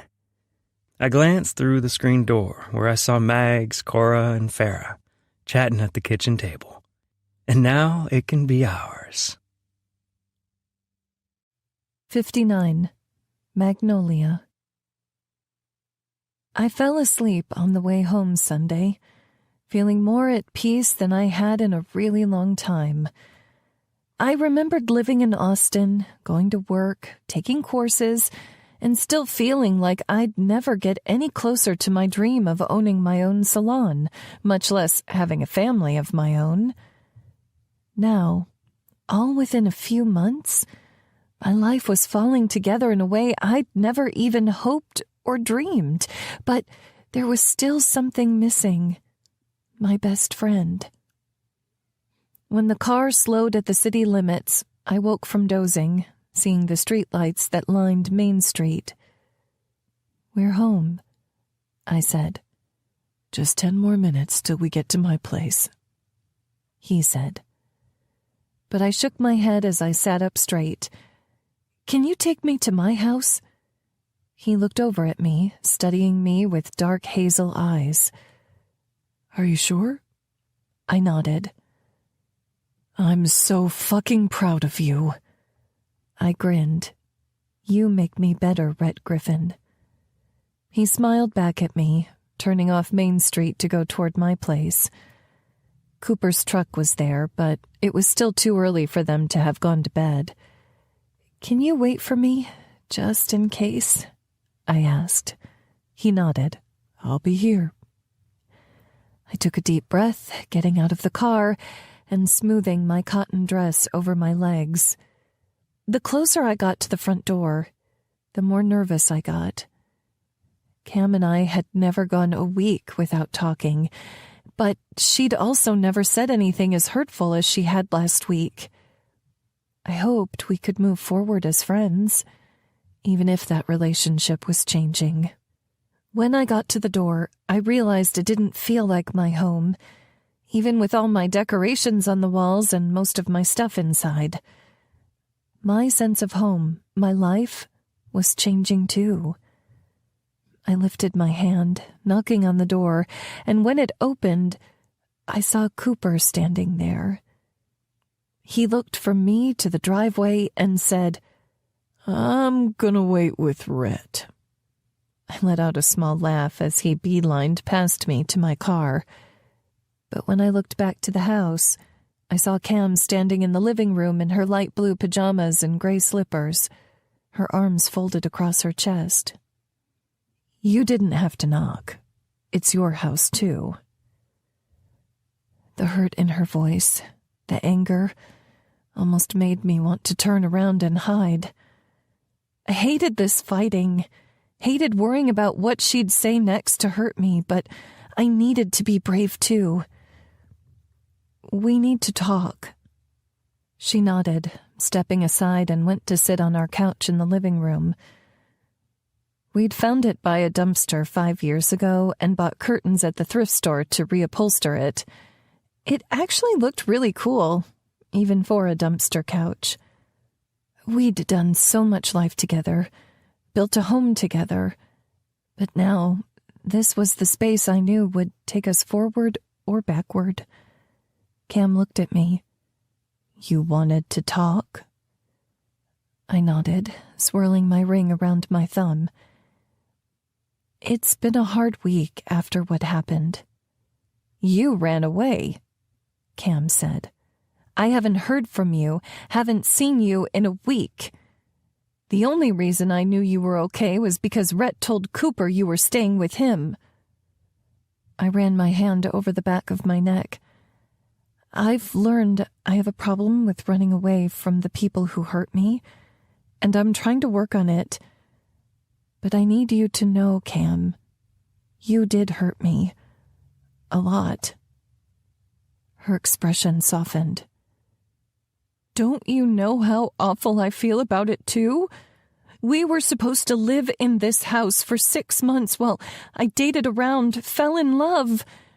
It wasn't supposed to be like this." Tears rolled down her cheeks, and she wiped them away. "Feel like shit for letting you down.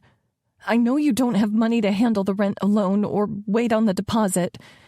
So I talked to my parents, and they said they would cover it on your new place until we got the deposit back." Relief swept over me as I realized how much stress that financial burden had placed on me. I think I heard about needing to buy the stuff for the wedding and needing to pay the lease, and something snapped. I've been working toward this dream of owning a salon for so long that I'm afraid of it slipping away from me at the last moment. That would never happen. If anyone's going to put in the work and find a way to make it happen, it's you. I studied her expression because sometimes I didn't have that much faith in myself. "You mean it?" She nodded. "Look at you and all you've done. Maybe part of me feels left behind because you still have all these opportunities ahead of you, and my life is changing so much. I'm going to be a mom and a wife. I have 2 whole people to consider now." "Cam," I shook my head. "I've been feeling left behind because you're getting the man and the family like you always dreamed. I don't ever want to lose you." The dam broke at those words, at the hurt and worry I'd been feeling. "You're not just my friend. You're my family." She crossed the couch, hugging me and crying too. "I don't want to lose you either." We held on to each other, crying. "I'm sorry about what I said about Red. I don't know what I'd do in your position, but I'm so happy you're giving him a chance. He loves you so much." My heart warmed as she pulled back. "I love him too. He got me to talk to my mom this weekend." Cam's jaw dropped. "What? Tell me everything." As we sat on the couch, I told her all about seeing my mom and catching up with her. "That's amazing," Cam said. "Maybe she could work at your salon one day. Lord knows we need a good nail person around here." The wheels in my head were turning, but soon got interrupted by a knock on the door. Red and Cooper were looking at us through the screen door like a couple of lost puppies. Cooper yelled, "We wanted to make sure you 2 didn't kill each other." Red held up a plastic bag and a drink tray. "And we brought food." Cam giggled. "Looks like it's not just us 2 in the family anymore." I smiled, hugging her close. "No, but it's even better." Chapter 60. Red. Cooper and I were getting dressed in the guest bedroom of Cameron's parents' house, and he kept fiddling with his tie. "Let me get it," I said, going to adjust it. "Thanks." He took a breath and straightened his suit jacket. "I haven't worn a tie since high school, and I'm pretty sure it had a zipper." I chuckled. "There's a first and last for everything, right?" Coop nodded. "Better be my first and last wedding." From the bedroom door, Cameron's dad said, "Agree." We both looked over our shoulders at him, leaning against the frame. "It's about that time," he said. "Ready to go?" Cooper nodded, adjusting his cowboy hat. "Yes, sir. Been ready since I first laid eyes on your daughter." Cam's dad chuckled. "Right answer. Let's get you 2 married." I followed the 2 of them out to the back door. Coop had to go out first and walk his mom and dad to their chairs. Then Mags and Cam came out from Cam's old bedroom. Mags had on this pretty blue sleeveless dress. that brushed the floor and showed just the right amount of cleavage. Beautiful. I breathed. Then I remembered Cam was there, too. She looked gorgeous, in a two-piece white dress, the top all lacy and the bottom flowing around her legs in gold sandals. "You're a beautiful bride, Cameron," I said and went to give her a hug. She hugged me back. "Thank you, Red." I stepped back and looked around. "Is it our time to go?" Dina said, "It sure is. Let me get out there first." Dina gave Cameron a long hug, then patted my shoulder before going out the back door. As it opened, I could hear soft guitar strings playing. Maggie turned, facing her friend. "The last time we're both single girls." Cam's face softened. "We haven't been single girls since that first rodeo. We just didn't know it then." Maggie smiled and hugged her friend tight. "I'm so happy for you." Cam squeezed her back, her eyes closed in the embrace. My heart warmed at the sight of the two of them. There were so many kinds of love in this world, and friendship had to be one of the best ways to experience love. They let go of each other, and I extended my arm for Maggie. She easily slipped her hand through the crook of my elbow, holding a white and blue bouquet in the other hand. We stepped outside together, going down the short aisle where a small group of family and friends had gathered for the wedding. Guitar strings played as we walked together, and when we reached the end, Mags and I parted ways, me going to stand next to Cooper, her on the opposite side. Cooper had his hands linked in front of him, and I patted his shoulder. "This is it." His smile wobbled. "It sure is." The back door opened, and Cam and her dad stepped out. Everyone turned to watch her walk the aisle, but my eyes were on my best friend. His jaw shook, and his eyes filled with moisture. I don't think any of us imagined it going this way for him or Cameron. But seeing the way he looked at her right now, the way she smiled back at him, tears falling down her cheeks, I knew it couldn't have happened any other way. Just like it had to happen this way with Maggie and me. We had to go through all those hardships, all this growth, to be ready for each other. To start a life together on solid ground we'd leveled and fertilized throughout the years. I glanced over at her, seeing how beautiful she was watching our friends with tears in her eyes. If there was a more perfect moment, I didn't know it could exist. That is, until I watched Cam and Cooper say, "I do." We went to the township hall for a reception with more guests than were invited to the ceremony. Music played over the speakers, and Mags came with me to the dance floor so I could spin her around. So much had changed since our first dance after the rodeo. But I'd yet to tell her about the biggest change, that I was finally buying the land I already saw as ours. "What are you thinking about?" she asked, looking up at me. I held our intertwined hands to my chest.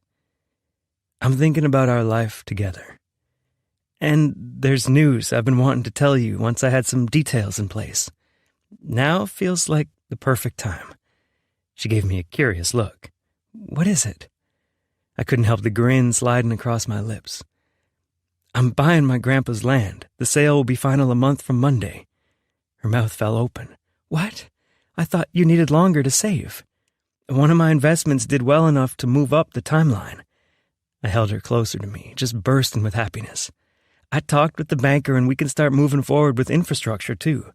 A few years from now, we'll have enough saved to build a home. Picture it. A 3-bedroom wraparound porch, a picture window overlooking our magnolia tree, a yellow door just like you like." Her eyes filled with moisture as I spoke each word. "Our magnolia tree?" I nodded. "It was always for you, Mags. A piece of me always knew it had to be you." She leaned her head into my chest, holding me tighter while we swayed. "It sounds like a dream." "Open your eyes, baby. It's all real." She grinned up at me. "I love you, Rhett Griffin, and I can't wait to see our home come to life." I kissed her lips until the song closed. As we broke apart, I saw her dad on the dance floor a few feet from us. "Mind if I cut in?" he asked. I nodded. "Of course," and he swirled Maggie away. I stood to the side watching them for a moment. But Maggie wasn't smiling like before. In fact, it looked like something was really, really wrong. 61. Maggie. Dad smiled down at me. That was a beautiful ceremony. I nodded in agreement. I liked the smaller group, made it feel even more special. He agreed. Tell me you'll give me more than 2 weeks' warning for your wedding. I laughed. I promise. It's moving that direction, but I think it's still too soon for us to move in together. His eyebrows drew together. Why would you move in when you have the rental? It struck me that so much had passed that I still hadn't told him about losing the rental house. Cam's wedding and reuniting with my mom seemed like such bigger topics, but I might as well ask now. Our landlord is ending our lease early. Think I can stay in my old bedroom until I find a place? Now his lips pulled down. I don't think that's a good idea. Seriously? I asked, confused. I can chip in for groceries and stuff. It's not that. You got the electric fixed, didn't you? I asked. His frown grew deeper. Dad, what is it? You always said I was welcome at home. He glanced down. It's Cam's night. Let's just enjoy the music. Dad, I can't just enjoy the music now. I can tell something's wrong. What's going on? He shook his head, letting out a long breath. It's embarrassing to say. Tell me, I urged him, forgetting about the music altogether. The house is going into foreclosure. I covered my mouth, stepping back from him. Foreclosure? How? He looked around, whispering, Can we go outside to talk? Please, I said, needing an explanation and needing it now. I followed him outside to the front steps and around the side of the building, feeling everyone watching us on the way. But this couldn't wait until tomorrow. Dad, I said when we had a semblance of privacy, tell me what's going on. He shook his head, and I could feel the tightness in his voice as he spoke. I lost one of my biggest contracts a couple months before you came home. I had to use up what little savings I had to keep the lights on while I looked for other options. And then the electrical issue came up, and I had to file a home insurance claim on it. I have a high deductible plan, so I had to miss a couple mortgage payments to cover it. And then the truck broke down, and I've had to pay that because insurance only covers collisions, and I've been out of work while it's getting fixed. I've been hurting, but I didn't want you to worry about it. Concern filled each of my veins as I took in my dad, looking so much older than I'd ever noticed. But can't you miss a mortgage payment or two? I've missed 6. The bank technically only had to give me 4. But since I've been good this long, they let it slide. But I'm out of options, Max. I either lose the house or sell my truck. And with it being in the shop, I don't think I could sell it soon enough to make a difference. Then there's the issue of me getting another job since I've been out of work, and they had to find another trucker. I could feel the ache, the worry gutting him from the inside out. He must have felt all alone, dealing with this while putting on a brave face for me. Why didn't you say anything? He ran his hand through thinning hair. I didn't want to tell my daughter that her old man's a failure. It was just that much of a reminder that even though I loved and looked up to my dad, he was still human. Things could come up and take you off the path you thought you were on in just a few months' time. How much do you owe to get out of foreclosure? His brows furrowed. Maggie, don't you dare put your life on hold for me. I'm a grown man. I can figure it out. I can't let you be homeless, Dad, I said, my voice breaking. What other kind of job are you going to get with your back the way it is? Where would you rent? Worst case scenario, I'll sleep in my truck. Dad replied. Please, don't worry about me. Frustration bubbled up in my chest. Don't worry about you? Dad, if you would have set your pride aside for a second, you could have told me, and we would have worked out a plan months ago. But instead you kept it to yourself, and your house, the home I grew up in, is going to be taken away. Mags, don't, I said, tears falling down my cheeks, because I knew what it would take to fix this, and it meant giving up everything I'd worked so hard for, putting my dreams on hold to keep a roof over my father's head. How much do you owe to get out of foreclosure? I repeated. He looked to the ground. Dad! His chest heaved as he looked up at me, and he uttered, $10,000, give or take. My mouth fell open. Are you kidding me? He shook his head. It's what I owe plus fees. I stepped back, my hand to my chest. I knew what it would take to help him, what I'd have to give up. Dad gave me life. He raised me. He'd been there for me and supported me through hair school. And now it was my turn to help him, no matter how much it hurt. From the sidewalk, I heard Rhett call, Mags? Dad and I both looked his way, and I wiped at my face. Yeah? We're about to see Cam and Coop off. You ready? I nodded and turned to follow Rhett. Dad held onto my wrist. Mags, don't hate me. I shook my head at him. I love you, Dad, to the ends of the earth. But it still hurt like hell. When I reached Rhett, he put his arm around me and kissed the top of my head.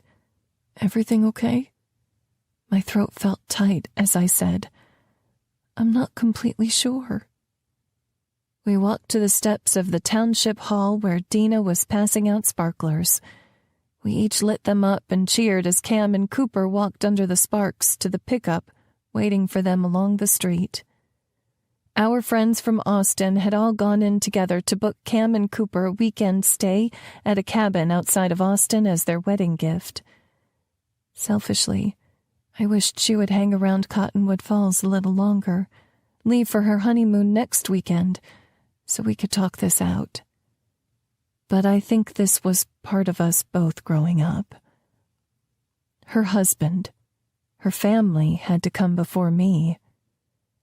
And I needed to learn to stand on my own 2 feet and make decisions with or without her. Chapter 62. Red.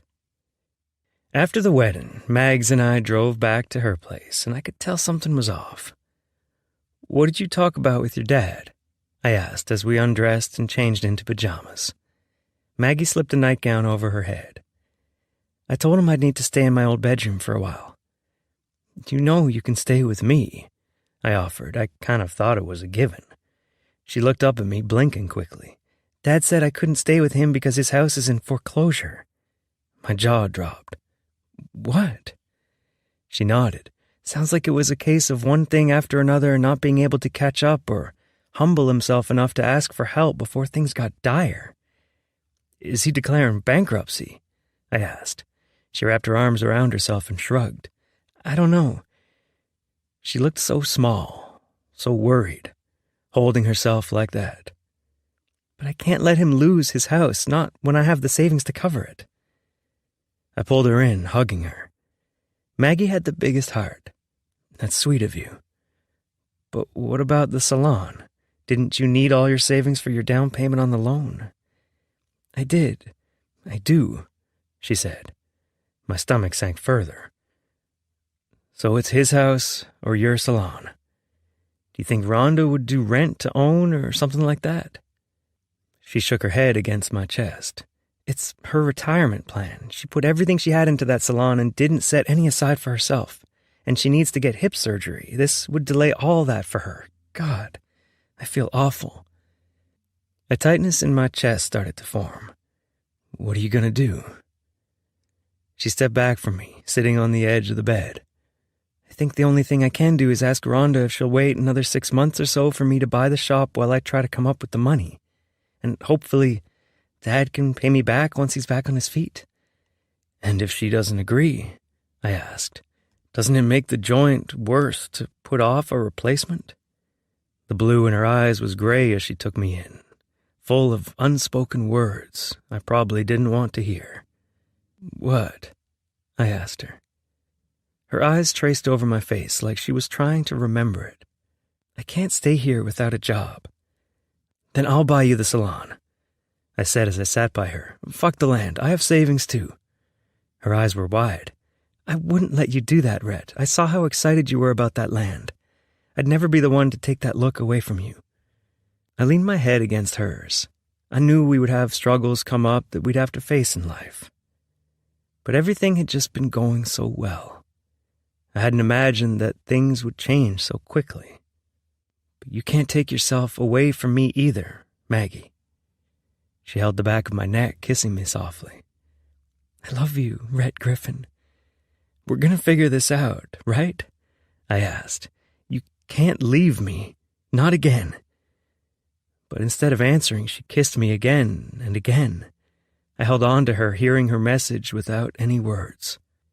She didn't know how things would go, so we needed to savor this moment we had with each other, even if the thought of losing her had my throat tightening in my chest and my eyes stinging with unshed tears, my future unraveling before it even had a chance to begin. I laid her back on the bed, kissing her and savoring everything about her, the pillowy softness of her lips, the soft scent of her perfume, the way her hair tickled my cheeks as I nipped at her ear, her neck, the way she held onto my neck and shoulders like if she didn't, she'd simply float away. I etched into my memory the feel of her full chest under mine, the softness of her stomach, contrasting my hard core. How every time I swirled my fingers around her clit, she let out a soft whimper. Her voice touched every part of my soul as she said, Rhett, I need you closer. Feeling desperate to fulfill her wishes, I undid my pants and slid them off as I crawled over her on the bed. I didn't bother with a condom, knowing I would be closer with Maggie than I ever had or ever would be with another person. Her eyes were wide as she looked up at me. You need a condom. I shook my head. It's you, Maggie. It was always you. She pulled her panties to the side and I plunged into her hot, tight sex, letting out a choked moan as she whispered my name. She felt so good against my unsheathed cock, wet, warm, ribbed, and so much more than I had words to describe. Rhett, she breathed, my name on her tongue. How many more times would I hear that? How many more times would I hear it in my dreams after she left? My waking nightmare of life without her. As I picked up my pace, her head rolled back, but I said, Look at me, Magnolia. Eyes on me. Our eyes met, and I saw moisture building in hers, tears matching mine.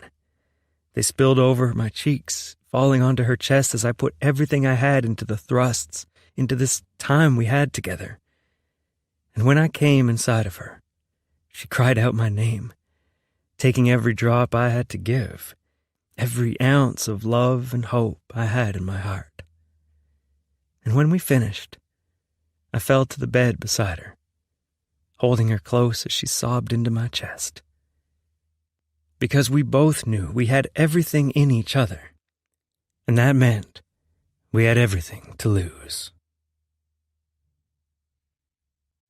63. Magnolia.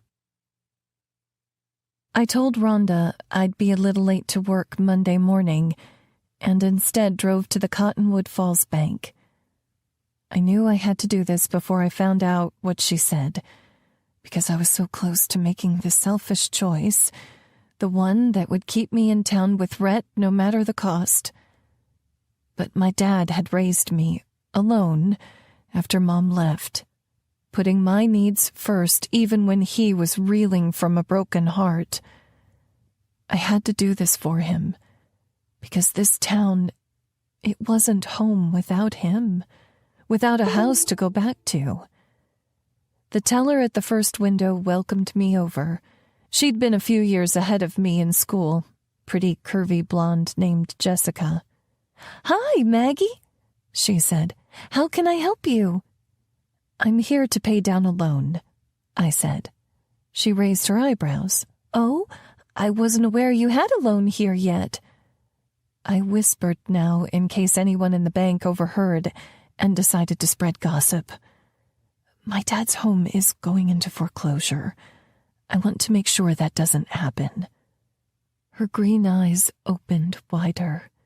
"That is so kind of you, Maggie. I can't share the details of how much that would be, but if you want to make a direct contribution, I can help you with that." I nodded, thinking back to the number Dad said. $10,000, I said, hoping it would be enough. She blinked. "Okay." She began working at the computer and said, "I'm assuming you would like that to come from your savings account?" My heart felt jittery. That's right. I laid my hands on the laminate countertop, trying to steady myself.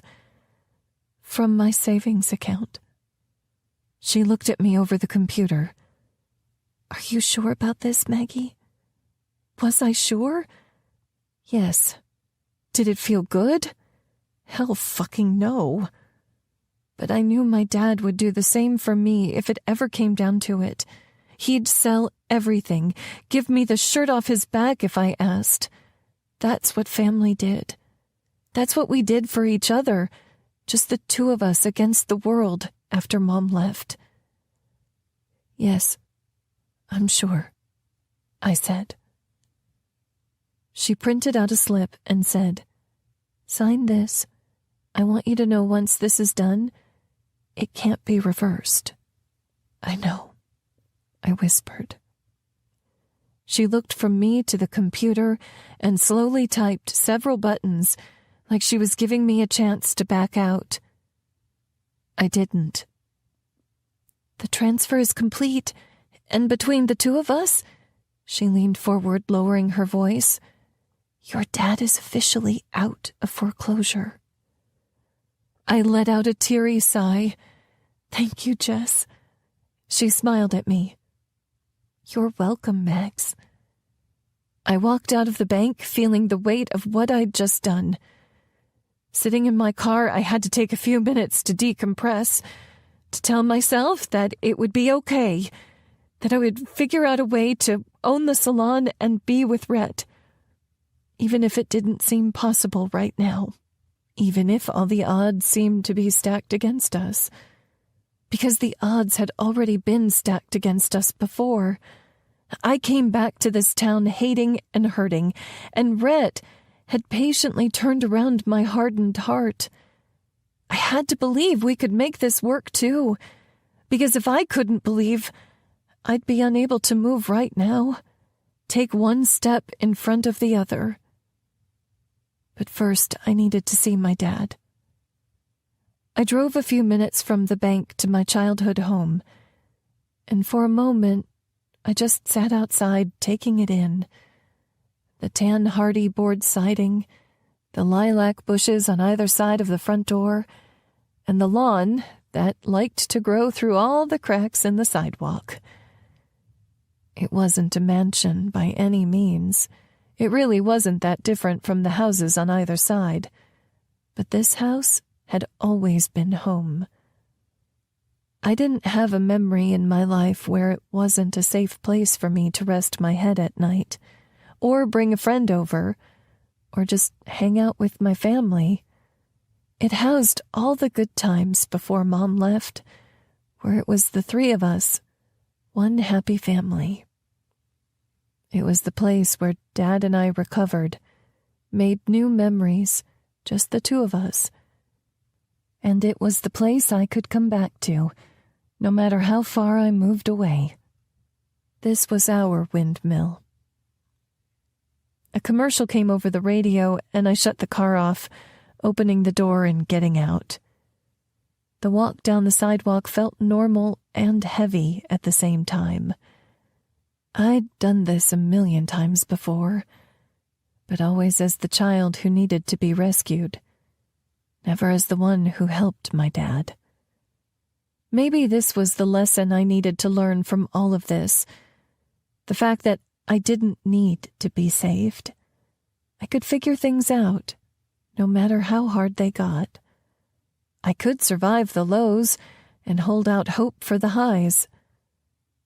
I usually walked right into the house, but today felt different, especially seeing his pickup out front. Dad was out of work until his semi got fixed, and grappling with the disappointment of not being where he thought he'd be in life. I knocked on the door. Eileen let out a warning bark. "Come in," he yelled through the door.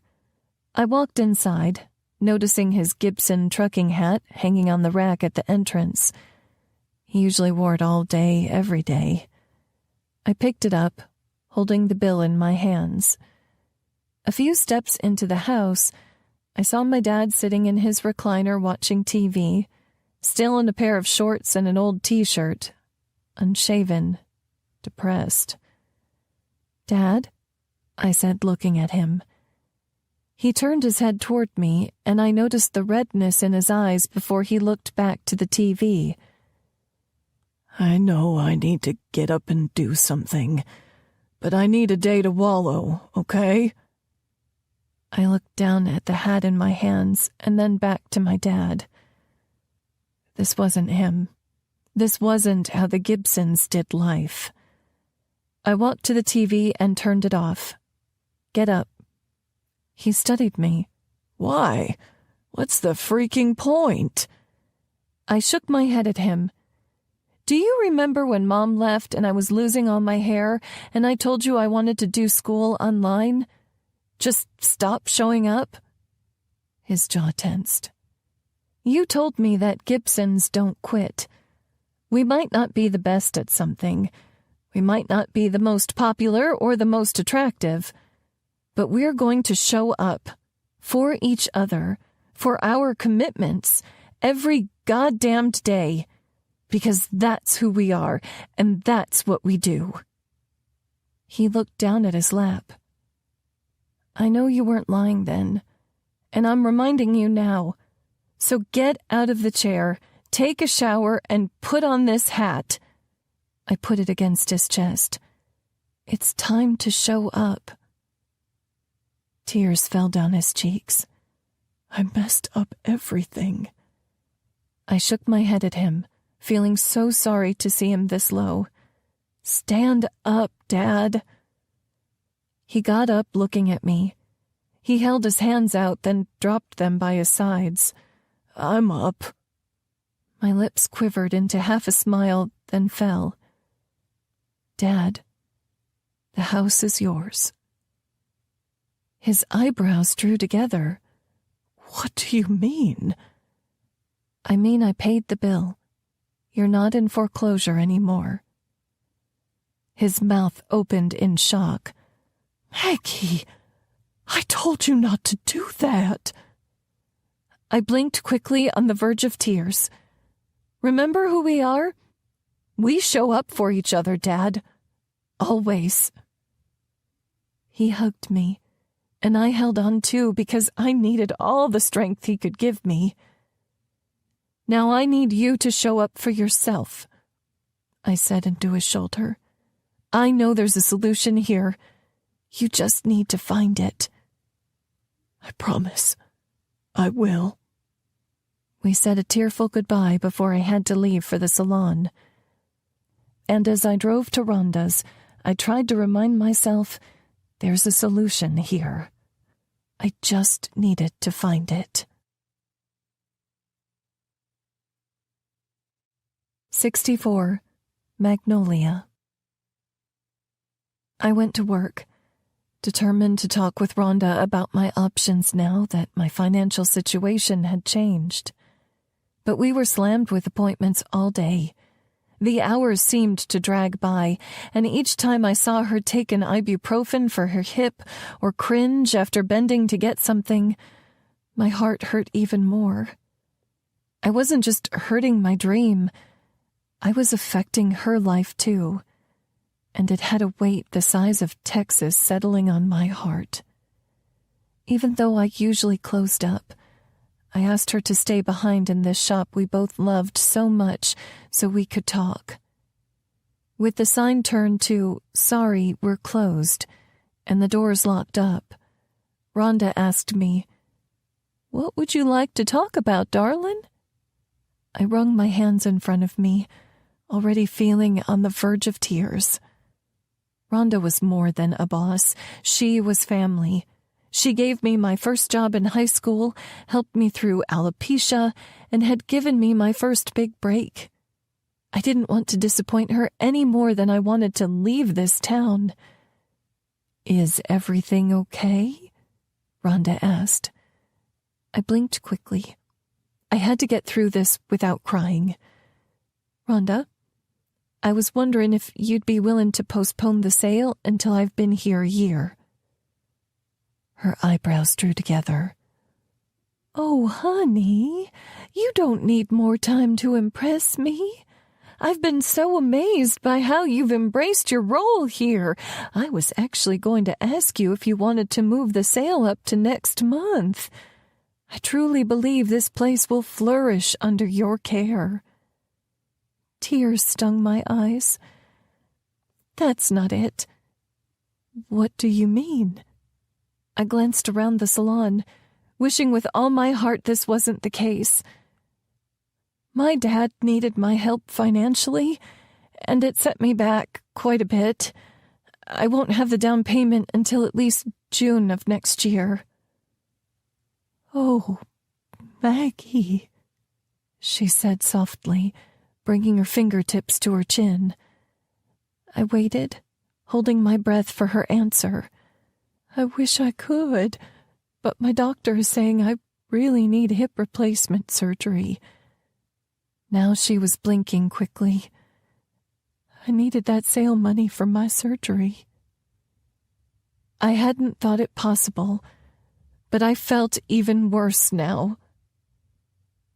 "Rhonda, I'm so sorry." She held up her hands, cutting me off. Her eyes were red as she said, "I know you did what you had to do, but I can't afford to wait for you to save the money. I need to find someone else to purchase the salon." My lips parted. "Can you call your appointments and let them know you're taking off at the end of the week?" "Rhonda," she shook her head, "I have to figure this out for my own health. See if I can find someone to take your place as soon as possible. I can't afford to have two people working here." I looked at this woman I loved. Her chin held high, her eyes tinged with red, and knew she had no other choice but to be strong, even if I felt like falling apart. Chapter 65. Red. Maggie said she would come to my place after work, and as I cooked supper for us, I spent every second praying that she and Rhonda had come to a solution, that everything would be all right. Please let it be all right. I put the lid on the pot of simmering green beans and went to set the table. As I carried dishes from the kitchen, I heard the soft purr of a car engine. A glance out the front window told me it was Maggie's car. I couldn't read her through the windshield, so I waited until she got out of the car, feeling like I couldn't catch my breath. When she saw me through the window, her lips tugged down at the corners. That simple action almost brought me to my knees. On shaking legs, I walked to the door, opening it, and she fell into my arms, already crying. Rhonda said she couldn't wait. Fuck. I breathed, ready to cry right along with her. She said I needed to have my stuff out of the salon by the end of the week. Fighting to keep it together, I said, "You know what? We'll open a salon in this damn house. I'll call my brothers and they can help me tear out the dining room and build you a chair and a table and anything you need. I'm sure my boss will forgive me and—" "Rhett," she looked up at me, wiping her eyes. "I can't do that to Rhonda. If her salon loses business, it affects the sale. She needs it for her hip replacement." "Well, maybe we find out who's buying it next and you see if they'll let you work there." She shook her head sadly. "I've always wanted to own my own salon. That's not happening here." "Then Rutledge," I began. "Already has 4 salons and a new one opening next week," she said. "I already looked into that. And the next 3 towns. I spent all Sunday looking for options that would keep me here. Even a predatory lender wouldn't give me enough to open the salon. If I could put Rhonda's salon on a credit card, I would." "Let me buy it for you," I said, my hands holding her face. She had to let me do this for her. She looked up at me. "You planted that tree years ago, knowing you wanted that land to be your own. I wouldn't ask you to do that any more than you'd ask me to give up the salon. I wasn't planning on getting it for another 8 years, I argued. So what if I have to wait a little longer?" She lifted her chin, just as stubborn as ever. "God damn it, Rhett, I told you I'm not taking that away from you." "Then I'm moving," I said, my jaw tight. "I'm moving wherever you're going, wherever you think that dream exists for you. You can't take you away from me." She reached up, wiping away tears that I hadn't known had fallen down my cheeks. "Rhett, I can't let you ruin your life for me." A tear rolled over her cheek. "These months with you have been amazing, but we both know your life is bigger than us. You have family in town who you love, a grandpa who needs to see you every week, girls who definitely need you to coach them next year, a best friend about to have a baby, and a heart bigger than Texas. I can't take that away from them or this town. But I can't hang around here either, hoping another chance will come along for me to do what I love." My throat felt tight. "You can't do this." "I don't see any other options." I hung my head. "Maggie, please." She reached up on her tiptoes and placed a kiss on my cheek. "You lived your life without me once. You've never lived your life without Cottonwood Falls. Maggie, I love you, Rhett Griffin." My heart shattered around her words because they weren't enough to make her stay. "I will always love you, Magnolia Ray Gibson." 66. Magnolia. I drove away from Rhett's house, sobbing, feeling like a piece of me was missing, only to be found in that little white house with the sunflowers out front. The farther I got, the more I realized I couldn't leave Rhett behind, not a second time. Why was I settling for an outcome that made me miserable? I couldn't forget who I was. I had to find a way to make it work. I had to show up, just like I told my dad to do. There was no other option. My best friend was here, carrying her first baby. My dad was here, and only getting older. The love of my life had a dream to start a life with me, and I couldn't picture anything more beautiful than experiencing it with him. There was only one person I knew who might be able to help me without completely upending their life. So I drove. I drove and I drove. I drove for 2.5 hours until I was parked in front of the pretty brick house with the bright yellow front door.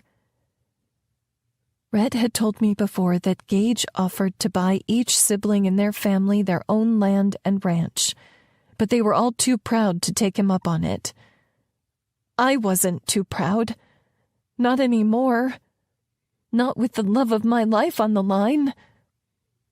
I walked up the driveway, past the black Tesla and white minivan, more confident by the step that my dreams really could come true, that I could make this work.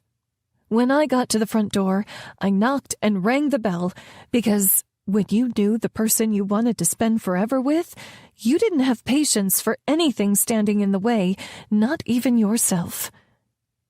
The door opened, and Farah appeared in a pair of black biker shorts, a loose blue t-shirt, and a ball cap, a worried and a horrified expression on her face. "Maggie, are you okay?" I realized I must look awful. All my makeup cried off my face, my skin blotchy, my eyes red, and hair a mess. But I didn't care. "I need to talk to Gage," I said. "He's out back with the kids. Is everything okay? Is someone hurt?" "No one's hurt," I said, walking past her to the back door before I lost my nerve, before this glimmer of hope could be crushed before my eyes. I slid the door open, finding Gage and the kids in all four corners of the yard, passing a baseball between them. He had his arm pulled back for a throw when he caught sight of me, and the baseball came flying my way, nailing me right in the head. I saw stars, wobbling and falling to the ground. There was a rush of noise around me and a splitting pain in my head as I blinked to clear my vision. "Oh my God, Maggie, are you okay?" Gage asked, kneeling over me. "Back up, kids, give her some space." They maybe moved an inch, but I looked up at him, pressing my hand to the lump growing on my forehead, determined to get this out. "Gage, can I borrow $10,000 to buy the salon? I have a great business plan." "Maggie," he said, but I wouldn't let him finish. I had to make my pitch, even if it was while lying here on the ground. "The salon already does well financially, but I think I can bring in nail care to really up our bottom line. I expect with some careful saving, I could pay you back in a year, maybe even less if I could live with Rhett. And I don't want to give you a sob story because I'm sure you hear them all the time, but I will if I have to because, Maggie, I really need the money. Because my dad's house went into foreclosure, and Rhett offered to buy the salon for me, but I can't let him do that because then he can't afford the land, and, oh my God, Maggie, I will pay you $10,000 to shut up. Just let me look at your head." Now I had big fat tears rolling down my cheeks. "Really?" He let out a small laugh and nodded. "You're just as stubborn as Rhett. Now, tell me, did you hit your head on the way down?" I scanned my body, only feeling the big throbbing spot on my forehead. "I don't think so." "Okay, let's sit you up. Levi, help me out." The guys got on either side of me, helping me to a sitting position, and soon Farah was handing me a baggie of ice to put on my forehead. "That was quick," I said to her. She chuckled. "When you have 3 kids, you have to be ready for a few bumps and bruises." "True," Gage agreed. He held up his hand in front of my face. "Follow my fingers." He waved them back and forth, then up and down. "Good. Now look at my phone light." He pointed it at me and turned on the flashlight. "Good," he repeated. "Feeling nauseous or anything?" I shook my head. "Okay, let's get inside and we can talk about the salon." An hour later, I was leaving Gage and Farah's house with a check for $10,000 and a bag of ice tied to my forehead with a tea towel. I couldn't believe I was holding that much money in my hands. I couldn't believe that after all the chaos of this morning, I was going to be able to live happily ever after with Rhett. Cam was right. I could figure this out. I could make my life happen instead of letting it happen to me. But then a new fear struck my heart that almost had me swerving off the road. Last time I had broken up with Rhett, he had a new woman in his bed that night. What if this sent him spiraling back to what he'd done all those years ago? The thought made my gut churn, and I had to take deep breaths not to be sick. Even though it was late, I was planning to go to Rhonda's and beg her to consider me again now that I had the money. Instead, when I got back to Cottonwood Falls, I knew I needed to handle the most important matter. I took dirt roads to Rhett's house, feeling every opposing emotion at war in my chest. Amazed my body could hold so much fear and so much longing at the same time. Maybe that's what love was, giving all of yourself to someone who could choose to destroy you or comfort you. Seeing his house at the end of the road, I knew I'd soon find out which one he chose. But when I pulled up to the front, I realized his truck wasn't in the driveway.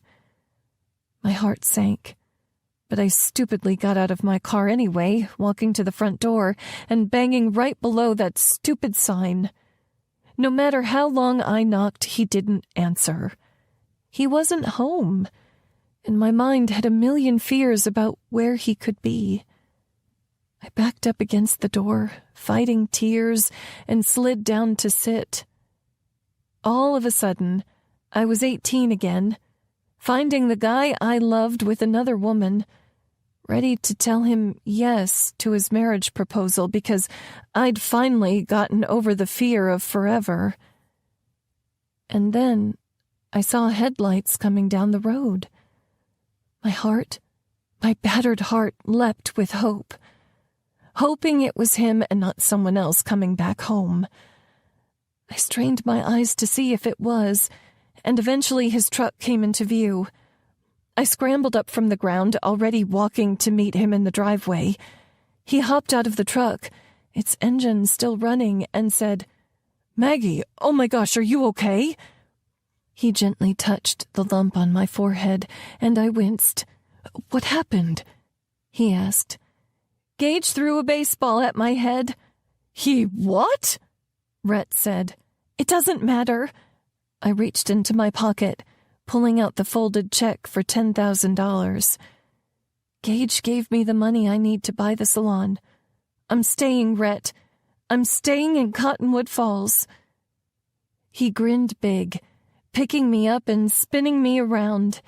When he set me down, he said, "That's amazing, but I kind of already beat him to it." My eyebrows drew together. "What?" "After you left, I went to Rhonda's place and bought the salon." "You have that much money?" I asked. "I don't think you realize how much it takes to buy 100 acres of land." I let out a tearful laugh. "Rhett, why did you do that?" He shook his head at me, brushing my hair away from my forehead. "Maggie, I know you thought owning that land was my dream, but it was never about the land. My real dream was the life I'd get to share with you there." Overcome with emotion, I fell into his arms, letting him hold me as I cried it out. "Maggie, it's okay," he breathed, brushing my hair down my back. "We're together now." I pulled back, wiping my eyes. "I'm so sorry. I think I was just worried that what happened back then would happen again, and—" He shook his head, holding me. "You know I never showed you what was in my garage." "What do you mean?" I asked.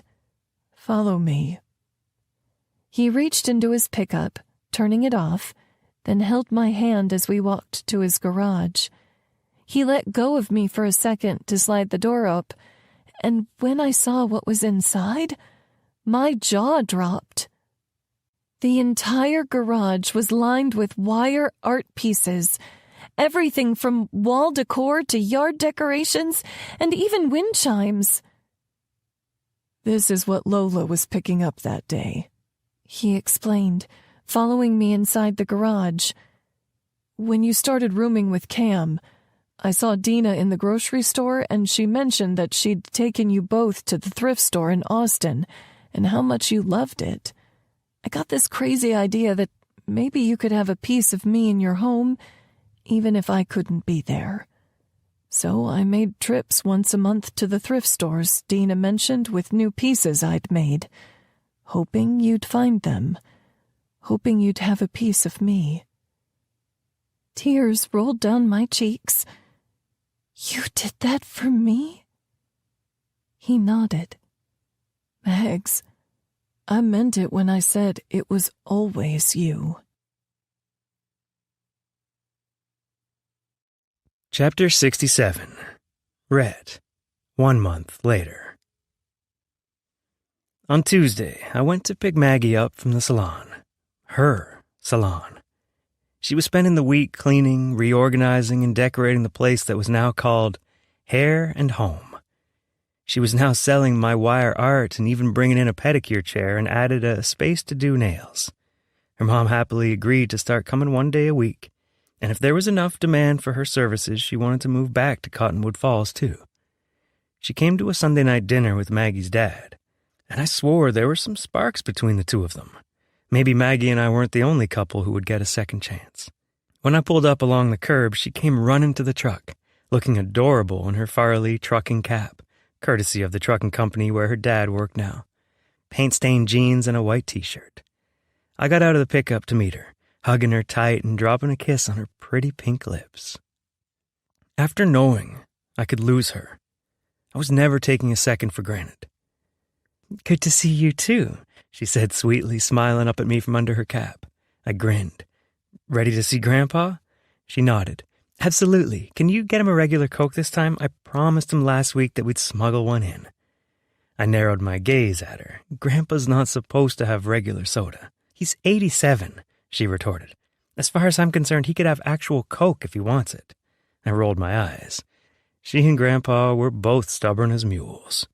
Just this one time. "Yes!" She pulled her arm down in victory, and I reached over to tickle her side. She squirmed away from me, yelling for me to stop. I did, but just so we could get in the truck and drive away from the salon. We went and grabbed the food from the diner, and then drove the rest of the way to the retirement community. Cam was already waiting by the door to greet us, her small bump visible through her scrubs. "Look at you bumping," Maggie said. "You're so freaking adorable." Cam turned to the side, accentuating the small bump. "I feel like I'm cute pregnant now, but I'm going to be big, uncomfortable pregnant soon." Maggie laughed. "I need to add maternity stuff to my next visit to the city. Lord knows I already have tons of cute outfits for my future niece or nephew."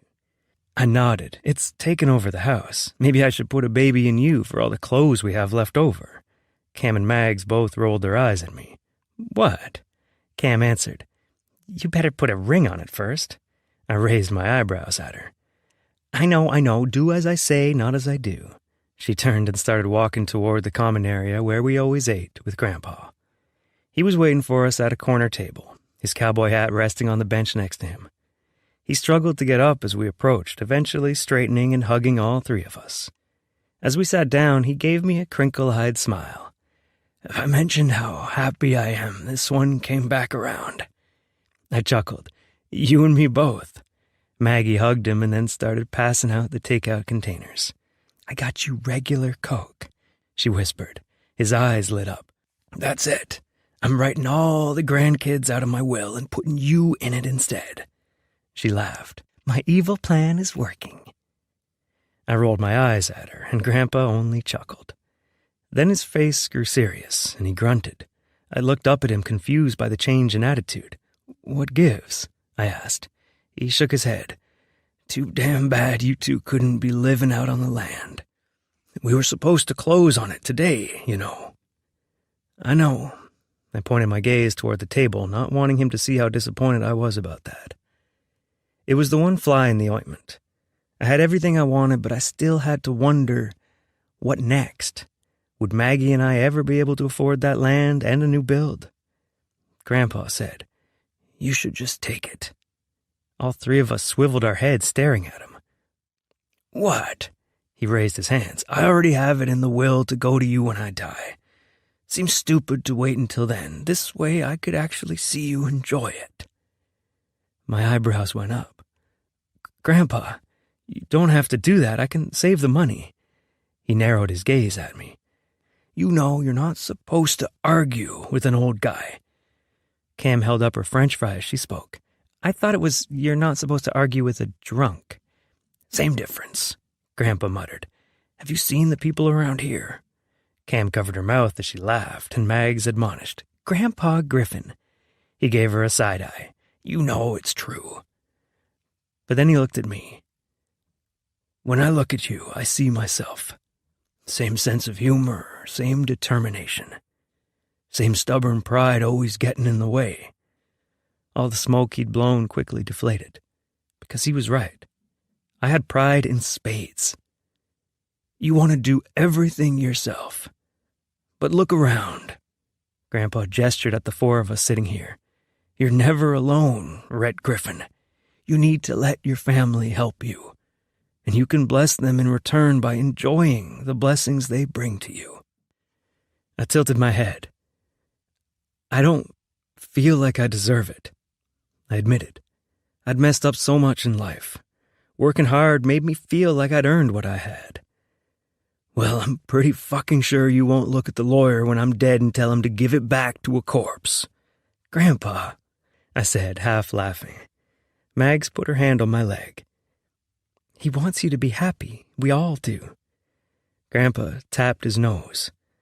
I want you two to start a life together like Jane and I had.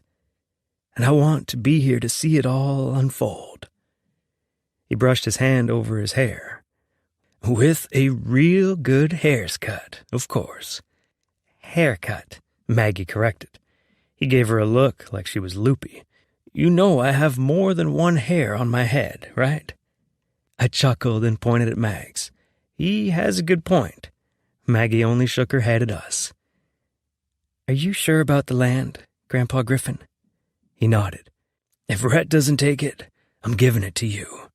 Her laugh warmed my heart. You've got yourself a deal. Chapter 68. Rhett, 9 months later. I greeted friends and family as they pulled up to our homestead. I wore a tux Maggie had picked out and a magnolia boutonniere made from flowers on the tree in our new backyard. Someone patted my shoulder from behind and I turned to see Cooper, holding baby Cadence in his arm.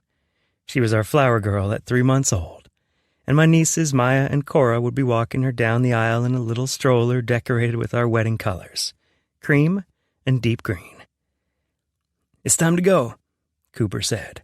I nodded, my stomach full of flutters.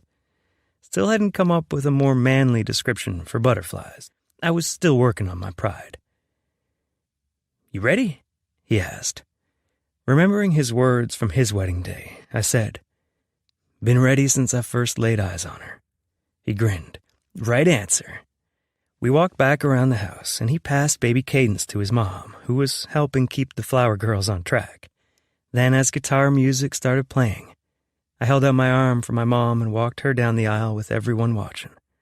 She looked up at me as we walked and said, I thought this day might never come. I laughed. A gentleman never comes first, Mother. She hit my arm. Rhett! Everyone around us laughed, even though they hadn't heard my first comment. The laughter died down as we reached the end of the aisle.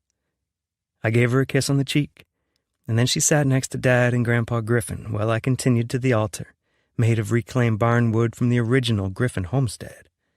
Music continued as Cooper and Cameron walked down the aisle together, and then Liv and Fletcher, Tyler and Henrietta, and finally Gage and Farah. With all my loved ones standing around me, the preacher said, All rise for the bride. I felt like everything moved in slow motion as the back door to our home opened, and Maggie stepped out with her dad. All my breath left my lungs as my eyes connected with hers. Her sky-blue eyes caught every ray the sun had to give. Her cheeks were warm and her red lips drew my attention, just begging to be kissed. My eyes slid over her curves, noticing her dress with loose lace sleeves and a flowing tulle gown. It moved and swayed with every step. But so much more than her personality and her looks was the woman behind it all. This woman had enough spark to light the night sky. She had enough heart to put the ones she loved ahead of herself. She had enough bravery to forgive and give second chances to people who might not deserve them. And she had the drive and vision to create a business and a home that were safe havens to everyone who came in. I knew with her by my side, I would always be home. I sniffed in a deep, shaky breath and wiped at my eyes because the future with her was so damn beautiful I couldn't hold it in.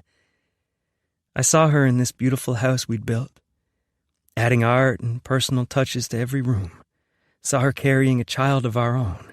Saw dance parties in the kitchen, cartoons on Saturday mornings, and nights full of passion where we got to choose each other over and over again. So when the preacher asked me that question, it was so damn easy to say, I do. After the ceremony, but before the reception in our shop building, we were mingling with all the guests. Grandpa came up to me, leaning on his cane. Kid, I'm happy for you. I grinned at him and gave him a hug. This wouldn't be here without you, Grandpa. He clapped my shoulder, and when I stepped back, he said, It's damn good, getting to see this while I'm still here. My lips lifted because he was right. Even though he gave this to me, he was getting something as well. The opportunity to see his grandson and his wife start their life together. I didn't need to be so independent, so proud, because we were truly all in this together. I love you, Gramps. He grinned at me. Love you too. Grandpa shuffled along, and before someone else could chat with me, Mags got up on her tiptoes and said, Come to the bedroom. I have a gift for you. Anything including the bedroom and you, I'm in, I said, winking after. Laughing, she shoved me playfully and said, I'll see you there. She excused herself from everyone, saying she had to use the restroom, and a few minutes later I walked up the back steps and into our home. The build had taken 8 months, and we both agreed we wanted to get married in the backyard when it was ready. This home had been the perfect mix of what we both wanted. A wraparound porch, bay windows to sit in and enjoy the pretty countryside. We had a big open kitchen with room for a long table because we knew family would always be welcome here. But my favorite place was our bedroom. It had room for a king-size bed, a corner with chairs so we could sit together and watch the sunrise at the east-facing window, and a massive bathroom and closet, which Maggie had already claimed as mostly her own. When I walked into the room, I found her looking out the window at all our guests below. She turned when she heard my footsteps on the carpet and gave me a soft smile. I said the first thing that came to mind. You're beautiful. Her smile grew. When I saw you standing at the end of the aisle, I thought, how lucky am I to get to see his face for the rest of my life? My lips lifted of their own accord. So I was told there would be a present up here. There is. She walked to my nightstand, by the bed where we'd sleep for the first night tonight as man and wife. She picked up a ream of paper with plastic coiling holding it together. What's this? I asked as she walked it to me, her dress sliding over the floor with her steps. It's the story of us. I looked from the pages to her tentative expression. I didn't know you wrote. I didn't. But that night we were at the retreat. You said you'd read the story of us. And one night, when I couldn't sleep, I just started writing. The first thing that came to mind when I sat down to write was the day we met. She smiled down at the pages. You sat by me in the lunchroom, and when I said, that seat's saved, you replied, no need to save it anymore. I'm already here. I chuckled at my teen bravado. I'd been so nervous to talk to her back then. Well, how does it end? I asked. Well, at the pool you said it could end with hot tub sex, but... She held the book to me. I hope our story doesn't end. So the last words are, hello, happily ever after. Epilogue. Agatha. Deidre let out a sigh as she fussed over the table of taco fixings. The bride and groom had decided to have a taco bar, and I agreed to help her with it after the ceremony. Of course, Rhett and Maggie would sneak off after the ceremony while we're all waiting to celebrate with them. I chuckled. I never had a wedding day of my own. but I hoped I would be as in love as Rhett and Maggie looked if I ever did walk the aisle. But then again, as a woman in my mid-40s, I doubted it would ever happen to me, and I was okay with that. I had a good life, the kids were grown and gone, so I had a little extra money in the bank. I liked my job waiting tables at Woody's Diner. It could be so much worse. Had been in the past. "Aggie?" Deidre said. I turned my head. "Sorry, what did I miss?" Sometimes I got lost thinking and didn't remember to pay attention to what was in front of me. She smiled at me. "I said I need to go check on the catering. Would you mind telling Rhett and Maggie to speed it up?" I chuckled. Sure thing. That seemed like a bad idea, though as I walked into their pretty house, there were nice wood floors on the main level, and they had new-looking furniture and pictures of them and their families hanging on the walls. It was so much nicer than the little house I lived in with its constant drips and leaks and settling foundation. It used to be my mama's, the same house I grew up in, and probably the house I'd die in, if I was being honest. I checked around the kitchen and the living rooms, but when I didn't see them, I started upstairs. Except, a few stairs up, I saw someone already walking up in a suit. "Is that you, Rhett?" I asked.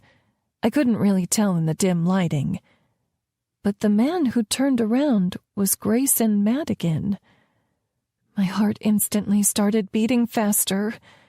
This man was the definition of a silver fox, still fit from work on the farm, with a warm, friendly smile and a thick head of gray hair. He said, "Sorry, Jack sent me inside to look for Maggie and Rhett." I chuckled. "Deidre sent me inside for the same reason." He shook his head. "Must have ESP. They've been together so long." I nodded, secretly wishing I could have the same thing with someone one day. "Do you think they're upstairs?" A loud moan echoed through the upstairs, and both our cheeks flushed red. "Maybe we should." He stepped down the stairs, but I moved up, trying to get out of his way, and now we were on the staircase, chest to chest. Parts of me I'd long since forgotten fired back to life this close to his strong chest, and the earthy smell of his cologne. I swore I saw his eyes flick down to my chest, my lips. I had to be dreaming.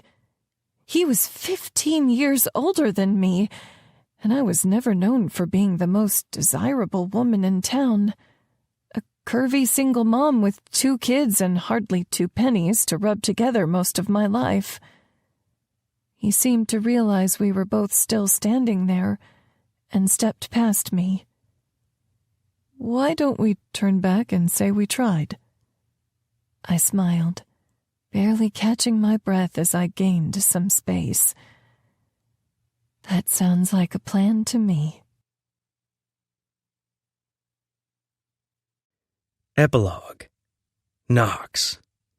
I came out of the bathroom to see Dad and Agatha coming downstairs. Dad saw her almost every day at the diner, but as far as I knew, they were only friendly acquaintances. Except the flush on her cheeks told a different story. What would be the odds that my dad got remarried before I even had a serious girlfriend in Cottonwood Falls? I tried not to think about that as I walked outside to the makeshift parking lot in the pasture. A couple country kids were waiting for me in their truck, holding a pig between them with a ring of flowers around its neck and a blanket over its back that said, "Congratulations." "Thank you, gentlemen," I told them, passing them a 50. "You'll come get it in 10 minutes. They nodded. "Follow me." I picked up the pig, holding the squirming, oinking thing in my arms, and walked to the shop where the reception was taking place. Rhett and Maggie shared their first dance on the cement floor, eyes only for each other. They looked so happy together, and it had me thinking, would that ever happen for me in this small town? I wasn't so sure. The song closed to an end, and the kid on my right said, "Now?" I shook my head out of those thoughts, usually brought on by weddings, and said, "Now." I bent, letting the pig on the ground, and it instantly darted around ankles of wedding-goers. People shuffled, screamed, and laughed as they realized there was a pig running around the shop building. I saw Rhett's gaze follow the noise until he spotted the animal, and when he did, a grin spread on his lips. He yelled, "Knox, I'm getting you back for this!" Chuckling, I called back, "I'd like to see you try." Start reading Knox's story today in Hello Tease. Want more Maggie and Rhett? Get this special bonus scene a year after their wedding day called The Stabbin' Wagon. Hi, this is Kelsey Haas, author of Hello Heartbreaker. Thank you so much for listening to this story. To learn more about me and sign up for my newsletter to get info about new releases, visit kelseyhaas.com. Author's note.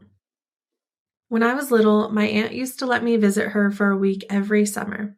As one of 4 children, it felt so fun for me to go and get pampered by myself and feel so cool with my aunt.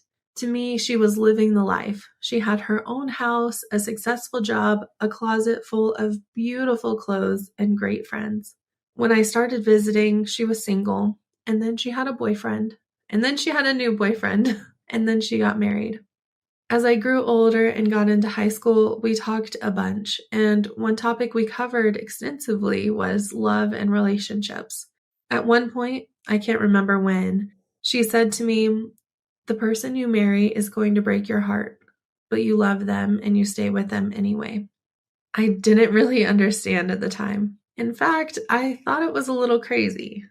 Wasn't a good marriage supposed to be the pinnacle, a relationship with your soulmate where you had each other's backs, loved each other, and lived happily ever after?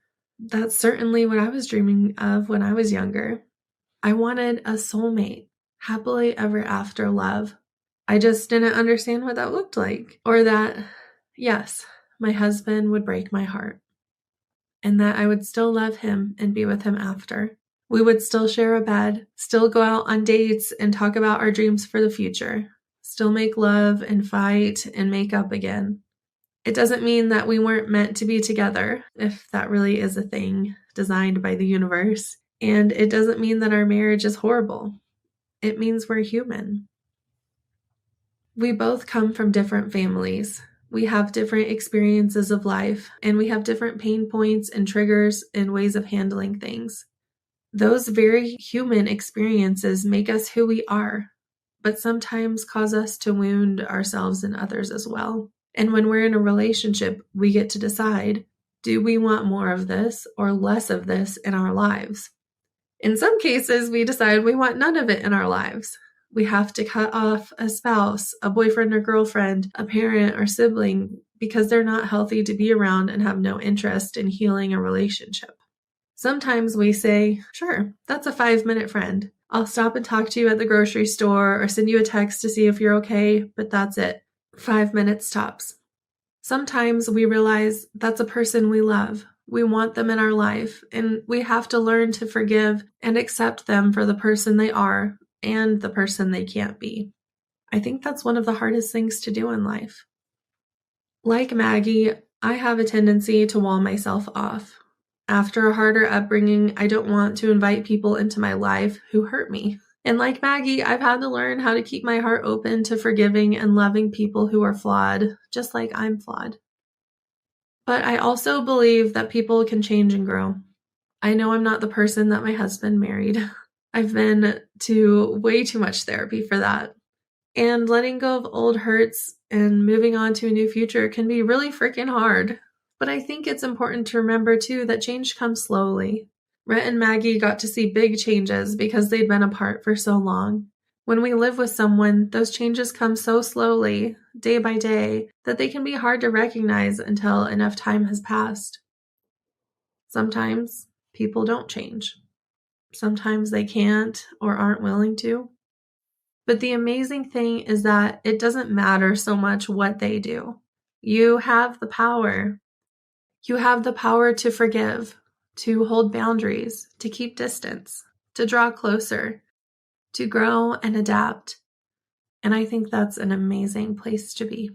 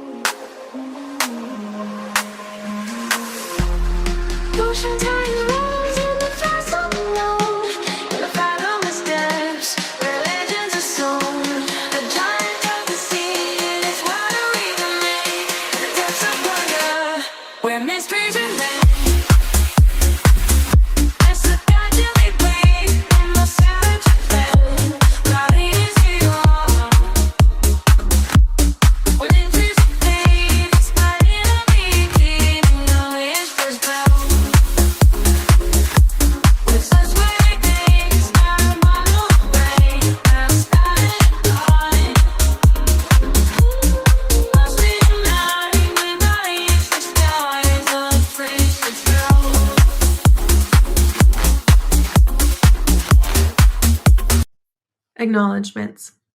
Oh my gosh, Rhett's book is done! I've been thinking about this story for a long time, like ever since Confessions of the Funny Fat Friend. So many amazing people have helped me get this story out into the world. First, I want to acknowledge and thank my family for supporting my career as a writer. My husband is now a full-time dad and part-time accountant. I love having his support in so many aspects of life, including my writing business. My boys are always there to give me name ideas and inspiration too. Team Kelsey is the best. They support me on this writing journey and pick up so many tasks that help me get my writing time in. Sally and Heather, thank you for being you. It was so hard to imagine capturing Rhett's personality on a cover, but Najla Kwamber and her team knocked it out of the park. I absolutely love both versions of this cover, and I hope you do too. Trisha Harden is the best editor I could ask for. She is a cheerleader and a friend, and every writer wishes they could have one of her, and I'm so lucky that I get to work with her. Jordan True proofread this story for me. It was our first time working together, and it was amazing to see how quickly and thoroughly she worked. Luke Welland and Allison Voller signed on to narrate this book while I was still writing it, and I loved creating this story knowing the audiobook would be in their capable hands. And of course, I'm thankful to my brother, Dakota Haas, who edits these author notes so you can hear them in my voice. To all the readers and Kelsey Haas's Hussies on Facebook, I am so thankful for you. You've created an amazing community full of love, support, and friendship. Writing this story for you was an absolute joy. And to you, sweet listener, I am so thankful to have you here. I love that you came for the story and stayed to learn more about how it was created. Your support and your time spent reading means the absolute world to me. This has been Hello Heartbreaker by Kelsey Haas, narrated by Allison Voller and Luke Welland. Copyright 2023 by Kelsey Haas. Production copyright by Kelsey Haas.